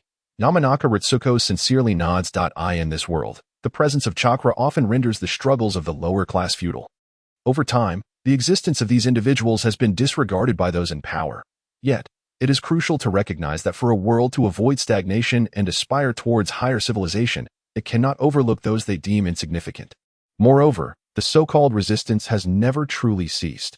As long as oppression persists and class divides endure, the flames of discontent will continue to smolder, especially now, with the emergence of developing technologies as a new force. Perhaps one day, the so-called born nobles and all unjust systems will find themselves powerless against this tide. Reflecting on his past experiences, Konohagakure feels a profound resonance with this distorted world. However, upon witnessing Yamanaka Ritsuko's bewildered expression, he sighs softly. The awakening of thought has yet to reach her. He shakes his head. You won't comprehend even if I explain it to you now. Observe and ponder more while you are by my side. In time, you will gain new insights. Yamanaka Ritsuko silently nodded in acknowledgement. Although she did not fully comprehend the true meaning behind Yunting's words, she could distinctly recognize that the new Hokage to whom she had pledged her loyalty was unlike anyone she had ever encountered before. This uniqueness not only dispelled any sense of alienation but also fostered an increasing sense of closeness. Perhaps this individual would, in the future, stir up entirely different waves of upheaval. An unusual light sparkled in Yamanaka Ritsuko's eyes. As a secretary, her only role was to exert every effort to meet the other's expectations and to closely follow behind, witnessing this transformation firsthand, due to various delays along the way. Yunting arrived significantly later than the root members had anticipated. During this interval, the group, including the anxious Yun, was rife with unease. After all, they were about to assassinate the leader of an enemy nation on hostile territory. A single misstep could lead to their complete annihilation before they even laid eyes on their target. Even the previously stoic faces of the root members began to betray a rare flicker of trepidation when the designated time passed without a sighting of their objective. After an hour of waiting in a state of suspicion and paranoia, they finally spotted their target in the distance, an individual marked by a hat adorned with the symbol of fire. "It's your turn now," one of the root members exhaled with relief. Glancing at those around him, he would remain behind to erase any traces of the sealing barrier, leaving no evidence behind. The presence or absence of Yun and the others was of little consequence to him. In response, Yun waved his hand dismissively, then turned to the group with a serious expression. "Everyone, let us proceed as per our prior plan." The others nodded solemnly, their demeanor imbued with a murderous intent. Then let the hunt for the Hokage commence. On the wide, straight road, only Yunting and Yamanaka Ritsuko walked alone. Suddenly, Yunting exclaimed softly, lifting his hand to adjust the Hokage hat atop his head, revealing a pair of eyes that regarded the path ahead with a hint of gravity. Though the surroundings appeared calm, his formidable instincts left him with a profound sense of trust in his sixth sense. "Is the feast finally upon us?" he mused inwardly. Before long, in less than 3 seconds, the shadow guard that had been covertly following him suddenly revealed themselves, rushing to his side. Among them, Hyuga Tokima arrived urgently, exclaiming, "Lord Hokage, a large number of ninjas are approaching from 200 meters ahead. There are 32 in total, all of whom possess chakra levels equivalent to elite Genin." Upon hearing this, the expressions of everyone except Yunting dramatically shifted. Even Uchiha Aya, proud and combative, felt a wave of helplessness upon learning of the enemy's numbers and strength. Only Yunting, while marveling at the enemy's boldness, was more concerned that Hyuga Tokima's Byakugan had failed to detect the ambush in advance. Was it some technique that concealed their presence? No. Even if such a technique existed, it could not possibly cover over 30 individuals simultaneously. The only exception would be a sealing barrier. With this thought, a cold glint flashed in Yunting's eyes. "Should we temporarily retreat, Lord Hokage?" inquired Bayun Yeson gravely. With over 30 elite Genin working together, even those at the level of the 5 Kage would need to avoid confrontation. Unlike samurai, ninjas do not harbor the concept of shame in retreating without fighting. Thus, Bayun Yeson did not intend any offense toward the Hokage with his words. Notably, even the once proud Uchiha Aya had no objections at this moment. In response, Yunting calmly shook his head. "There is no need. You all only need to ensure your own safety." "Understood." Bayun Yeson, Hanjio, Hyuga Tokima, and Yamanaka Ritsuko ceased their attempts at persuasion. As individuals who had followed Yunting closely, they held profound trust in their young Hokage. However, Uchiha Aya, who had joined midway, regarded Yunting with a hint of confusion. Since the Hokage refused to retreat, as a proud Uchiha, she too would not withdraw. But was the Hokage so resolute due to absolute confidence? Was it because of wood release? A rare glimmer of anticipation crossed Uchiha Aya's typically aloof face. Chapter 57. The bone veins for a ninja. A distance of 200 meters is but a fleeting moment. Soon, a combined assassination squad consisting of Cloud, Mist, and other unknown ninjas surged toward Yunting and his companions. Leading the charge were mist ninjas, adept in water release, who struck first, water release, great waterfall technique. Streams of chakra-fueled water cascaded together, surging forward with a tumultuous force. Yunting and the others swiftly evaded, but were compelled to scatter temporarily, which played right into the enemy's hands. Attack, the leader, Yun, commanded immediately. In an instant, 5 members of the squad broke away, hurtling toward Bayun Yeson and the others, ensnaring them and leaving no opportunity for rescue. Meanwhile, the remaining 27 charged at Yunting, intent on eliminating him with utmost speed. Fourth Hokage, today shall mark your demise. The first to arrive was Yin, clad in lightning release chakra mode. He unleashed a speed surpassing the others, his robust physique bursting with muscle as he launched a ferocious elbow strike aimed squarely at Yunting's head. Lightning release, heavy current strike. Bang! The fierce wind dissipated as a pale hand firmly grasped the massive elbow, halting its advance completely. In disbelief, Yun watched as Yunting, beneath the Hokage hat, slightly lifted his head and calmly stated, "Cloud Ninja, your strength seems to fall short of your bravado." With that, Yunting forcefully flung Yun toward another approaching adversary. Bang! Bang! The two men collided like cannonballs, hurtling backward uncontrollably. Just then, from the water pool at Yunting's feet due to the previous waterfall technique, a water clone unexpectedly emerged, brandishing a large blade and viciously slashing at his waist. Water transformation technique from the Kirigakure clan. Yunting observed impassively. His speed far exceeded that of the attacking member of the Hozuki clan. Not only did he evade the blade with remarkable reflexes, but he also reappeared before the assailant, smashing his fist into the latter's head with deadly precision. Bang! Water splattered everywhere in place of blood as the Hozuki clan member, now headless, quickly retreated despite his liquefied form. Yunting offered no opportunity for escape. Sizzling, sharp lightning chakra coalesced in his hand as he swiftly stepped into the path of the fleeing Hozuki clan member. While the water transformation technique rendered physical attacks ineffective, it had a significant weakness. Lightning released in an instant. The Hozuki clan member was forced back from his liquid state under the paralyzing effects of lightning. Just as Yunting prepared to capitalize on this moment to deliver a lethal blow, a series of ice mirrors suddenly formed in the surrounding air, shooting forth ice Saban like a celestial shower. It's Mizuki's ice release. Yunting observed coolly as the ice Saban approached. He transformed into a torrent of water, dispersing upon impact. When he reappeared, he materialized behind another adversary. Blood flowed freely as the first life was extinguished by Yunting's hand. It seems I must enlighten you all on what it truly means to be Hokage, casting aside the lifeless body, having already claimed the life of one opponent while causing several others to suffer. Yunting slowly removed the Hokage hat from his head, his eyes scanning the surroundings as he coldly declared, "Though over 20 of you hunt me, it feels as though I am the one playing the role of the hunter." Lightning release, dark thunder. In response, the now steadied Yun unleashed a ninjutsu. At this juncture, neither side could retreat. They were resolute in determining a victor through combat to the death. Yunting sprang into action. Utilizing the body flicker technique, he swiftly evaded a barrage of ninjutsu, advancing into the fray and igniting an intense close-quarters battle. Bang! With fists colliding fiercely, those who dared to confront Yunting felt their entire arms rendered numb upon impact. Although lacking the monstrous strength of Tsunade, the might of the Senju clan was nonetheless inherited by the former. Without augmenting his prowess, Yunting slightly leaned forward, narrowly avoiding a cold blade that skimmed past his head. Denying his opponent any chance to retreat, he swiftly extended his right hand, fingers gripping tightly around the adversary's arm, and yanked them towards the oncoming assailant. Following closely, Yunting's right leg lashed out like a whip. Accompanied by a sharp sound slicing through the air. In an instant, the two entangled figures seemed to be struck by a colossal beast, spewing blood and creating a long trail of splashes upon the waterlogged ground. Swish, swish, swish. Several shurikens intercepted Yunting's path.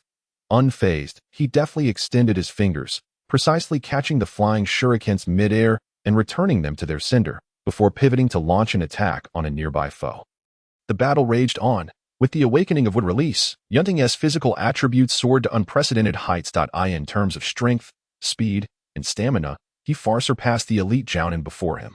Thus, despite the overwhelming numbers arrayed against him, he maintained a clear advantage in taijutsu. Figures were sent sprawling uncontrollably from Yunting's vicinity, reminiscent of Uchiha Madara's legendary confrontation with the ninja world. Yet soon, he encountered a formidable opponent. Bone release, finger bullets. 10 bony digits shot forth like bullets. Yunting effortlessly drew a kunai, knocking each one aside. Then, he beheld a figure adorned with protruding bone spikes. Bone release, dance of the large. Kagaya Meiwi, transformed into a chilling weapon of death, charged at Yunting with fervent battle intent. Having activated the secret techniques of bone release, he now exuded unprecedented strength in both offense and defense. Indeed, this proved to be true. After several probing exchanges, Yunting discovered that Kagaya Meiwi's body was bristling with bone spikes like a porcupine, capable of manipulating the growth and transformation of bones at will. Combined with the unique taijutsu of the Kagaya clan, Yunting found himself, for the first time in battle, feeling challenged and forced to retreat. As he withdrew, he casually hurled a kunai at his opponent. Clang, clang, clang. Kagaya Meiwi dismissed it nonchalantly, allowing the kunai to strike him without inflicting any harm. Ineffectual. My body is already enveloped in a layer of bone membrane.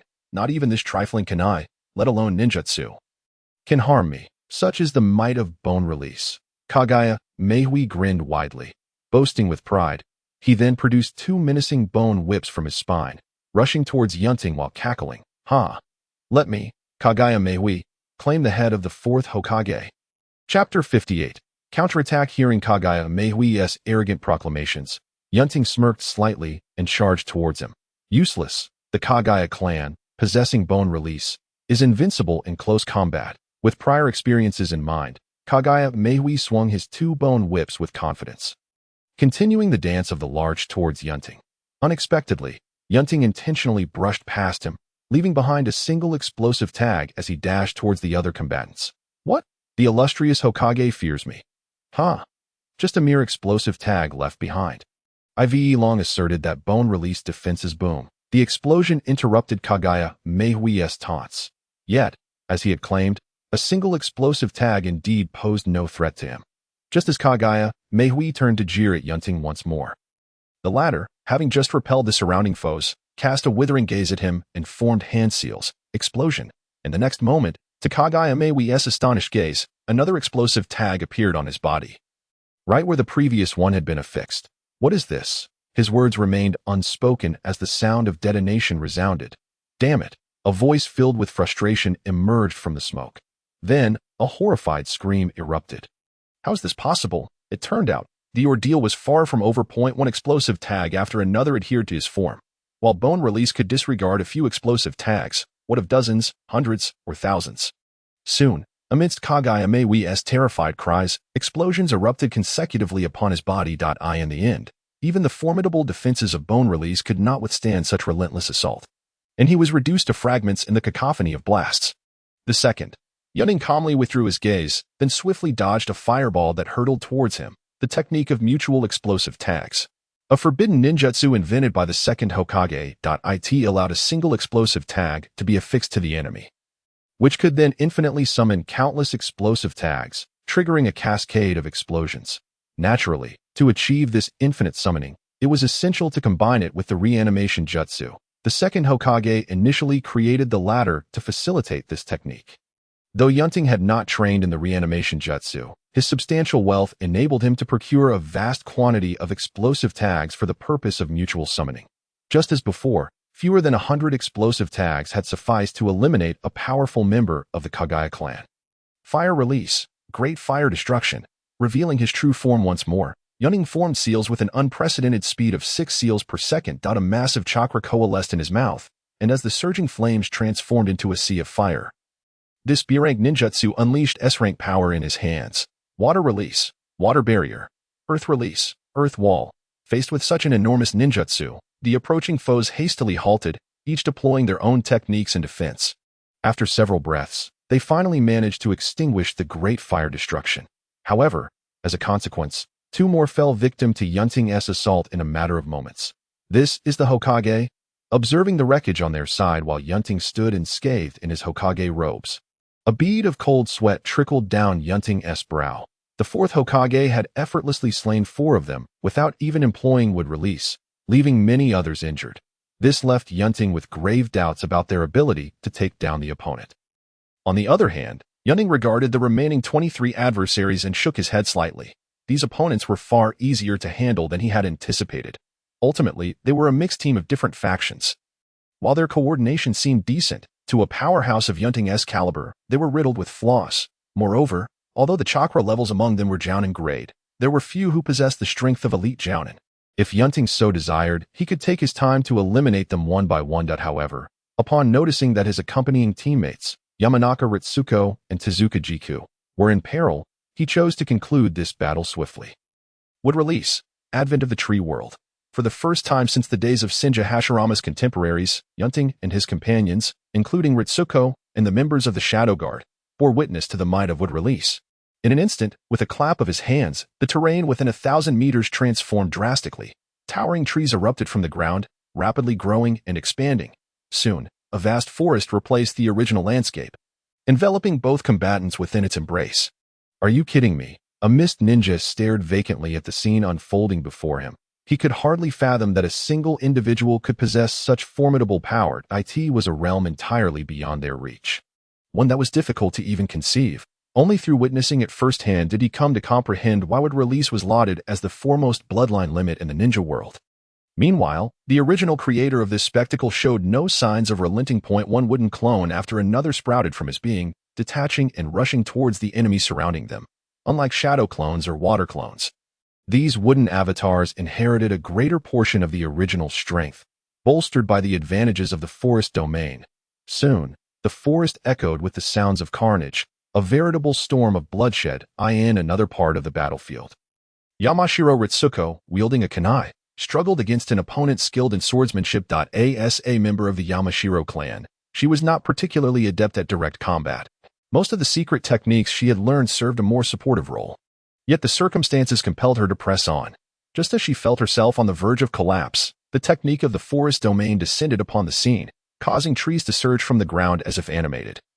With thick branches and vines launching themselves at the adversaries from all directions, the attackers found themselves in disarray. When the enemy finally managed to escape the encirclement, sacrificing their ninja blade in the process and covered in blood, Yunting's wooden clone arrived, swiftly dispatching them. Are you unharmed? The wooden clone inquired of Yamashiro Ritsuko. She nodded wearily. Just a minor injury. It is nothing serious. You should rest now. I will handle the remaining battles. With that, the wooden clone of Yunting moved on to the next target. Despite her desire to rest, Yamashiro Ritsuko lifted her gaze, curiously observing the retreating figure of the wooden clone and the surrounding forest. Having been by Yunting's side for so long, this was her first encounter with wood release. In another battleground. When another wooden clone of Yunting arrived, it was met with the sight of the battle having concluded. Withdrawing his sword from an enemy's corpse, Uchiha, despite her stoic demeanor, exhibited a glimmer of excitement in her eyes as she noticed the wooden clone. Her Sharingan quickly scanned the area. Yunting nodded in acknowledgement. And seeing that she bore no injuries, he chose not to utter any further words, turning to depart. Uchiha remained silent, her gaze lingering on the retreating clone for an extended moment, until a spark of fervor ignited in her eyes. Such formidable strength. And such an immensely powerful individual. Chapter 59 concluded. Subsequent to these events, Yunting rescued Shoujo, assisted in eliminating the enemies of Bayun Yeson and Hinata Takuma, and focused all his remaining energy on the ninjas within the scope of the forest domain. Consequently, the numerous ninjas who had previously struggled alone, divided by the forest domain's technique, soon fell one by one under the enhanced might of Yunting's wooden clones, ultimately becoming mere fertilizer for the trees. Such was the might of wood release.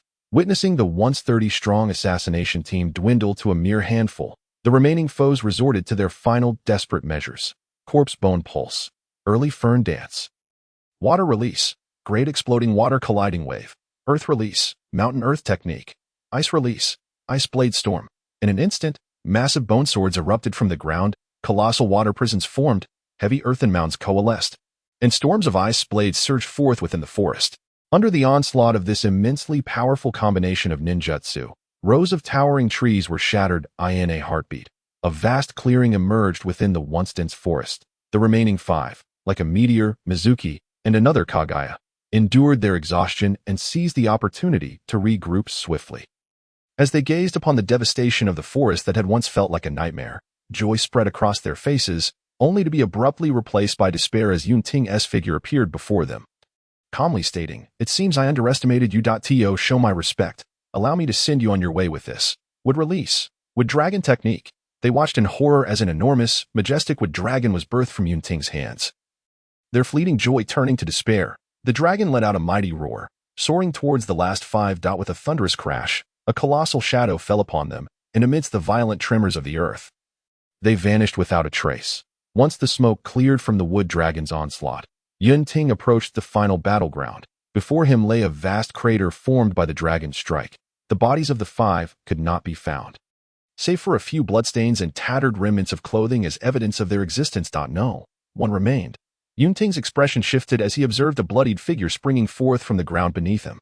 Lightning release. Lightning pair hot blade. With his last ounce of strength, the lone survivor, shrouded in scorching chakra, charged at Yunting with reckless abandon. To wield the lightning pair hot blade, you must hold a significant position with the rakeage, Yunting remarked, unfazed, as he summoned resilient wooden walls to shield himself.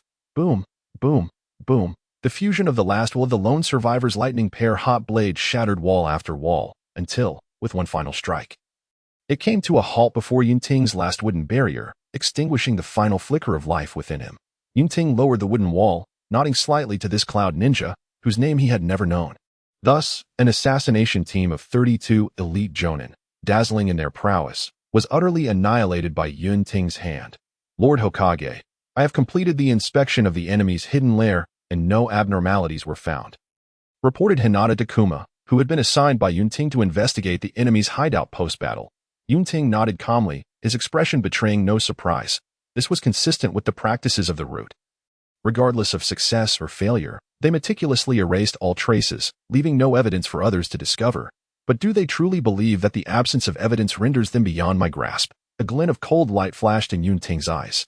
Initially, he had intended to deal with the root gradually, employing a strategy akin to boiling a frog in warm water, as time was forever on his side. However, having witnessed their audacity, he now reconsidered his approach. It seemed he would need to accelerate his plans upon his return. After all, having a ticking time bomb in his midst, while it might not prove fatal, would undoubtedly demand a considerable amount of his focus. Lord Hokage, all the bodies have been organized, reported by Yun Yesan, who had been tasked with cleaning up the battlefield. Even in death, the bodies of ninjas remained treasures in their own right, particularly as many among the assailants possessed bloodline limits, rendering them invaluable for research. The only regret was that the strongest among them had been reduced to mere blood and missed under Yunting's wood dragon technique, with a tinge of regret for the opportunities missed. Yunting surveyed the area that had been tidied up, inquiring of Yamashiro Ritsuko how long until those sent to assist arrive. Approximately 1 hour, she replied, following the battle's conclusion. She had summoned a hawk to relay the message to the nearest Kenoha ninja outpost. With 28 intact ninja corpses, it was impractical for them to transport the remains to the capital of the Land of Fire. Naturally, additional personnel would be required to return them to Kenoha. In that case, let us all take this time to rest. Yunting instructed that a battle inevitably incurs injuries and exhaustion. While no medical ninjas accompanied the group, Yunting summoned a slug to provide superior healing effects. As for himself, aside from a slight depletion of chakra, he remained invigorated, and the minor injuries sustained during the skirmish had long since healed. It could be said that after eliminating over 30 foes, his condition had scarcely deteriorated. This was the remarkable resilience of the Sinja clan, inheritors of the Sage of Six Paths physique. Only those who could harness the power of tailed beasts might rival them in self-healing and endurance. An hour later, the Kenoha ninja reinforcement team arrived punctually. After sealing the bodies of the fallen ninjas within scrolls, the team, burdened with the hefty scrolls, bid farewell to Yunting, saying, "Lord Hokage, we shall take our leave." Yunting placed a reassuring hand on the shoulder of the leader, advising, "Maintain vigilance on your journey. You carry a great fortune." Yes, the ninja squad departed. Yunting did not linger any longer and continued to lead Yamashiro Ritsuko and the members of the Shadow Guard towards the capital of the Land of Fire.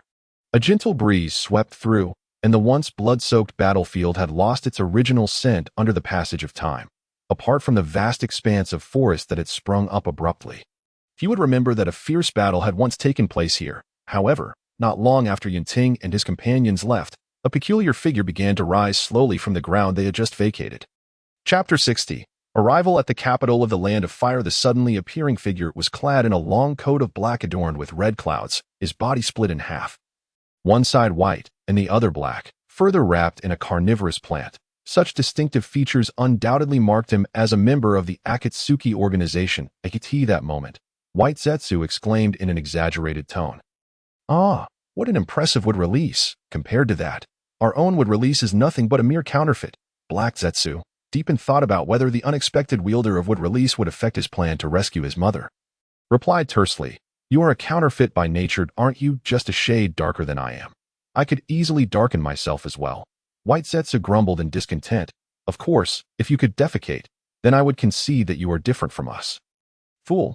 Black Zetsu dismissed the nonsensical ramblings of White Zetsu and, after surveying his surroundings, stated, "I have gathered sufficient intelligence on the Fourth Hokage. It is time to report back to the leader. Must we return so soon? Aren't we going to continue observing the Fourth Hokage?" White Zetsu asked in astonishment. No need. After today's battle, no fool would dare to assassinate the Fourth Hokage again. Even if someone did, they would not force him to reveal more. We have other matters to attend to, so let us not waste any more time here. This is where our involvement ends.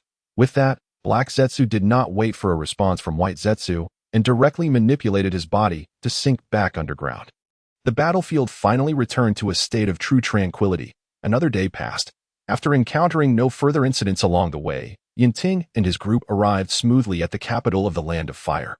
Gazing ahead at the seemingly endless expanse filled with various buildings and bustling crowds, Yunting felt a sense of intrigue. To put it plainly, given the foundation of the Land of Fire, this city could very well be considered the largest in the ninja world. After a brief survey, Yunting retracted his gaze and lowered the Hokage hat on his head, as he had now spotted the officials responsible for welcoming him. "Honorable Hokage, welcome to the capital of the Land of Fire. The daimyo has been eagerly anticipating your arrival." Upon noticing Yunting and his party, the leading official of the Land of Fire approached enthusiastically. "Apologies for the delay. We had to clear away some unobservant nuisances along the way," Yunting replied with a faint smile. The time was still short, aside from a few involved parties. The outside world was yet unaware of the events that had transpired during Yunting's journey. Although the official from the Land of Fire did not fully understand the context, he maintained a cordial demeanor and engaged in small talk before leading Yunting and his companions into the capital.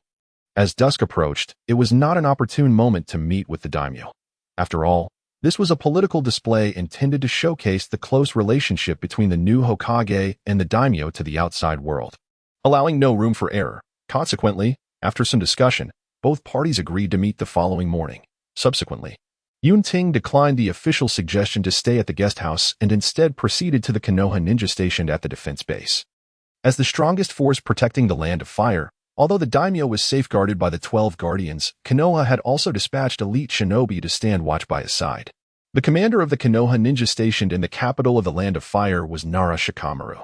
He was the elder brother of Nara Shikaku, and the reason he held this position was that Kenoha required a sharp-minded individual to handle the affairs between the village and the high-ranking officials of the Land of Fire.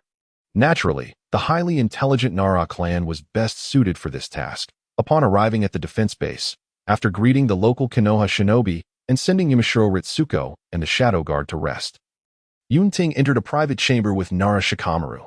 During their time together, Nara Shikamaru detailed the recent circumstances in the Land of Fire. Overall, Kenoha and the Land of Fire were mutually reliant, and their relationship was exceptionally close and harmonious, leaving little room for conflict.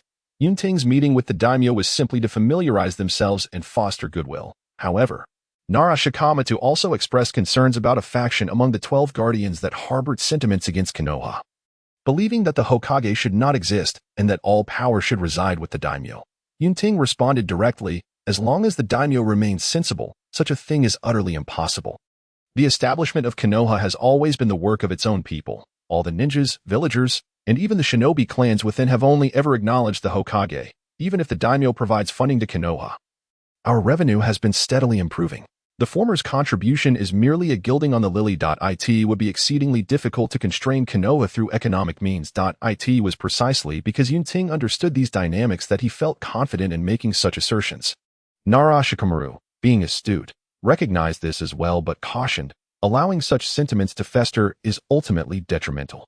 The daimyo may remain unaffected, but it is uncertain whether the lower ranks and the entire 12 guardians will harbor hostility towards Kenoha. The current daimyo is a wise individual. Should such sentiments truly cross the line, he would handle it without our intervention." Yunting recalled from the original text that the conservative faction among the 12 guardians ultimately subdued the radical faction without facing any repercussions. suggesting that the daimyo had orchestrated events behind the scenes. Of course, it was still necessary to remain vigilant. Sarutobi Asuma has recently expressed a desire to serve among the 12 guardians, considering the current instability within their ranks. Having him join could prove beneficial. Sarutobi Asuma, Nara Shikamaru recognized the name. Is this the intention of the third Hokage? Yunting waved his hand. No, it is his own desire. A radical notion from someone unwilling to live forever in his father's shadow. Hoping to break free, initially, I had no intention of agreeing, but now it seems like a brilliant strategy. Nara Shikamaru, understanding the nuances, refrained from delving into the family matters of the third Hokage and nodded in agreement. The son of the third Hokage joining the 12 guardians and pledging to protect the daimyo carries immense political significance, showcasing Kenoha's support for the daimyo. I believe he would not refuse. Furthermore, Asuma's involvement can help suppress any unfavorable sentiments towards Kenoha internally. Indeed, a twofold strategy. Then it is settled. Yunting clapped his hands. I imagine that Asuma is quite anxious. Let us just hope that the third Hokage does not resent my decision. He shouldn't, right? Nara Shikamaru hesitated. Yunting pondered for a moment and smiled. Indeed, he will not. After all, the third Hokage is a person who possesses a keen understanding of the greater picture. Chapter 61. Meeting with the daimyo after concluding their secret discussion. Yunting and Nara Shikamaru returned to their respective quarters to rest. The next day, the formal meeting between the Hokage and the daimyo proceeded smoothly, without any unforeseen complications, once the official ceremonies concluded. When Yunting and the daimyo met privately once again, he saw the daimyo of the Land of Fire holding a small round fan to obscure half of his face, greeting him in a somewhat peculiar tone. Yunting, you have no objections to me addressing you as the fourth Hokage, do you? Observing the daimyo, whose attire and demeanor exuded an air of darkness, Yunting couldn't help but internally critique while maintaining a smile. In public, you are the daimyo. In private, you are an elder. Addressing me by my name is entirely appropriate. The daimyo laughed heartily. Ah ha ha.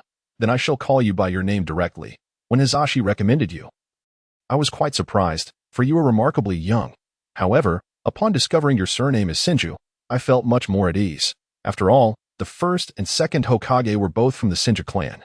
They enjoyed a very pleasant relationship with my father and elevated the Land of Fire to its position as the foremost nation in the ninja world. Now, as heirs to our ancestors' legacy, it is our duty to once again strengthen the Land of Fire. Grateful for the daimyo's kindness, Kenoha shall certainly do its utmost. Yunting nodded in agreement. He had previously known little about the prominent figure before him. In contrast, he had had extensive interactions with the esteemed wife of this noble after assuming the role of Hokage. There was no avoiding it. The noble lady was notorious for the numerous cat-seeking missions she issued annually in Kenoha. Each time, her pet cat would soon escape under the strain of its own burdens, only to be found again, and then lost once more. This cycle repeated itself, and it could be said that this singular noblewoman had kept many of Kenoha's lower ninjas occupied. In fact, she had taken to residing in Kenoha for an extended period. Initially, Yunting had wondered why the noble allowed his wife to wander away from home. Now, upon witnessing the frail, reed-like figure before him, he recalled her husband's rotund stature, and the answer dawned upon him. Casting a sympathetic glance at the noble, Yunting dedicated the ensuing time not only to exchanging sentiments with him but also to focusing on the current state of the war. Though the Third Shinobi War was drawing to a close, hostilities in the Land of Fire persisted, albeit with significantly reduced intensity compared to previous large-scale offensives. However, one could never rule out the potential for unforeseen skirmishes to ignite a new wave of conflict.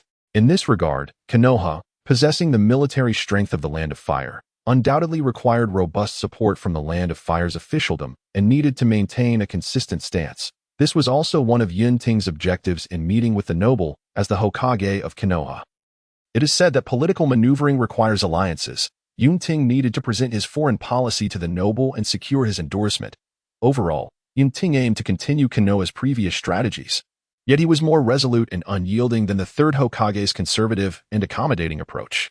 In essence, while Kenoha currently sought to avoid escalating the conflict, yearning for genuine peace, they would not concede an inch should the enemy attempt to encroach further. With the Third Hokage's experiences in dealing with the Land of Earth, where they had triumphed on the battlefield yet faced dismal failures at the negotiating table, fresh in his mind, and having witnessed the considerable internal turmoil that ensued, leading to the former Hokage's resignation and the selection of a new leader, Yunting was acutely aware of how to navigate external affairs.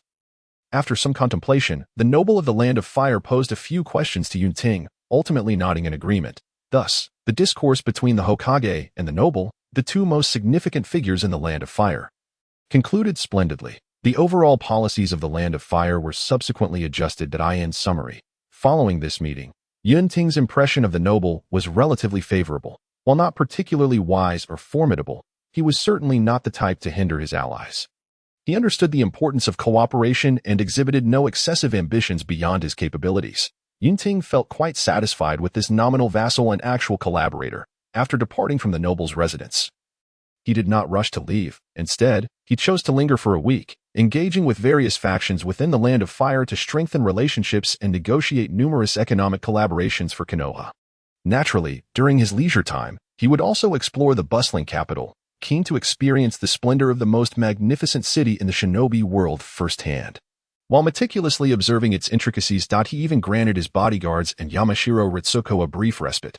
As for the latter, Yunting had personally witnessed her returning from her shopping excursions each day, laden with bags filled with clothing, accessories, and cosmetics. Indeed, it seems women across any world possess a fervent dedication to shopping. Oh, but there was one exception, Uchiha. Throughout these 7 days, while even the clouds and mountains took time to revel in leisure, she resolutely endured solitude, tirelessly practicing within the courtyard. On the rare occasion, she ventured out. It was merely to replenish her weapons at a nearby tool shop. Truly, one could not help but admire the Uchiha clan for their tenacity. 7 days passed swiftly. Yunting and his entourage prepared for their return. Initially, they had planned to make haste back to Kenoha, having accomplished all necessary meetings. However, upon hearing that the new special envoy from the Land of Fire to Kenoha would also be traveling to Kenoha, Yunting decided to escort him. Just as Nara Shikamaru held a significant position in the capital, each envoy from the Land of Fire to Kenoha bore substantial importance. In matters concerning Kenoha, the influence of the Land of Fire's envoy was second only to that of the noble. It was merely a simple gesture, and Yunting would not let this opportunity for goodwill slip away. The newly appointed envoy to Kenoha was a short, stout man named Imai. Upon encountering Yunting, he immediately approached with a broad smile, extending a warm greeting. After a brief exchange of pleasantries, Imai gestured towards the palanquin behind him and invited, "Lord Hokage, the journey is long. Why not rest in my palanquin?" Yunting glanced at the diminutive palanquin that could barely accommodate a single person and then surveyed the stout figure before him. Chuckling lightly, "I appreciate your kind offer, Mr. Daisuke, but as a ninja, I am unaccustomed to traveling in a palanquin. Moreover, given the unrest along the way, I prefer to remain vigilant. With you, Lord Hokage, present, who would dare to cause trouble?" Imai was filled with confidence in Yunting. However, seeing that Yunting had made up his mind, he could only regretfully concede. Unlike the formidable ninjas, being an ordinary person with a rather stout physique, he feared that he would take a week to reach Kenoha on foot. Thus, the palanquin, a noble's mode of transport, was undoubtedly the best option. Soon, the group set off. Chapter 62. The four symbols sealing the procession commenced. The Shadow Guard returned to the shadows for protection, leaving only Yunshiro Ritsuko by Yunting's side. In contrast, Imai entourage consisted of 2 bearers and a squad of samurai and servants, creating a greater spectacle than that of the Hokage himself. Yunting paid it no mind. After a cursory glance at the individuals accompanying them and finding nothing amiss, he proceeded to travel alongside them. Time ticked by, and the imposing silhouette of the capital of the Land of Fire gradually faded beneath the sunlight. To accommodate Imai party, Yunting maintained a leisurely pace, mirroring the speed of his earlier journey. Even so, the group required frequent breaks, especially the 2 bearers carrying Imai, who were drenched in sweat from exertion. Suddenly, as one of the bearers stumbled over a loose stone and fell, the palanquin tipped over, crashing to the ground. Inside, Imai anguished cries echoed, followed by a torrent of vitriol directed at the bearers. The 2 bearers could only tremble in fear, pleading for mercy while desperately attempting to right the palanquin. Yet, whether due to panic or other reasons, they struggled to lift it, inviting even more wrath from Imai. Witnessing the unfolding chaos, Yunting furrowed his brow and, without waiting for others to react, rushed forward to assist, eager to bring this farce to an end. Yamashiro Ritsuko followed closely behind. However, as Yunting approached the overturned palanquin, ready to hoist it upright, an unforeseen event transpired. The 2 bearers, who had appeared timid and cowardly moments before, suddenly raised their heads with a newfound indifference towards death. Without uttering a word, They unleashed their powers with remarkable speed. In an instant, blood gushed forth from their bodies, spraying in torrents. Alarmingly, the blood they expelled was an eerie shade of black. Damn it. Almost simultaneously, Yunting's pupils dilated as he realized the gravity of the situation, feeling a profound sense of imminent danger. With no time to spare, he forcibly yanked Imai Daisuke from the palanquin, and amidst the latter's renewed wails, he seized Yamashiro Ritsuko and retreated with utmost urgency. Yet, at that moment, two more servants charged forward from the rear. Akin to the previous bearers, their bodies drenched in black blood and silent. This was a meticulously orchestrated death trap. In an instant, the surroundings of Yunting, encompassing the front, back, sides, and even the space above and below, were engulfed in a deluge of dark blood, with no corner left untouched. Accompanied by the manifestation of the divination seals, for masses of surging black blood expanded into spheres and rapidly surged towards him. The Leaf 4 Symbols Sealing Technique, an S-rank sealing ninjutsu. The practitioner etches the 4 symbol seal within their body, sacrificing their own life to seal away all surrounding matter and drag it into the underworld, making it an immensely powerful act of mutual destruction. In the entire shinobi world, few could withstand this technique head-on. This was the strongest assassination move specifically prepared by Danzō for Yunting. The 4 Symbols team refers to the 4 individuals who bear the Leaf 4 symbol seal within them. They are the absolute death warriors of the root. After years of control over the root, apart from himself, only these 4 could inscribe the Leaf 4 symbol seal. This is not only due to the high requirements for the practitioner's qualifications, but also because the Leaf 4 symbol sealing technique itself demands a significant amount of resources to succeed. The fact that he would expend this decisive trump card here for Yunting illustrates his immense determination. Therefore, for the sake of Kenoha, for the sake of Lord Danzō, let the Fourth Hokage perish here. In their final moments, the 4 members of the 4 Symbols team gazed at Yunting with eyes filled with hope, anticipating the arrival of that moment. The Leaf 4 symbol sealing technique, what a grand design. Observing the ominous black blood surging from all directions and glancing at the 4 death warriors who had previously shown no sign of their true nature, Yunting's expression remained stern. Truly, the darkness of the shinobi world. Compared to other factions, the former was undoubtedly far superior in both strategy and preparation for lethal strikes. Unbeknownst to him, a single strike had thrust him into an unprecedented life-and-death crisis, even though he possessed would release. If he were to be struck by the Leaf 4 symbol seal, it would likely lead to an inescapable fate, sinking him eternally into the underworld. It could be said that this was an infallible assassination plan devised with a full understanding of his abilities. Had this been some time ago, with his would release and peak combat strength, he might have been tragically caught off guard and killed. However, at this moment, a brilliant light flickered in Yunting's eyes. Ah, help, no. At that moment, a chorus of desperate cries echoed from behind. It was the nearest samurai and servants who were emitting such sounds, watching as his subordinates were swallowed by the black blood. Leaving no trace behind, and seeing that the black blood was rapidly rushing towards him, Jinmu Daisuke's face turned pale, and disregarding his own pain, he stammered in fear, "Hokage-sama, what should we do?" Previously, he had thought that being accompanied by one of the 5 Kage, known as the strongest of ninjas, made him the safest person in the world. But now, he realized how naive he was. Even a Hokage has moments when they are powerless. The mere thought of this sent Jinmu Daisuke trembling in fear. In contrast, Yamashiro Ritsuko, who was also beside Yunting, displayed a much calmer demeanor. Although she was unaware of the peculiar black blood surrounding them, or that her own strength offered no chance of survival, her gaze upon the man to whom she pledged her loyalty brought her a sense of reassurance. No one understands the significance of the Hokage's title better than the people of Kenoha. He certainly did not disappoint her. Observing his female secretary striving to maintain her composure, Yunting nodded appreciatively and said, "Hold my hand." Without hesitation, Yamashiro Ritsuko's slender, fair hand, slightly damp with sweat, firmly grasped Yunting's hand. Meanwhile, facing the trembling Jinmu Daisuke, Yunting was less courteous and directly lifted him. The next moment, as the black blood surged towards the position of the 3, he finally made his move. Whoosh, the 3 vanished without a trace. 4 waves of ominous black blood collided, eerily silent. What is happening? Watching as their meticulously crafted plan was about to succeed, the target suddenly vanished, leaving the 4 root death warriors engulfed in solitude. Unable to believe their eyes. So close, having bled their last, The four could only close their eyes in deep resignation and confusion. Chapter 63. Flying Thunder God Beyond the Reach of the Leaf 4 Symbols Sealing Technique. The special kunai that had just been thrust into the ground moments ago, alongside Yunting and the others, appeared abruptly in this new location. Trembling uncontrollably, Jimmu Daisuke kept his eyes tightly shut, despairingly awaiting death. Yet, as he waited, he found he could still breathe. Finally, unable to contain himself, he opened his eyes, upon seeing a landscape filled with vibrant greenery. So starkly different from the ominous blackness before, he instantly comprehended that he had narrowly escaped doom. He let out a long sigh of relief and fervently expressed his gratitude to his savior, Hokage-sama. Thank you so much. Yunting nodded calmly. After all, this unfortunate incident had arisen because of him.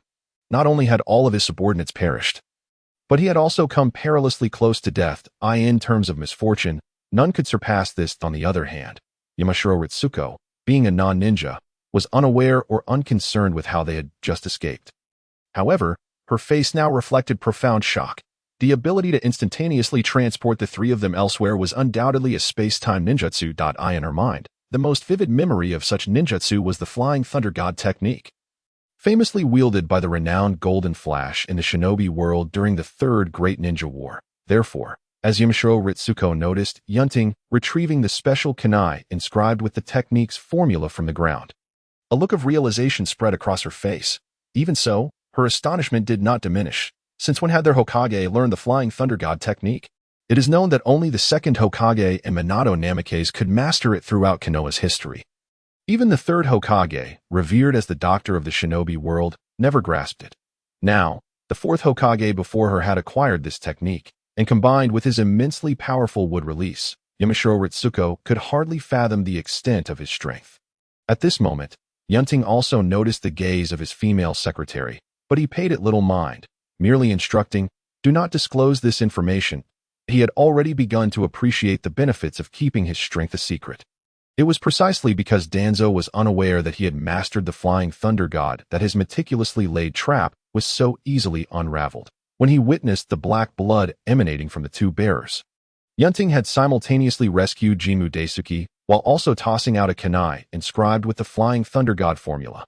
This cautious action proved to be the right choice. Subsequently, when he was surrounded by two more death warriors bearing the Leaf 4 symbol seal, it was that kunai, cast far away, inscribed with the Flying Thunder God formula that granted him an escape route.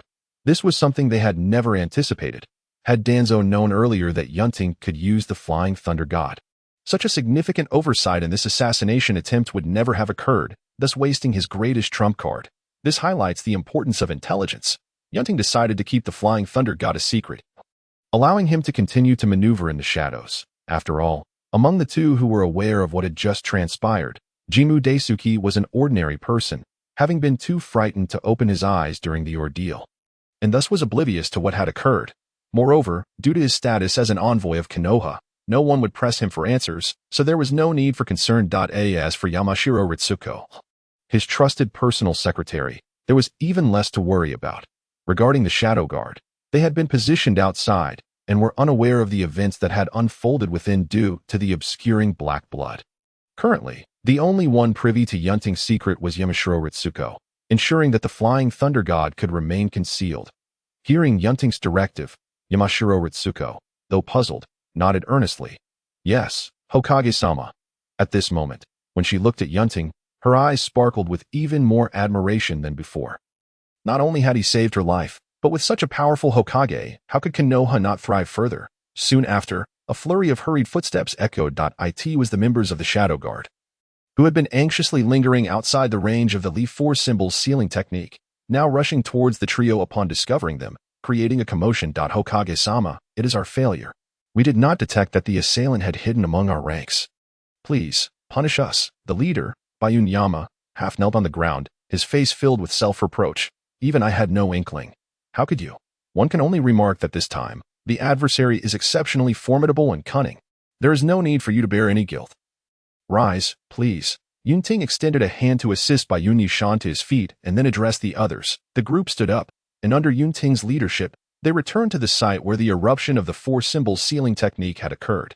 At this moment, with the 4 dead warriors no longer present, The four-symbol seal had also been lifted. The black blood vanished, leaving behind a colossal pit nearly 400 to 500 meters wide.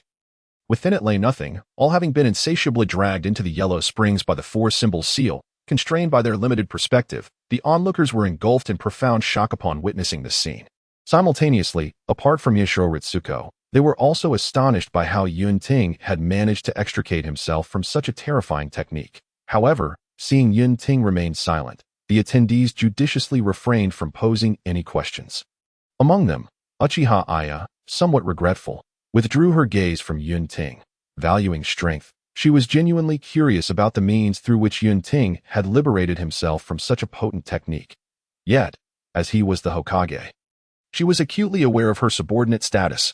Ultimately, she could only brush the corner of her eye. The three-tomo Sharingan could undoubtedly not survive under such a technique. She had heard from the clan elder that there were even higher levels of Sharingan. But did they possess the capacity to withstand such damage? Meanwhile, Bai Yun Yishan also regained his senses from the shock and inquired about the most pressing concern. Hokage-sama, do we have any leads on the identity of the assailants? The visitors were all dead warriors and would divulge no information. However, as he spoke, Yunting's lips curled into a smirk, and a glint of cold light flashed in his eyes as he remarked, "With such formidable sealing techniques clashing with me, who else could it be?" Sealing techniques. Bai Yun Yishan and the others exchanged glances, clearly picking up on the implications of Yunting's words. Yet, as this pertained to the upper echelons of Kenoha, they felt it was beyond their purview to inquire further. What they could do was to stand resolutely by Yunting's side when he most needed them, ready to wield that sharp blade. Meanwhile, amidst the conversation nearby, Imai Daisuke suddenly grasped something and hastily explained to Yunting, "Hokage-sama, those two bearers, along with the other two, though they were my subordinates. No, I mean, they cannot possibly be my people. They must have been swapped. Hokage-sama, you must investigate thoroughly. I assure you, none of this relates to me."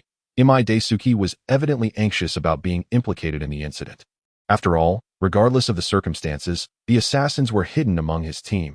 And according to the political style of the Land of Fire, if Yunting were to escalate this matter, even if he bore no fault, the repercussions could jeopardize his hard-won status as a Kenoha envoy. Of course, Mr. Daisuke was also a victim, having no connection to this affair, as Yunting reassured him. Given the capabilities of the route, it was indeed feasible to stealthily replace an official's attendant. Moreover, Yunting held no grudge against Imai Daisuke. Considering today's events, future interactions could be even more collaborative. Hence, he would not act detrimentally towards him. However, to prevent any further mishaps, Mr. Daisuke, it would be prudent for one of my subordinates to carry you. We must hasten our return to Kenoha," Yunting added. Imai Daisuke, feeling a great sense of relief, naturally did not object. Thus, the group commenced their swift journey. Destination, Kenoha, let us depart. Yunting took the lead, his eyes concealed beneath the Hokage hat glinting with cold determination. It was time to exact revenge. Chapter 64. The figures in the shadows at the entrance of Kenoha village. In less than a day, Yunting and his entourage returned, weary yet resolute. As ninjas, they were fortunate, although fatigued. A brief respite would suffice for restoration. In contrast, Imai Daisuke, who had been carried on the back of the largest member, Taiju, despite expending no energy, appeared pale and immediately succumbed to nausea upon reaching the ground. The disparity in physical resilience between ordinary individuals and ninjas was starkly evident at that moment. "Ritsuko, please escort Mr. Daisuke to Kenoha Hospital for medical attention," Yunting instructed. Yamashiro Ritsuko nodded and took Imai Daisuke, who managed a weak expression of gratitude towards Yunting, towards the hospital. Yunting then turned to the members of the shadow guard beside him, his gaze icy as he continued to command, "Next, our target is the residence of Shimura Danzō. Let us set forth." No one voiced dissent, even though they were well aware that their destination was the home of one of Kenoha's elders. Unlike other elders whose homes were situated in the bustling heart of the village, Shimura Danzō's residence lay on the outskirts of Kenoha. The area was remote and desolate, seldom frequented by visitors, which rather suited the clandestine nature of a shinobi. Although it was a home, Danzō rarely returned there, spending most of his time at the root base. However, due to Yunting's house arrest order, this sparsely populated dwelling had gained a touch of liveliness in recent times. Apart from Danzō himself, an ordinary old servant was responsible for his daily needs, a simplicity that hardly befitted his status. Moreover, To monitor his every move, Yunting had deliberately stationed a squad of Umbu ninjas outside. Yet, it seemed now that this had proven futile. Inside the Danzō residence, though the sun blazed brightly outside, the occupant habitually kept the windows and doors shut, seated in the dimness of the room. Years ago, having been a step too late, he had bid farewell to the position of Hokage, forced to descend into the shadows. Despite harboring a persistent yearning for that forsaken title over the years, he perhaps did not comprehend, or perhaps refused to acknowledge, that he had become so entrenched in darkness that he no longer felt at ease in the light. Even if he temporarily returned to the brightness out of impulse, the scorching sunlight would expose the darkness that enveloped him to the very core. Clearly out of place, yet he insisted on remaining, ultimately leading to his own demise. Even so, he would resolutely continue to sit as he did now. At this moment, in the dimly lit room, the sound of fingers drumming against the cane was far more hurried than before. Danzō was not as calm as his exterior suggested. If all went according to plan, the Four Symbols team should have already made their move. Considering the passage of time, it was high time for news to return. What would the outcome be? The Fourth Hokage's remains utterly obliterated? If so, it would be utterly perfect. While the death of the Fourth Hokage would destabilize Kenoha, still embroiled in conflict, it would ultimately be a temporary setback. With Nijan and the old man still around, Kenoha would soon recover, drawing upon its deep-seated foundations. This was far preferable to witnessing Konoha's future obliterated by the reckless ambitions of that arrogant young man. To relentlessly bolster his own faction while suppressing the elders was one thing, but the most unforgivable act was to loosen the chains binding the Uchiha clan. It is well known that even the illustrious second Hokage maintained a formidable wariness towards the malevolent Uchiha clan. How could the younger Senju Yunting dare to overturn the strategies of his predecessors? Arrogance, belligerence, and unprecedented extremism, coupled with immeasurable power, these were the very hallmarks of the Uchiha. Akin to a powder keg within Kenoha, ready to explode at the slightest provocation, ultimately harming only themselves. Having witnessed Uchiha Madara's arrogance and self-importance firsthand, Danzō harbored deep-seated fears. He was unwilling to see the emergence of such a presence within the Uchiha clan again. Therefore, for the future of Kenoha, the Fourth Hokage, who had completely deviated from Konoha's original path, must perish. As for the possibility of failure, Danzō shook his head. One understood better than he the formidable strength of the Four Symbols seal. From its inception, the Four Symbols team had been created with the purpose of perishing alongside powerful ninjas. Thus, their training had not adhered to the conventional ninja model, but rather focused on enhancing their speed, stealth, secrecy, and disguise. Indeed, they had even minimized the chakra within their bodies to avoid detection by the enemy, allowing them to lower their guard and strike with lethal intent at a critical moment. When the enemy finally recognized their anomaly, it would already be too late to confront the Fourth Hokage. The Root had devised an intricate strategy, with all four members of the Four Symbols team deployed.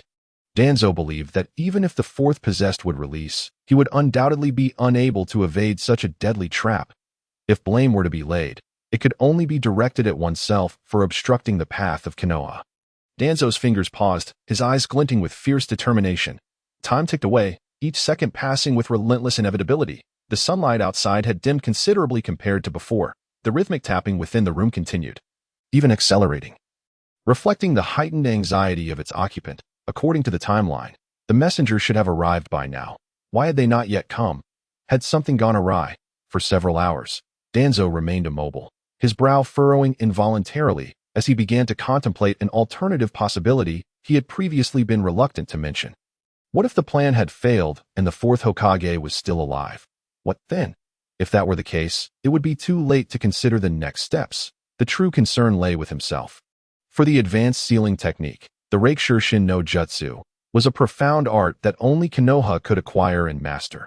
This S-rank sealing technique was accessible only to a select few high-ranking officials in the village. Senju Yunting was no fool. He could easily deduce that Danzō was likely responsible. Although the members of the Shirshin team had perished without leaving any evidence, the occurrence of such an event suggested that, while the absence of proof might spare Danzō from immediate retribution, the resulting backlash would undoubtedly be severe, leaving outsiders with no grounds for objection. Thus, the outcome could very well be a total loss. Gripping his cane tightly, Danzō's hand trembled with tension. From the very beginning of his actions, he had understood that once the Shirshin team was mobilized, there would be no turning back from the Fourth Hokage. Therefore, success was imperative, nothing less than success. With this thought, Danzō's solitary eye glimmered with a fierce determination akin to that of a wolf. Yet, some matters do not bend to the will of man. At that moment, the creaking sound of a door being pushed open pierced through the air. Danzō's body jolted. Under the watchful eyes of the outside, it was impossible for his subordinates to enter so brazenly. And his old servant would never intrude unannounced, so who could it be? He slowly lifted his head, and the sight of a strikingly vivid red and white robe entered his vision. The Hokage's ceremonial attire. A garment Danzō was all too familiar with and had longed to don.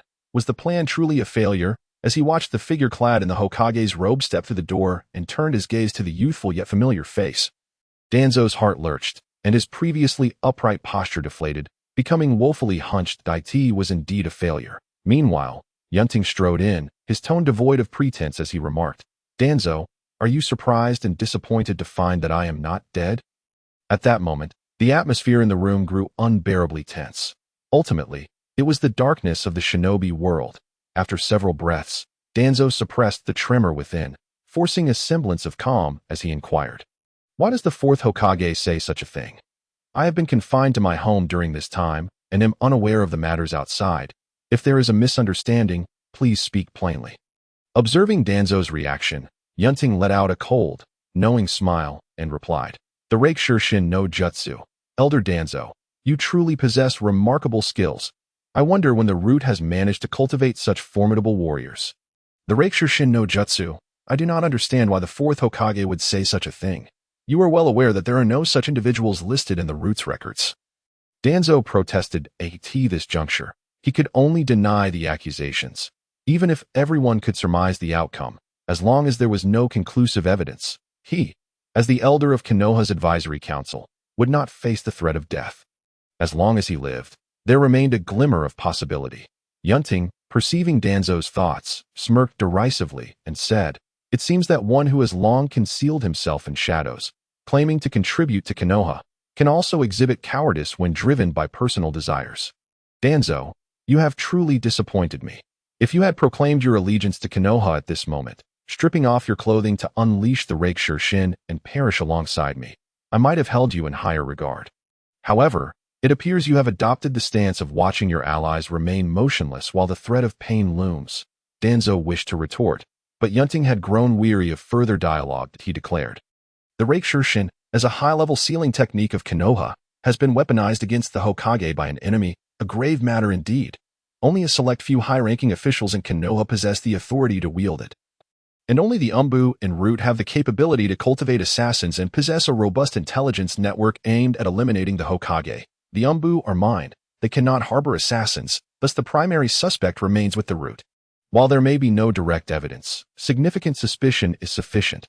Until we gather adequate proof to resolve this case, the root will be suspended from operation, and its personnel will be temporarily integrated into the As for you, Elder Danzō, who is also under serious suspicion, your confinement will be extended indefinitely until your innocence is proven, and no visitors will be permitted." Having spoken, Yunting waved his sleeve, uninterested in hearing Danzō's defense, and turned to leave. However, just as he was about to step out, he suddenly recalled something and turned back, his eyes filled with murderous intent as he fixed his gaze on Danzō, saying, "Danzō, I would take great pleasure in seeing the infamous minions of the shinobi world rendered powerless. Forever confined within this small room, living out their days as a toothless tiger for all to observe, I believe this would serve as a fitting punishment for you. Of course, you could choose to ignore my orders and venture out on your own.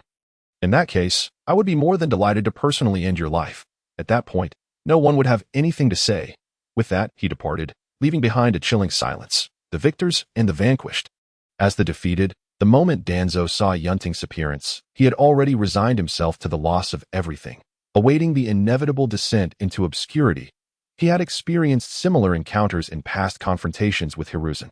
Yet, the echo of Yunting's final words, particularly the phrase "a toothless tiger for all to observe," reverberated in his mind, making it impossible for him to find solace, as if his heart had been drenched in ink. Regret. Danzō sat motionless for a long while, lost in thought. Exiting Danzō's residence, Yunting raised his hand. In an instant, an ninja appeared before him, bowing respectfully. "Hokage-sama, double the surveillance on Danzō. Additionally, Include the Byakugan users in the team. I require knowledge of Danzō's every action, Yunting commanded. Previously, as Danzō's confinement was merely a year of light punishment, his status as an elder of the council had necessitated a more lenient approach to surveillance, allowing his subordinates opportunities to exploit the situation. However, Yunting would no longer allow such leniency. Not only would he strictly monitor Danzō's every move, but he also had further plans for his loyal root subordinates. Even if he lifted the curse mark that had bound them to Danzō, years of indoctrination would ensure their continued loyalty. Thus, suspending the root's operations and assimilating them into the Umbu was merely a temporary measure. Yunting would enact more comprehensive arrangements in due course. 3 days had passed since Yunting's return to Konoha. During this time, news of his assassination attempt had naturally spread throughout the village. The common villagers were only aware of his remarkable counterattack, where he killed over 30 ninjas. After all, the corpses brought back were undeniable evidence. However, the more perilous details surrounding the Raikshur-Shin assassination plot circulated only among Konoha's upper echelons, the shinobi clans, and select high-ranking ninjas. Ultimately, this was an internal conflict within Kenoha, and its disclosure would be detrimental. Including Yunting, everyone tacitly agreed to confine the matter to a select few and conceal it from the general populace. Of course, concealing it did not imply that Yunting would refrain from seeking retribution. The merciless punishment awaiting Danzō and the root had already spread among the ninja community. Consequently, the two advisors, Midogate-in and T-Rinke-haru, who had seldom visited previously, could no longer remain seated and came together. Fourth Hokage, punishing Elder Danzō without any evidence regarding the assassination is somewhat procedurally questionable, wouldn't you say? Midogate-in questioned Yunting within the Hokage's office. As a member of Konoha's advisory council, Danzō held the highest authority among the elders. Yet now, he had lost everything and was reduced to a state of house arrest, exacerbating the already diminishing influence of Konoha's advisory council under Yunting's growing power. Thus, whether for public or personal reasons, both Midogate-in and T-Rinke-haru felt compelled to make an effort to see if they could elevate Danzō's standing. They even brought along the retired Hiruzen Sarutobi. But unfortunately, he had declined to participate. At this moment, facing Midogate-in's inquiry, Yunting merely glanced up from his paperwork, his expression indifferent, and remarked, "The Raikshur-Shin no Jutsu is accessible only to Konoha's high-ranking officials. If not Danzō, then are you, Elder N, involved?" Midogate-in's face paled, and he hurriedly waved his hands in denial. "How could it possibly be me? As an advisor to Kenoha, I would never engage in an assassination against the Hokage. Indeed, Elder N, and you, Elder K-haru, would have no such motive. But what about Danzō?"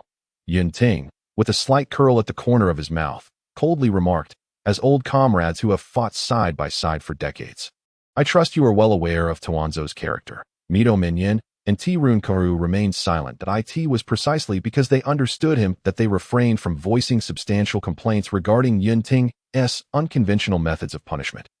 Sarutobi Hiruzen was even reluctant to intervene at this juncture. The only desire of the two was to extricate their old friend from his predicament. As for the root, they had long since abandoned it.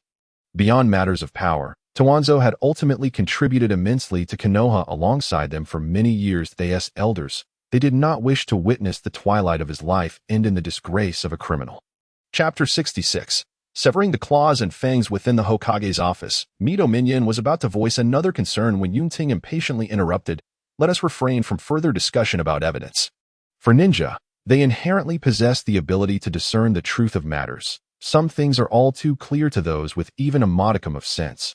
They simply choose to remain silent for the sake of Kenoha. That being said, appropriate punishment must be administered. If we treat such a grave crime as the assassination of a Hokage lightly, how will others regard the Hokage in the future? What becomes of the Hokage's prestige?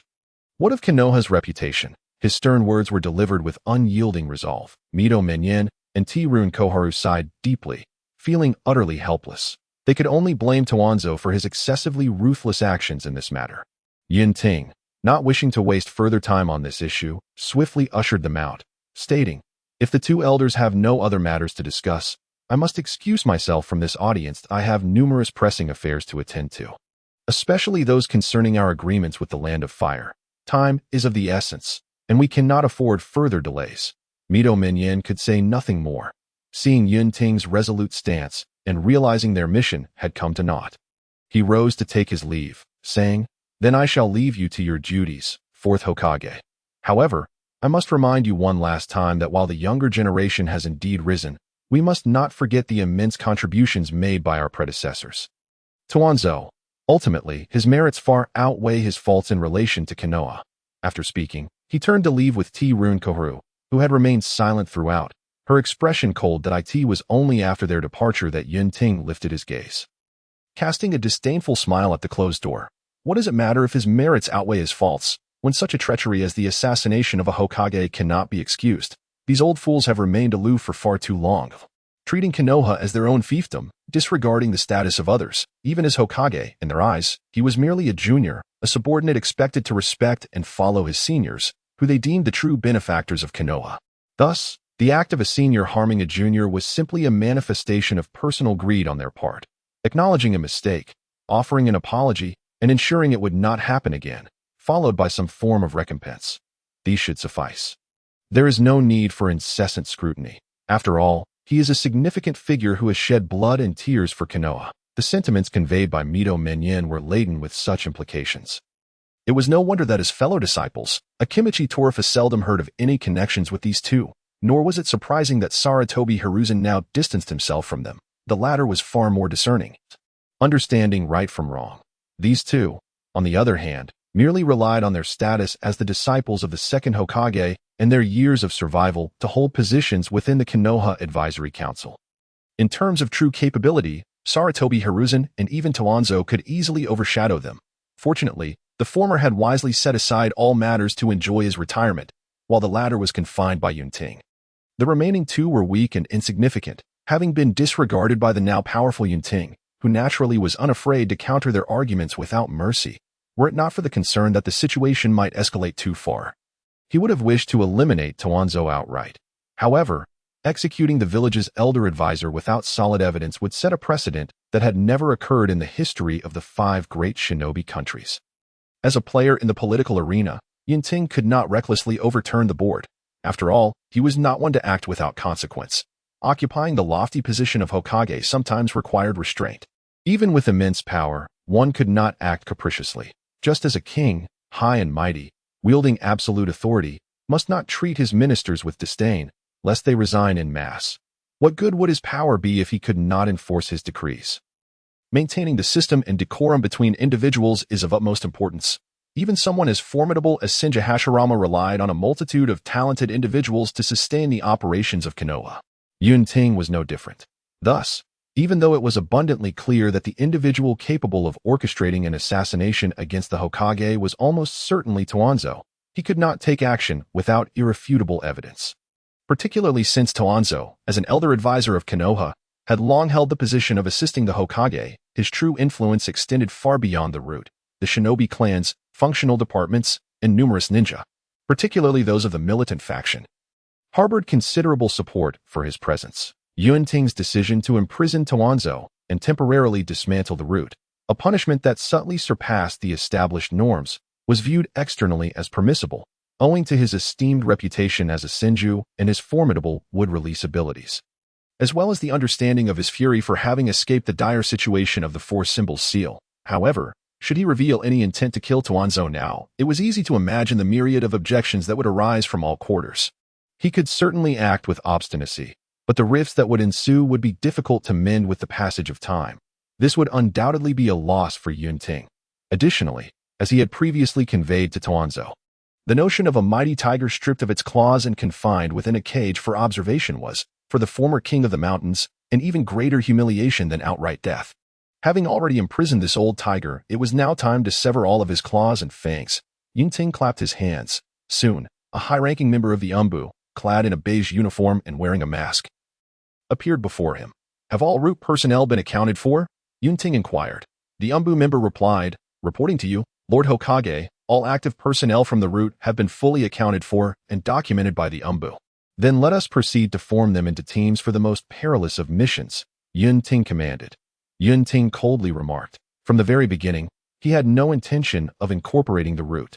Fully aware of the impossibility of such a notion, his initial aim in assimilating into the dark faction was primarily to gain a comprehensive understanding and mastery of the information pertaining to the root. Subsequently, It was time for these individuals to sacrifice everything for the sake of Kenoha. Since the root served as a sword of darkness for Kenoha, those who joined its ranks forsook all emotions, prioritizing their missions above all else. Thus, it would indeed be a lamentable waste to wield such a sharp blade against one's own kin or to destroy it. Presently, the borders of the Land of Fire, the Land of Lightning, and the Land of Water were embroiled in relentless conflicts, resulting in an abundance of missions that IT was apt to dispatch these individuals for support, even if they met their demise in battle. It would, in their eyes, be a matter of no regret. In summary, Yunting regarded the root as a ticking time bomb, utilizing it as a one-way blade. This approach not only secured benefits for Kenoha but also continually weakened and ultimately aimed to obliterate Danzō's influence. The struggle for power is indeed ruthless. As for the ninjas of the root, deeply branded by Danzō's mark, Yunting did not treat them as traitors but informed them of their roles as heroes of Konoha, demonstrating a remarkable level of benevolence. Of course, there might still be hidden individuals within the root, akin to the four-symbol squad, who had evaded detection.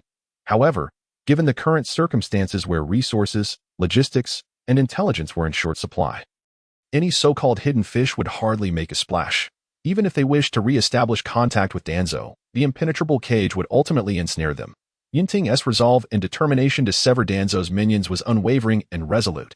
Chapter 67. The new generation of Kenoha and the gift money. Time flies, and the transition has brought us to June of the 48th year in Kenoha. For Konoha Village, aside from the incident involving Shimura Danzō over 2 months ago, there have been no significant events since. But recently, the buzz of excitement revolves around the head of the Akimichi clan, Akimichi Chza, who joyfully welcomed a bouncing baby boy at the beginning of May. To celebrate the birth of this newborn, named Akimichi Chg, he generously reserved a barbecue restaurant to host a banquet for guests to partake in the baby's full moon celebration. Yunting, having received an invitation, contributed his share of the gift money. However, that is not the focal point of the story.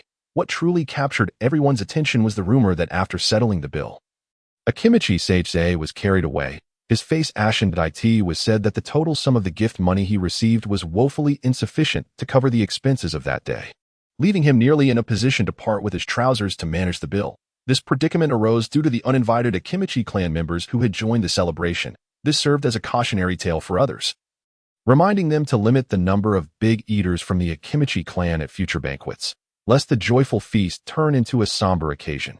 Even someone as affluent as Yunting found himself momentarily speechless upon witnessing the multitude of rotund Akimichi clan members devour the barbecue with astonishing speed, each plate disappearing into their bellies in an instant. In the end, the perceptive Yunting cast a sympathetic glance at the beaming, rosy-faced Akimichi Chza amidst the crowd, shook his head, and took his leave.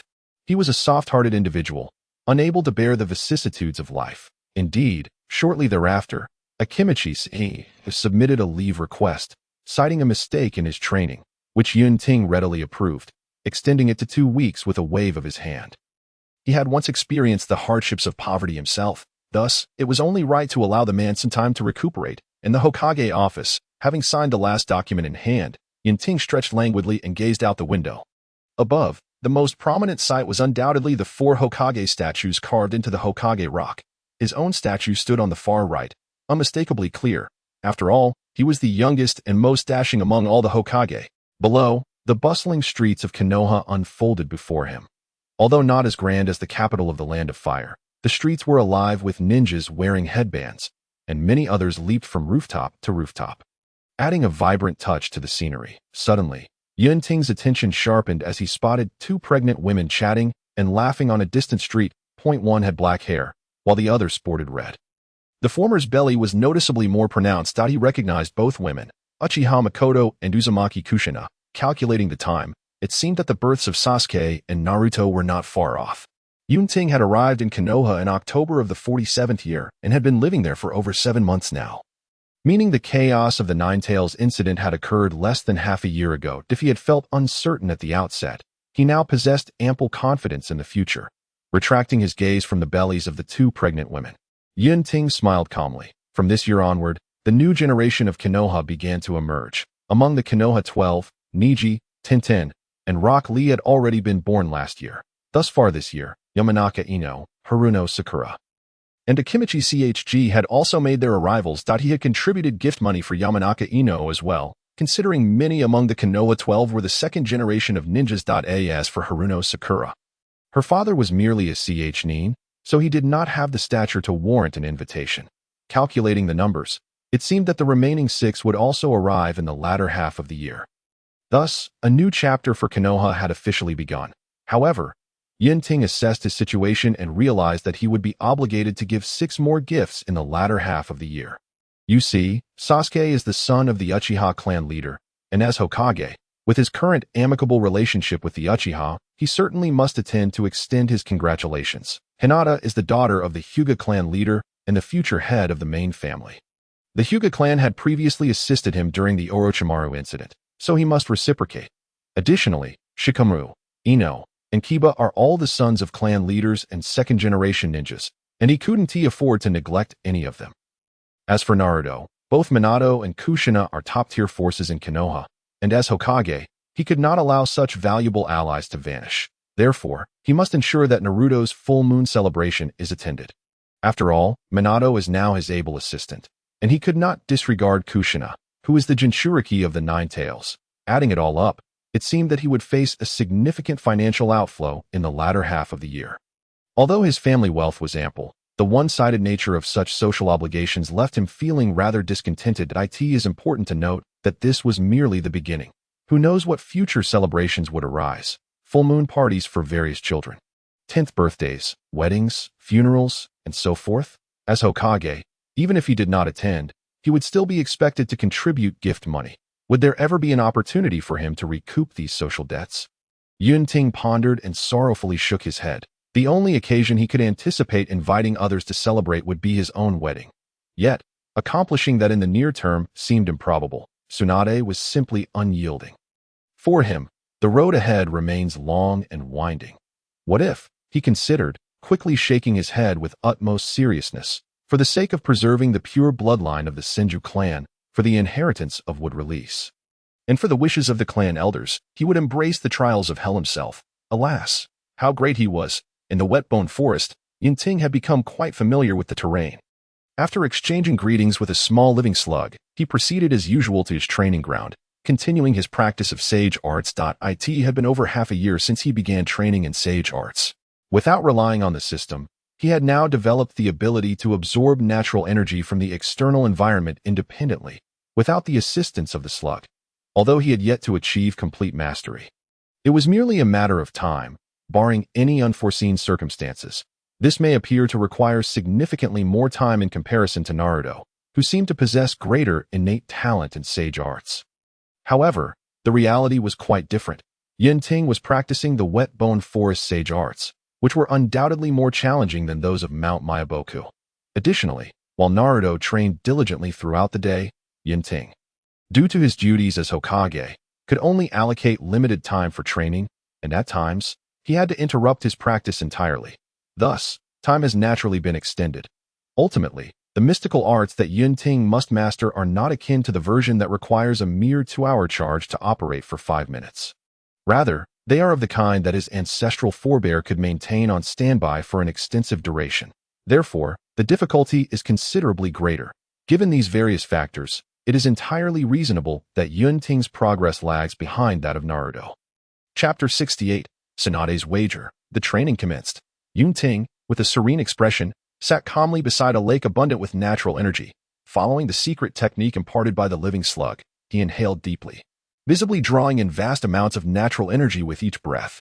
The environment of the wet-bone forest not only harbored a denser concentration of natural energy compared to the other 2 sacred lands, but also exhibited heightened vitality due to the presence of the living slug. This was undoubtedly quite comfortable for Yunting, who possessed would release. Consequently, compared to others, he faced significantly lower risks of petrification during his cultivation of the mystical arts. Half an hour later, as Yunting remained engrossed in his training, a sudden plume of white smoke erupted from the wet-bone forest, and a figure emerged. The only one capable of reaching this place now was none other than Tsunade, with a clear purpose. She approached Yunting's training site, refraining from interruption, arms crossed, silently observing him with her formidable presence. This young man appears to have made considerable progress since their last encounter. There is indeed a substantial possibility that he could master the wet-bone forest mystical arts, just as my grandfather did. While this would be a tremendous boon for the Senju and Kenoha, the mere thought of having previously wagered with this fellow ignited her frustration. How cunning of him! Tsunade could not help but let out a habitual cold snort. She was now apprehensive about what unfavorable conditions he might propose. As for reneging on the wager, while Tsunade had a history of losing bets, she was always prompt in settling her debts, at most delaying for a brief period. Although that period might extend a bit, she would invariably repay. However, what if Yunting were to make unreasonable demands? As he had done in the past? Tsunade pondered, reluctantly shaking her head. This simply would not do. Due to the wood release experiments, she and Yunting had been meeting with increasing frequency. How could she afford to delay?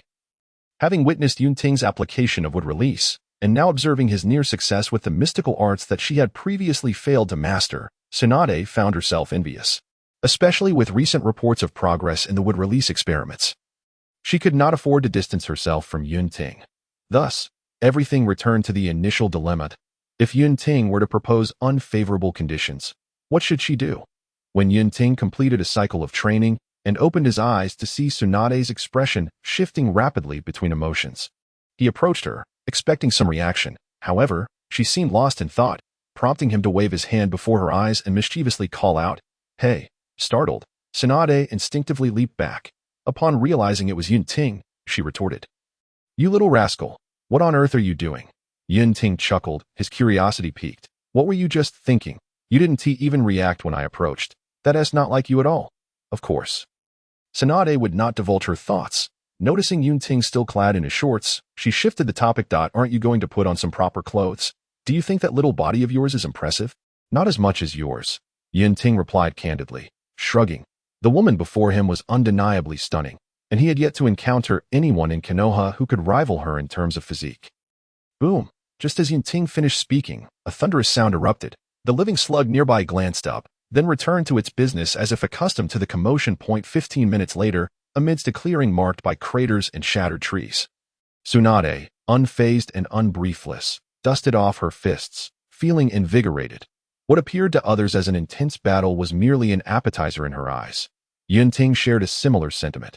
After all, the Senju clan and their close relatives, the Uzumaki clan, were renowned for their exceptional stamina. At this moment, Yunting had redressed himself. Aside from his attire being dusty, he appeared no different than Tsunade. He glanced at her. Truth be told, aside from lacking the overwhelming vitality bestowed by wood release, Tsunade was not inferior to him in terms of physical constitution.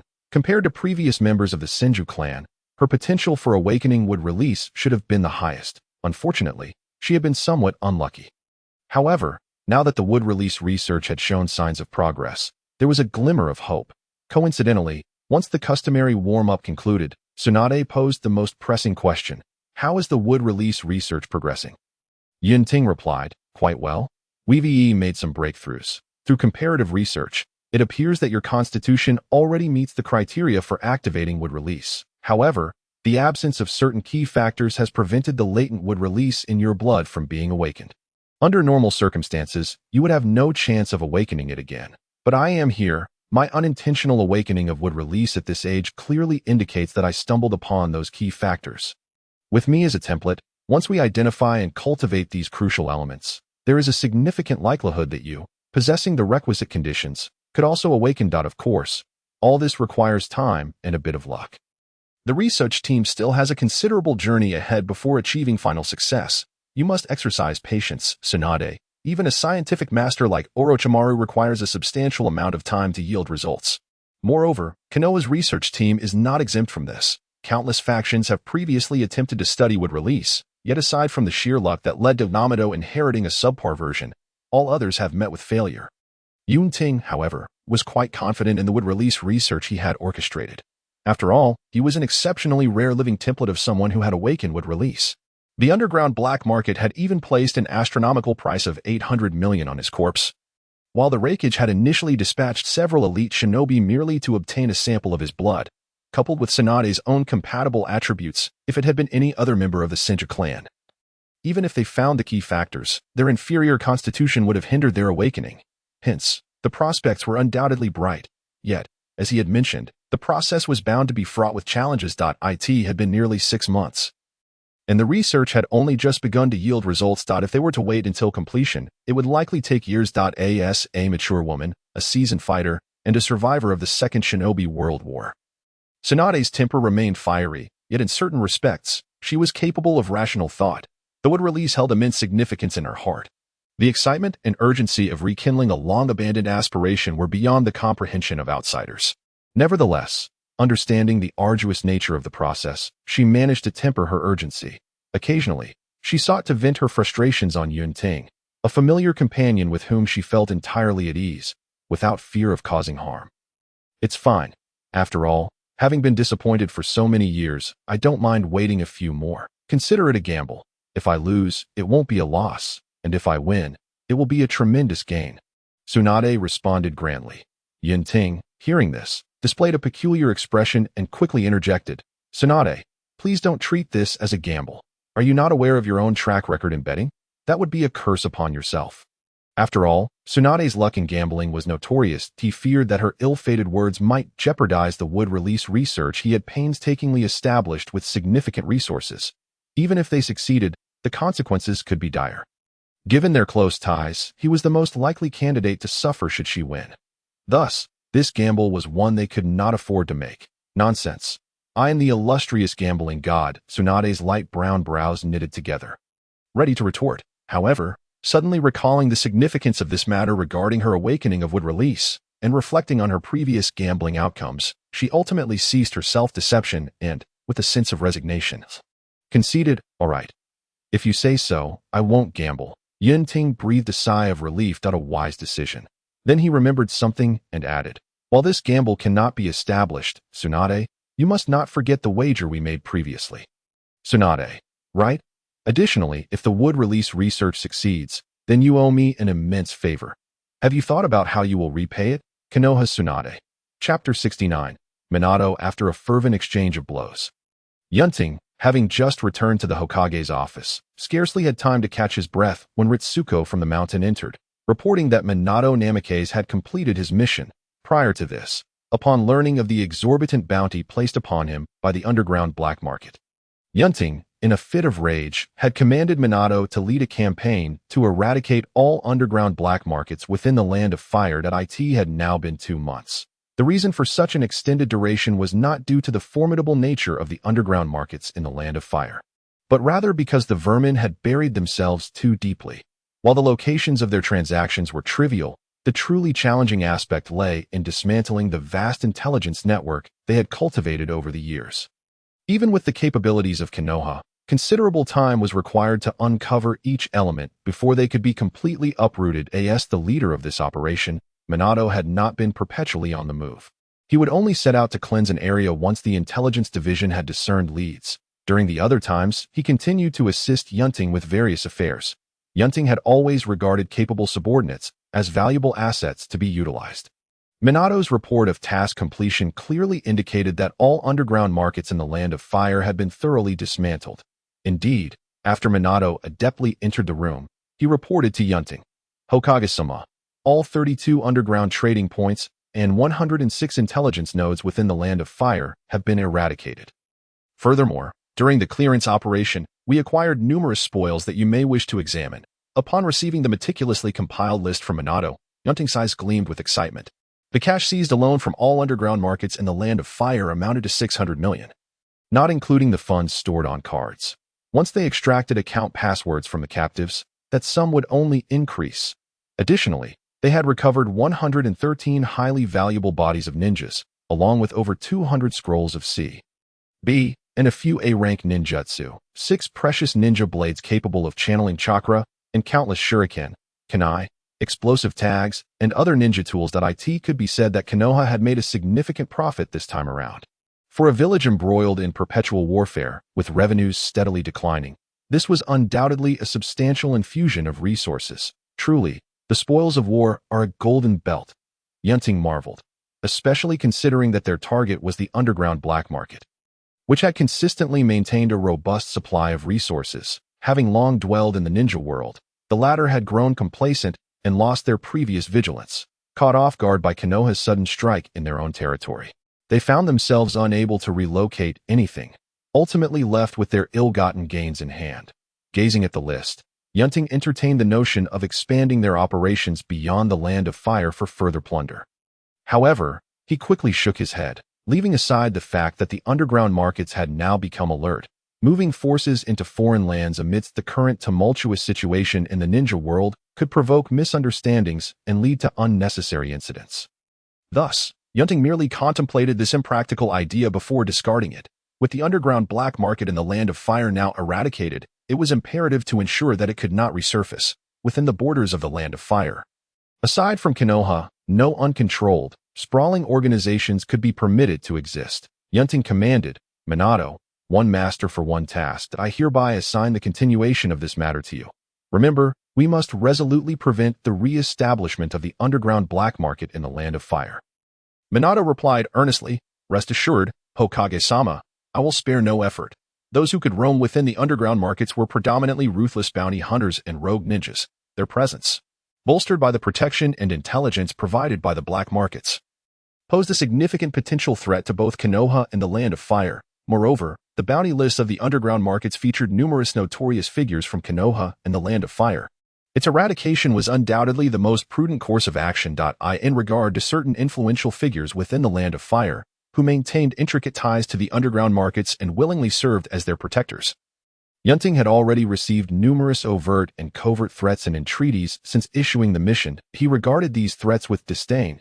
If they were merely attempts at intimidation, he could afford to overlook them. However, should they resort to serious measures, such as diminishing the Land of Fire's financial support for Kenoha or deliberately withholding cooperation, he would be compelled to take decisive action. Yunting was not a native of the ninja world. He possessed power yet willingly wielded it as a weapon, never hesitating to direct his aim at those born into privilege, those lofty nobles. Should he be provoked, he would have no qualms about eliminating those who obstructed his path, ensuring that no trace remained. It is worth noting that in the realm of assassination, he was a seasoned veteran. He had no shortage of such talents at his disposal once the business was concluded. Yunting smiled and inquired of Minato, It seems that many of our peers have recently embraced parenthood. You will be joining them soon, won't you? By my calculations, Kushina's time is drawing near. Upon mentioning Kushina, the prospect of becoming a father caused Minato's face to blossom with an uncontainable radiant smile. Yes, if we calculate the time, Kushina should be due in a little over 3 months, Yunting remarked. I truly envy you. When your child is born, do remember to invite me to celebrate. Certainly. It would be our honor to have Hokage-sama present. Yunting's words prompted Minato to envision the joyous scene of their child being cradled by him and Kushina, receiving blessings from friends and family. In the future, Kushina would undoubtedly be a wonderful mother, and he would strive to be a good father, nurturing their child, Naruto, to become a great ninja akin to the protagonists of the tales he had read. Observing Minato's blissful countenance, Yunting silently resolved to prevent the tragedy that befell Minato's family from occurring in this lifetime. Since he had assumed Minato's role as the Fourth Hokage, the responsibility that had originally fallen upon Minato during the Night of the Nine Tails would likewise rest upon him. The fate of Minato and Kushina would thus be altered. One could surmise that if Minato were aware of all this, he would undoubtedly relinquish his obsession with the Hokage title and choose to live alongside his wife, providing Naruto with a perfect childhood. Just as he was about to take his leave, Minato, struck by a sudden thought, eagerly offered, Hokage-sama, among our acquaintances, it seems you are the only one yet to settle down. Do you have someone special? Would you like me to introduce you to someone? Yunting's expression darkened at the mention. Why bring up such matters? Was he the only single person among their acquaintances? He curtly declined, as the Fourth Hokage of Konoha. How could I allow personal affairs to hinder the important matters of the village? We are currently at a critical juncture for Kenoha. I must devote more energy to these matters.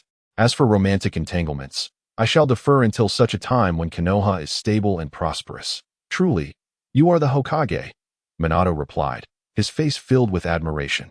Yet, he couldn't help but feel a twinge of guilt. Had he been too focused on his wife during this time? That simply wouldn't do. With Hokage-sama placing such trust in him, and given the current tumult in Kenoha, he needed to rally his spirits and contribute even more significantly to the village. With this thought, Minato's expression hardened, and he immersed himself in his work with renewed seriousness. Witnessing this scene, Yunting was taken aback. Had his offhand remark truly inspired such earnestness in Minato? Indeed, it is. A naivety that commands respect. Thus, in order to express this respect, Yunting relinquished a substantial portion of his responsibilities to Minato. He then joyfully led Yashiro Izumi to leave work early. Chapter 70. October 10th. On the 7th day of the 7th month in the 48th year of Kenoha, Inuzuka Kiba, the son of the Inuzuka clan leader, was born, and Yunting offered a monetary gift on the 23rd of the same month. Uchiha Sasuke, the son of the Uchiha clan leader, renowned for his prowess, entered the world, prompting Uchiha Itachi to instantly transform into a devoted older brother. Yunting again presented a gift that on the 22nd of September, Nara Shikamaru, the son of the Nara clan leader, was born, and Yunting contributed a monetary gift. The very next day, on September 23 RD, Yamashiro Ino, the daughter of the Yamashiro clan leader, was born. In recognition of his regard for Yamashiro Izumi, Yunting generously doubled his contribution. Among the remaining Kenoha 12, only Naruto and the youngest, Hinata, awaited their gifts from Yunting. However, as time progressed steadily, the former's occasion was fast approaching. October 10th of the 48th year of Kenoha marked a day of great significance. Previously, Kenoha Hospital had designated this particular day for the delivery of Uzumaki Kushina. Unlike any other day, Yunting had postponed all matters early on to prepare thoroughly for Naruto's birth. Not only he, but the third Hokage, Sarutobi Hiruzen, who had been idling at home for quite some time, had also come to lend a hand. The birth of Uzumaki Kushina, a host of the Ninetales, was not merely a personal affair, it was a matter of great importance for Kenoha. On this day, Kushina, due to the childbirth, would likely face her worst state, which could jeopardize the stability of the Ninetales seal as citizens of Kenoha. Everyone understood the calamity that would ensue should the Ninetales go awry. Furthermore, there was a need to remain vigilant against any external forces that might seize the opportunity to sow chaos. Thus, not only did the third Hokage personally participate, but under Yunting's orders, the entire village of Kenoha adopted a state of heightened alert, with all ninja remaining on standby, as if in wartime. At this moment, Kushina had been escorted to a concealed location prepared by the Umbu for her delivery. Surrounding her were not only Umbu guards, but also protective barriers. Of course, Yunting, who was aware of everything, did not harbor any illusions about the effectiveness of these measures. Therefore, he had early on arranged for Namikaze Minato to remain by his wife's side throughout the day. As for himself, once all was arranged, he would go to Uzumaki Kushina and stand guard outside. Regrettably, he could not enter the delivery room. Otherwise, it would only further assure safety. It would be best if Kushina had someone familiar and experienced with her in the delivery room. Perhaps I should ask Tsunade to assist, suggested Sarutobi Hiruzen when he noticed Yunting had some free time.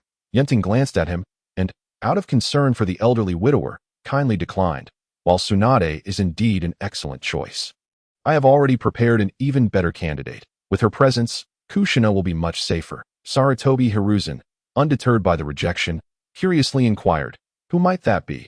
Yunting replied, "Tsunade." Tsunade. Sarutobi Hiruzen's expression shifted to one of disbelief, followed by, "As a medical master, she is indeed the best choice. However, is she willing to return to Kenoha?" Hiruzen was well aware of Tsunade's disposition. He had previously attempted to persuade her to return, only to be met with refusal each time. Even with Yunting's ascension, she had not returned, indicating her sentiments clearly. It is merely a temporary return. Rest assured, Third Hokage, I would not claim it if I could not deliver. Yunting responded confidently. He then informed Sarutobi Hiruzen that he would temporarily take his leave, promising to return shortly, before vanishing in a puff of white smoke from the office, the reverse summoning technique. I presume, the seasoned Sarutobi Hiruzen quickly deduced how Yunting would summon Tsunade from miles away. However, he was left wondering when Tsunade and Yunting had grown so close as to warrant such a guarantee. If that were indeed the case, the possibility of the dreams he had once harbored, of having her by his side, might finally come to fruition. Sarutobi Hiruzen's eyes sparkled with hope. As for the wood release, not only did the Senju clan care, but Kenoha also fervently wished for this immensely powerful bloodline limit to continue its legacy. In the Whetbone Forest, when Yunting arrived, he found that Tsunade had not appeared at the appointed time, as they had arranged days prior. Surely, she was caught up in gambling, lost in the thrill of the game, forgetting the time. How could she leave him in the lurch at such a critical moment? Fuming, Yunting directed his words to the living slug. "Slug, summon that woman Tsunade here immediately. You heard our agreement for this time." The slug was a creature of principle, and under normal circumstances, it would not perform a reverse summoning without the contractor's consent. This was akin to the time Tsunade had wished to summon Yunting upon hearing of Orochimaru's demise, only to be refused. However, This situation was different. After all, there was a prior agreement, and the slug was not so inflexible as to disregard it. Moreover, Tsunade had assured him just days ago that she would certainly arrive on time. Thus, to uphold Tsunade's reputation, the slug nodded in agreement. Very well, Lord Yunting. Meanwhile, in a gambling house in the Land of Rivers, Tsunade, clad in a green gambling robe, was ecstatically shaking the dice, exclaiming, "Big, big, big." At this moment, she was undoubtedly at a crucial juncture, ignoring even the arrival of the King of Hell. The time she had agreed upon with Yunting had entirely slipped her mind. Beside her, Shizen, cradling a pink piglet named Tuntun, could only watch in despair as the pile of money on the table dwindled. If this continued, she would once again find herself sleeping on the streets tonight. Someone should intervene and stop Lady Tsunade, Shizen silently screamed in her heart. The next moment, as if hearing her thoughts, a cloud of white smoke suddenly enveloped Tsunade. When the smoke cleared, both Tsunade and her dice cup had vanished. Shizen, having witnessed this many times before, was not at all surprised. She knew that Lady Tsunade had been summoned to the wet bone forest, although she did not understand the reason for the summons at this moment. It was the best news for her. She wouldn't have to sleep on the streets tonight. Shizen's face lit up with delight as she reached for the money on the table. However, just then, a large, hairy hand slammed down onto the pile of money with a loud thud. Shizen instinctively looked up to see a menacing face, brimming with flesh, grinning at her. "Little girl, you should know that once the lady departs, children must not roam about aimlessly, or you might easily get lost. Just stay here until your lady returns. You can also continue her unfinished game. And no, that wouldn't be right." Shizen stammered nervously. "There is nothing wrong with it. We are here to take care of you for your lady." As he spoke, Shizen found herself surrounded by muscular men adorned with tattoos. Tuntun, frightened, burrowed into Shizen's meager bosom, leaving only its pink bottom visible. Shizen nervously swallowed. Given the circumstances, she could only stiffly nod her head. "Oh well, all right then." Thus, Shizen took Tsunade's place at the gambling table. Meanwhile, Tsunade, still bewildered, found herself in the wet bone forest, clutching the dice cup. Chapter 71. Tsunade returns to the village. Inside the wet bone forest, upon her arrival, Tsunade exclaimed in exasperation, "Slug, why did you summon me at this moment? I had a premonition that I was about to win big." "Win big? You mean others winning big at your expense?" A familiar male voice reached her ears. Tsunade paused, her gaze shifting, only to notice that Yunting was also present. Observing the scene unfold, Yunting spread his hands in exasperation. "I must ask, Tsunade, did you truly forget that this was the time we had agreed upon to meet?" Suddenly, memories surged in her mind. Hearing his words, Tsunade recalled that indeed, there had been such an arrangement. She chuckled awkwardly. How could I forget? I was just planning to finish this last game before coming over." Time pressed on, and Yunting, disinclined to dismantle Tsunade's fib, cut straight to the point. "Kenoha is in urgent need of your assistance, Tsunade. Please return with me." "Return to Kenoha?" Tsunade gasped, instinctively shaking her head. No. She currently enjoys a carefree life outside. Unwilling to return to Kenoha where various constraints await her, coupled with an enduring emotional barrier, she is resolute in her decision not to go back. Cloud Court is not surprised by Tsunade's reaction. This is precisely why he has only now chosen to inform her. Had he disclosed this matter earlier, even if he had successfully persuaded her, there was no guarantee that she wouldn't change her mind midway and vanish into the mortal realm, making her impossible to locate later. It would be far more prudent to convey the message and take her away on the same day. Observing Tsunade shake her head vigorously, embodying a resolute refusal, Cloud Court patiently elucidated. "It is not as if I am asking you to return forever. It is merely for today. You may depart again tomorrow, and no one shall impede you." Upon hearing this, Tsunade maintained her skeptical demeanor, as if to say, "I am well read. You cannot easily deceive me." Cloud Court continued. "Today marks the day of Uzumaki Kushina's childbirth. As a master healer and a woman, I hope you will be by her side. Kushina is giving birth today. Time truly flies. Nevertheless, even if that is the case, there is no need for me to return. The presence of the medical staff in Kenoha is more than sufficient." Tsunade replied, astonished. Cloud Court shook his head and explained, "As the host of the Nine Tails, Kushina will be at her most vulnerable during childbirth. The seal will be at its most unstable, and there is a possibility of external forces attempting to invade during this period. Thus, I require a powerful kunoichi by her side for protection against unforeseen circumstances.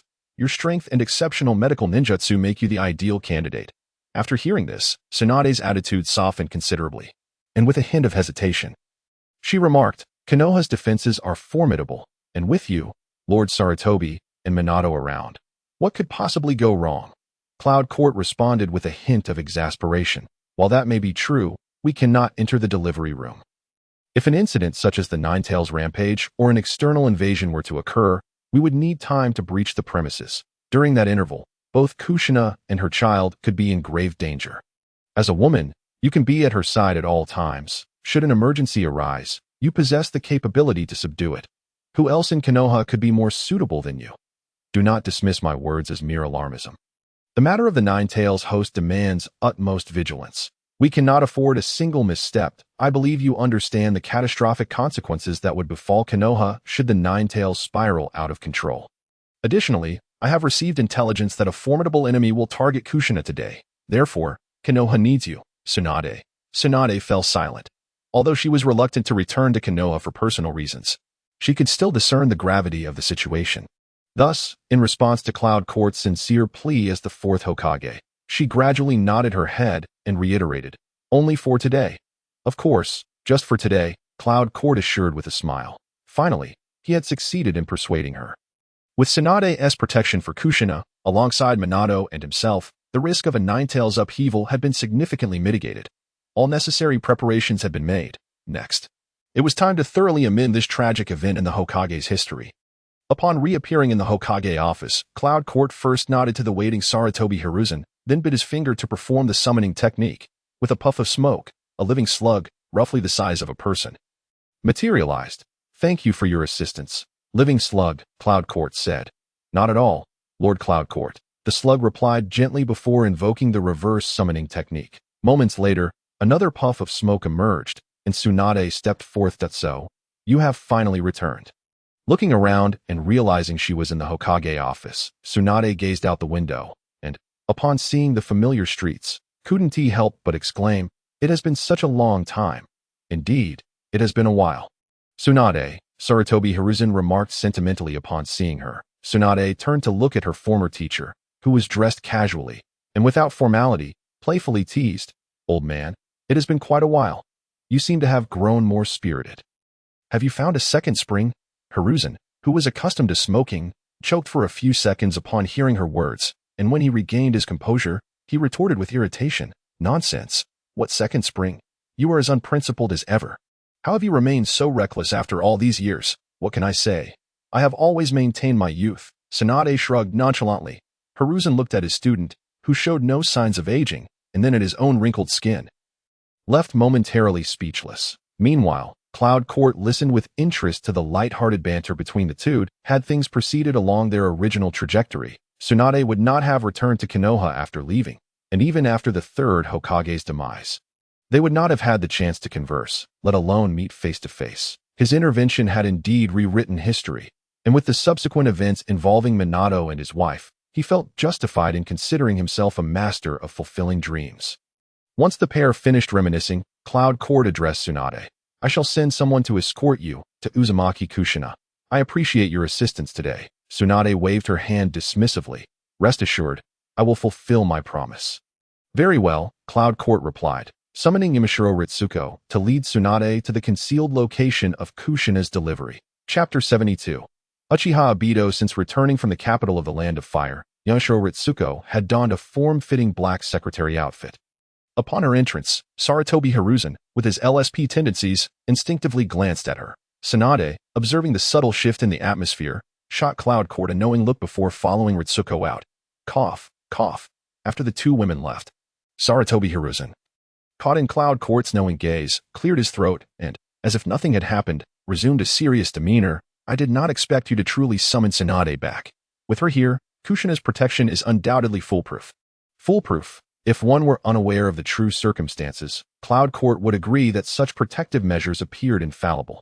However, considering the enemy's unparalleled infiltration abilities and the near invincibility of their space-time ninjutsu, Cloud Court did not harbor such confidence. The matter of the Ninetales is of great significance.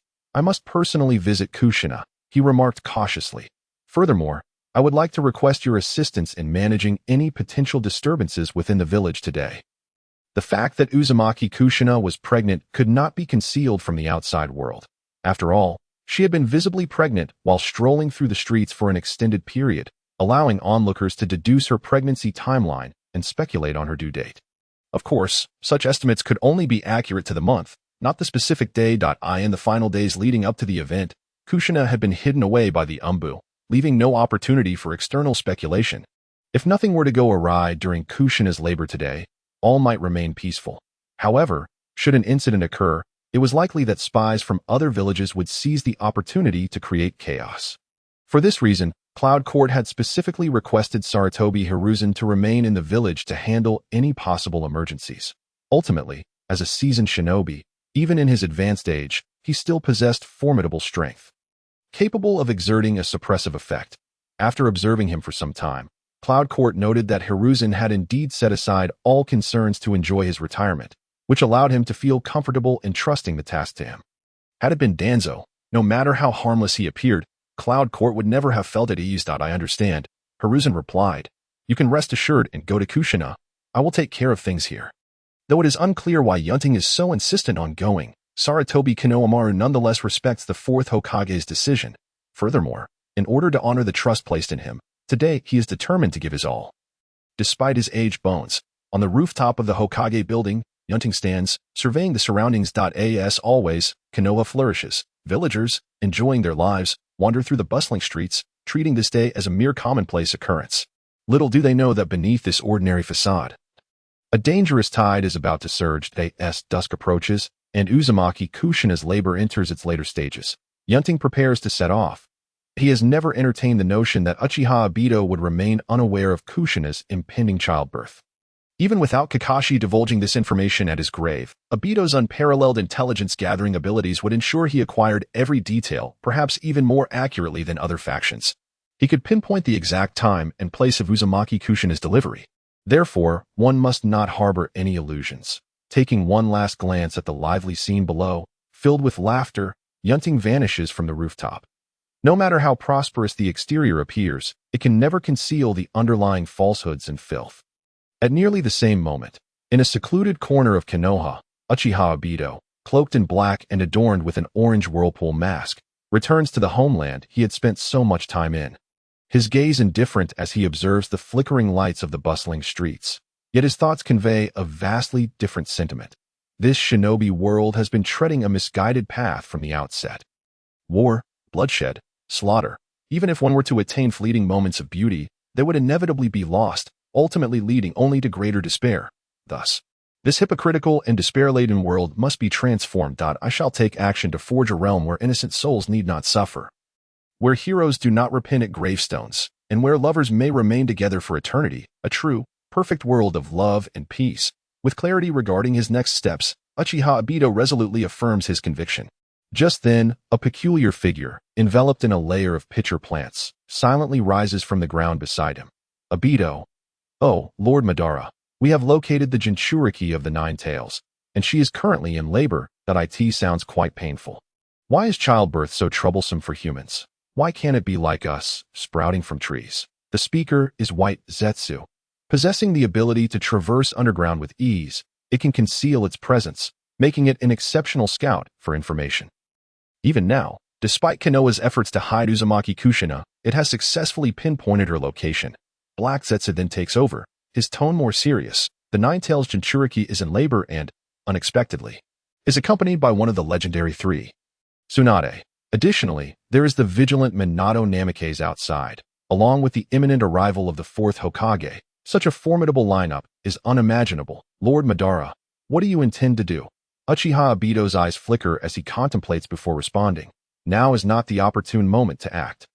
Once the Nine-Tails Jinchuriki has given birth, she will be at her most vulnerable, as will the seal on the Nine-Tails. At that juncture, we can act more easily to control the Nine Tails, and we can use the newborn as leverage. Thus, the initial plan requires some adjustments. Zetsu, I may need your assistance shortly.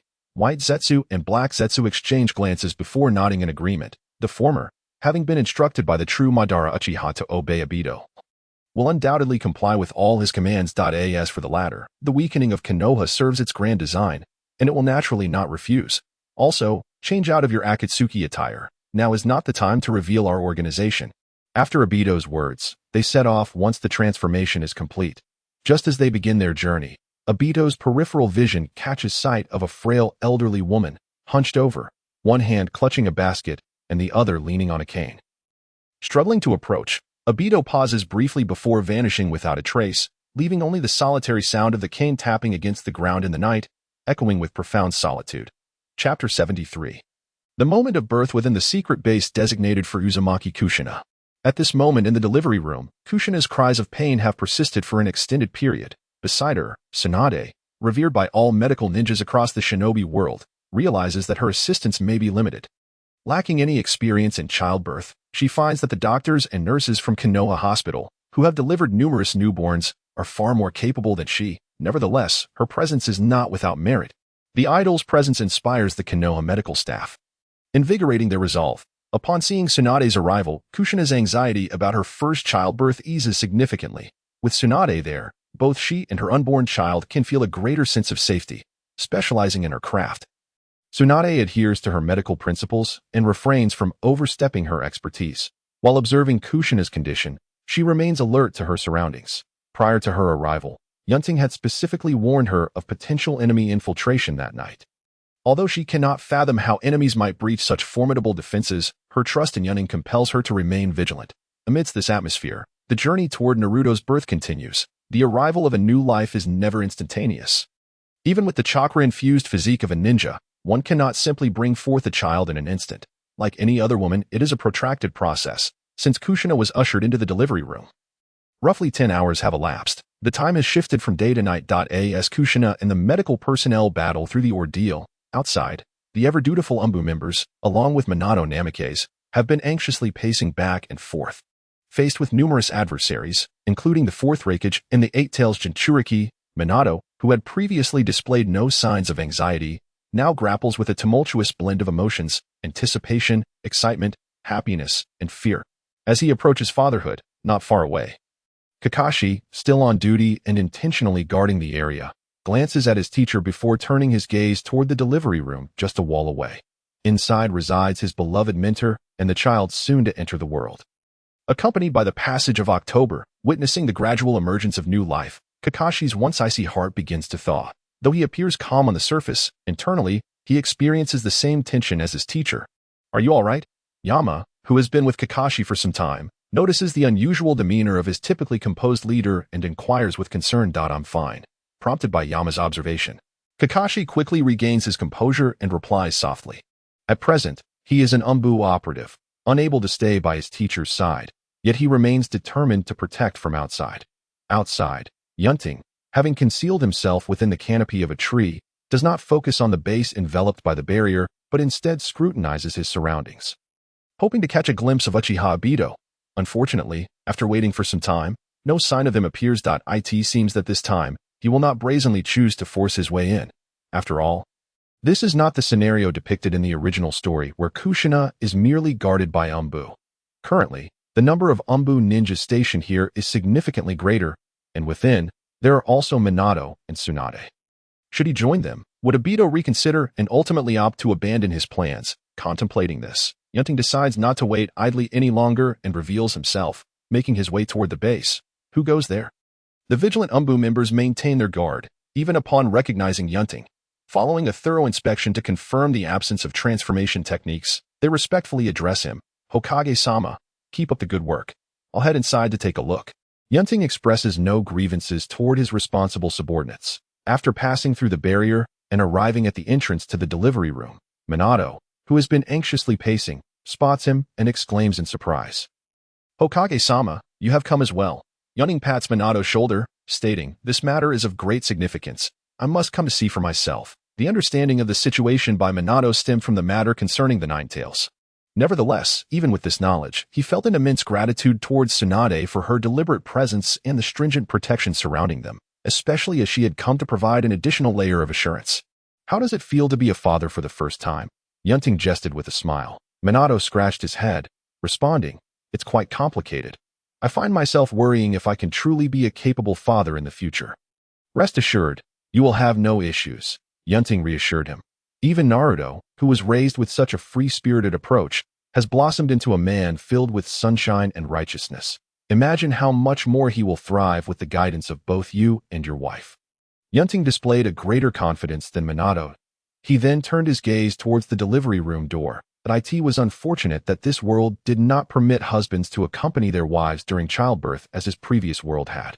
The tradition of barring men from entering the delivery room remained deeply entrenched. Without clear evidence of a threat, Yunting could not suggest breaking this custom to allow Minato inside. After all, Minato himself had not expressed such a desire. As an outsider, Yunting wondered how others would perceive his actions. Fortunately, Tsunade was present, having taken the place of the now absent People Lake.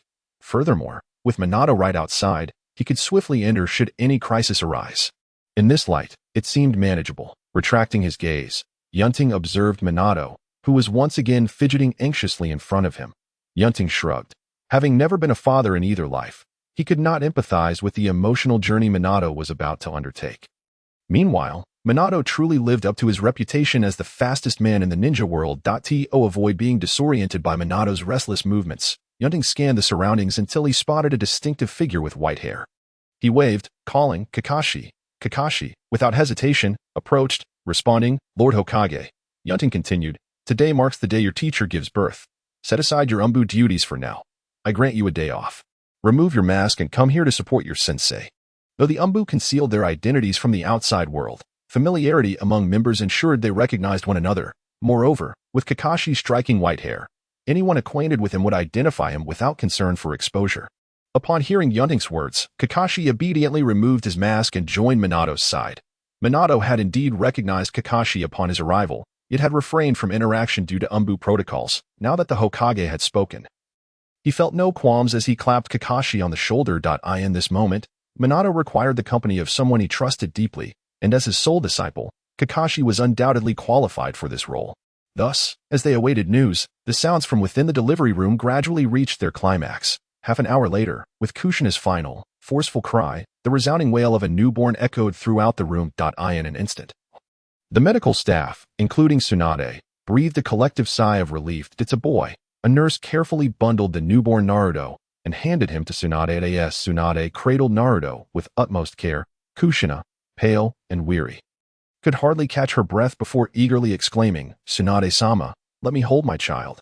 She yearned to see her baby's face at the earliest opportunity. Tsunade nodded in affirmation. However, in that very moment, an unexpected figure clad in black suddenly emerged from beneath the bed, swiftly reaching for Kushina without a word. With the Nine-Tails Jinchuriki having just given birth, and Tsunade being the only one present capable of posing a threat, Uchiha Obito, who had infiltrated using his phantasmal technique, saw this as the perfect opportunity. Yet, he had underestimated the prowess of one of the legendary Sannin. What audacity! Thanks to Yunting's prior warning, Tsunade reacted with remarkable swiftness, spotting the black-cloaked figure emerging. She did not hesitate to stomp her foot forcefully on the ground. Crack! A deep fissure formed at her feet, rapidly extending towards Kushina's bedside as the ground trembled violently. Uchiha Obito, who had anticipated seizing Kushina, found himself alarmed as he realized the distance between them was increasing rather than diminishing. The sheer power was overwhelming. He quickly pushed off the ground again, attempting to grasp Kushina once more. But at that moment, a sharp sound sliced through the air. Tsunade had positioned herself directly in his path. Although she held Naruto securely in one arm, her other fist was drawn back, ready to strike. "Die!" she bellowed, her fair complexion betraying a ferocity that belied her appearance. Obito had no doubt that should he be struck by that punch, it would be fatal. However, avoiding the blow was all he needed to do. Thus, he feigned ignorance of her attack and continued his path toward Kushina. Tsunade's eyes widened in surprise, yet without hesitation, she unleashed her fist. What followed was utterly unexpected. Despite her attack connecting, she felt nothing but emptiness. What was happening? As her fist passed through Obito's form without resistance, he continued his advance, unaffected, even as he seemed to phase through her. Tsunade was initially convinced she had fallen victim to an illusion. However, her extensive experience quickly dispelled that notion. Just as her fist completely passed through Obito, he deftly produced several explosive tags from behind him, quickly affixing them to Naruto's wrapping. Fury ignited within Tsunade as she lunged for his arm, but he vanished into thin air once again, evading her grasp. Now, he would not be impeded. Obito pressed on towards Kushina. Indeed, the situation was dire as the explosive tags began to hiss ominously. Tsunade had no time to ponder her next move. She swiftly tore the wrapping away and flung it aside, without time to dodge. She lowered her body to shield Naruto, bracing herself for the impending explosion. Fortunately, at that moment, a peculiar three-pronged kunai appeared beside the wrapping, and just as the explosive tags were about to detonate, both the kunai and the wrapping vanished from the delivery room. Simultaneously, Kushina's form also disappeared from the bedside as Obito halted. Turning to his left, he beheld a familiar golden figure, radiantly holding Kushina and glaring coldly at him. It was none other than Minato Namikaze. Having inscribed the Flying Thunder God technique within his wife's body for protection, he had swiftly executed the technique upon hearing the commotion from the delivery room. Though Tsunade and Obito's skirmish had seemingly taken some time, the pace of battle was rapid among such powerful adversaries, and the sound took time to traverse the air. Thus, when Minato arrived, he found himself witnessing the latter half of the confrontation. Fortunately, he was not too late. Minato first utilized the Flying Thunder God to transport the explosive tags away, safeguarding Tsunade and their child, before swiftly carrying Kushina away to increase the distance between them and the threat. Even without employing the technique, his speed was among the fastest in the ninja world. Obito could not hope to catch up. Coldly assessing his former teacher, Obito suddenly remarked, "I never expected the illustrious Yellow Flash to finally deliver when it mattered most." Minato, perplexed, questioned the masked man before him. "Who are you?" "Who am I?" Obito replied with a chilling smile, shaking his head. "If you wish to learn my name, you must see if you can catch me. But I doubt you will have that opportunity."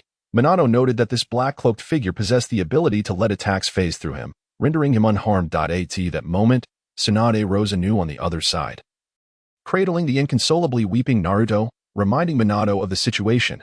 Before Minato could respond, a new voice suddenly echoed within the delivery room. Rather than mere words, it was better to witness the truth with one's own eyes. As the words fell, sharp wooden spikes erupted from the ground around Uchiha Obito like venomous serpents, piercing toward the unprepared body of the latter with a sound of slicing air, leaving no room for escape. Yet, contrary to expectations, the anticipated scene of blood and flesh being torn apart did not materialize. Though Uchiha Obito stood there, the wooden spikes seemed to strike only air, passing through his body without inflicting any harm. Minato's expression tightened, fully comprehending Tsunade's implications. Meanwhile, Uchiha Obito, with an impassive countenance, fixed his gaze upon the doorway. Would release. Fourth Hokage. There, clad in the Hokage's ceremonial robes, Yunting strode confidently into the room. Chapter 75. The profound shadow of Obito within the delivery room. Yunting, Minato, Tsunade, and Uchiha Obito faced off. Given the former's lineup, one could assert that nearly no one in the current ninja world could survive such an encounter. Yet Uchiha Obito was an exception. It must be said that Kamui was an exceedingly overpowered ability, especially since he had transplanted Hashirama's cells, rendering him completely unafraid of the chakra consumption that came with the Mangekyou Sharingan.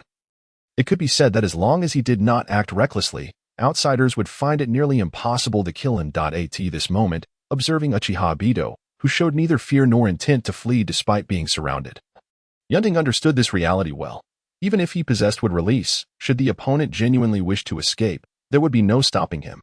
After all, the combination of Kamui and the ever-available Izanagi offered an exceedingly high margin for error.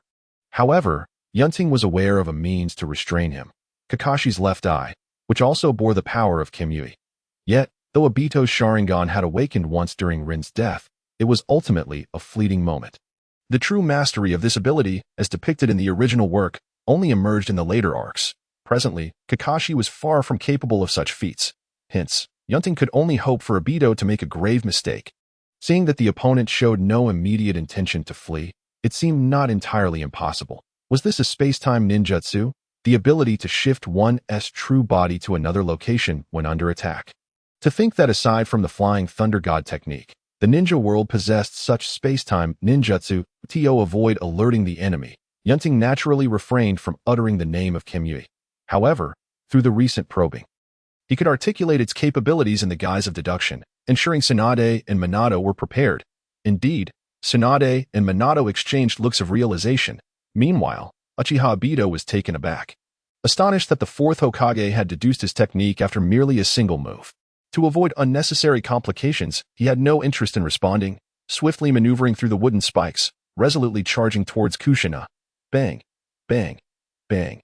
A row of wooden stakes appeared before Uchiha Obito. Yunting, while engaging. Commanded, Minato, you must first use the Flying Thunder God to relocate Kushina to safety. Tsunade, you do the same. Take Naruto and leave. I'll handle things here. With a weak wife and a newborn child left in this perilous situation, it was unwise to unleash their full power here. It was far better to ensure their safety first. Fully trusting in Yunting's strength, Tsunade and Minato nodded without hesitation. Uchiha Obito's expression changed dramatically. If Minato were to utilize the Flying Thunder God to take Kushina away, then his meticulously crafted plan for revenge would be rendered impossible. This was something he could not allow. Absolutely. Uchiha Obito shouted. Here it comes. A cheerful voice echoed throughout the delivery room. Spore technique. In an instant. Among the gathered individuals, excluding Uchiha Obito and the chakra-less Naruto, Yunting, Tsunade, Minato, Kushina, and even those medical personnel who had yet to evacuate found themselves sprouting white cloaks that absorbed their chakra and expanded relentlessly. Due to this disruption, Minato's preparation to unleash the Flying Thunder God was interrupted, forcing him to redirect his focus to the ever-growing, eerily pale figures enveloping him. Seizing this opportunity, Uchiha Obito dashed forward, finally making contact with Kushina, just as a gleam of triumph crossed his face. Ready to employ his ocular technique to send her into the Kimui dimension, a sudden, excruciating pain shot through his waist. Instantly, he was propelled backward like a cannonball, the bona fide wielder of would release. The spore technique just executed by Zetsu could indeed cause chaos for others, but for Yunting, these spores were merely nourishment. In the instant of their appearance, he swiftly absorbed them, his chakra not diminished, but rather enhanced. This led to the formidable kick he had just unleashed. Uchiha Obito, having been sent flying and coughing blood, quickly regained his composure. Noticing Yunting's state, a glimmer of cold light flickered in his eyes as he pulled out an iron chain and lunged at him. Unfazed, Yunting charged forward, swiftly extending his hand. The next moment, as anticipated, his palm passed effortlessly through Obito's form. Swish! The iron chain sliced through the air with a sharp C or Y. As Uchiha Obito surged through Yunting, the chain behind him was yanked fiercely, viciously aiming to constrict around Yunting's waist. Rip! Yunting's form was bisected. At that moment, Uchiha Obito found no opportunity to declare his victory, for just as he prepared to strike, another Yunting appeared before him, while behind, merely a wooden clone remained. When had this occurred? Uchiha Obito's expression shifted drastically, yet he was afforded no time to ponder further as a razor-sharp beam of light from a sword approached him. The entire sequence transpired with astonishing speed. Yunting had calculated his movements to emerge from the prepared ambush beneath the ground, unleashing the Kusanagi sword he had seized from Orochimaru with utmost swiftness. In such a brief span, Uchiha Obito could not re-enter his intangible state. In an instant, a shower of blood droplets rained into the air. Retrieving the Kusanagi sword, Yunting shook his head in disappointment. Despite having performed admirably, it had still been a fraction too slow. Just as the Kusanagi sword grazed Uchiha Obito's flesh, poised to delve deeper, the latter's Kamui finally activated, rendering the strike ineffective. It appeared that the fleeting notion of eliminating the opponent here would have to be abandoned at this moment. Uchiha Obito was still quite immature compared to his future self, and his application of Kamui lacked the finesse he would later possess. However, following this misstep, should he wish to attempt the same again, it would prove exceedingly difficult, especially considering he likely possessed a Tsunade, and it seemed that at this juncture, he dared not take further chances. Indeed, sensing the impending danger, Uchiha Obito promptly activated the three-tomo Sharingan in his left eye, employing the technique of Izanagi and presetting the duration. Only then did he cast a deeply wary glance at Yunting. At this moment, a long gash marred his chest, blood flowing profusely, leaving him in a dire state. Since awakening the Mangeki, especially with the power of Kamui, he had always effortlessly vanquished his foes that he never anticipated that after merely one exchange with the Fourth Hokage, he would be so severely wounded. This undoubtedly left a profound shadow upon him.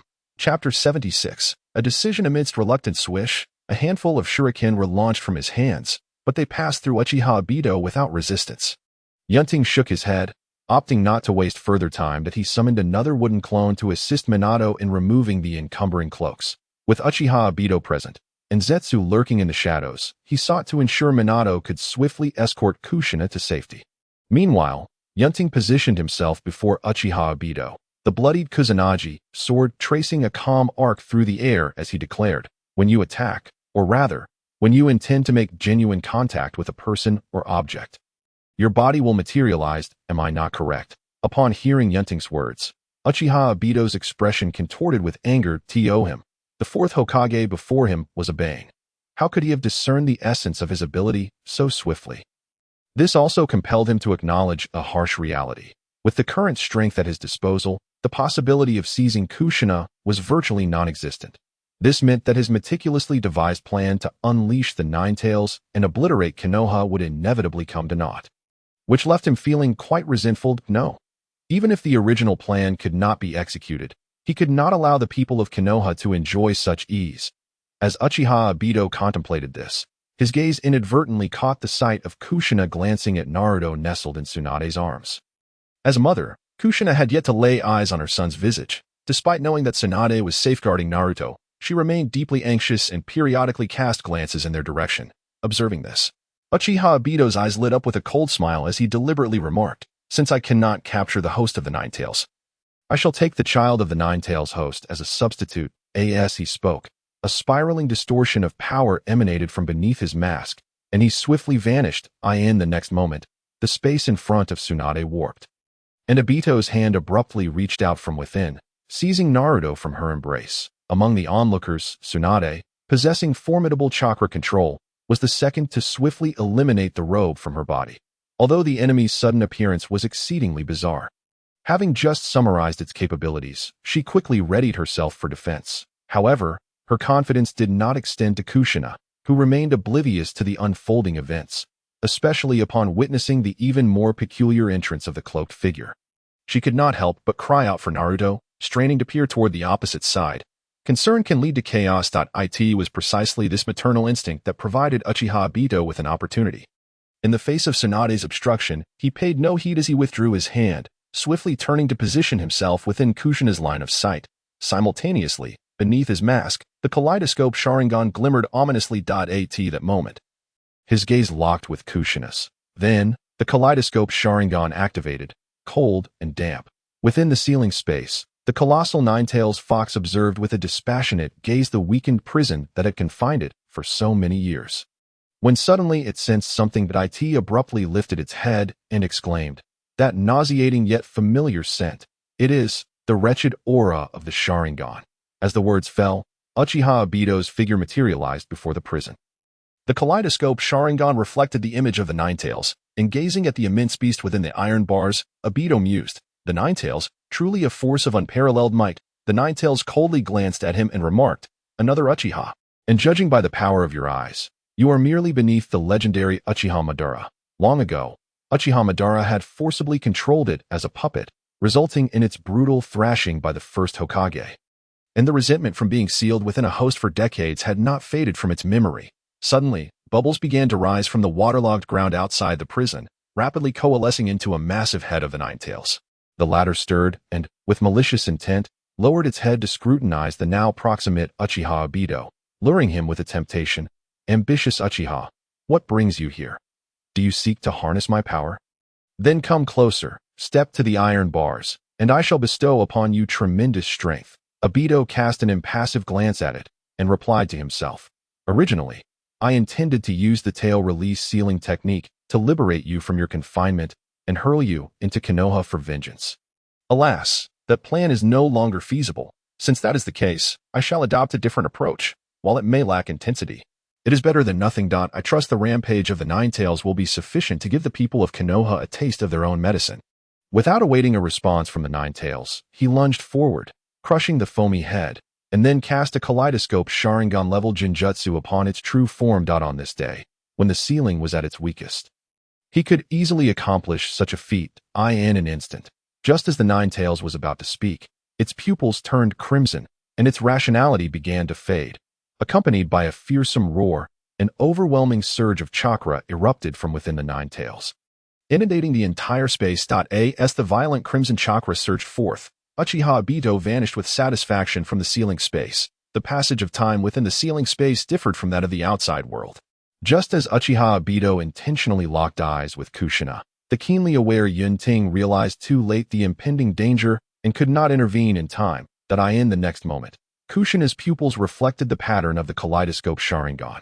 and then a torrent of violent crimson chakra erupted, obliterating the robe enveloping her and transforming into a heavy layer of chakra that cloaked her form. This was not all. Behind Kushina, a tail. Two tails, four tails materialized in an instant, without delay, fiercely sweeping toward the closest Minato. All of this transpired too suddenly. With no time to react, Minato, in a state of rationality, could only set his wife down and evade the assault of the four tails. Observing this scene, Yunting furrowed his brow. By instinct, he had always believed that Uchiha Obito's goal was to extract the nine tails from its host.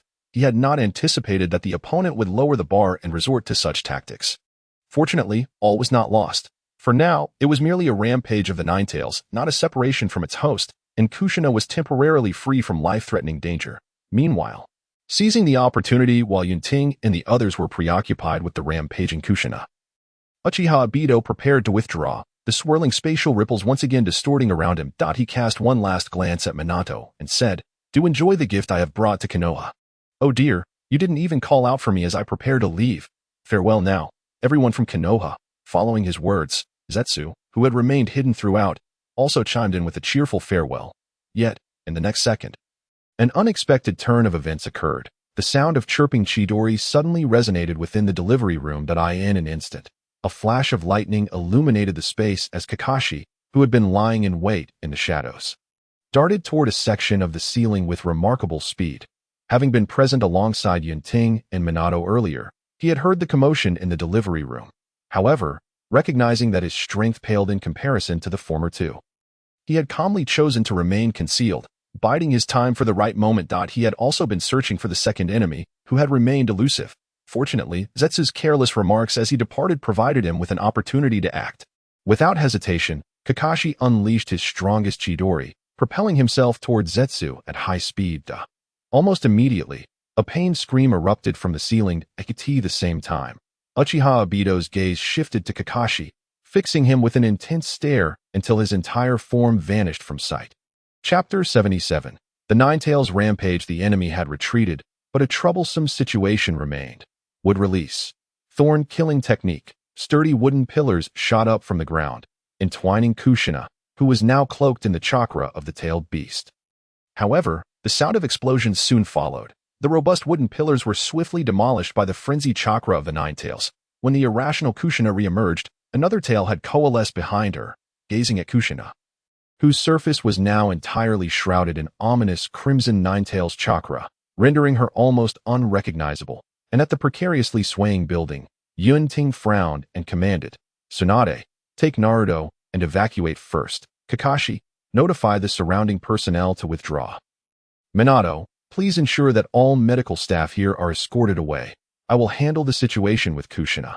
Rest assured, I will safely deliver her to you afterward." Kakashi nodded rapidly without hesitation, while Tsunade merely cast a glance at Naruto in her arms. Minato deeply regarded his wife, suppressing the anxiety within him, and responded to the order. "Then I leave it to you, Hokage." Roar. As soon as Minato's words fell, a strange beastly roar erupted from Kushina, who had now transformed into a fox head. Her five tails struck fiercely in all directions. Crack, crack. Debris flew, and fissures rapidly spread across the floor and walls. The entire building housing the delivery room trembled violently. "Move quickly." Yunting clapped his hands, and a wooden platform swiftly lifted the beleaguered Kushina, who was about to strike again, directly into the ceiling above. Kakashi and Tsunade, with Naruto in tow, quickly dashed outside upon hearing the commotion. Meanwhile, Minato rapidly composed himself and utilized the Flying Thunder God technique to teleport the medical personnel trapped in the delivery room to safety. Acknowledging Yunting with a nod, he prepared to confront the rampaging Nine Tails. In an instant, the once familiar form of Kushina had transformed into a miniature version of the Nine Tails, her four razor-sharp claws leaving deep gashes in the ground as she broke free from the wooden platform. Charging at Yunting with astonishing speed, the hissing sound of the Nine Tails chakra burning through the air grew ever closer. Yunting's gaze sharpened. Instead of retreating, he advanced to meet her, with a thunderous roar. Kushina lunged, her sharp claws aimed at Yunting. Yet, he was swifter. In the blink of an eye, he vanished from her line of sight, only to reappear behind her like a phantom, with a resounding crash. He delivered a powerful kick, sending Kushina hurtling away as if struck by a truck, shattering through several walls before crashing into the forest and toppling numerous trees before finally coming to a halt. Despite this, when Kushina regained her footing, she bore no visible injuries. Any damage she had sustained was rapidly mended. However, the forceful kick had ignited a fierce fury within her. The more enraged she became, the more violently the Nine-Tails chakra surged within her. Soon, a sixth tail began to materialize behind her, with a seventh tail on the verge of taking shape. Yunting could no longer remain passive. With a deafening boom, he flashed in front of Kushina, delivering another punch that interrupted her transformation. Trees fell like dominoes under the force of the blow. In pain, Kushina brandished her six tails, exposing herself fully to battle Yunting. In truth, even in her six-tailed state, she was far more formidable than the Naruto of the future, for she contained the complete essence of the nine tails, whereas Naruto only possessed the Yang attribute, merely a fragment of her power. Nevertheless, despite this advantage, she found herself being relentlessly overpowered by Yunting. Another punch struck her face, and before she could evade, she was sent flying again, her body carving a long trench in the ground. Yunting showed no mercy. As she attempted to rise, he struck swiftly once more, this time targeting her abdomen. Dust and debris exploded around them, and Kushina was driven deep into the earth. Yunting wasted no time and ensnared her neck, limbs, and five tails with wooden vines. Then, he extended his right hand, a seal materializing in his palm. That it was time to bring this to an end, he declared coolly. However, just as he prepared to suppress the nine tails, Kushina suddenly vanished from his sight. His pupils constricted in alarm. There was no time to retreat.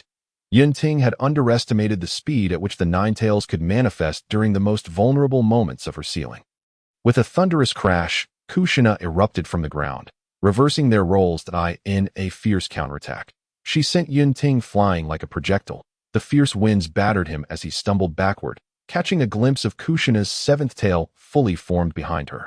To his dismay, her eighth tail began to grow at an alarming rate. With each collision against the trees, Yunting's body was battered, his sacred robe tattered, and his chest marred by 5 deep claw marks.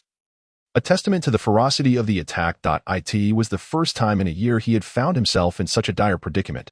Fortunately, the healing capabilities of his Senju lineage and would release were formidable.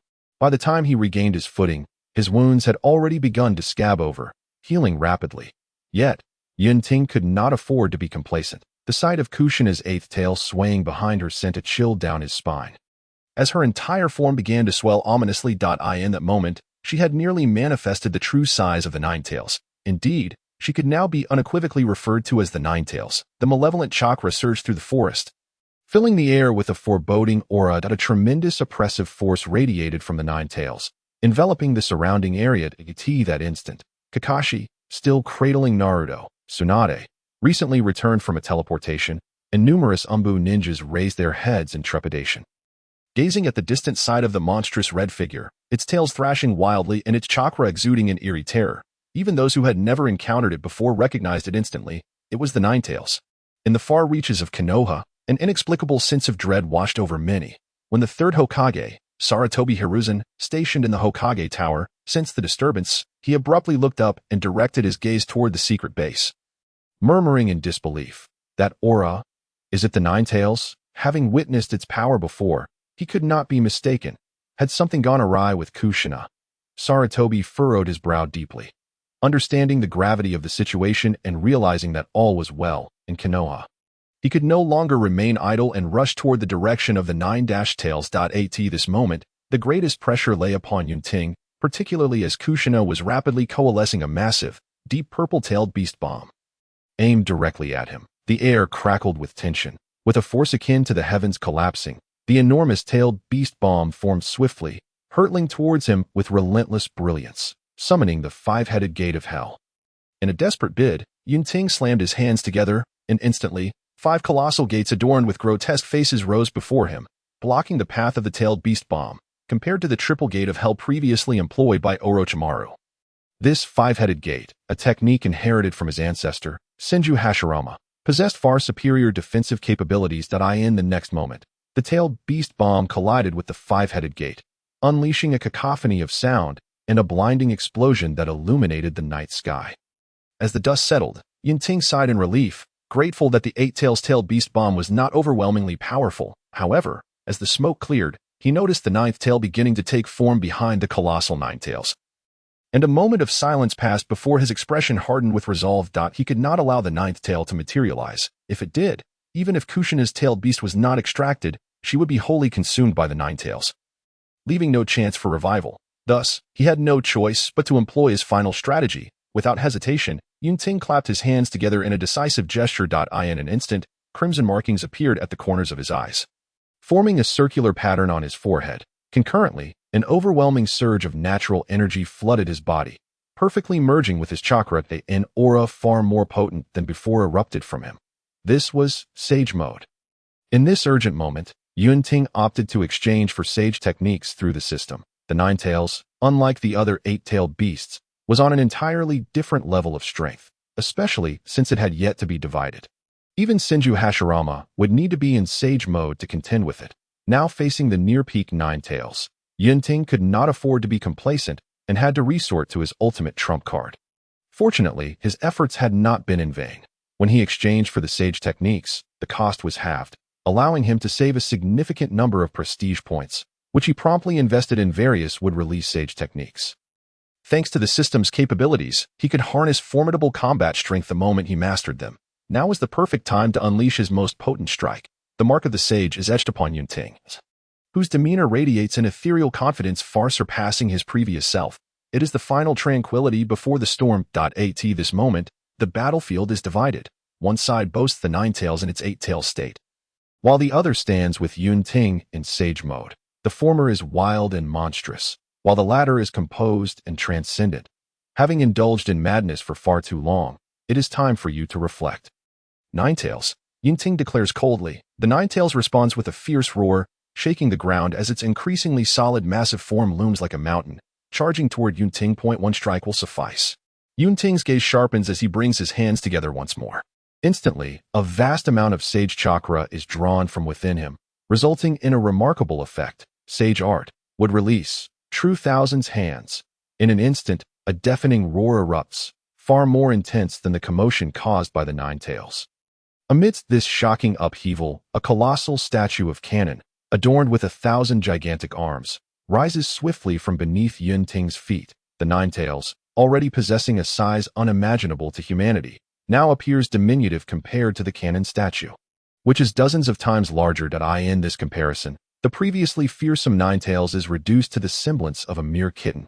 Witnessing this scene, those who behold it cannot help but recall the past, as a rare flicker of fear crosses the Nine Tails' face. Meanwhile, in the distance, Tsunade, Kakashi, Minato, and a host of Umbu ninjas stand frozen, gazing in disbelief at the unfolding spectacle. This, the pinnacle of what humanity can achieve.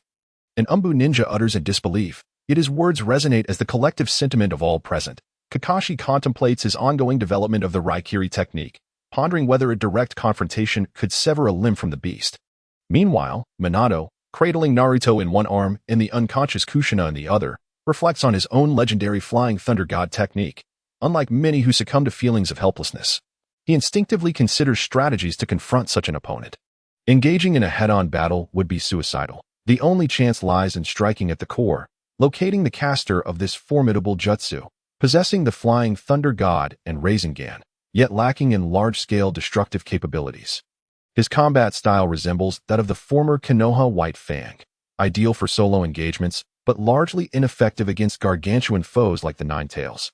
This explains why Yunting has excluded him from participation, relegating him to the sidelines. Of course, with a wife bearing the Uzumaki surname, Minato possesses considerable skill in sealing techniques. However, to contend with the current Nine Tails, aside from the Reaper Death Seal, a mutually destructive technique, he finds himself devoid of alternatives. Yet, they are not yet at a dead end, and with the Fourth Hokage currently demonstrating unparalleled might, such thoughts are far from his mind. Meanwhile, Tsunade, feeling unencumbered, contemplates assisting Yunting. However, upon witnessing the colossal Cannon statue, she, more than anyone else, comprehends the enormity of the situation. With a mixture of nostalgia and awe, she muses, Sage art would release. True Thousand's hands. Next, it should be the transformation into Buddha. This kid Yunting has truly mastered Sage techniques. In this moment, he resembles my grandfather. A past once obscured now unfolds anew. As Yunting stands atop the Cannon statue, denying the Nine Tails any chance to grow, he charges forth with formidable momentum.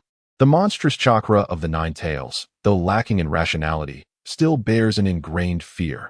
Yet, with a feral roar, it regains its madness, disregarding the vast disparity in size as it lunges forward, mouth agape to unleash a colossal tailed beast bomb. Observing this, Yunting presses his hands together once more, as Tsunade had instructed, continuing to execute his technique. It is time to conclude this. Sage art would release True Thousand's hands, transformation into Buddha. Chapter 79. The arm of conclusion and despair. As if a deity descending from on high, under Yunting's command, the multitude of colossal arms on the cannon statue surged into motion. In an instant, massive fists, imbued with the terrifying might to obliterate mountains and meteors, were unleashed upon the Nine Tails. Instantly, the creature, akin to a small boat tossed amidst raging waves, found itself disoriented and unable to navigate. It sought to resist, yet its formidable bulk and the destructive force of its tailed beast bomb were rendered futile against the relentless barrage of colossal arms, inflicting only negligible damage akin to a child's playful scratches. Soon, it was forced to surrender its hopes entirely. This represented Yunting's most potent technique at present. To deploy such overwhelming force against the Nine Tails and merely its eight-tail state could be seen as overkill. However, to ensure that Kushina's ninth tail remained concealed, he opted for the most foolproof method to secure a swift resolution. Naturally, there lingered a hint of desire to replenish his waning reputation. The subsequent developments mirrored the legendary battle between Senju Hashirama and the Nine Tails, where even though Yunting humbly acknowledged that he was not yet on par with the pinnacle of the Sage of the Six Paths, facing the Nine Tails in its current state was undeniably advantageous. Thus, the duration of this confrontation would be exceedingly brief. Indeed, the Nine Tails exhibited almost no capacity for resistance before Yunting. Amidst its anguished cries, it was ruthlessly subdued by the transformation into Buddha. Before long, its massive form was firmly pinned to the ground by the relentless grasp of the colossal arms, rendering it utterly immobile. Standing atop the head of the cannon statue, Yunting extended his right hand. The characters inscribed upon it aimed directly at the Nine Tails. Kakuan Nitten Sui Shu, a technique specifically designed to suppress tailed beasts. Moments later, the once surging crimson chakra of the Nine Tails visibly dissipated, its immense form rapidly shrinking. As the last vestiges of the Nine Tails chakra returned to the seal, the true Kushina reappeared before him. With the mission accomplished, Yunting exited Sage mode, allowing the True Thousand's hands to disperse. As he approached Kushina, the onlookers in the distance rushed forward, eager to witness the conclusion of the battle. The first to arrive was Minato, renowned for his unparalleled speed within the ninja world. Upon witnessing the end of the conflict and Kushina's return to her true form, he swiftly teleported to Yunting's side. "Thank you, Lord Hokage," he exclaimed, cradling Naruto in one arm and the still unconscious Kushina in the other, expressing his gratitude. Yunting nodded in acknowledgement. Despite the unforeseen complications, the family of three remained intact, and the future had indeed shifted for the better. Naruto was no longer an orphan, and the likelihood of the Uchiha clan's annihilation had significantly diminished. Everything was progressing in a positive direction. To Yunting, this was a testament that he was performing better as Hokage than the third had. After a brief moment, the rest of the large contingent arrived. Yes, they did. They regarded Yunting with awe, clearly shaken and deeply impressed by the earlier spectacle. Amidst the flurry of notifications from the system announcing a surge in reputation points, Yunting maintained a facade of composure while internally reveling in delight. His reputation points visibly increased, and with resources at hand, he felt an immense joy that moment. Tsunade approached him. Having also contributed significantly to the reputation points, she had much to discuss with Yunting. Yet with Kushina in need of care, she simply offered her congratulations before hastily attending to Kushina's injuries. Having recently given birth, Kushina was already in a weakened state, and the assault of the tailed beast had left her in dire condition. Were it not for her Uzumaki lineage, she might have succumbed. Nevertheless, the injuries inflicted by her transformation still required Tsunade's expertise. In this regard, she was undoubtedly the pinnacle among medical ninjas, and it was precisely the existence of such a revered figure that allowed Yunting to remain unconcerned. Minato shared the same sentiment. Indeed, before long, amidst the astonished gazes of the personnel from Kenoha Hospital, they witnessed Kushina's pallid complexion gradually regain color under Tsunade's skilled treatment, her breathing returning to a state of calm. After a week's recuperation at the hospital, given Kushina's constitution, she would undoubtedly recover swiftly. Tsunade concluded her work and turned to Minato. "With that, she will be fine," she assured him, Minato breathed a sigh of relief. Gratitude evident on his face as he responded, "Thank you, Lady Tsunade." Tsunade dismissed with a casual wave of her hand before rising to vacate her seat. Observing this, Yunting turned to the waiting sealing team and instructed, "Reinforce Kushina's seal." With his own technique having rendered the Ninetales dormant for the foreseeable future, he had prioritized Tsunade's healing first, hence his earlier directive. "Yes, Hokage-sama." Upon hearing this, the most skilled practitioners of sealing techniques in Konoha nodded and sprang into action. Prior to this moment, Yunting had prudently arranged for the sealing team to be on standby nearby, anticipating the need for swift action should any unforeseen circumstances arise. Now, their preparedness proved invaluable, while the current members of the sealing team may not possess overwhelming strength. Each one exhibited considerable expertise in sealing arts. They were the very ones who had previously transferred the Ninetales from the Uzumaki clan's Mido to Kushina, solidifying the seal in the process. Now, as they repeated the task, it was a familiar endeavor. Soon, an array of meticulously prepared scrolls inscribed with intricate sealing techniques lay open around Kushina. As they formed hand seals. The techniques within the scrolls rapidly manifested, coalescing into an incredibly complex sealing array that ultimately shrank and integrated into Kushina's abdomen. Reinforcing the seal was not an instantaneous task. Seizing the moment, Kakashi approached Yunting, presenting a white severed arm. "Hokage-sama, after I engaged the hidden second enemy, although I struck true, they managed to escape, leaving behind only this arm. Strangely, it appears to be composed of something other than flesh and blood." Yunting accepted the white arm. Sensing a familiar aura emanating from it, he recognized it instantly. It was a white Zetsu, a biological weapon birthed from the god tree, later replicated in mass using Hashirama cells and the Outer Path's demonic statue by Uchiha Obito. While these beings generally lacked significant strength apart from reconnaissance, their numbers often included some unique individuals, such as Akatsuki's own Zetsu. The arm that Kakashi had procured bore considerable research value due to its peculiar nature. "You did well to strike an enemy from the shadows and inflict significant damage, Kakashi. With this arm's potential value, I shall commend you for your efforts and classify this as an S-rank mission. Remember to collect your reward upon your return," Yunting praised, patting Kakashi on the shoulder. "Thank you, Hokage-sama." Kakashi's usually stoic expression broke into a rare smile, elated not only by the addition to his ninja achievements but also by the prospect of an S-rank reward. Even he was conscious of financial matters, especially after having spent a considerable sum on books to soothe his spirit during recent times. The unexpected influx of funds brought him great joy. Though he lamented the current state of literature, finding it monotonous and lacking the awe-inspiring quality he once experienced, he could only console himself with quantity, pondering when a groundbreaking novel might emerge again. Meanwhile, outside a women's bathhouse, Jeriah, with a flushed face and muttering about excellent material, was eagerly scribbling notes as he peered inside. After Kakashi departed, Yunting approached Tsunade to express his gratitude, acknowledging her timely arrival.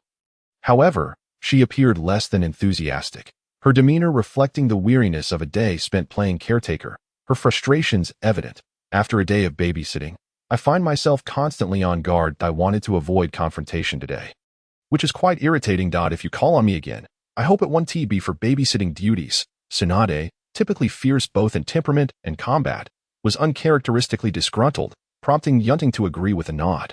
After all, the birth of the Jinchuriki's child was a singular event. He mused that it was unlikely the Minato couple had plans for a second child.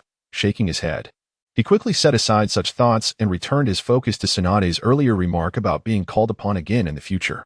It seemed that after this incident, summoning her would be a much simpler affair.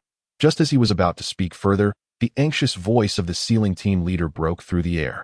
"Hokage-sama, we have an urgent situation." Yunting's brow furrowed at the urgency in the leader's tone as he swiftly approached, with Tsunade closely following. Meanwhile, Minato, holding Naruto, also tensed and hurried over upon hearing the commotion. The sealing team leader quickly reported, "Hokage-sama, we encountered an unexpected complication in reinforcing the seal. Kushina's current physical condition is insufficient to fully contain the Ninetales' power, which we had not anticipated." "Why is Kushina's condition inadequate?" Yunting inquired, bewildered. The sealing team leader explained, in simple terms, Kushina's physique was once akin to a sturdy and spacious prison cell, capable of housing the Ninetales. However, the day she gave birth marked the seal's weakest moment. While the cell remains intact, it has suffered significant damage, causing it to shrink, rendering it incapable of accommodating the Ninetales' size. At present, Given Kushina's condition, it is unlikely she can withstand the Nine Tails for even a day. Does the sealing team have a solution? Minato asked urgently. The leader hesitated. The shrinking of the cell is temporary. It will resolve once Kushina's body fully recovers. However, as Lady Tsunade mentioned, that may take 7 days. I wonder if she has any alternative methods to expedite Kushina's recovery? Tsunade approached, contemplating briefly before shaking her head. Even with reckless treatment, it would take at least 3 days for Kushina to recover sufficiently. While I possess the secret art of creation rebirth for instantaneous healing, it can only be applied to myself and not others at this moment. Yunting's mind sparked with an idea. Given the current circumstances, we may have no choice but to consider another option. Minato's expression, which had been dark with concern, suddenly brightened as he noticed Yunting's gaze directed towards him, more specifically, towards Naruto, who was cradled in his arms. One could not help but acknowledge the capricious nature of fate. Despite having strayed far from its original path, it had somehow led them back to where it all began, evoking a sense of wonder at the unpredictability of life. Yunting contemplated Naruto, feeling a profound sense of realization. His proposed solution was straightforward. If the prison had become too small, then one must simply sever the excess from the prisoner and place it in a new cell. Just as Minato had done in the original story, dividing the Nine Tails in two. However, this time, the Yin half would remain within Kushina, allowing her current condition to bear it, while the Yang half would be sealed within Naruto. As fate originally intended, Dai was a flawless resolution. The sealing team leader was taken aback, having never considered the option of splitting the tailed beast. However, soon after, a sense of joy washed over him. For he realized that this course of action was indeed the most optimal solution at present. Naturally, he nodded in agreement. The next matter at hand was to consider the opinion of Minato. Naruto's father. In truth, from the moment of his birth, Naruto had been entrusted with the mission of becoming the next Jinchuriki of the Nine Tails, much like his mother, Kushina, who succeeded the first Hokage, the Jinchuriki of the Nine Tails. This was primarily due to the fact that the Uzumaki clan's physical constitution was more suited for the role of a Jinchuriki than that of the Senju clan. Minato was acutely aware of this. However, he had not anticipated such a swift turn of events. Of course, now that the matter was broached, one could argue that the physically formidable Yujito and Tsunade could also serve as Jinchuriki.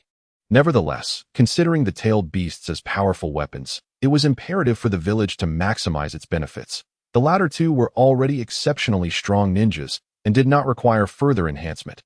Thus, for the sake of Kenoha, sealing half of the Nine Tails within a new host would undoubtedly be the best choice. Subsequently bolstering the village's combat capabilities, a steadfast heir to the will of fire, Minato would not reject such a proposal. Although Jinchuriki often faced disdain and animosity due to their immense and uncontrollable power, he believed that his child would, like Kushina, possess the strength to overcome all obstacles, mastering the tailed beast rather than succumbing to its influence and becoming a mere harbinger of destruction. With the power of the Nine Tails, Naruto would, as he envisioned, embody the protagonist depicted in Jeriah's writings, destined to become a great ninja. Therefore, as he met the gazes of those around him, Minato tenderly glanced at the now quiet Naruto in his arms, lifted his head, and resolutely stated, "Lord Hokage, I have no objections." The plan commenced seamlessly. The others immediately sprang into action.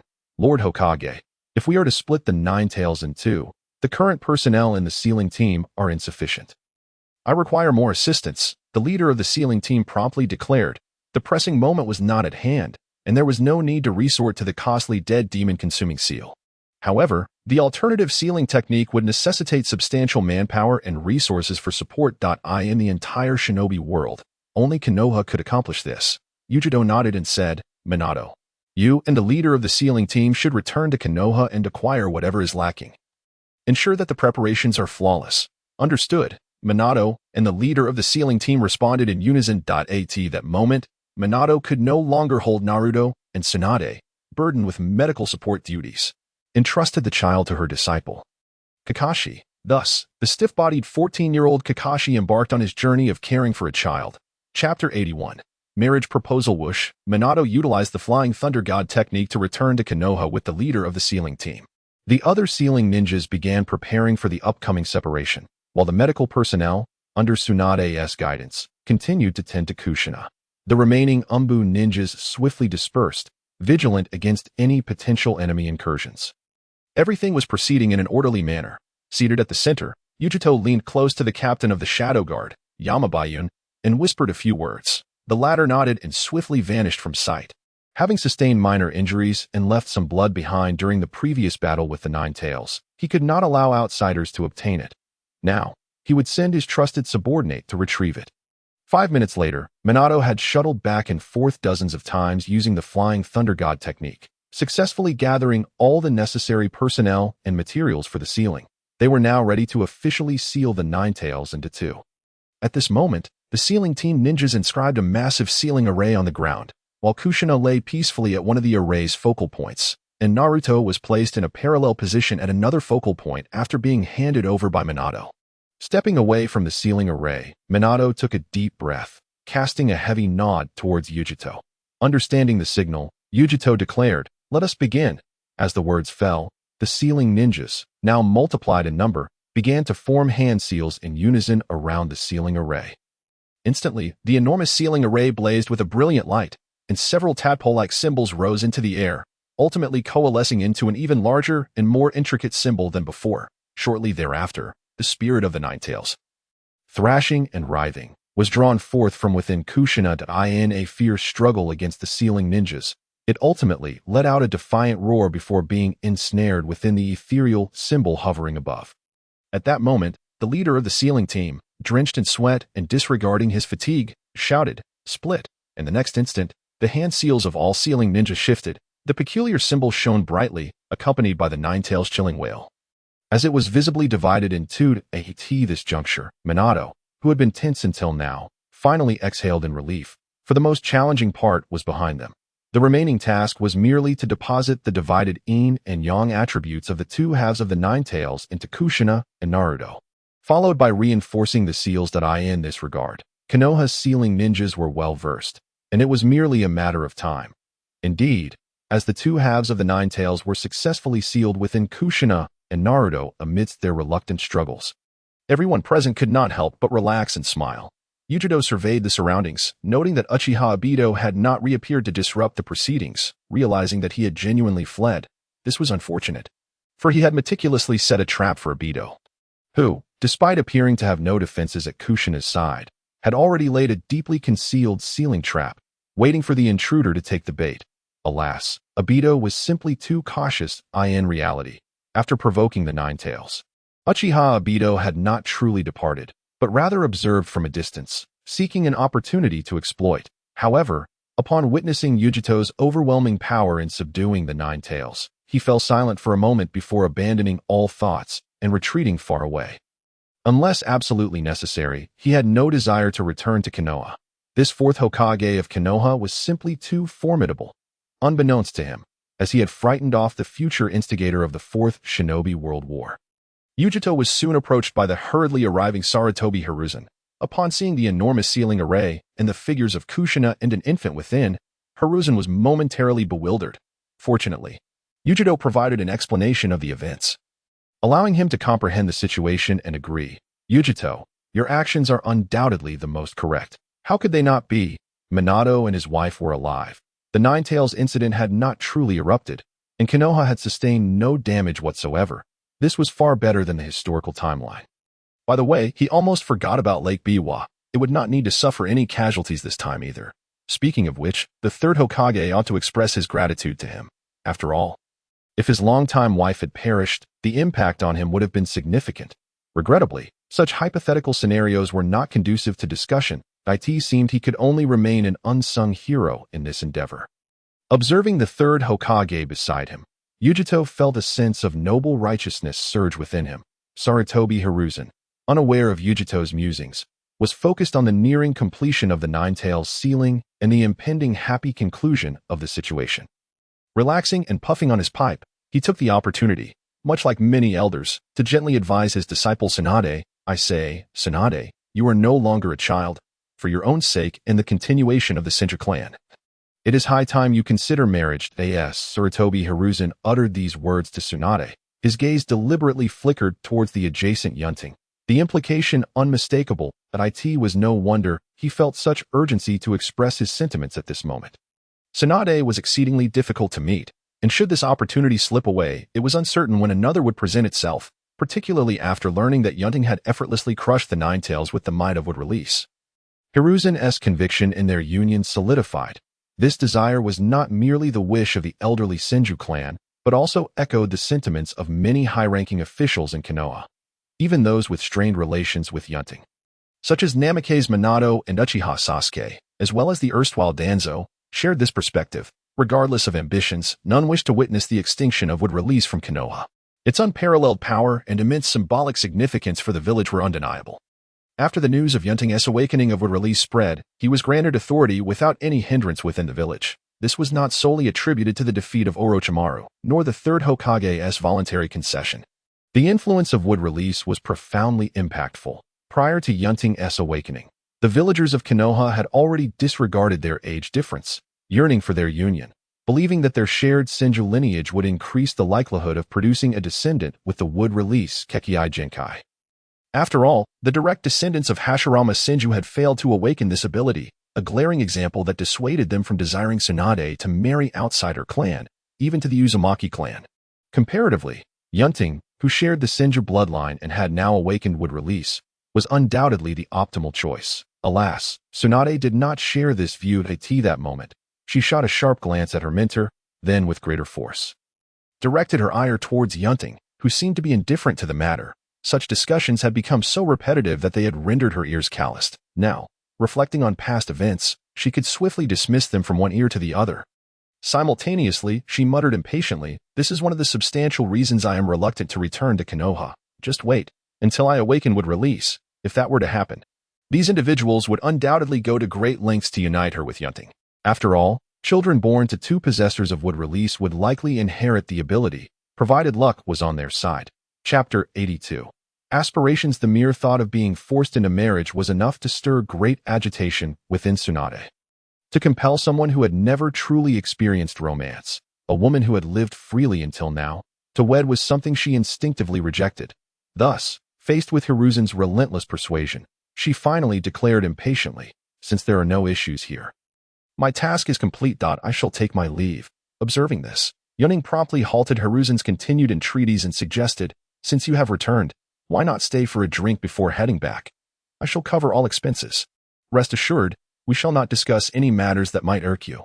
Tsunade hesitated momentarily.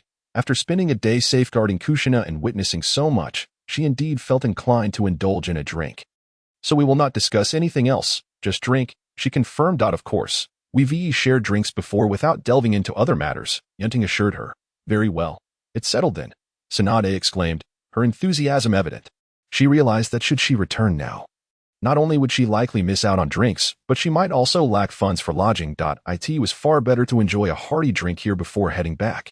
Yet, a nagging feeling of forgetfulness lingered in her mind.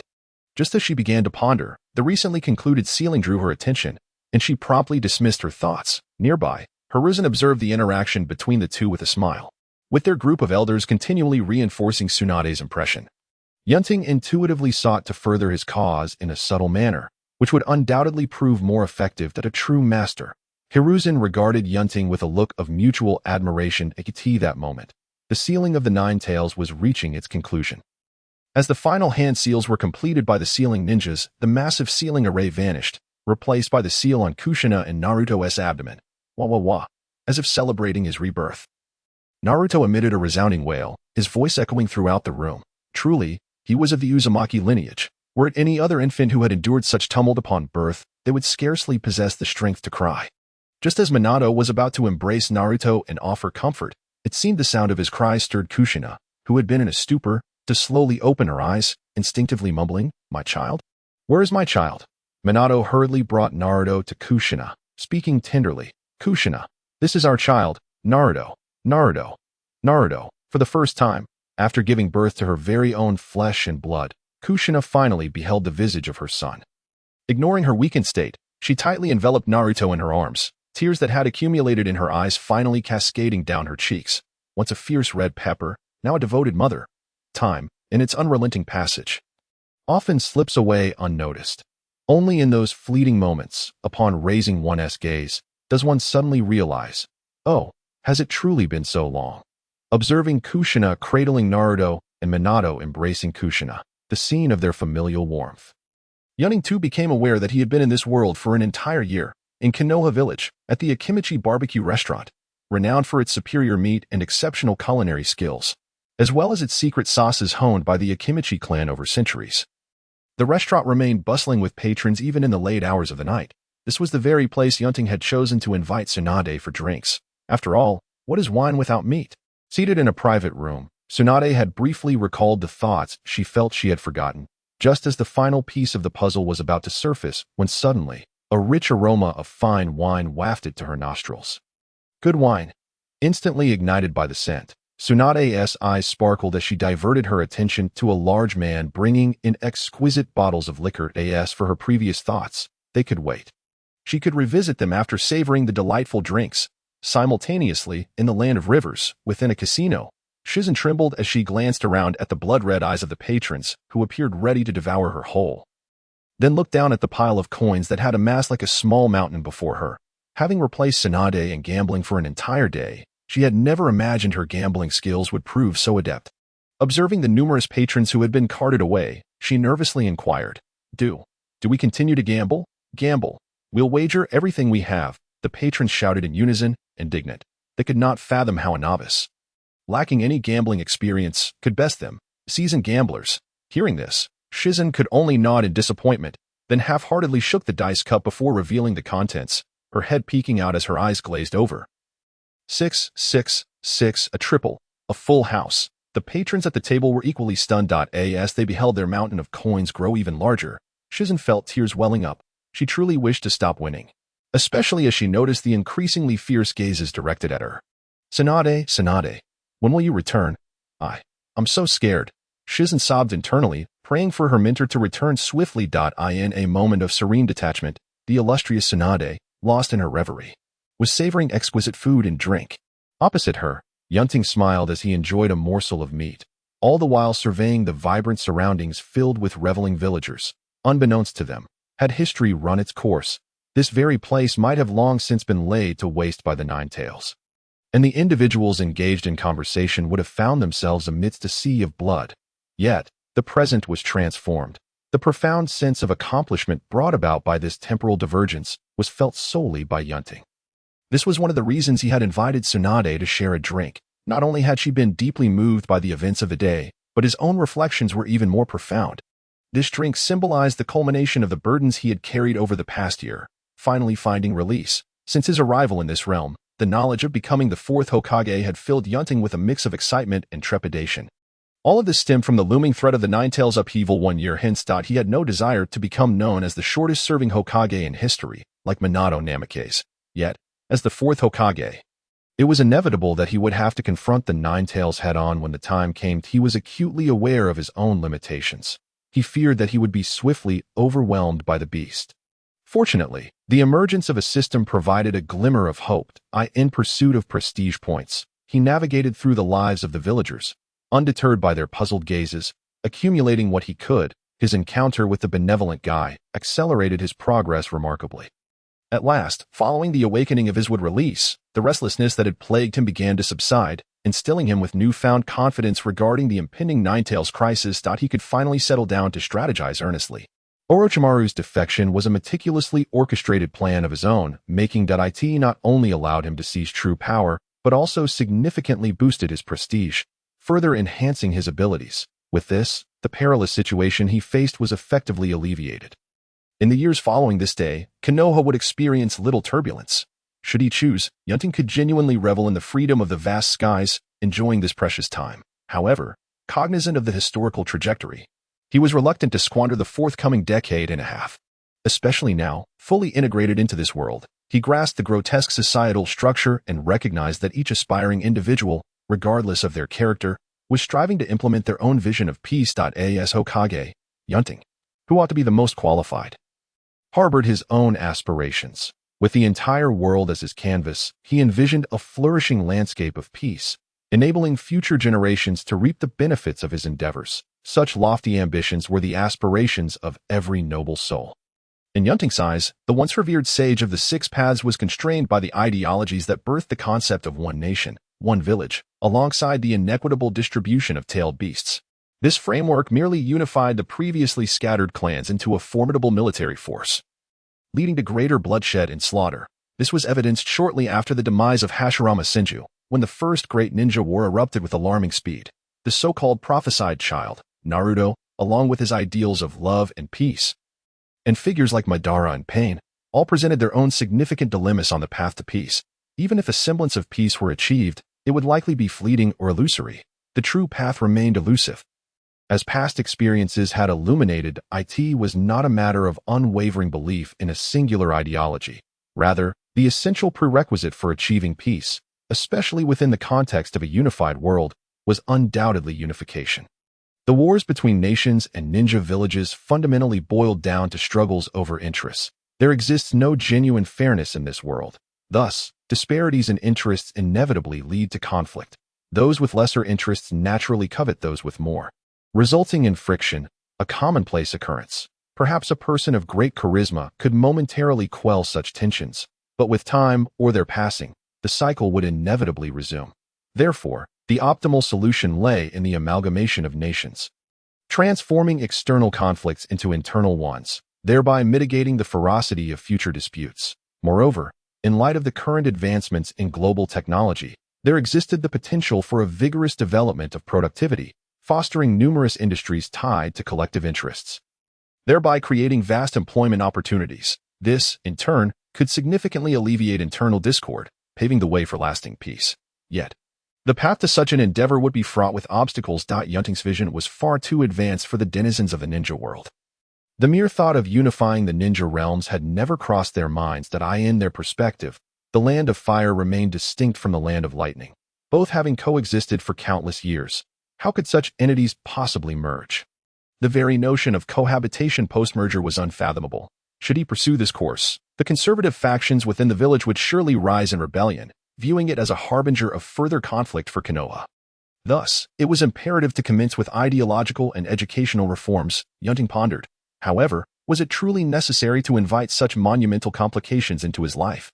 He found himself momentarily lost in thought. At that juncture, a delicate hand waved vigorously before him, accompanied by a voice exclaiming, "Hey, Yunting, wake up. When it's time for drinks, we drink. Don't be like that old man Sandame, always dwelling on serious matters." Tsunade's discontented tone reached his ears, prompting Yunting to curiously inquire, "How did you know I was contemplating serious matters?" Tsunade shrugged, stating, "As Hokage, isn't it a given that one is always preoccupied with serious affairs? But remember, we promised to enjoy this drink together. No more daydreaming." Indeed, the Hokage's role demands one to attend to serious matters, Yunting mused. Suddenly, he posed a question. What if one day, while attending to serious matters, the Hokage finds himself at odds with many, facing attempts to usurp him? Tsunade, fueled by the alcohol coursing through her, slammed her palm on the table, exclaiming, "Then we shall fight back. Damn it. A bunch of hindering fools. Indeed. Damn it." Yunting laughed heartily, refilling her cup as they engaged in a spirited drinking contest. "Yes, if all else fails, then let's fight back. In this life, one must carve out achievements that others cannot possibly attain." Thus, he would not have traversed into this realm in vain. Cheers. The clinking of wine glasses resounded continuously within the private room. At this moment, Tsunade, the seasoned imbiber, bore a flushed visage, yet her eyes remained remarkably lucid. A mere few drinks were far from sufficient to intoxicate her. This was a fact that Yunting, who had shared numerous drinking experiences with her, was acutely aware of. He had no intention of attempting to inebriate her. As previously stated, he genuinely required a hearty drinking session to bid farewell to the past and embrace the new chapter of his life. During this time, having a stunning beauty as a companion was certainly preferable to the company of tedious old men or solitude. However, Tsunade's thoughts diverged. Perhaps it was the realization that Kushina, whose temperament had once resonated with her own, was now a mother. Perhaps it was the stimulation from Yunting's impressive wood-release techniques while in sage mode. Or perhaps it was the words of the third Hokage that once again unsettled her mind. After revisiting familiar grounds, she suddenly felt an overwhelming urge to indulge in a grand bout of drunkenness. Given that it was a day when the affluent Inuzuka was treating, it would be an affront to herself if she did not drink to her heart's content. Thus, she boisterously ordered bottle after bottle of alcohol. Even when the establishment stock was running low, she showed no signs of stopping. Consequently, over the following hours, A cadre of portly staff members repeatedly ventured out to procure more liquor from nearby taverns. Their patron was none other than the Sage of Six Paths. Moreover, the private room also housed the Fourth Hokage and one of the legendary three ninjas of Kenoha, despite being a barbecue establishment.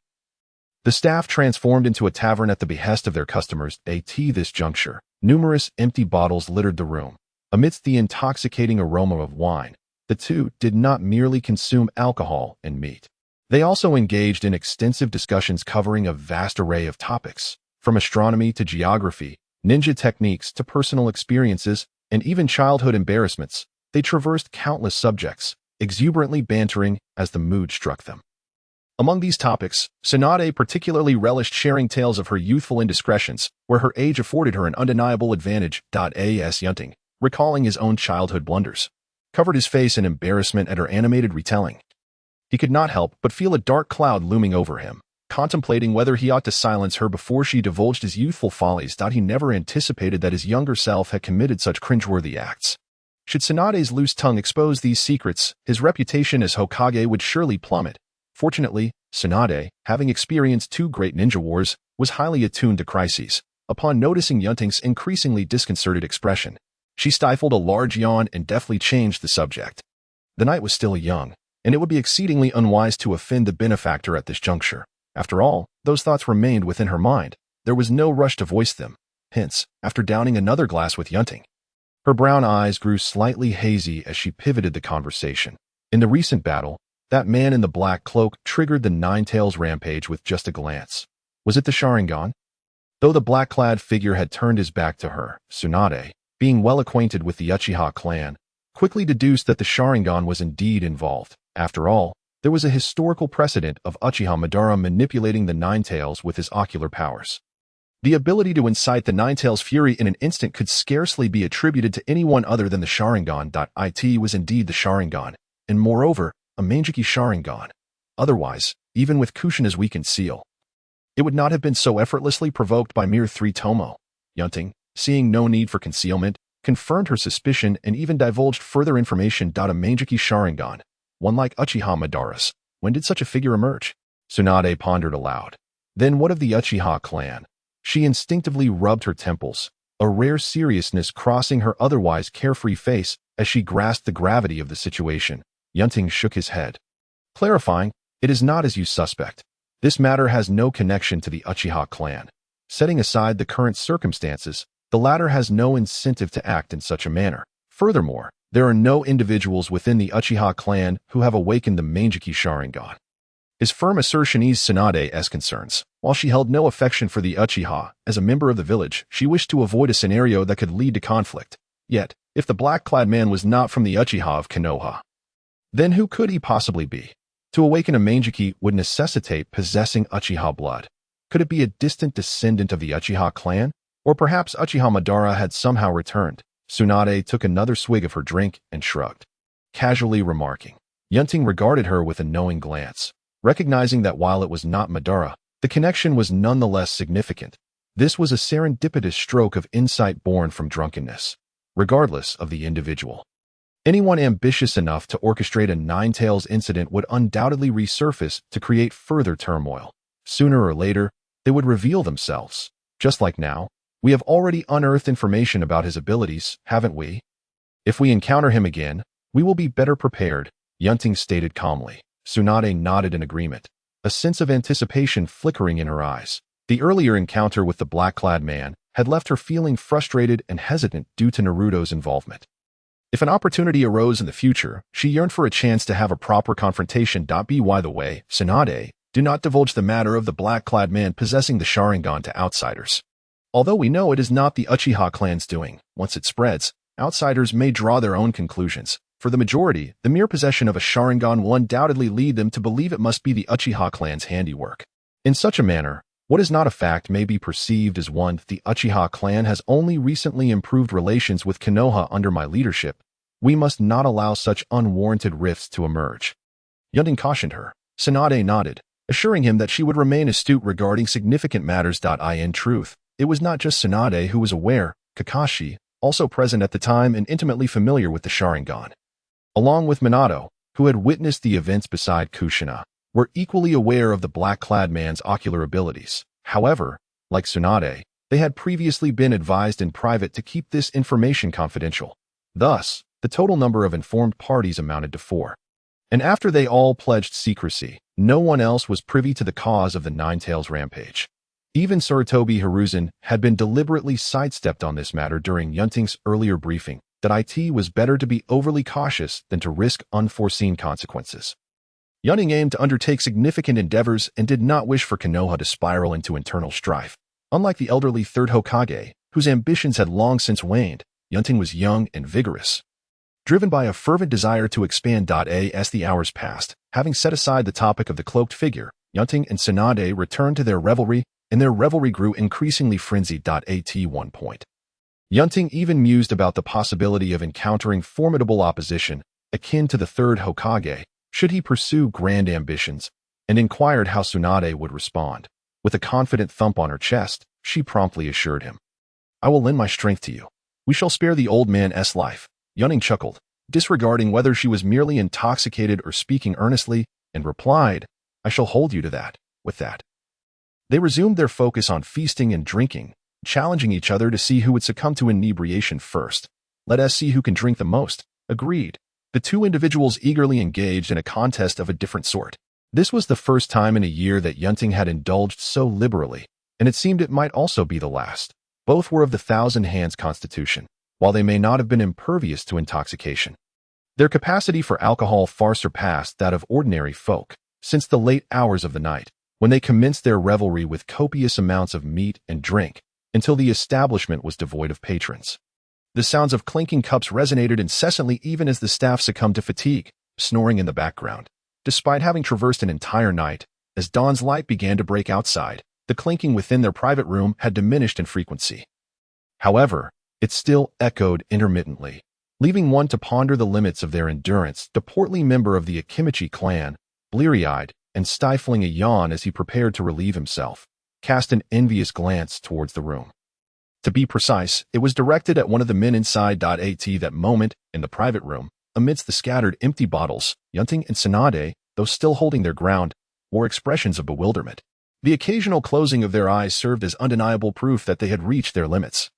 Perhaps even oblivious to their actions, driven solely by the desire to outdo one another. Unconsciously, their seating arrangement had shifted from facing each other to a more intimate closeness a few minutes later. Having instinctively dozed off for a brief moment, Yunting suddenly opened his eyes, instinctively moving a cup to his lips, and sleepily inquired, "Hey, Tsunade, are you asleep? Shall we continue drinking? If not, I declare myself the victor." Tsunade indeed opened her eyes, clinking her cup against Yunting's without uttering a word, just as she was about to bring it to her lips, when she suddenly exclaimed, "Wait, why is it empty?" "Empty? Mine is the same." Yunting casually discarded his cup, preparing to seize the moment to catch a few winks. Tsunade had the same notion. However, after a few minutes, an unexpected thought struck Yunting, and he queried, "By the way, how's the little girl who was with you?" "The little girl by my side? Who could that be?" "No one." "Wait. Oh no." Tsunade, who had been leaning against Yunting, abruptly opened her eyes wide. Panic-stricken as a significant portion of her drink spilled, "I completely forgot about Shizen." At that moment, she finally recalled the matter she had been neglecting. She had been summoned from the gambling den, and now a day had passed. What could have transpired? The more she pondered, the more her anxiety grew. Disregarding Yunting's casual touch as she swiftly transformed into a plume of smoke and vanished. Where did she go? Yunting, who had just begun to doze off again, felt an emptiness in his hand and opened his eyes in confusion. He stared blankly at the void before him. Chapter 85. A new beginning. If Yunting had been fully awake, he would surely have slapped himself for his earlier words. After all, that was Tsunade's prized dish. A sanctuary in the hearts of countless fans. What a splendid opportunity wasted. Especially since he had spent most of the time in a haze, leaving little to savor in retrospect. He could only wonder if such an opportunity would ever arise again. What a pity it was. The thought brought a pang to his heart. But now was not the time for sorrow. Upon realizing he was alone, he assumed victory and closed his eyes once more, drifting into a blissful slumber. This was Kenoha, his territory, with the Y ninja guarding the perimeter. He felt no concern for unforeseen events. Everything could be addressed upon awakening.